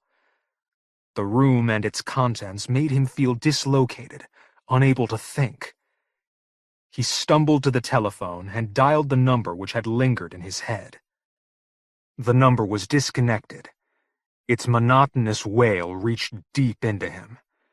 He was pressing the receiver against his ear and feeling as if he couldn't let go until he had conceived a response to the wail for help when Valerie came into the room. "Who are you calling so late?" He hadn't realized she was home. He clutched at the earpiece to muffle the wail and fumbled the receiver onto its rest. Nobody's there," he gabbled. "I mean, just the speaking clock." "Don't look so disconcerted, or you'll have me thinking you're being unfaithful." She gazed at him for several protracted seconds. Then she winked. "Only teasing. I know you've just woken up," she said, and went upstairs. Her affectionateness made him feel guiltier. He switched off the mumbling radio and sat trying to think, until he realized how long he had been sitting and followed Valerie. He was hoping they could make love. At least then he might feel closer to her without having to talk, but she was asleep. He lay beside her and stared up at the dark. His desire for sleep felt like a compulsion to dream. He didn't know which disturbed him more, his fear of finding out what happened next, or his need to do so. Why couldn't he accept that he had simply acted on impulse this afternoon, that he'd donated his cash to some of O'Mara's tenants to compensate for his involvement with the man? Given how cramped the flats were, the presence of a bed as well as a few worn-out chairs in the front room didn't require much imagining. And was he really certain that he had dreamed anything more specific about the place before he had looked in the window today? Had he genuinely recognized the phone number? The memory of seeing it through the window was vivid as a photograph, so vivid that it blotted out any memory of his having seen it before. Trying to recall the dream felt like slipping back into it, and he kept recoiling from the promise of sleep. When at last he dozed off, the alarm seemed to waken him so immediately that he could hardly believe he was awake. As long as sleep had caught up with him, why couldn't the dream have reached a conclusion? He dozed again, and when he was roused by Daniel and Lucy calling their goodbyes, he thought he was dreaming. He sprawled on the floor in his haste to be out of bed and under a reviving shower. Whatever temperature he set it to, the downpour felt more distant than he would have liked. The breakfast Valerie put in front of him was almost too hot to taste, but he mustn't linger or he would be late for work. He kissed her cheek and ran to the car, feeling obscurely treacherous. Because of his unsettled night, he drove as slowly as the traffic would allow. At the junction from which the concrete flats were visible, he felt in danger of forgetting which way to go, and had to restrain himself from driving townwards while the lights were against him. Julie brought him a mug of coffee and the news that a client had canceled that morning's appointment because one of her boutiques had been looted overnight. Heighton set about examining a hairdresser's accounts, but he didn't feel safe with them.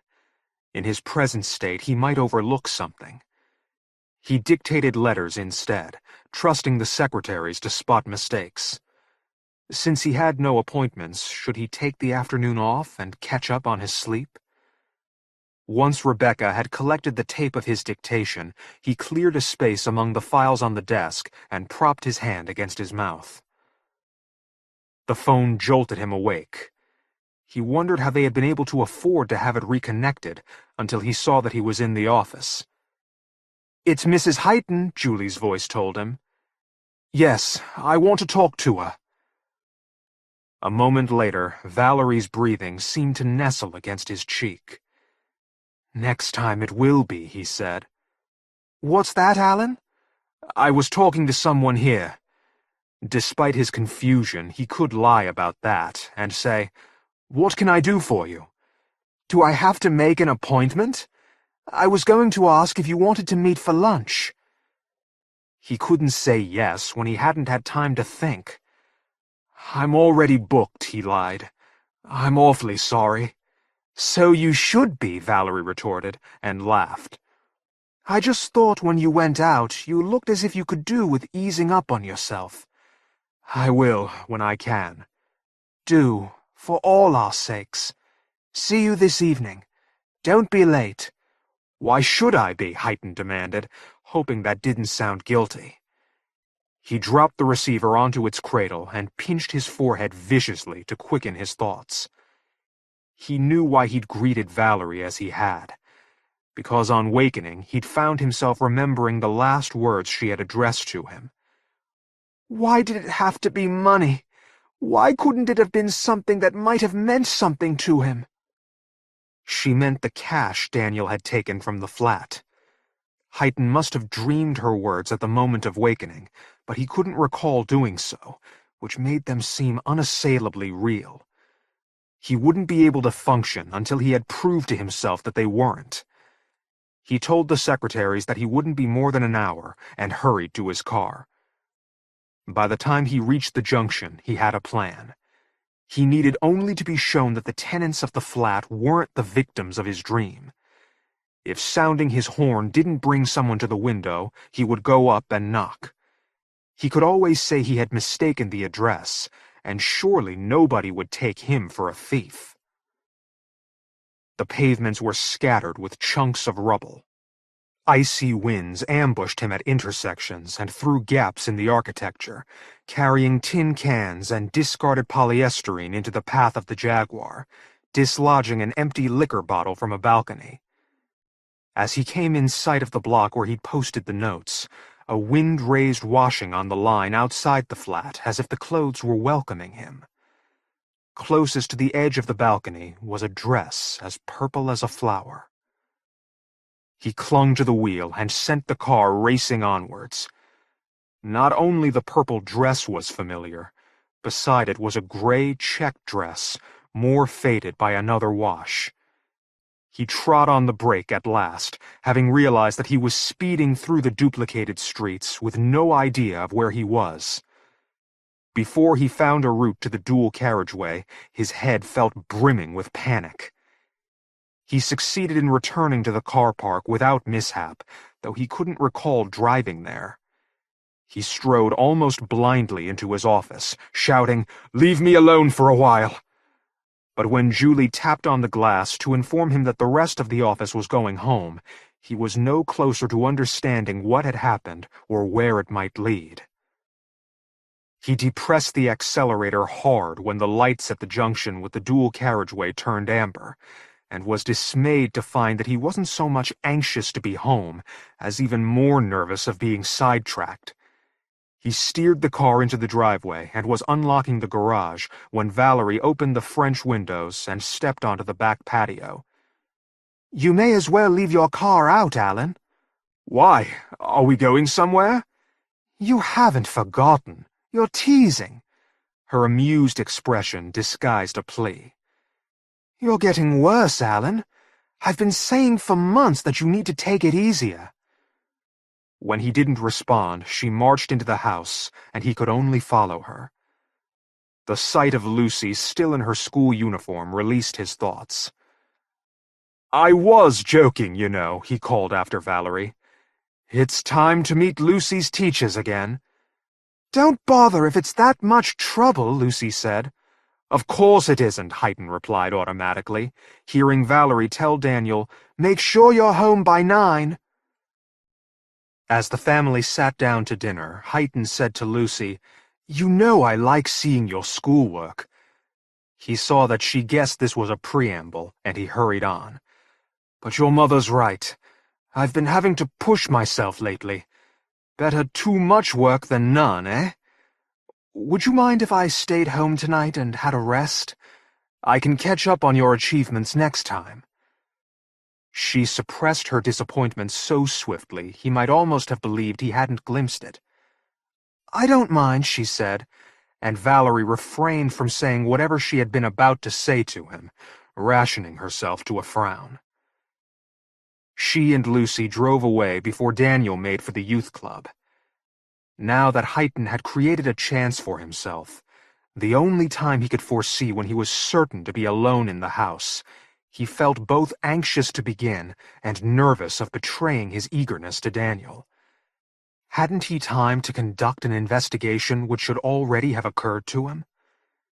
He leafed through the phone directory to the listing for Heighton, but none of the numbers alongside the column of names was the one he'd seen in the flat. Nor could directory inquiries help him.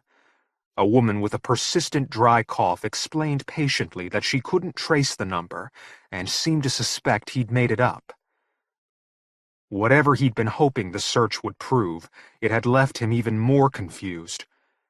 As soon as Daniel had left the house, Heighton ran Valerie's Toyota out of the garage and unlocked the boot.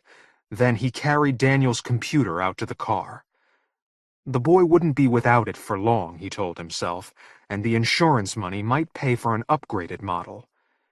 He felt unexpectedly mean for removing only the computer, and so he rushed through the house, collecting items which he felt ashamed to be able to afford. The telephone extension in his and Valerie's bedroom, the portable television in the guest room. Dumping them in the boot, he ran back to the house, trying to decide which window to smash. A burglar would enter through the French windows, but the prospect of so much breakage dismayed him. The thief or his accomplice could have been small enough to climb through the kitchen window. He was picking up a tenderizer mallet to break the glass and a towel to help muffle the sound before he realized that he couldn't use anything in the house. He dashed out, locking the front door behind him, and ran on tiptoe around the house. He mustn't take long. He had to leave the items on the balcony outside the flat and drive to the school in time to appear to have decided to see Lucy's work after all. Once they were home, he would discover that he'd been in such a hurry to get to the school that he had forgotten to switch on the burglar alarm. There were tools in the garden shed which an unprepared burglar might use, but how would the burglar open the padlock on the door? Heighton had been straining for minutes to snap the hasp, using a branch which he'd managed to twist off the apple tree, when he wondered if he could say that he had left the shed unlocked, though wouldn't he be claiming to have been too careless for even pressure of work to explain? He ran to the garage for a heavy spanner, with which he began to lever at the hasp and then to hammer at it, afraid to make much noise in case it attracted attention. He was still attacking the padlock when the Jaguar swung into the drive and spotlighted him. Lucy was first out of the car. "They couldn't turn off the fire alarm, so everyone had to go home," she called. Then her cheerfulness wavered. "What are you doing?" He felt paralyzed by the headlights. He couldn't hide the spanner. "I lost the key," he said, and remembered that Valerie knew it was on the ring with his keys to her car. I snapped it, bent it, had to throw it away," he babbled. "I was going to come to the school after all when I—" He had no idea how he would have continued if he hadn't been interrupted, but the interruption was anything but welcome. A police car had drawn up behind the Jaguar. Valerie climbed out of his car as the two policemen approached. "I wasn't speeding, was I?" "We weren't following you, madam," the broader of the pair assured her, staring at Heighton. "We received a report of someone behaving suspiciously around this house." There must be some mistake. That's my husband. But as she laughed, Valerie's gaze strayed to the open boot of her car. It's all right, Lucy, she said, too late, for the girl was already blurting, What are you doing with Daniel's computer? I'm sure there's a perfectly reasonable explanation, Valerie said, in a tone so clear that she might have been addressing not only Lucy and the policeman, but also the neighbors who had appeared at several windows. In any case, it's a domestic matter. The police stood their ground. Perhaps the gentleman would like to explain, the thick-set policeman said. I was just pottering.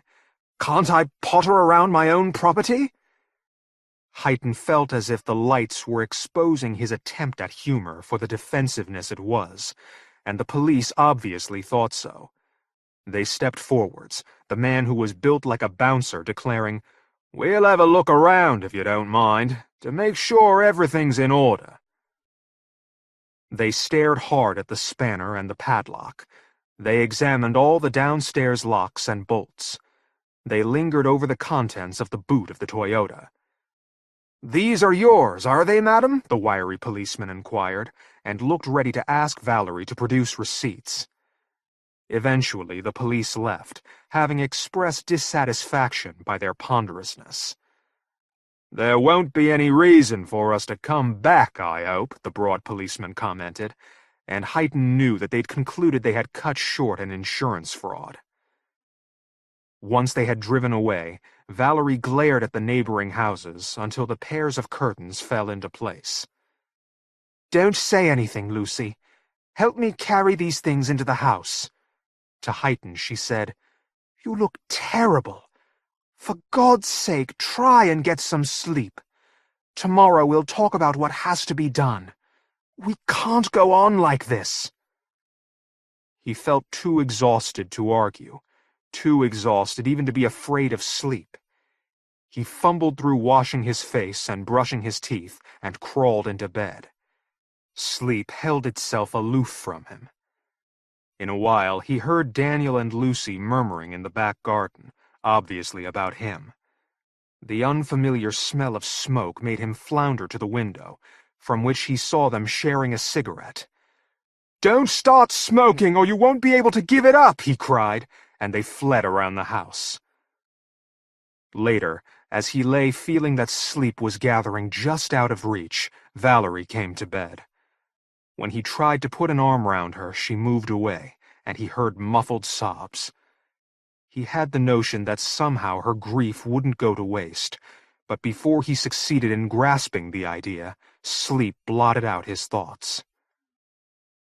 Then she was leaning over him and whispering in his ear. "Come and see," she repeated. Her voice was too low for him to distinguish its tone, but when he opened his eyes, he saw she had been crying.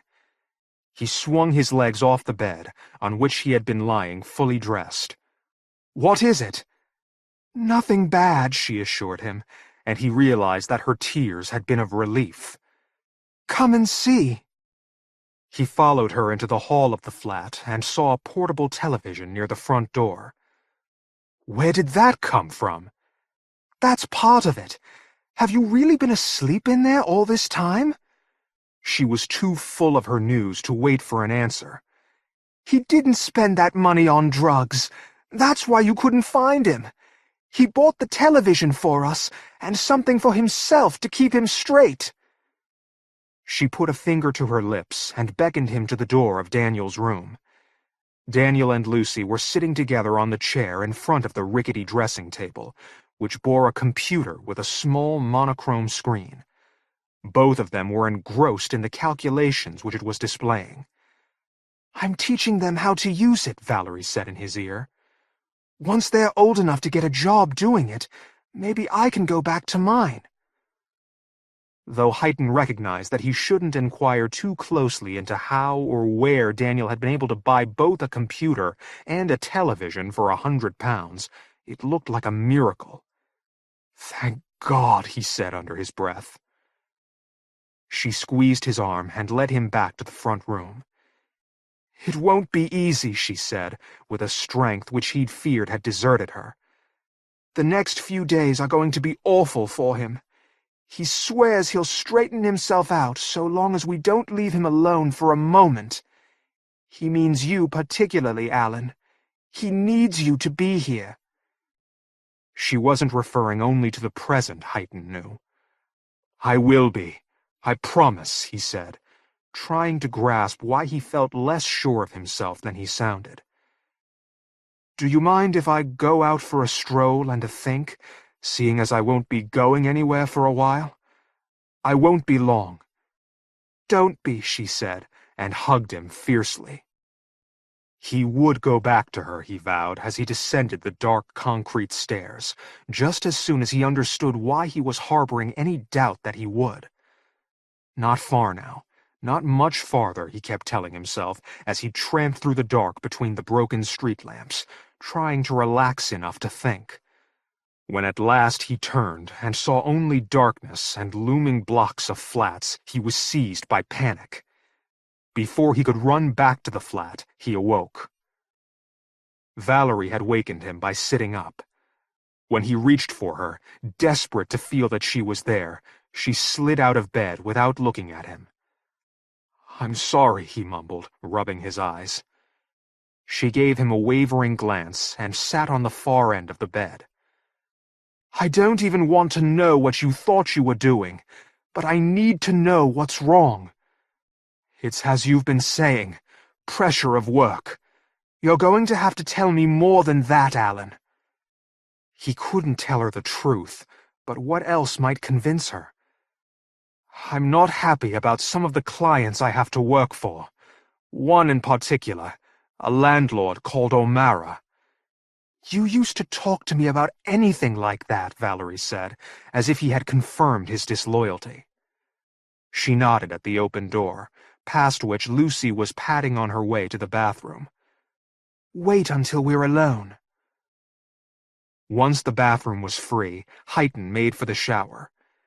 If he closed his eyes, he could imagine that the water was lukewarm rain, surging at him on a wind between the blocks of flats. He hurried downstairs as soon as he was dressed, not wanting the children to leave the house until he'd bidden them goodbye. They were still at the table. They stared at their food and then smiled at him, so brightly yet so tentatively that he felt like an invalid whose condition was obvious to everyone except himself. As Valerie put his plate in front of him with a kind of resentful awkwardness, Lucy said, "Don't worry about Mr. O'Mara." The side of Heighton's hand brushed against the hot plate. The flare of pain was too distant to bother him. "What do you know about O'Mara?" "Only that he says you're the best accountant in town," she said, flinching from his roughness. "I didn't mean to listen to what you and Mummy were saying." "Never mind that. Where have you come across him?" "I haven't yet. His son Lionel told me what he said. Lionel goes to our school." She lifted a forkful of scrambled egg to her lips before adding defiantly, "He's taking me to the disco." Heighton could see that she was expecting an argument, but he didn't want to upset her now, particularly since there was no need. He finished his breakfast and waited near the front door to give her and Daniel a hug. "Don't let life get you down," he told them, and watched as they walked away beneath the sunlit cherry trees and turned the corner. Valerie was switching on the dishwasher. "So tell me about this O'Mara," she said, with more than a hint of accusation. "You look after Lucy. I'll deal with him." "Not in your present state of mind, you won't. You need to see someone, Alan. Maybe they'll prescribe some time off work, which we can afford." That was true, especially since she was a director of the firm. "At the very least, I have to tidy things up," he said. She seemed resigned, even relieved. "Shall I drive you to the office?" A surge of love almost overwhelmed him, and he would have pulled her to him if he hadn't been afraid that the violence of his emotion would rouse her suspicions. "I don't know how long I'll be," he said. "I'll come back as soon as I can." Having to be so careful of his words to her distressed him. He yearned to linger until he had somehow communicated his love for her, except that if he stayed any longer, he might be unable to leave. He grabbed his overcoat and made for the front door. "We want you back," she said, and for a moment he was certain that she had an inkling of his plan. Then he realized that she was referring to the way he had become unfamiliar. He gave her a wordless smile which he just managed to hold steady, and hurried out to the car. The lights at the junction on the road into town remained green as he approached them, and he drove straight through. For years he had driven through without considering where the side road led, but now there was barely room for anything else in his mind. It wasn't the money he'd left at the flat which had changed the situation, he thought. It was the balance of fortune. Life at the flat had started to grow hopeful because life at the house had taken a turn for the worse. He parked the car and marched himself to the office, thinking how to restore the balance. "I'm going to have to take some time off. I wish I could be more definite." His partners reassured him that they could handle the extra workload. They didn't seem surprised by his decision. He discussed with them the cases about which they needed information, and when they left, he grabbed the phone. "No, I can't leave a message. I want to speak to Mr. O'Mara in person." Eventually, the landlord picked up the car phone. "I hope I'm going to like what you have to tell me, Alan." "You won't," Heighton said, savoring the moment. "I want you to tell your son to stop sniffing around my daughter. I won't have her feeling that she needs to prostitute herself for the family's sake." For some time O'Mara only spluttered, so extravagantly that Heighton imagined being sprayed in the face with saliva. "You won't be going near her again," O'Mara shouted. "But I'll be wanting a few words with her father in private. Just so long as you don't send your thugs to do your talking. I'm not one of your tenants," Heighton said, and felt reality lurch. "And if you come anywhere near my house, the police will want to know why." When O'Mara began spluttering obscenities, Heighton cut him off and held on to the receiver as if he couldn't bear to let go until he'd placed one last call. He dialed and closed his eyes, waiting for Valerie's voice. "Look after one another," he said, and set the receiver on its cradle before she could respond. Snatching a fistful of old financial journals from the table in the reception area, he headed for his car. The lights at the junction seemed almost meaningless. He had to remind himself not to turn left while they were against him. As soon as they changed, he drove through the rubbly streets until he found a courtyard entirely surrounded by boarded-up flats. With the tire iron, he wrenched the number plates off the Jaguar, then he thrust the rolled-up magazines into the petrol tank. Once they were all soaked, he piled them under the car and set fire to them with the dashboard lighter. As he ran out of the courtyard, he shoved the plates between the planks over a window, and the numbers fell into the dark. He was nearly at the flat when he heard the car explode. Surely that would be enough misfortune for his family to suffer. The sound of the explosion spurred him onwards, up the smelly concrete steps, along the balcony. The door of the flat swung inwards as he poked a key from his ring at the lock. "I'm home," he called. Silence met him. The cramped kitchen and bathroom were deserted, and so were the untidy bedrooms and the front room. The small television in the latter, and the computer in the boys' room next to it, were switched off. He prayed that he wasn't too late, that Daniel had gone wherever Lucy and his mother were so that they could watch over him. Thank heaven the phone wasn't working, or he might have been tempted to make a call which could only confuse and distract him. He lay down on the bed and closed his eyes, wondering if he might dream of his life in the house while he waited for his family to come to him. Karl Edward Wagner. In the Middle of a Snow Dream. Karl Edward Wagner was one of the genre's finest practitioners of horror and dark fantasy. He has been represented with a story in every volume of the best new horror to date, and his untimely death in 1994 robbed the field of one of its major talents. Born in Knoxville, Tennessee, Wagner trained as a psychiatrist before becoming a multiple British and World Fantasy Award-winning writer, editor, and publisher. His early writing included a series of fantasy novels and stories featuring Cain, the mystic swordsman. His first novel, Darkness Weaves with Many Shades, introduced the unusually intelligent and brutal warrior-sorcerer, and Cain's adventures continued in Death Angel's Shadow, Bloodstone, Dark Crusade, and the collections Night Winds and The Book of Cain. A new Cain story recently appeared in the White Wolf anthology Elric, Tales of the White Wolf, based around the character created by Michael Moorcock.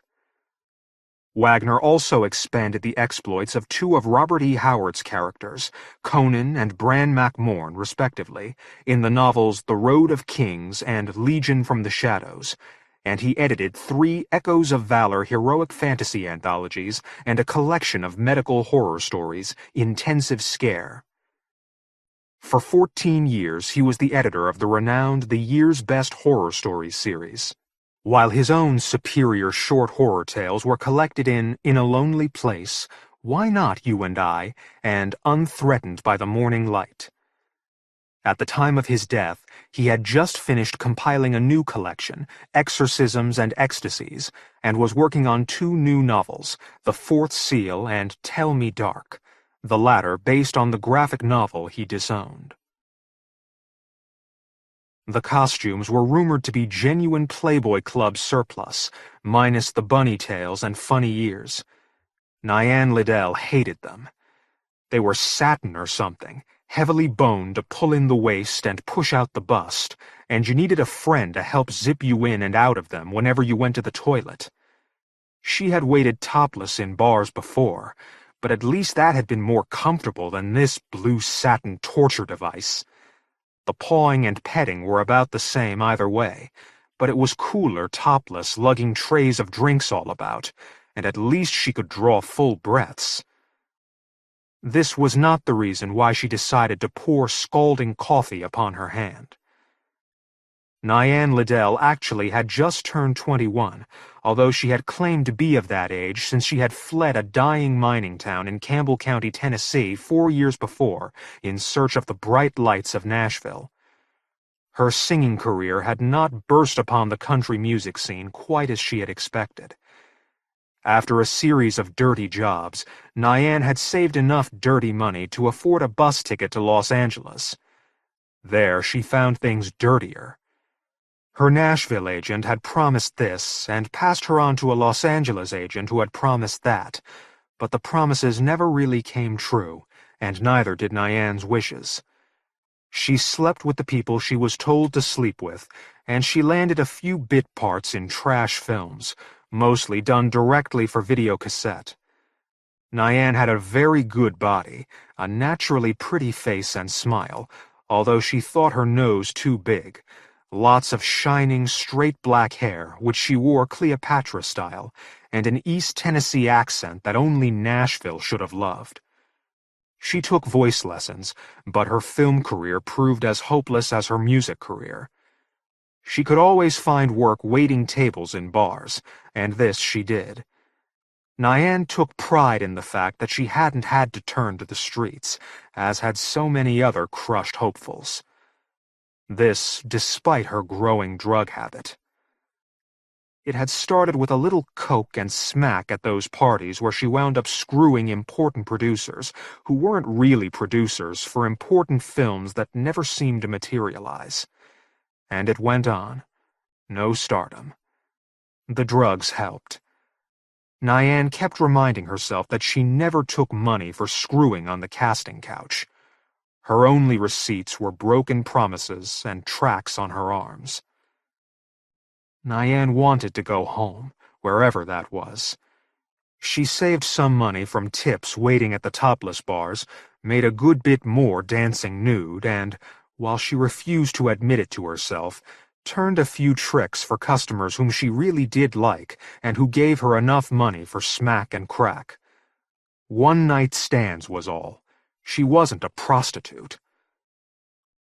Nyan was gang-raped one night at a crack house. She was stoned, didn't remember how many, and didn't care at the time. She seemed to remember that she owed them some money. Afterward, they gagged her and threw her naked body into a dumpster with her wrists bound and her ankles tied back to a noose around her neck. Then they left her to die in garbage, an example to other bitches. A bag lady, sleeping inside the dumpster beneath the trash, awoke and found Nyan writhing in death throes. She untied her before Nyan had completely strangled and somehow summoned the police. Nyan could tell them nothing. Her only clear memory was of strange dreams as she lay dying in the trash. Her beating was severe enough to hospitalize her for more than a week. She confessed to her drug addiction as soon as the withdrawal started. They put her on methadone, Valium, and Xanax, and sent her packing once she could walk. Nyan was pleased that there would be no scars. So she hurriedly withdrew her savings, enough for a plane ticket and some to live on, packed whatever she had worth packing, and caught the first flight to Knoxville, Tennessee. The boys at the crack house would be looking for her, this time with bullets to make sure of the job. They wouldn't bother looking as far as Tennessee for a few $100. And Nyan had a girlfriend from Nashville who now worked in Knoxville. Crash space and maybe a job.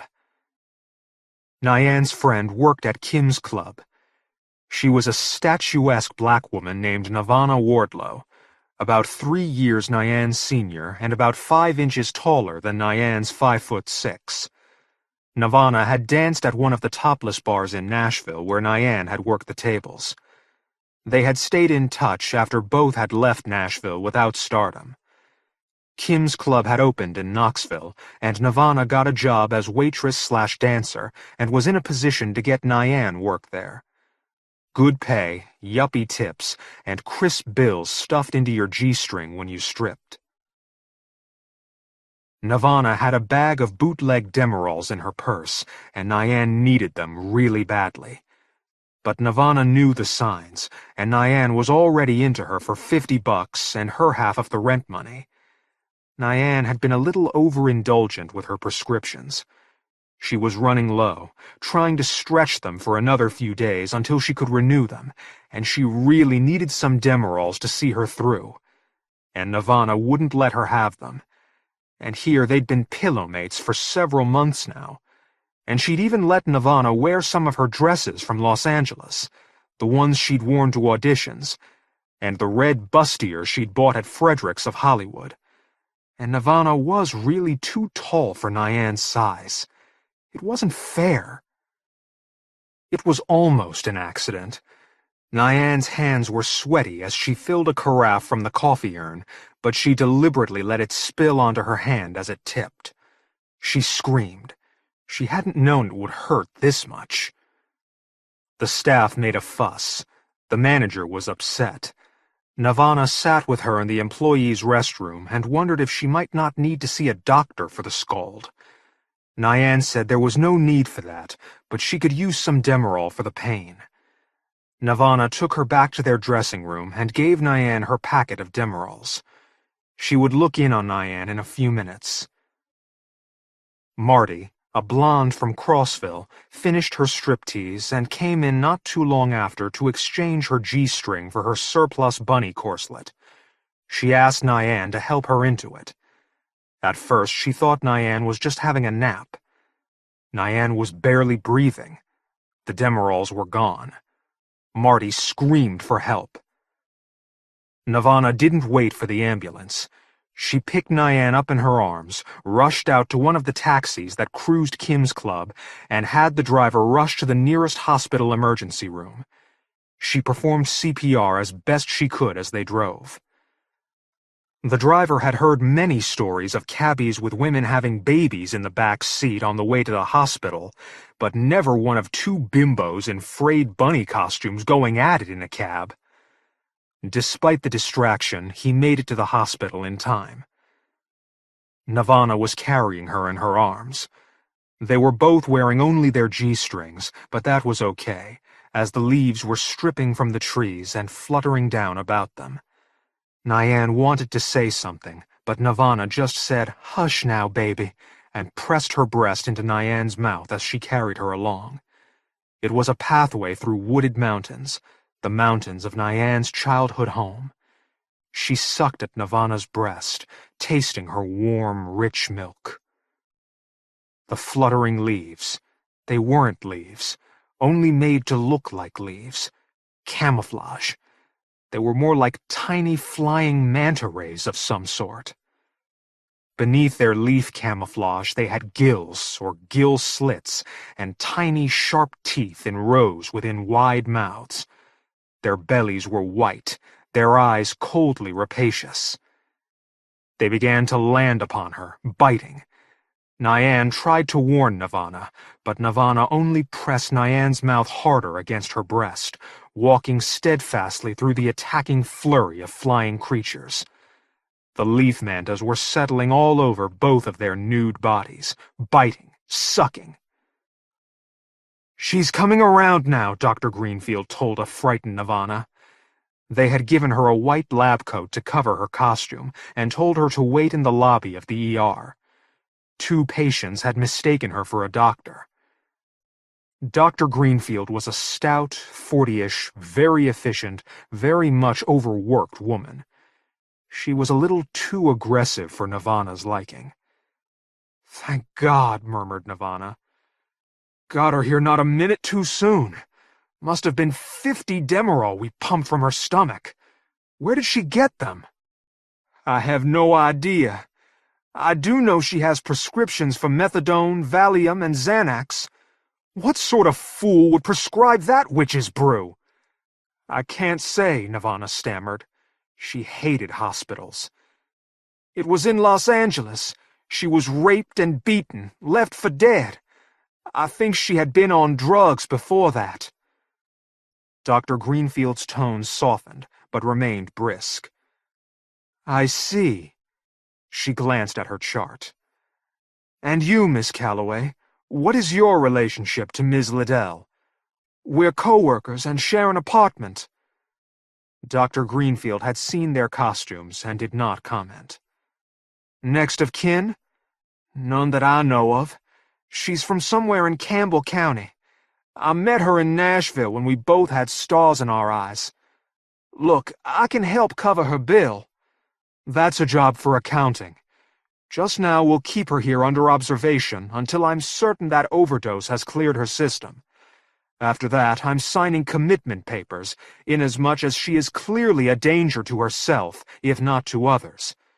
"But she scalded her hand, that was all." "We'll see that she receives treatment for her substance abuse problems. If she responds well to therapy, I don't expect her to be an inpatient very long." "What idiot prescribed her medications?" "Oh, and we'll need your signature on this." "Hello, Ms. Liddell. I'm Dr. Ashford. But please feel free to call me Keith, if that will make you feel more at ease." "Then please call me Nyan. When will I get out of here?" Nyan was uncertain, but she guessed she had been on the locked psychiatric ward for about a month. Suicide precautions had been dropped. She had been weaned from her witch's brew of medications and was now coasting along on a minor dose of Meloril.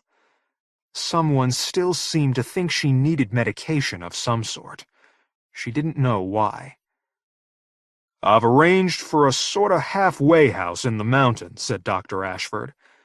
"It's a sort of old resort hotel, nothing fancy, built in the 20s, and usually rented out to church groups. It's quiet there, and I've already convinced a number of recovering addicts and other patients to spend the week there, sharing experiences, undergoing counseling, before taking the step back to the real world. I feel that this is an excellent therapy opportunity, and, in view of your excellent progress here, I consider you an excellent candidate. This is completely voluntary, of course. What do you say?" Excellent, said Nyan. She'd kill to get out of this prison. Excellent, agreed Dr. Ashford. He was 30-something, tall and very good-looking, with wavy brown hair and neatly trimmed beard. Behind his faux, tortoise-rimmed glasses, his eyes were a mild hazel. He wore a loose linen jacket, beige, no tie on a blue button-down collar shirt, and beige cotton dockers with neat Reeboks. Nyan guessed he drove a BMW. She guessed right. "Can my roommate come along? She's come to visit nearly every day. I don't know how I'd have made it without her." Close friends? "Very close."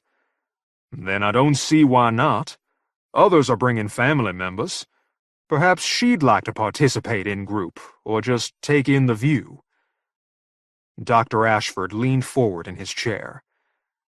I understand you've had 2 near-death experiences. "How did you know that?" From your charts, of course. After all, I am a consultant psychiatrist with full hospital privileges. It was by my advice that you weren't given ECT. That's shock treatment. Totally uncalled for. "Just get me out of here." I'll see to all the arrangements. It was a decaying 1920s resort hotel currently named the Brookstone Haven. Staff were minimal. This was off-season, and the place had gone to seed. Sprawling pine logs and cement-chinked construction, bathrooms down the hall. Mountain stream flowing beneath double overhanging verandas. Stream-fed pool that no one would want to jump into even in summer. Just now it was spitting snow. Nyan thought of her mountain home in Campbell County. Nirvana was having a blast. She bounced up and down on their creaky bed. "Hey, we're in a Boris Karloff movie, baby. Just send Bela Lugosi in for me. Man, it's so good to see you out of that place and feeling better. We're going to party here, honey. Then back to work at Kim's Club until we find something better. We'll do it, girl." Nirvana hugged her. "God, girl, I've sure missed you." "I've missed you," said Nyan. Nirvana usually wore a wig and had a very short afro, and that night Nyan clung to her hair as best she could, driving Nirvana's mouth deep between her thighs. Once she had climaxed, she buried her face between Nirvana's legs, loving her frantically. The antique bed creaked and rattled awfully, and they were probably keeping whoever was next door awake, but neither cared. It had been a long time apart. It was still spitting snow the next morning when Dr. Ashford greeted them at breakfast. Scrambled eggs, country ham, red-eye gravy, grits. If you don't want grits, why'd you order breakfast, as the saying goes? There were Nyan and Nirvana, somewhat red-eyed as well. Dr. Ashford and Dr. Greenfield, both looking cheerful. Nyan hadn't realized that Dr. Greenfield was a psychiatrist until several days after her dimly remembered overdose. The coffee was good. It smelled like Nirvana. There were about a dozen others in the group, some of whom had brought along spouses or friends for support. Darla King was a burnt-out punker, hostile attitude, who had recently nearly overdosed on smack. Dressed in black, hennaed hair, cute, looked 10 years older than she was. Nathan Morheim was here with his wife. A stroke had left him in a coma for weeks, and his mind had never really recovered. He was a pudgy old man with a happy smile. Janet Dixon was a chronic schizophrenic, now maintained on Prolixin. When off her medication, she liked to slash her wrists, once nearly fatally. She looked like an aging diner waitress. Maurice Crossman had come apart in Nam. Parts of his guts were still there. Medics didn't give him a chance, but they dusted him off anyway, and he lived to come back. And he did just fine until the screaming would start again. Sissy Dexter was a pert blonde teenager. She wasn't wearing a silly helmet when her 10-speed hit an angry Doberman and her head hit the curb. She could joke about getting last rites, and she was through the worst of it. Jeff Vickery was younger than Sissy. He had a problem with crack, in that he smoked a little too much one night, went into cardiac arrest, and by the time paramedics had him ticking, his brain had taken a licking. His mother was with him. Alice Shepard had choked on a bite of steak at a restaurant. By the time someone performed the Heimlich maneuver, she had suffered permanent neurological damage. Her walker and her sister accompanied her. Daniel Chase was a chronic schizophrenic taking 2 grams of Thorazine a day. Once, when he forgot his medication, he jumped in front of a bus to tell the driver that he was Jesus. The driver couldn't stop in time to hear the rest. Tammy Malone was a juvenile diabetic. As if acting out her teenage angst, she forgot to take her insulin on occasion in order to get attention. One such occasion had left her near death. Her mother huddled close to her, eating unbuttered toast as an example. All of this and more Nyan confided to Nirvana following their first morning group session. Nirvana had passed the time reading a Stephen King novel. She had a trailer load of Demerol hidden in her suitcase, but she wasn't about to let Nyan know. "Let's go for a walk in the snow," Nyan invited. "It really reminds me of home. I'm dreaming of a white Christmas." "Yes, let's do it!" Nirvana was so pleased to see Nyan back to life once again.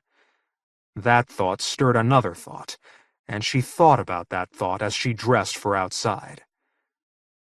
It was a typical East Tennessee snow flurry. Ground frozen enough to hold the flakes, not enough snow to cover the ground. All gone the next day, unless more came down. Some of the others were walking about. Nyan tried to make snowballs to throw at Nirvana, but couldn't scrape up enough of the meager dusting. They walked giggling along the gravel road, past a series of outbuildings, garages, storage sheds, individual cabins, all in long disuse. The snow continued to flurry about them. Nyan was determined to make a snowball. She scraped bits of snow from the gravel as they walked. She stopped suddenly. "Oh, what's this?" "Roadkill! Yuck!" Nirvana turned away. "But what is it?" Nyan carefully picked it up from the snow. The carcass was flattened and desiccated, about 12 inches in length. Nyan at first thought it was a monkey, but this had tiny horns and bat's wings. She flipped it in disgust toward the base of a tall pine tree. "Squashed prop from Wizard of Oz," said Nirvana, peeking. "Leave it lay there. Probably some weird kind of bat from these mountains, and bats can carry rabies. Best you go wash your hands." Nyan rubbed her hands on her jeans. That didn't look like any bat she'd ever seen. Endangered species? Escaped from a zoo? "We need to get back. Dr. Ashford had us scheduled for another group session after lunch." That night, as they nestled together, Nyan suddenly said, "I know what the common denominator is here, with the patients." Nirvana was almost asleep. They had wrestled about in a delicious 69 for what seemed like hours. "What denominator? Go to sleep, honey." Nyan sat up in bed and persisted. "We've all of us had near-death experiences." "Tell me about it in the morning." Nirvana rolled over and gave her a reassuring hug, urging her back to her pillow. Nyan had a morning session with Dr. Ashford. She hadn't taken any Meloril since leaving the hospital, so she begged another Demerol from Nirvana to steady her nerves. It cleared the furtive movements she kept seeing at the edge of her vision. Dr. Ashford was in his usual positive mood, exuding calm and confidence. "Well, Nyan, please sit down. You seem much more chipper this morning. The mountain air is doing you good, despite this inclement weather. Thank you, Dr. Ashford. Please do call me Keith, if it makes you feel more comfortable. I like to establish an informal rapport with my patients. He was dressed from an L.L. Bean catalog and very relaxed. All right then, Keith. After the usual preamble, Keith said that Nyan was doing very well in group. Nyan said that it was a relief to be off drugs and that she had no more suicidal thoughts. Let's explore this, Keith suggested. You were nearly murdered in Los Angeles. What were your final thoughts? Nyan wanted another Demerol. I can't really say. I was really stoned before before it all started. I remember being pulled from a car trunk, then a rope tightening about my throat. It hurt. Then I was thrown into a dumpster. Garbage covered my face. There was laughter. I blacked out. Then there were the police. Keith studied some notes, made some more. According to police reports, you may have been unconscious for several minutes before the homeless person managed to untie you. You told the police that you had had strange dreams as you were dying. What sort of dreams? Nyan was definitely getting another Demerol after this session. Nirvana had hidden her stash, but she knew where to look. I was walking naked through the snow, back in Campbell County where I grew up. There were things crawling all about. At first I thought they were sticks or snakes, but then I saw they were more like, what do you call them? Lamprey eels, like leeches.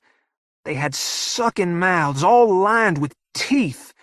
They began biting me all over, and I couldn't pull them off. Then I could breathe again, and the police came. Nyan couldn't stop shaking. Yes. Well, I think that's enough for now. We have group just after lunch. Why don't you and your friend have a nice walk through the snow? The exercise is relaxing. Nyan begged another Demerol from Nirvana, then they took a nice walk through the snow. The snow was slowly getting deeper, an inch or more. From the clouds there might be much more on the way. Nyan finally made some snowballs. A fight ensued with much shrieking. Nyan felt like a teenager again, although she was 21 going on 100. She bent down to scrape up another snowball, then screamed, "Oh my God, here's another one! And it's alive!" Nirvana rushed to see. What the fuck? It was flopping across the snow. Short brown fur, something like a tailless monkey with membranous wings. It was smaller than a house cat and had tiny horns. Its feet were like an owl's talons. Its muzzle was pointed and had many pointed teeth, which it snapped at them as it crawled across the snow. Nyan bent down to pick it up. Nirvana grabbed her arm and drew her back. "Don't touch it! It's rabid! But it's dying in the snow! There's nothing you can do! Leave it! What is it?" "I think it's a fox bat or a fruit bat, whatever they call them. I can't say. They live in South America. Then what's it doing here? Migrating. Someone's pet, I don't know. There may be more of them wintering in these old buildings. Bats don't have horns. Or arms." Nirvana dragged at her. "So now you're the expert on bats? Just leave it alone. I'm sure it's rabid. We ought to report this to someone. Then tell one of the doctors. Will you come on?"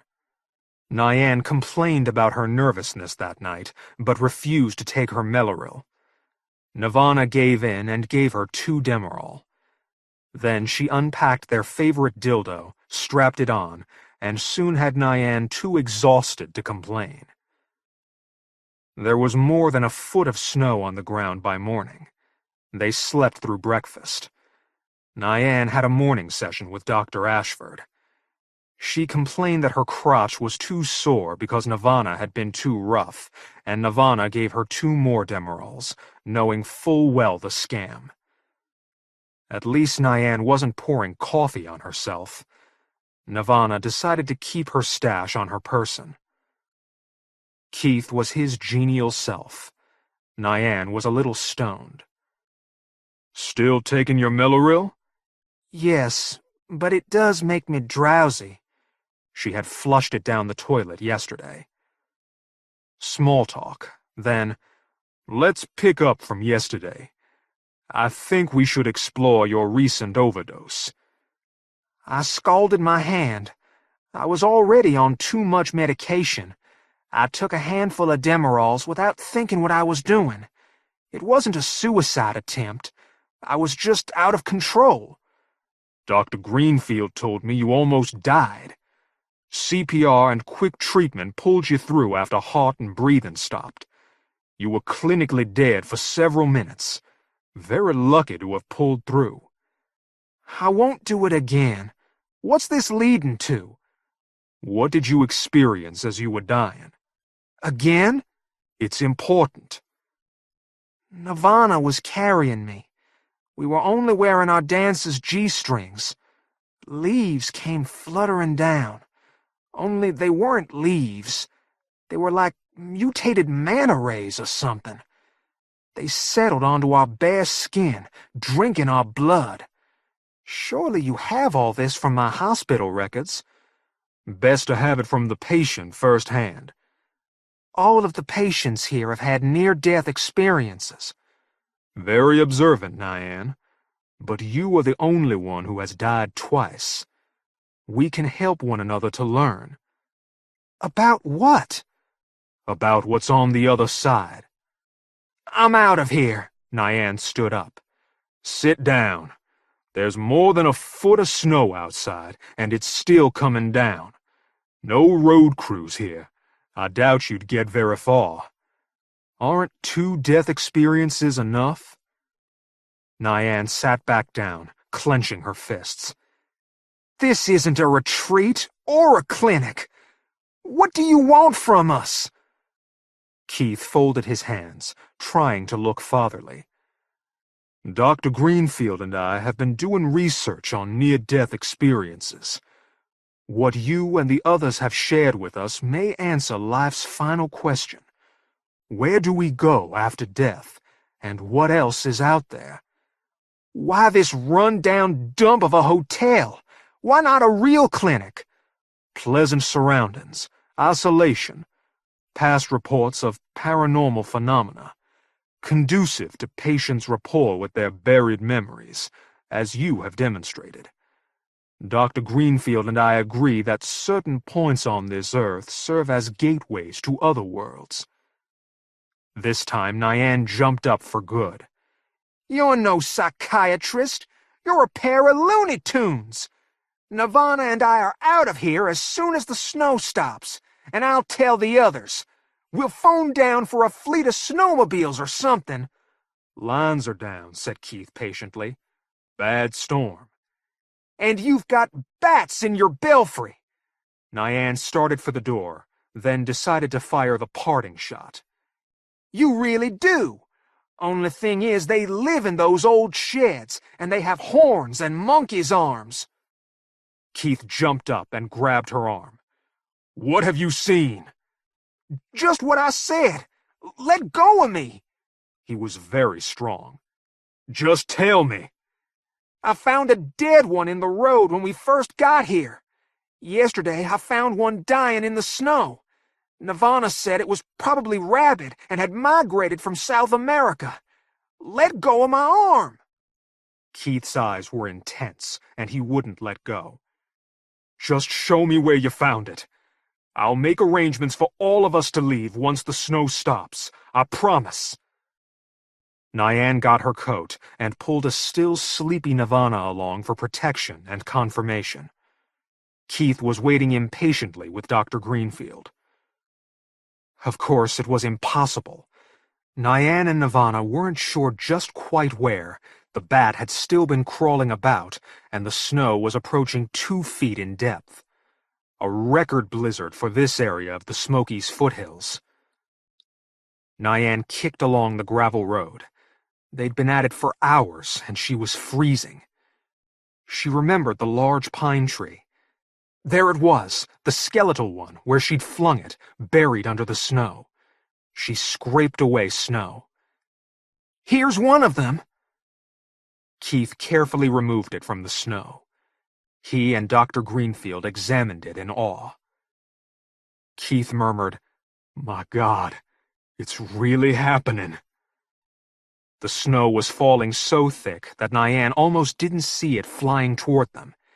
"Here's a fresh one! Watch out!" The bat thing struck Dr. Greenfield, ripping her heavy quilted parka with its teeth. She screamed and slung it off her arm. It flew back into the snowstorm, circling. "Back inside," said Keith. "Quick!" As Nyan turned to shuffle back through the snow, she saw a drift move. Something like a lamprey eel peered out. Nyan ran as fast as she could, saying nothing to the others. They passed a clump of reddening snow. Mrs. Malone had made a bad decision to have a morning winterland stroll. Keith brushed away enough snow to see the bloated maple leaf things that feasted upon her. "The experiment's out of control!" Dr. Greenfield massaged her bleeding arm.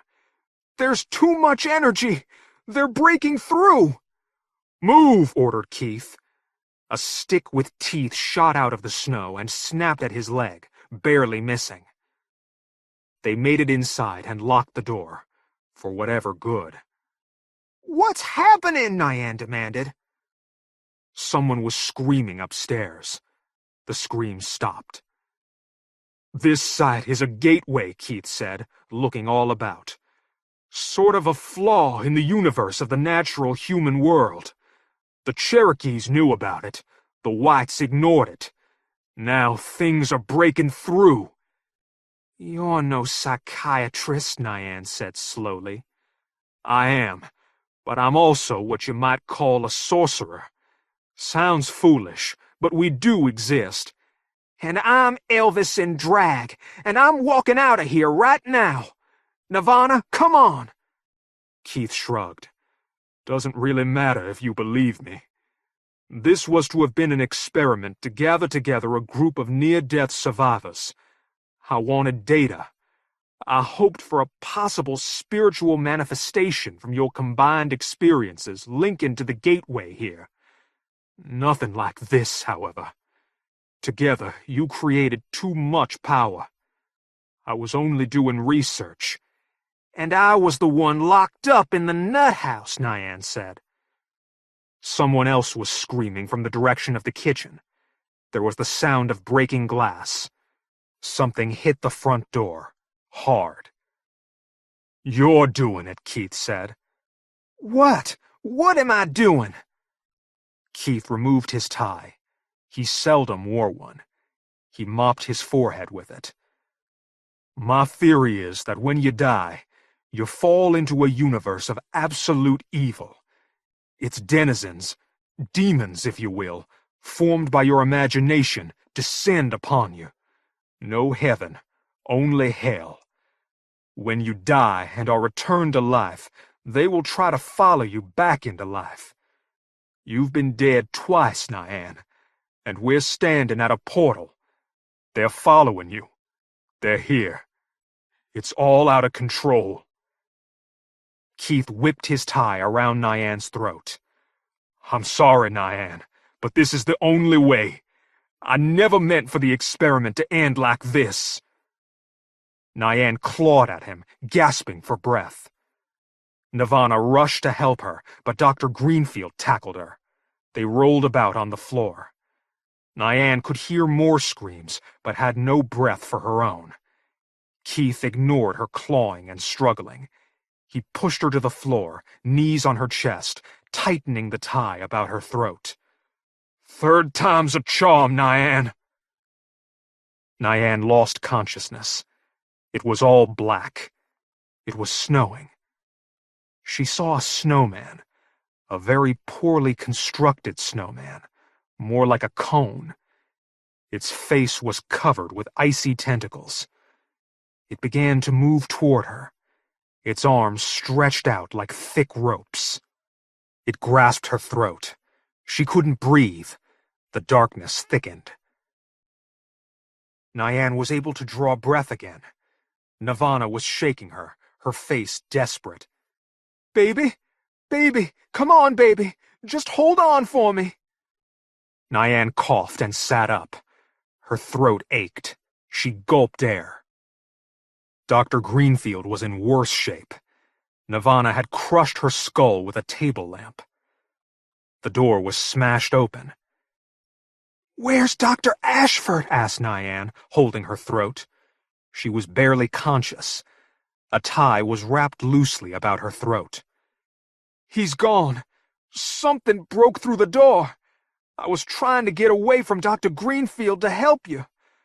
All I saw was something like pieces of thick rope reach in and drag Dr. Ashford away. Dr. Greenfield turned to look, and I hit the bitch hard with that lamp. I think I may have killed her." A frosted tentacle snaked through the broken door, curled about Dr. Greenfield's leg, dragged her into the snow. Nirvana was still too stunned to know panic. "Girl, we've got to get out of here!"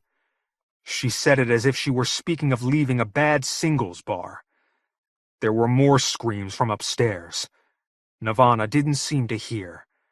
Her nose and lips were bleeding, unheeded. She just hung on to Nyan, out of it. "We'll never make it just now in the snow," Nyan said. "We'll lock ourselves in our room. I think they won't harm me." "Who?" "My death fantasies. They only followed me from the other side. The others lacked the power to escape them. Let's hurry. I think I can protect us both now." They huddled together throughout the evening and a sleepless night, hearing an endless barrage of screams and crashing sounds. "From ghoulies and ghosties and things that go bump in the night, dear Lord, preserve us." Nirvana must have said that prayer 100 times as they clutched each other and shuddered at every sound. Nyan seemed much calmer now and kept reassuring her. Nirvana gave them both some Demerols. By daybreak, it had all stopped, except the snow. Just flurries. They crept out cautiously. The smell of death hung over the decaying hotel. There were no sounds. "Are they all dead?" Nirvana wondered. "Do you want to look?" Nyan fussed with the telephone. Yes, the lines really were down. She begged a Demerol from Nirvana. "All right, we'll hike it to town. Maybe we can hitch a ride once we hit the highway if it's clear. I'm not staying here another moment." Nyan tugged on her coat.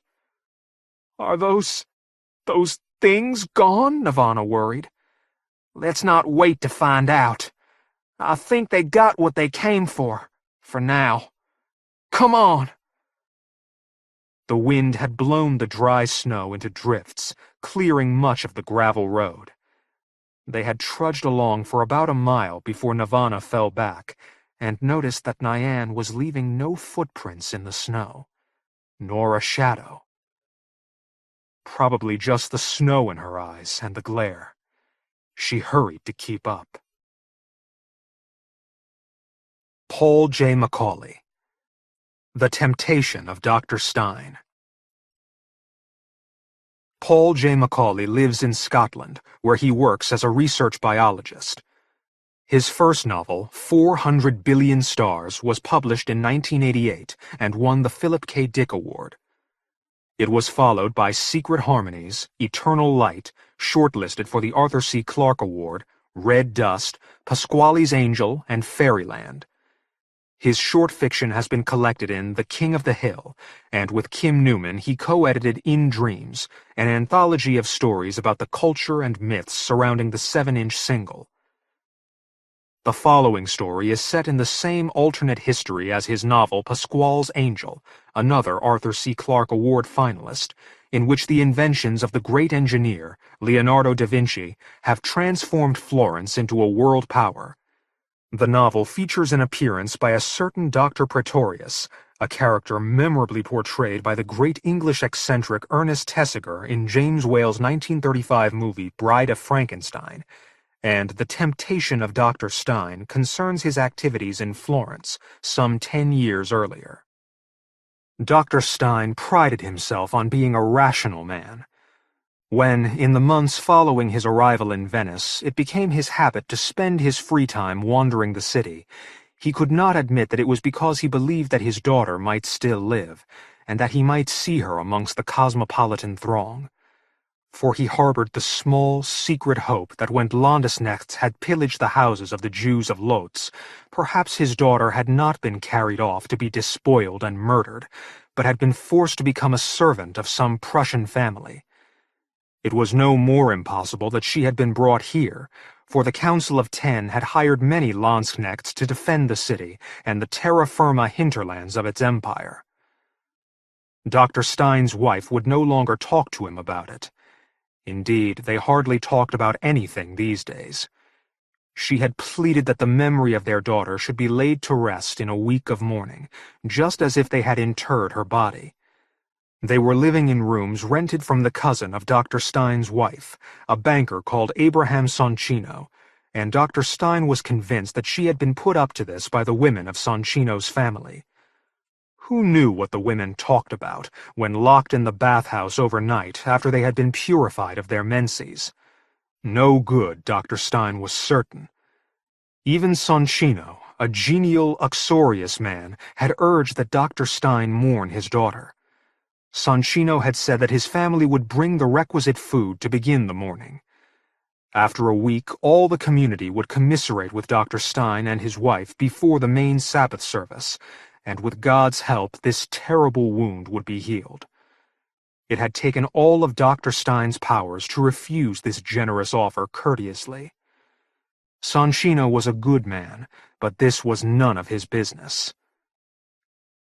As winter came on, driven out by his wife's silent recriminations, or so he told himself, Dr. Stein walked the crowded streets almost every afternoon. Sometimes he was accompanied by an English captain of the Night Guard, Henry Gorrell, to whom Dr. Stein had become an unofficial assistant, helping identify the cause of death of one or another of the bodies found floating in the backwaters of the city. There had been more murders than usual that summer, and several well-bred young women had disappeared. Dr. Stein had been urged to help Gorrell by the elders of the Beth Din. Already there were rumors that the Jews were murdering Christian virgins and using their blood to animate a golem. It was good that a Jew, moreover a Jew who worked at the city hospital and taught new surgical techniques at the School of Medicine, was involved in attempting to solve this mystery. Besides, Dr. Stein enjoyed Gorrell's company. He was sympathetic to Gorrell's belief that everything, no matter how unlikely, had at base a rational explanation. Gorrell was a humanist, and did not mind being seen in the company of a man who must wear a yellow star on his coat. On their walks through the city, they often talked on the new philosophies of nature compounded in the University of Florence's great engineer, Leonardo da Vinci, quite oblivious to the brawling bustle all around them. Ships from 20 nations crowded the quay in the long shadow of the Campanile, and their sailors washed through the streets. Hawkers cried their wares from flotillas of small boats that rocked on the wakes of barges or galleys. Gondoliers shouted vivid curses as skiffs crossing from one side of the Grand Canal to the other got in the way of their long, swift craft. Sometimes a screw-driven Florentine ship made its way up the Grand Canal, its hero's engine laying a trail of black smoke, and everyone stopped to watch this marvel. Bankers in fur coats and tall felt hats conducted the business of the world in the piazza before San Giacometto, amid the rattle of the new clockwork abacuses and the subdued murmur of transactions. Gorrel, a bluff, muscular man with a bristling black beard and a habit of spitting sideways and often, because of the taw of tobacco he habitually chewed, seemed to know most of the bankers by name, and most of the merchants, too. The silk and cloth of gold mercers and sellers of fustian and velvet along the mercery, the druggists, goldsmiths, and silversmiths, the makers of white wax, the ironmongers, coopers, and perfumers who had stalls and shops in the crowded little streets off the Rialto. He knew the names of many of the yellow-scarfed prostitutes, too, although Dr. Stein wasn't surprised at this, since he had first met Gorrel when the captain had come to the hospital for mercury treatment of his syphilis. Gorrel even knew, or pretended to know, the names of the cats which stalked between the feet of the crowds, or lazed on cold stone in the brittle winter sunshine, the true rulers of Venice. It was outside the cabinet of one of the perfumers of the mercery that Dr. Stein for a moment thought he saw his daughter. A gray-haired man was standing in the doorway of the shop, shouting at a younger man who was backing away and shouting that there was no blame that could be fixed to his name. "You are his friend." "Sir, I did not know what it was he wrote, and I do not know, and I do not care why your daughter cries so." The young man had his hand on his long knife, and Gorrel pushed through the gathering crowd and told both men to calm down. The wronged father dashed inside and came out again, dragging a girl of about 14, with the same long black hair, the same white, high forehead as Dr. Stein's daughter. "Hannah," Dr. Stein said helplessly, but then she turned, and it was not her, not his daughter. The girl was crying, and clasped a sheet of paper to her bosom. Wronged by a suitor, Dr. Stein supposed, and Gorrel said that it was precisely that. The young man had run off to sea, something so common these days that the Council of 10 had decreed that convicted criminals might be used on the galleys of the Navy because of the shortage of free oarsmen. Soon the whole city might be scattered between Corfu and Crete, or even further, now that Florence had destroyed the fleet of Cortez and opened the American shore. Dr. Stein did not tell his wife what he had seen. He sat in the kitchen long into the evening and was still there, warmed by the embers of the fire and reading in Leonardo's treatise on the replication of motion by the poor light of a tallow candle, when the knock at the door came. It was just after midnight. Dr. Stein picked up the candle and went out, and saw his wife standing in the door to the bedroom. "Don't answer it," she said. With one hand she clutched her shift to her throat, with the other she held a candle. Her long black hair was down to her shoulders. "This isn't loads, Bellita," Dr. Stein said, perhaps with unnecessary sharpness. "Go back to bed. I will deal with this." "There are plenty of Prussians here, even so. One spat at me the other day. Abraham says that they blame us for the body snatching, and it's the doctors they'll come for first." The knocking started again. Husband and wife both looked at the door. "It may be a patient," Dr. Stein said, and pulled back the bolts. The rooms were on the ground floor of a rambling house that faced onto a narrow canal. An icy wind was blowing along the canal, and it blew out Dr. Stein's candle when he opened the heavy door. 2 city guards stood there, flanking their captain, Henry Gorrel. "There's been a body found," Gorrel said in his blunt, direct manner. "A woman we both saw this very day, as it happens. You'll come along and tell me if it's murder." The woman's body had been found floating in the Rio de Noale. "An hour later," Gorrel said, as they were rowed through the dark city, "and the tide would have turned and taken her out to sea, and neither you or I would have to chill our bones." It was a cold night indeed, just after St. Agnes Eve. An insistent wind off the land blew a dusting of snow above the roofs and prickly spires of Venice. Fresh ice crackled as the gondola broke through it, and larger pieces knocked against its planking. The few lights showing in the facades of the palazzos that lined the Grand Canal seemed bleary and dim. Dr. Stein wrapped his ragged loden cloak around himself and asked, "Do you think it murder?" Gorel spat into the black, icy water. "She died for love. That part is easy, as we witnessed the quarrel this very afternoon. She wasn't in the water long, and still reeks of booze. Drank to get her courage up, jumped. But we have to be sure. It could be a bungled kidnapping, or some cruel sport gone from bad to worse. There are too many soldiers with nothing to do but patrol the defenses and wait for a posting in Cyprus." The drowned girl had been laid out on the pavement by the canal and covered with a blanket. Even at this late hour, a small crowd had gathered, and when a guard twitched the blanket aside at Dr. Stein's request, some of the watchers gasped. It was the girl he had seen that afternoon, the perfumer's daughter.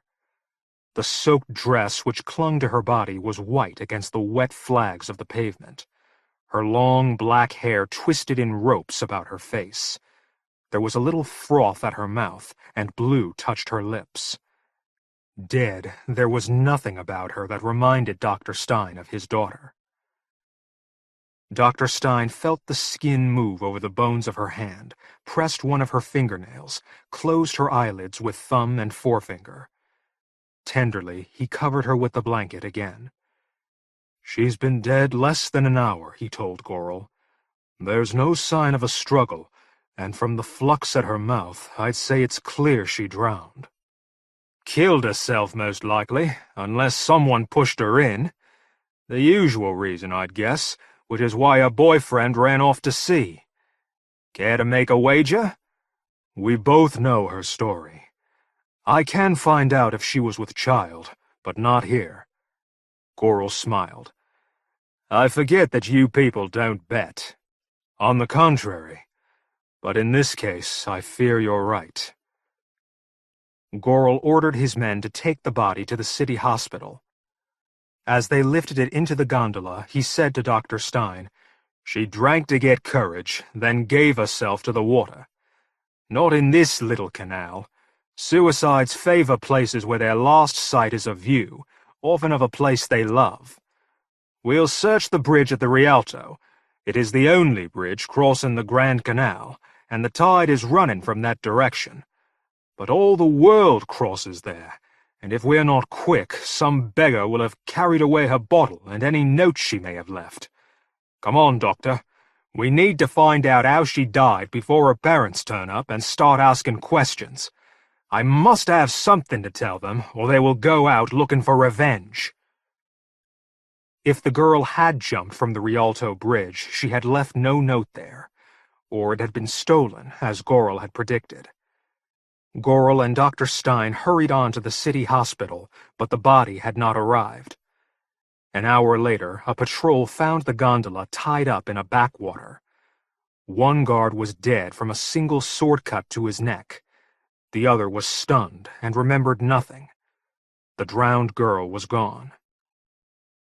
Gorel was furious and sent out every man he had to look for the body snatchers. They had balls to attack 2 guards of the night watch, he said, but when he had finished with them, they'd sing falsetto under the lash on the galleys. Nothing came of his enquiries.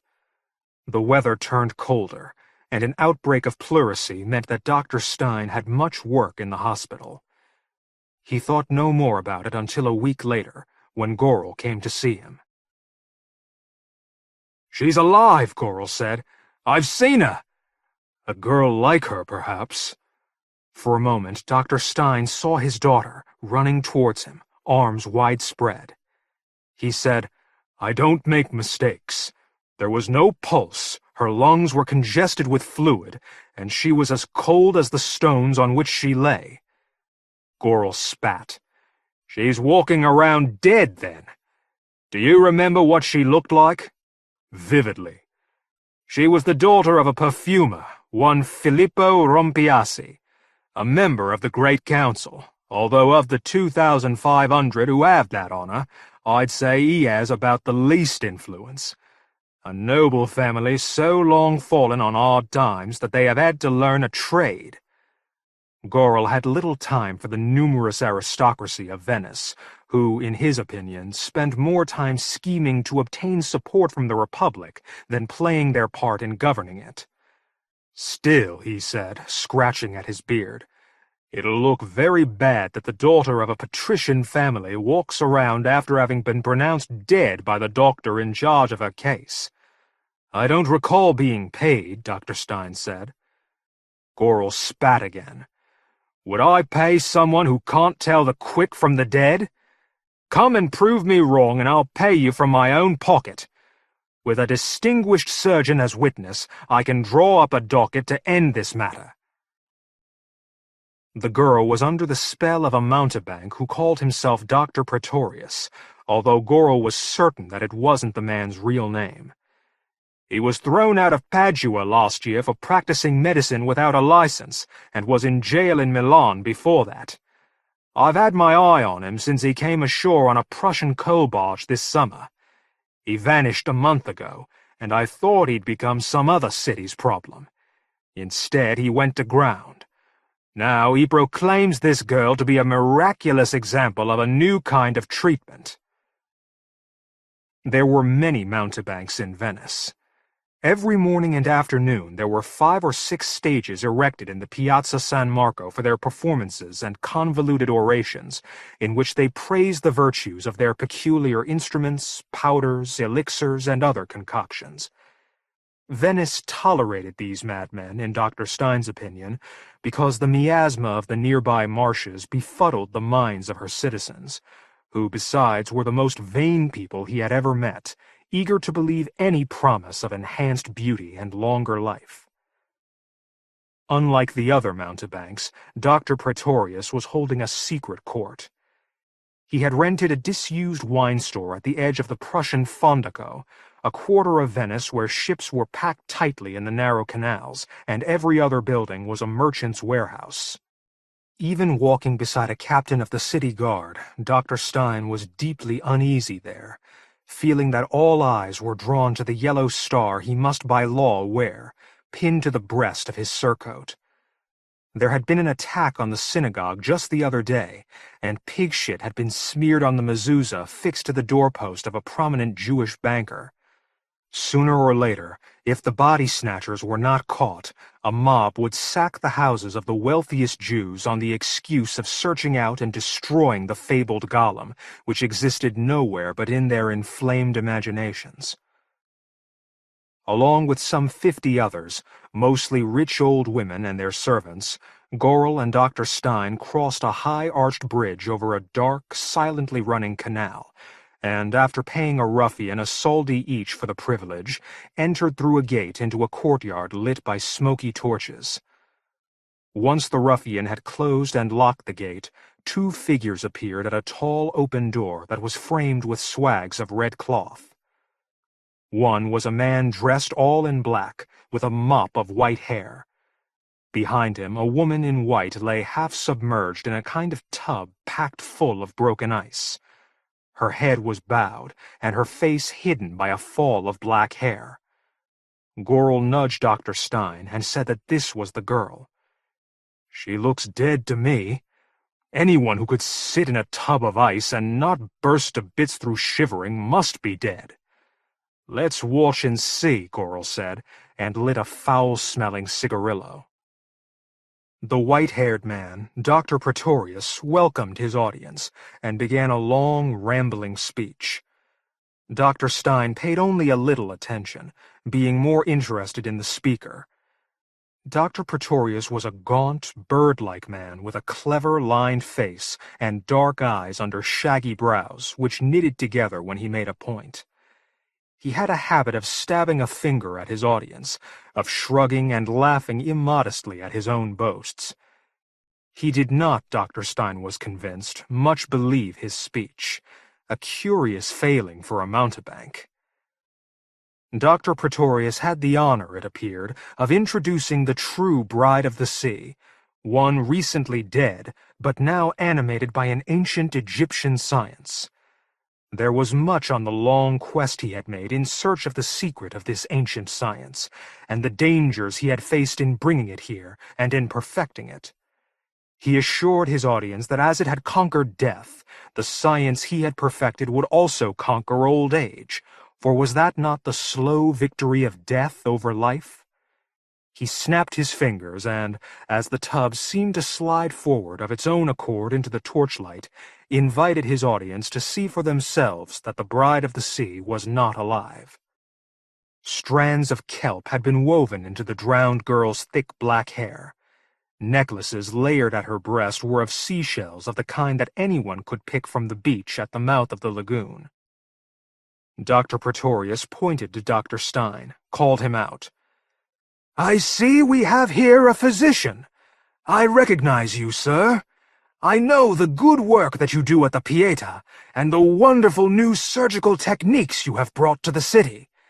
As a man of science, would you do me the honor of certifying that this poor girl is at present not living?" "Go on," Karl said, and Dr. Stein stepped forward, feeling both foolish and eager. "Please, your opinion," Dr. Pretorius said, with an ingratiating bow. He added, sotto voce, "This is a true marvel, Doctor. Believe in me." He held a little mirror before the girl's red lips, asked Dr. Stein if he saw any evidence of breath. Dr. Stein was aware of an intense, sweet, cloying odor, a mixture of brandy and attar of roses. He said, "I see none. Louder, for the good people here." Dr. Stein repeated his answer. "A good answer. Now, hold her wrist. Does her heart beat?" The girl's hand was as cold as the ice from which Dr. Pretorius lifted it. If there was a pulse, it was so slow that Dr. Stein was not allowed enough time to find it. He was dismissed, and Dr. Pretorius held up the girl's arm by the wrist, and with a grimace of effort pushed a long nail through her hand. "You see," he said with indecent excitement, giving the wrist a little shake so that the pierced hand flopped to and fro. "You see! No blood! No blood! Eh? What living person could endure such a cruel mutilation?" He seemed excited by his demonstration. He dashed inside the doorway and brought forward a curious device, a glass bowl inverted on a stalk of glass almost as tall as he, with a band of red silk twisted inside the bowl and around a spindle at the bottom of the stalk. He began to work a treadle, and the band of silk spun around and around. "A moment," Dr. Pretorius said, as the crowd began to murmur. He glared at them from beneath his shaggy eyebrows as his foot pumped the treadle. "A moment, if you please. The apparatus must receive a sufficient charge." He sounded flustered and out of breath. Any mountebank worth his salt would have had a naked boy painted in gilt with cherub wings to work the treadle, Dr. Stein reflected, and a drum roll besides. Yet the curious amateurism of this performance was more compelling than the polished theatricality of the mountebanks of the Piazza San Marco. Gold threads trailed from the top of the glass bowl to a big glass jar half filled with water and sealed with a cork. At last, Dr. Pretorius finished working the treadle, sketched a bow to the audience, his face shiny with sweat, and used a stave to sweep the gold threads from the top of the glass bowl onto the girl's face. There was a faint snap, as of an old glass broken underfoot at a wedding. The girl's eyes opened, and she looked about her, seeming dazed and confused. "She lives, but only for a few precious minutes," Dr. Pretorius said. "Speak to me, my darling. You are a willing bride to the sea, perhaps?" Karl whispered to Dr. Stein, "That's definitely the girl who drowned herself?" And Dr. Stein nodded. Karl drew out a long silver whistle and blew on it, 3 quick blasts. At once, a full squad of men-at-arms swarmed over the high walls.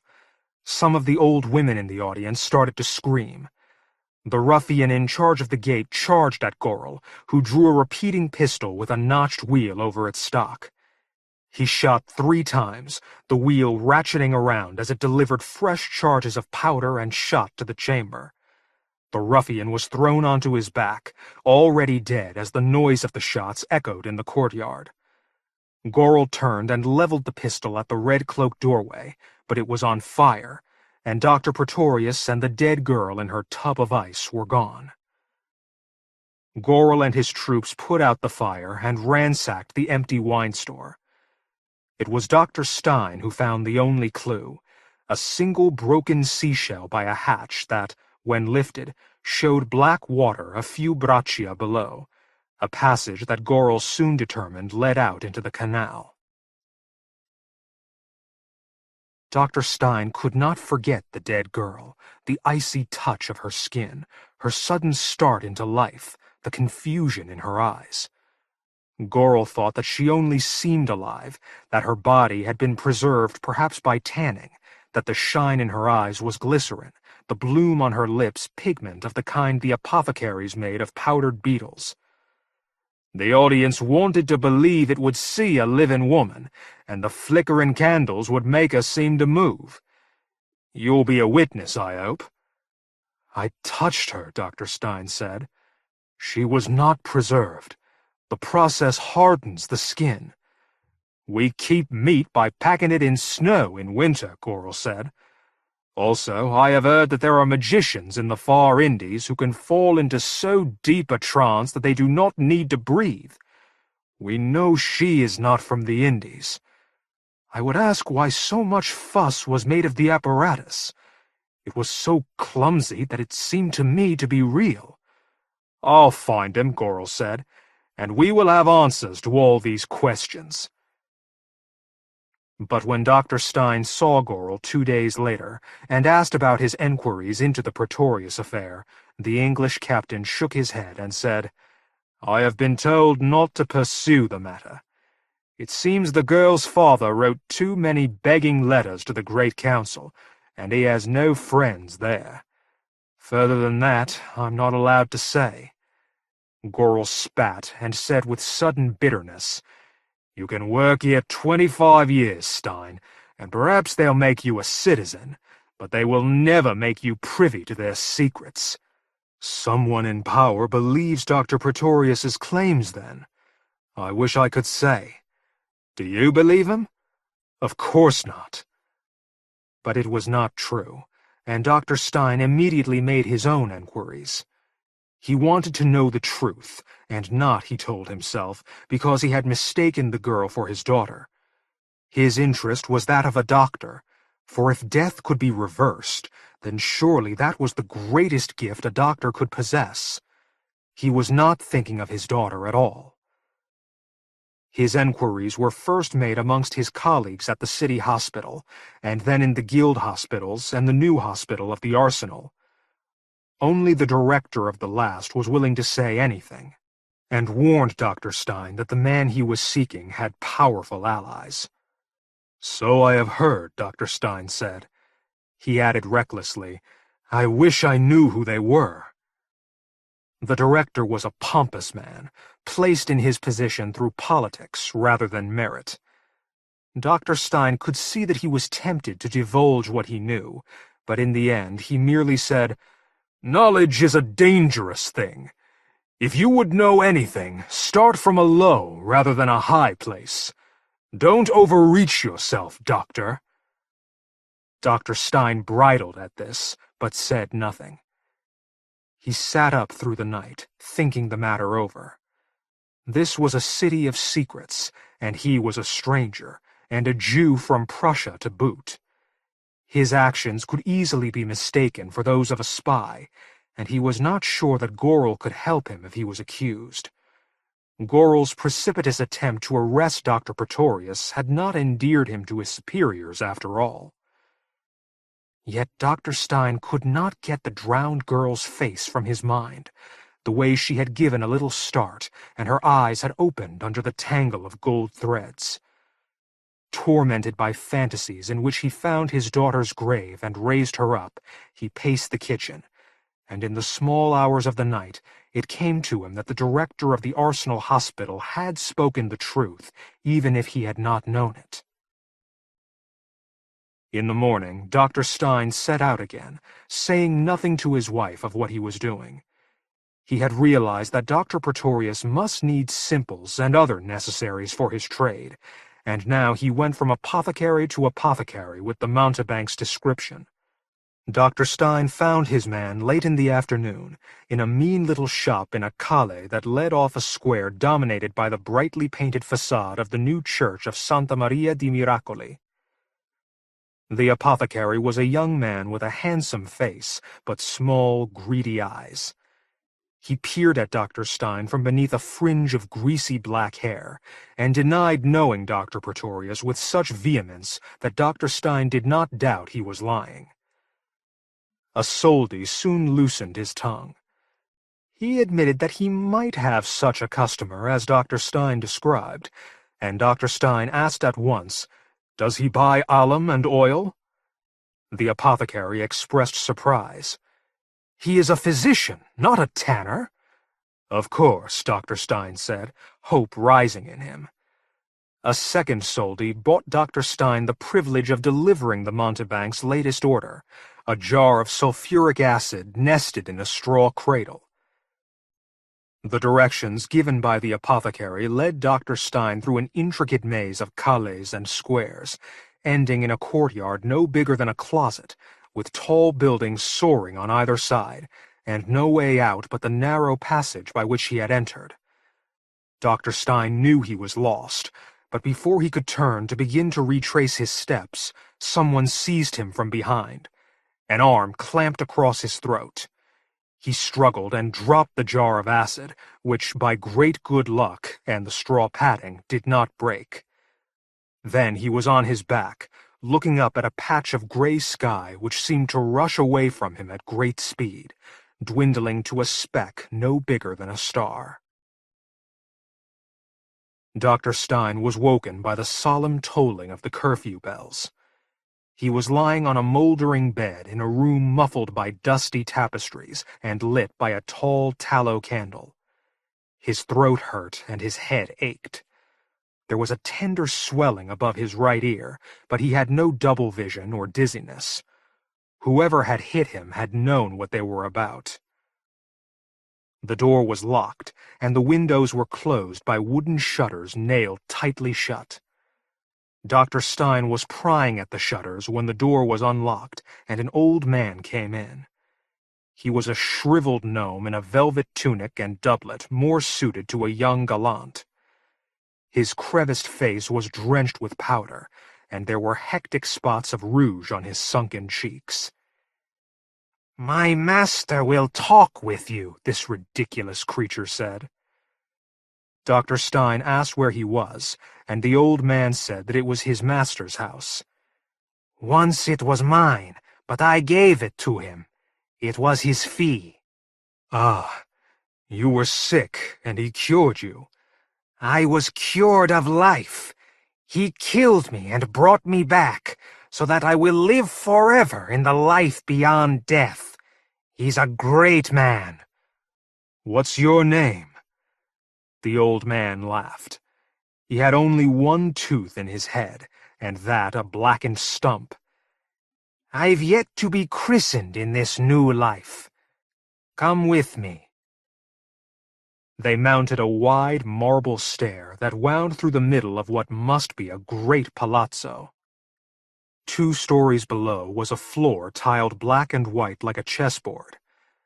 They climbed past 2 more floors to the top. The long room had once been a library, but the shelves of the dark bays set off the main passage were empty now. Only the chains which had secured the books were left. It was lit by a scattering of candles whose restless flames cast a confusion of flickering light that hid more than it revealed. One bay was penned off with a hurdle, and a pig moved in the shadows there. Dr. Stein had enough of a glimpse of it to see that there was something on the pig's back, but it was too dark to be sure quite what it was. Then something the size of a mouse scuttled straight in front of him. Dr. Stein saw with a shock that it ran on its hind legs with a stumbling, crooked gait. "One of my children," Dr. Pretorius said. He was seated at a plain table scattered with books and papers. Bits of glassware and jars of acid and salt cluttered the shelves that rose behind him. The drowned girl sat beside him in a high-backed chair. Her head was held up by a leather band around her forehead. Her eyes were closed and seemed bruised and sunken. Behind the chair was the same apparatus that Dr. Stein had seen used in the wine store. The smell of attar of roses was very strong. Dr. Stein said, "It was only a mouse, or a small rat." "You believe what you must, Doctor," Dr. Pretorius said, "but I hope to open your eyes to the wonders I have performed." He told the old man, "Fetch food." The old man started to complain that he wanted to stay, and Dr. Pretorius immediately jumped up in a sudden fit of anger and threw a pot of ink at his servant. The old man sputtered, smearing the black ink across his powdered face, and at once Dr. Pretorius burst into laughter. "You're a poor book," he said. "Fetch our guest meat and wine.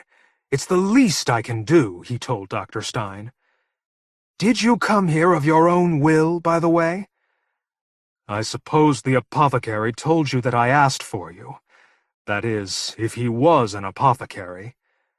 Dr. Pretorius said, with a quick smile, "You wanted to see the girl, I suppose, and here she is. I saw the tender look you gave her before we were interrupted, and see that same look again. I knew nothing of my colleague's plans." Dr. Pretorius made a steeple with his hands, touched the tip of the steeple to his bloodless lips. His fingers were long and white, and seemed to have an extra joint in them. He said, "Don't hope he'll find you. I'm not afraid. You brought me here because you wanted me here. But you should be afraid. I have power of life and death here. The old man said you gave him life everlasting." Dr. Pretorius said carelessly, "Oh, so he believes. Perhaps that's enough." "Did he die? Did you bring him back to life?" Dr. Pretorius said, "That depends what you mean by life. The trick is not raising the dead, but making sure that death does not reclaim them." Dr. Stein had seen a panther 2 days after he had arrived in Venice, brought from the Friendly Isles along with a great number of parrots. So starved that the bones of its shoulders and pelvis were clearly visible under its sleek black pelt, the panther ceaselessly padded back and forth inside its little cage, its eyes like green lamps. It had been driven mad by the voyage, and Dr. Stein thought that Dr. Pretorius was as mad as that panther, his sensibility quite lost on the long voyage into the unknown regions which he claimed to have conquered. In truth, they had conquered him. "I have kept her on ice for much of the time," Dr. Pretorius said. "Even so, she is beginning to deteriorate." He twitched the hem of the girl's gown, and Dr. Stein saw on her right foot a black mark as big as his hand, like a sunken bruise. Despite the attar of roses, the reek of gangrene was suddenly overpowering. He said, "The girl is dead. I saw it for myself when she was pulled from the canal. No wonder she rots." "It depends what you mean by death. Have you ever seen fish in a pond under ice? They can become so sluggish that they no longer move, yet they live, and when warmed will move again. I was once in Gotland. In winter the nights last all day, and your breath freezes in your beard. A man was found alive after 2 days lying in a drift of snow. He had drunk too much and had passed out. The liquor had saved him from freezing to death, although he lost his ears and his fingers and toes." She was dead when she was pulled from the icy water, but she had drunk enough to prevent death from placing an irreversible claim on her body. I returned her to life. Would you like to see how it is done? Master? It was the old man. With cringing deference, he offered a tray bearing a tarnished silver wine decanter, a plate of beef, heavily salted and greenish at the edges, and a loaf of black bread. Dr. Pretorius was on him in an instant. The food and wine flew into the air. Dr. Pretorius lifted the old man by his neck, dropped him to the floor. "We are busy," he said, quite calmly. Dr. Stein started to help the old man to gather the food together. Dr. Pretorius aimed a kick at the old man, who scuttled away on all fours. Dr. Pretorius said impatiently, "No need for that. I shall show you, Doctor, that she lives." The glass bowl sang under his long fingernails. He smoothed the belt of frayed red silk with tender care. He looked sidelong at Dr. Stein and said, "There is a tribe in the far south of Egypt who have been metal workers for 3,000 years. They apply a fine coat of silver to ornaments of base metal by immersing the ornaments in a solution of nitrate of silver and connecting them to tanks containing plates of lead and zinc in salt water. Split by the two metals, the opposing essences of the salt water flow in different directions, and when they join in the ornaments, draw the silver from solution. I have experimented with that process, and will experiment more, but even when I substitute salt water with acid, the flow of essences is as yet too weak for my purpose. This," he rapped the glass bowl, which rang like a bell, "is based on a toy that their children played with, harnessing that same essence to give each other little frights. I have greatly enlarged it, and developed a way of storing the essence it generates. For this essence lives within us, too, and is sympathetic to the flow from this apparatus.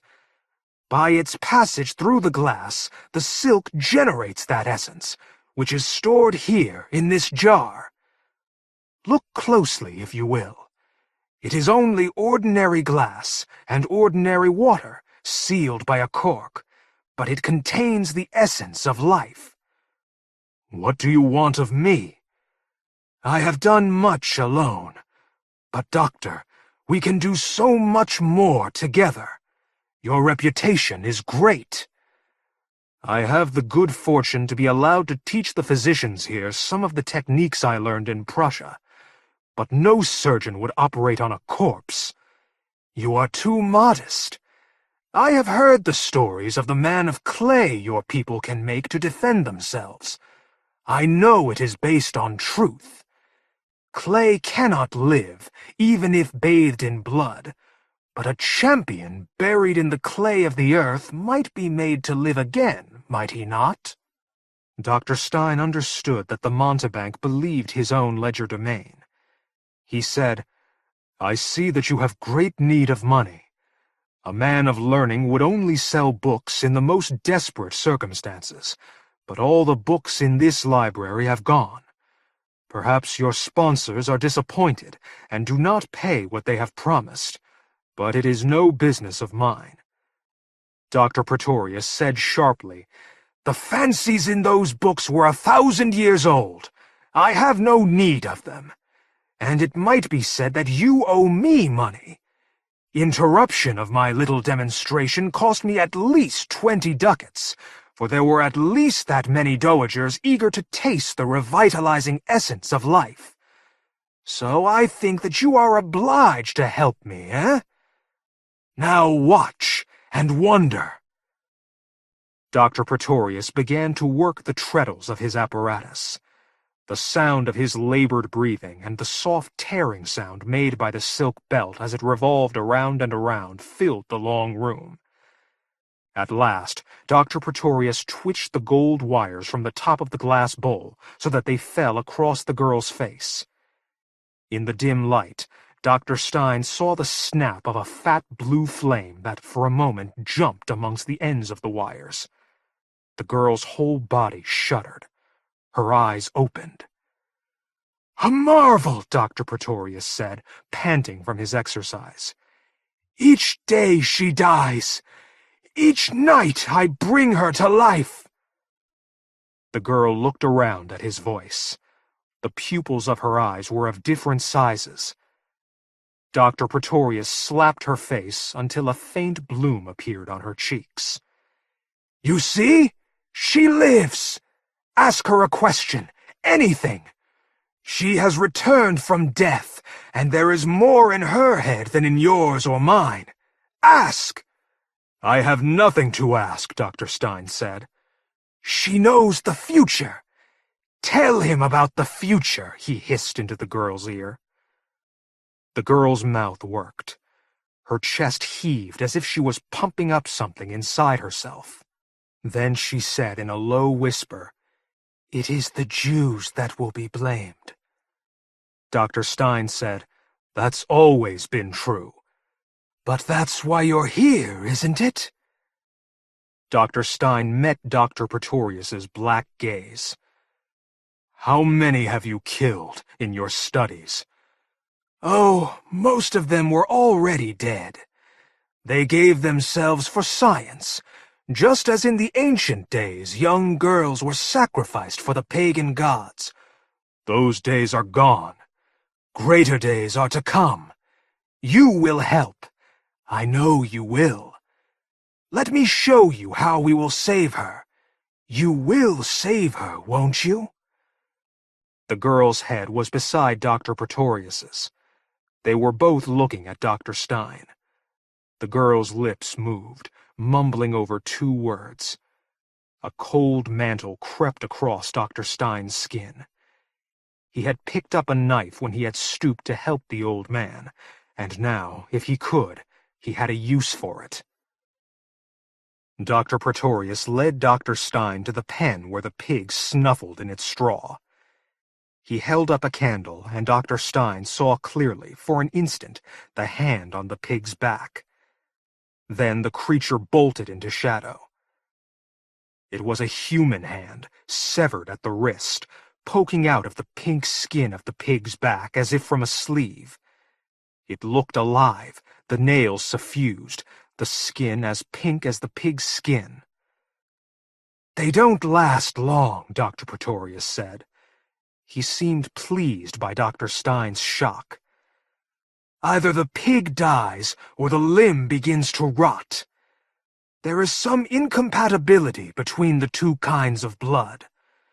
I have tried giving pigs human blood before the operation, but they die even more quickly. Perhaps with your help I can perfect the process. I will perform the operation on the girl, replace her rotten foot with a healthy one. I will not have her imperfect. I will do better. I will improve her, piece by piece. I will make her a true bride of the sea, a wonder that all the world will worship. Will you help me, Doctor? It is difficult to get bodies. Your friend is causing me a great deal of nuisance. But you can bring me bodies. Why, almost every day. So many die in winter. A piece here, a piece there. I do not need the whole corpse. What could be simpler?" He jumped back as Dr. Stein grabbed his arm, but Dr. Stein was quicker and knocked the candle into the pen. The straw was aflame in an instant, and the pig charged out as soon as Dr. Stein pulled back the hurdle. It barged at Dr. Pretorius as if it remembered the torments he had inflicted upon it, and knocked him down. The hand flopped to and fro on its back, as if waving. The girl could have been asleep, but her eyes opened as soon as Dr. Stein touched her cold brow. She tried to speak, but she had very little strength now, and Dr. Stein had to lay his head on her cold breast to hear her mumble the two words she had mouthed to him earlier. "Kill me." Behind them, the fire had taken hold in the shelving and floor, casting a lurid light down the length of the room. Dr. Pretorius ran to and fro, pursued by the pig. He was trying to capture the scampering mice things which had been driven from their hiding places by the fire, but even with their staggering bipedal gait, they were faster than he was. The old man ran into the room, and Dr. Pretorius shouted, "Help me, you fool!" But the old man ran past him, ran through the wall of flames that now divided the room, and jumped onto Dr. Stein as he bent over the drowned girl. He was as weak as a child, but when Dr. Stein tried to push him away, he bit into Dr. Stein's wrist, and the knife fell to the floor. They reeled backwards and knocked over a jar of acid. Instantly, acrid white flames rose up as the acid burnt into the wood floor. The old man rolled on the floor, beating at his smoking, acid-drenched costume. Dr. Stein found the knife and drew its sharp point down the length of the blue veins of the drowned girl's forearms. The blood flowed surprisingly quickly. Dr. Stein stroked the girl's hair, and her eyes focused on his. For a moment, it seemed as if she might say something, but with the heat of the fire beating at his back, he could not stay any longer. Dr. Stein knocked out a shutter with a bench, hauled himself onto the window ledge. As he had hoped, there was black water directly below. Like all palazzos, this one rose straight up from the Grand Canal. Smoke rolled around him. He heard Dr. Pretorius shout at him, and he let himself go, and gave himself to air, and then water. Dr. Pretorius was caught at dawn the next day, as he tried to leave the city in a hired skiff. The fire set by Dr. Stein had burnt out the top floor of the palazzo. No more, but the old man had died there. He had been the last in the line of a patrician family that had fallen on hard times. The palazzo and an entry in the Libro d'Oro was all that was left of their wealth and fame. Henry Gorrell told Dr. Stein that no mention need be made of his part in this tragedy. "Let the dead lay as they will.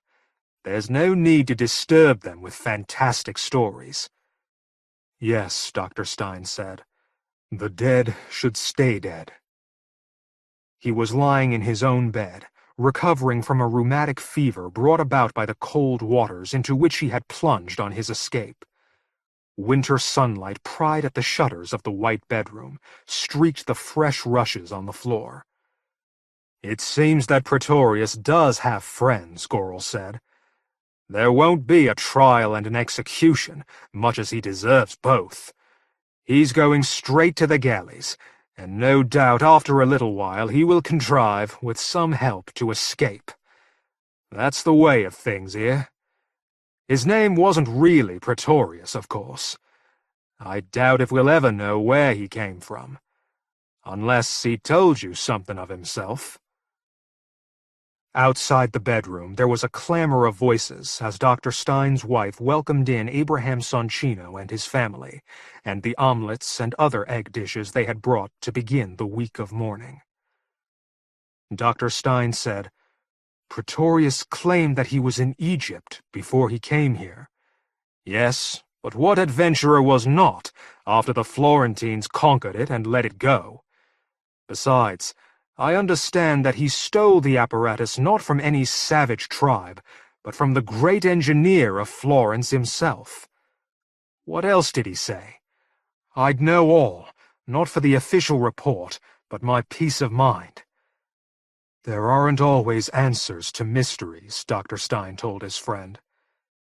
The dead should stay dead. Yes. He knew now that his daughter had died. He had released her memory when he had released the poor girl that Dr. Pretorius had called back from the dead.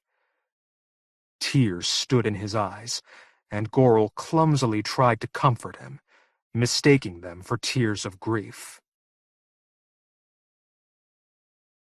For Ernest Tessiger, in memoriam.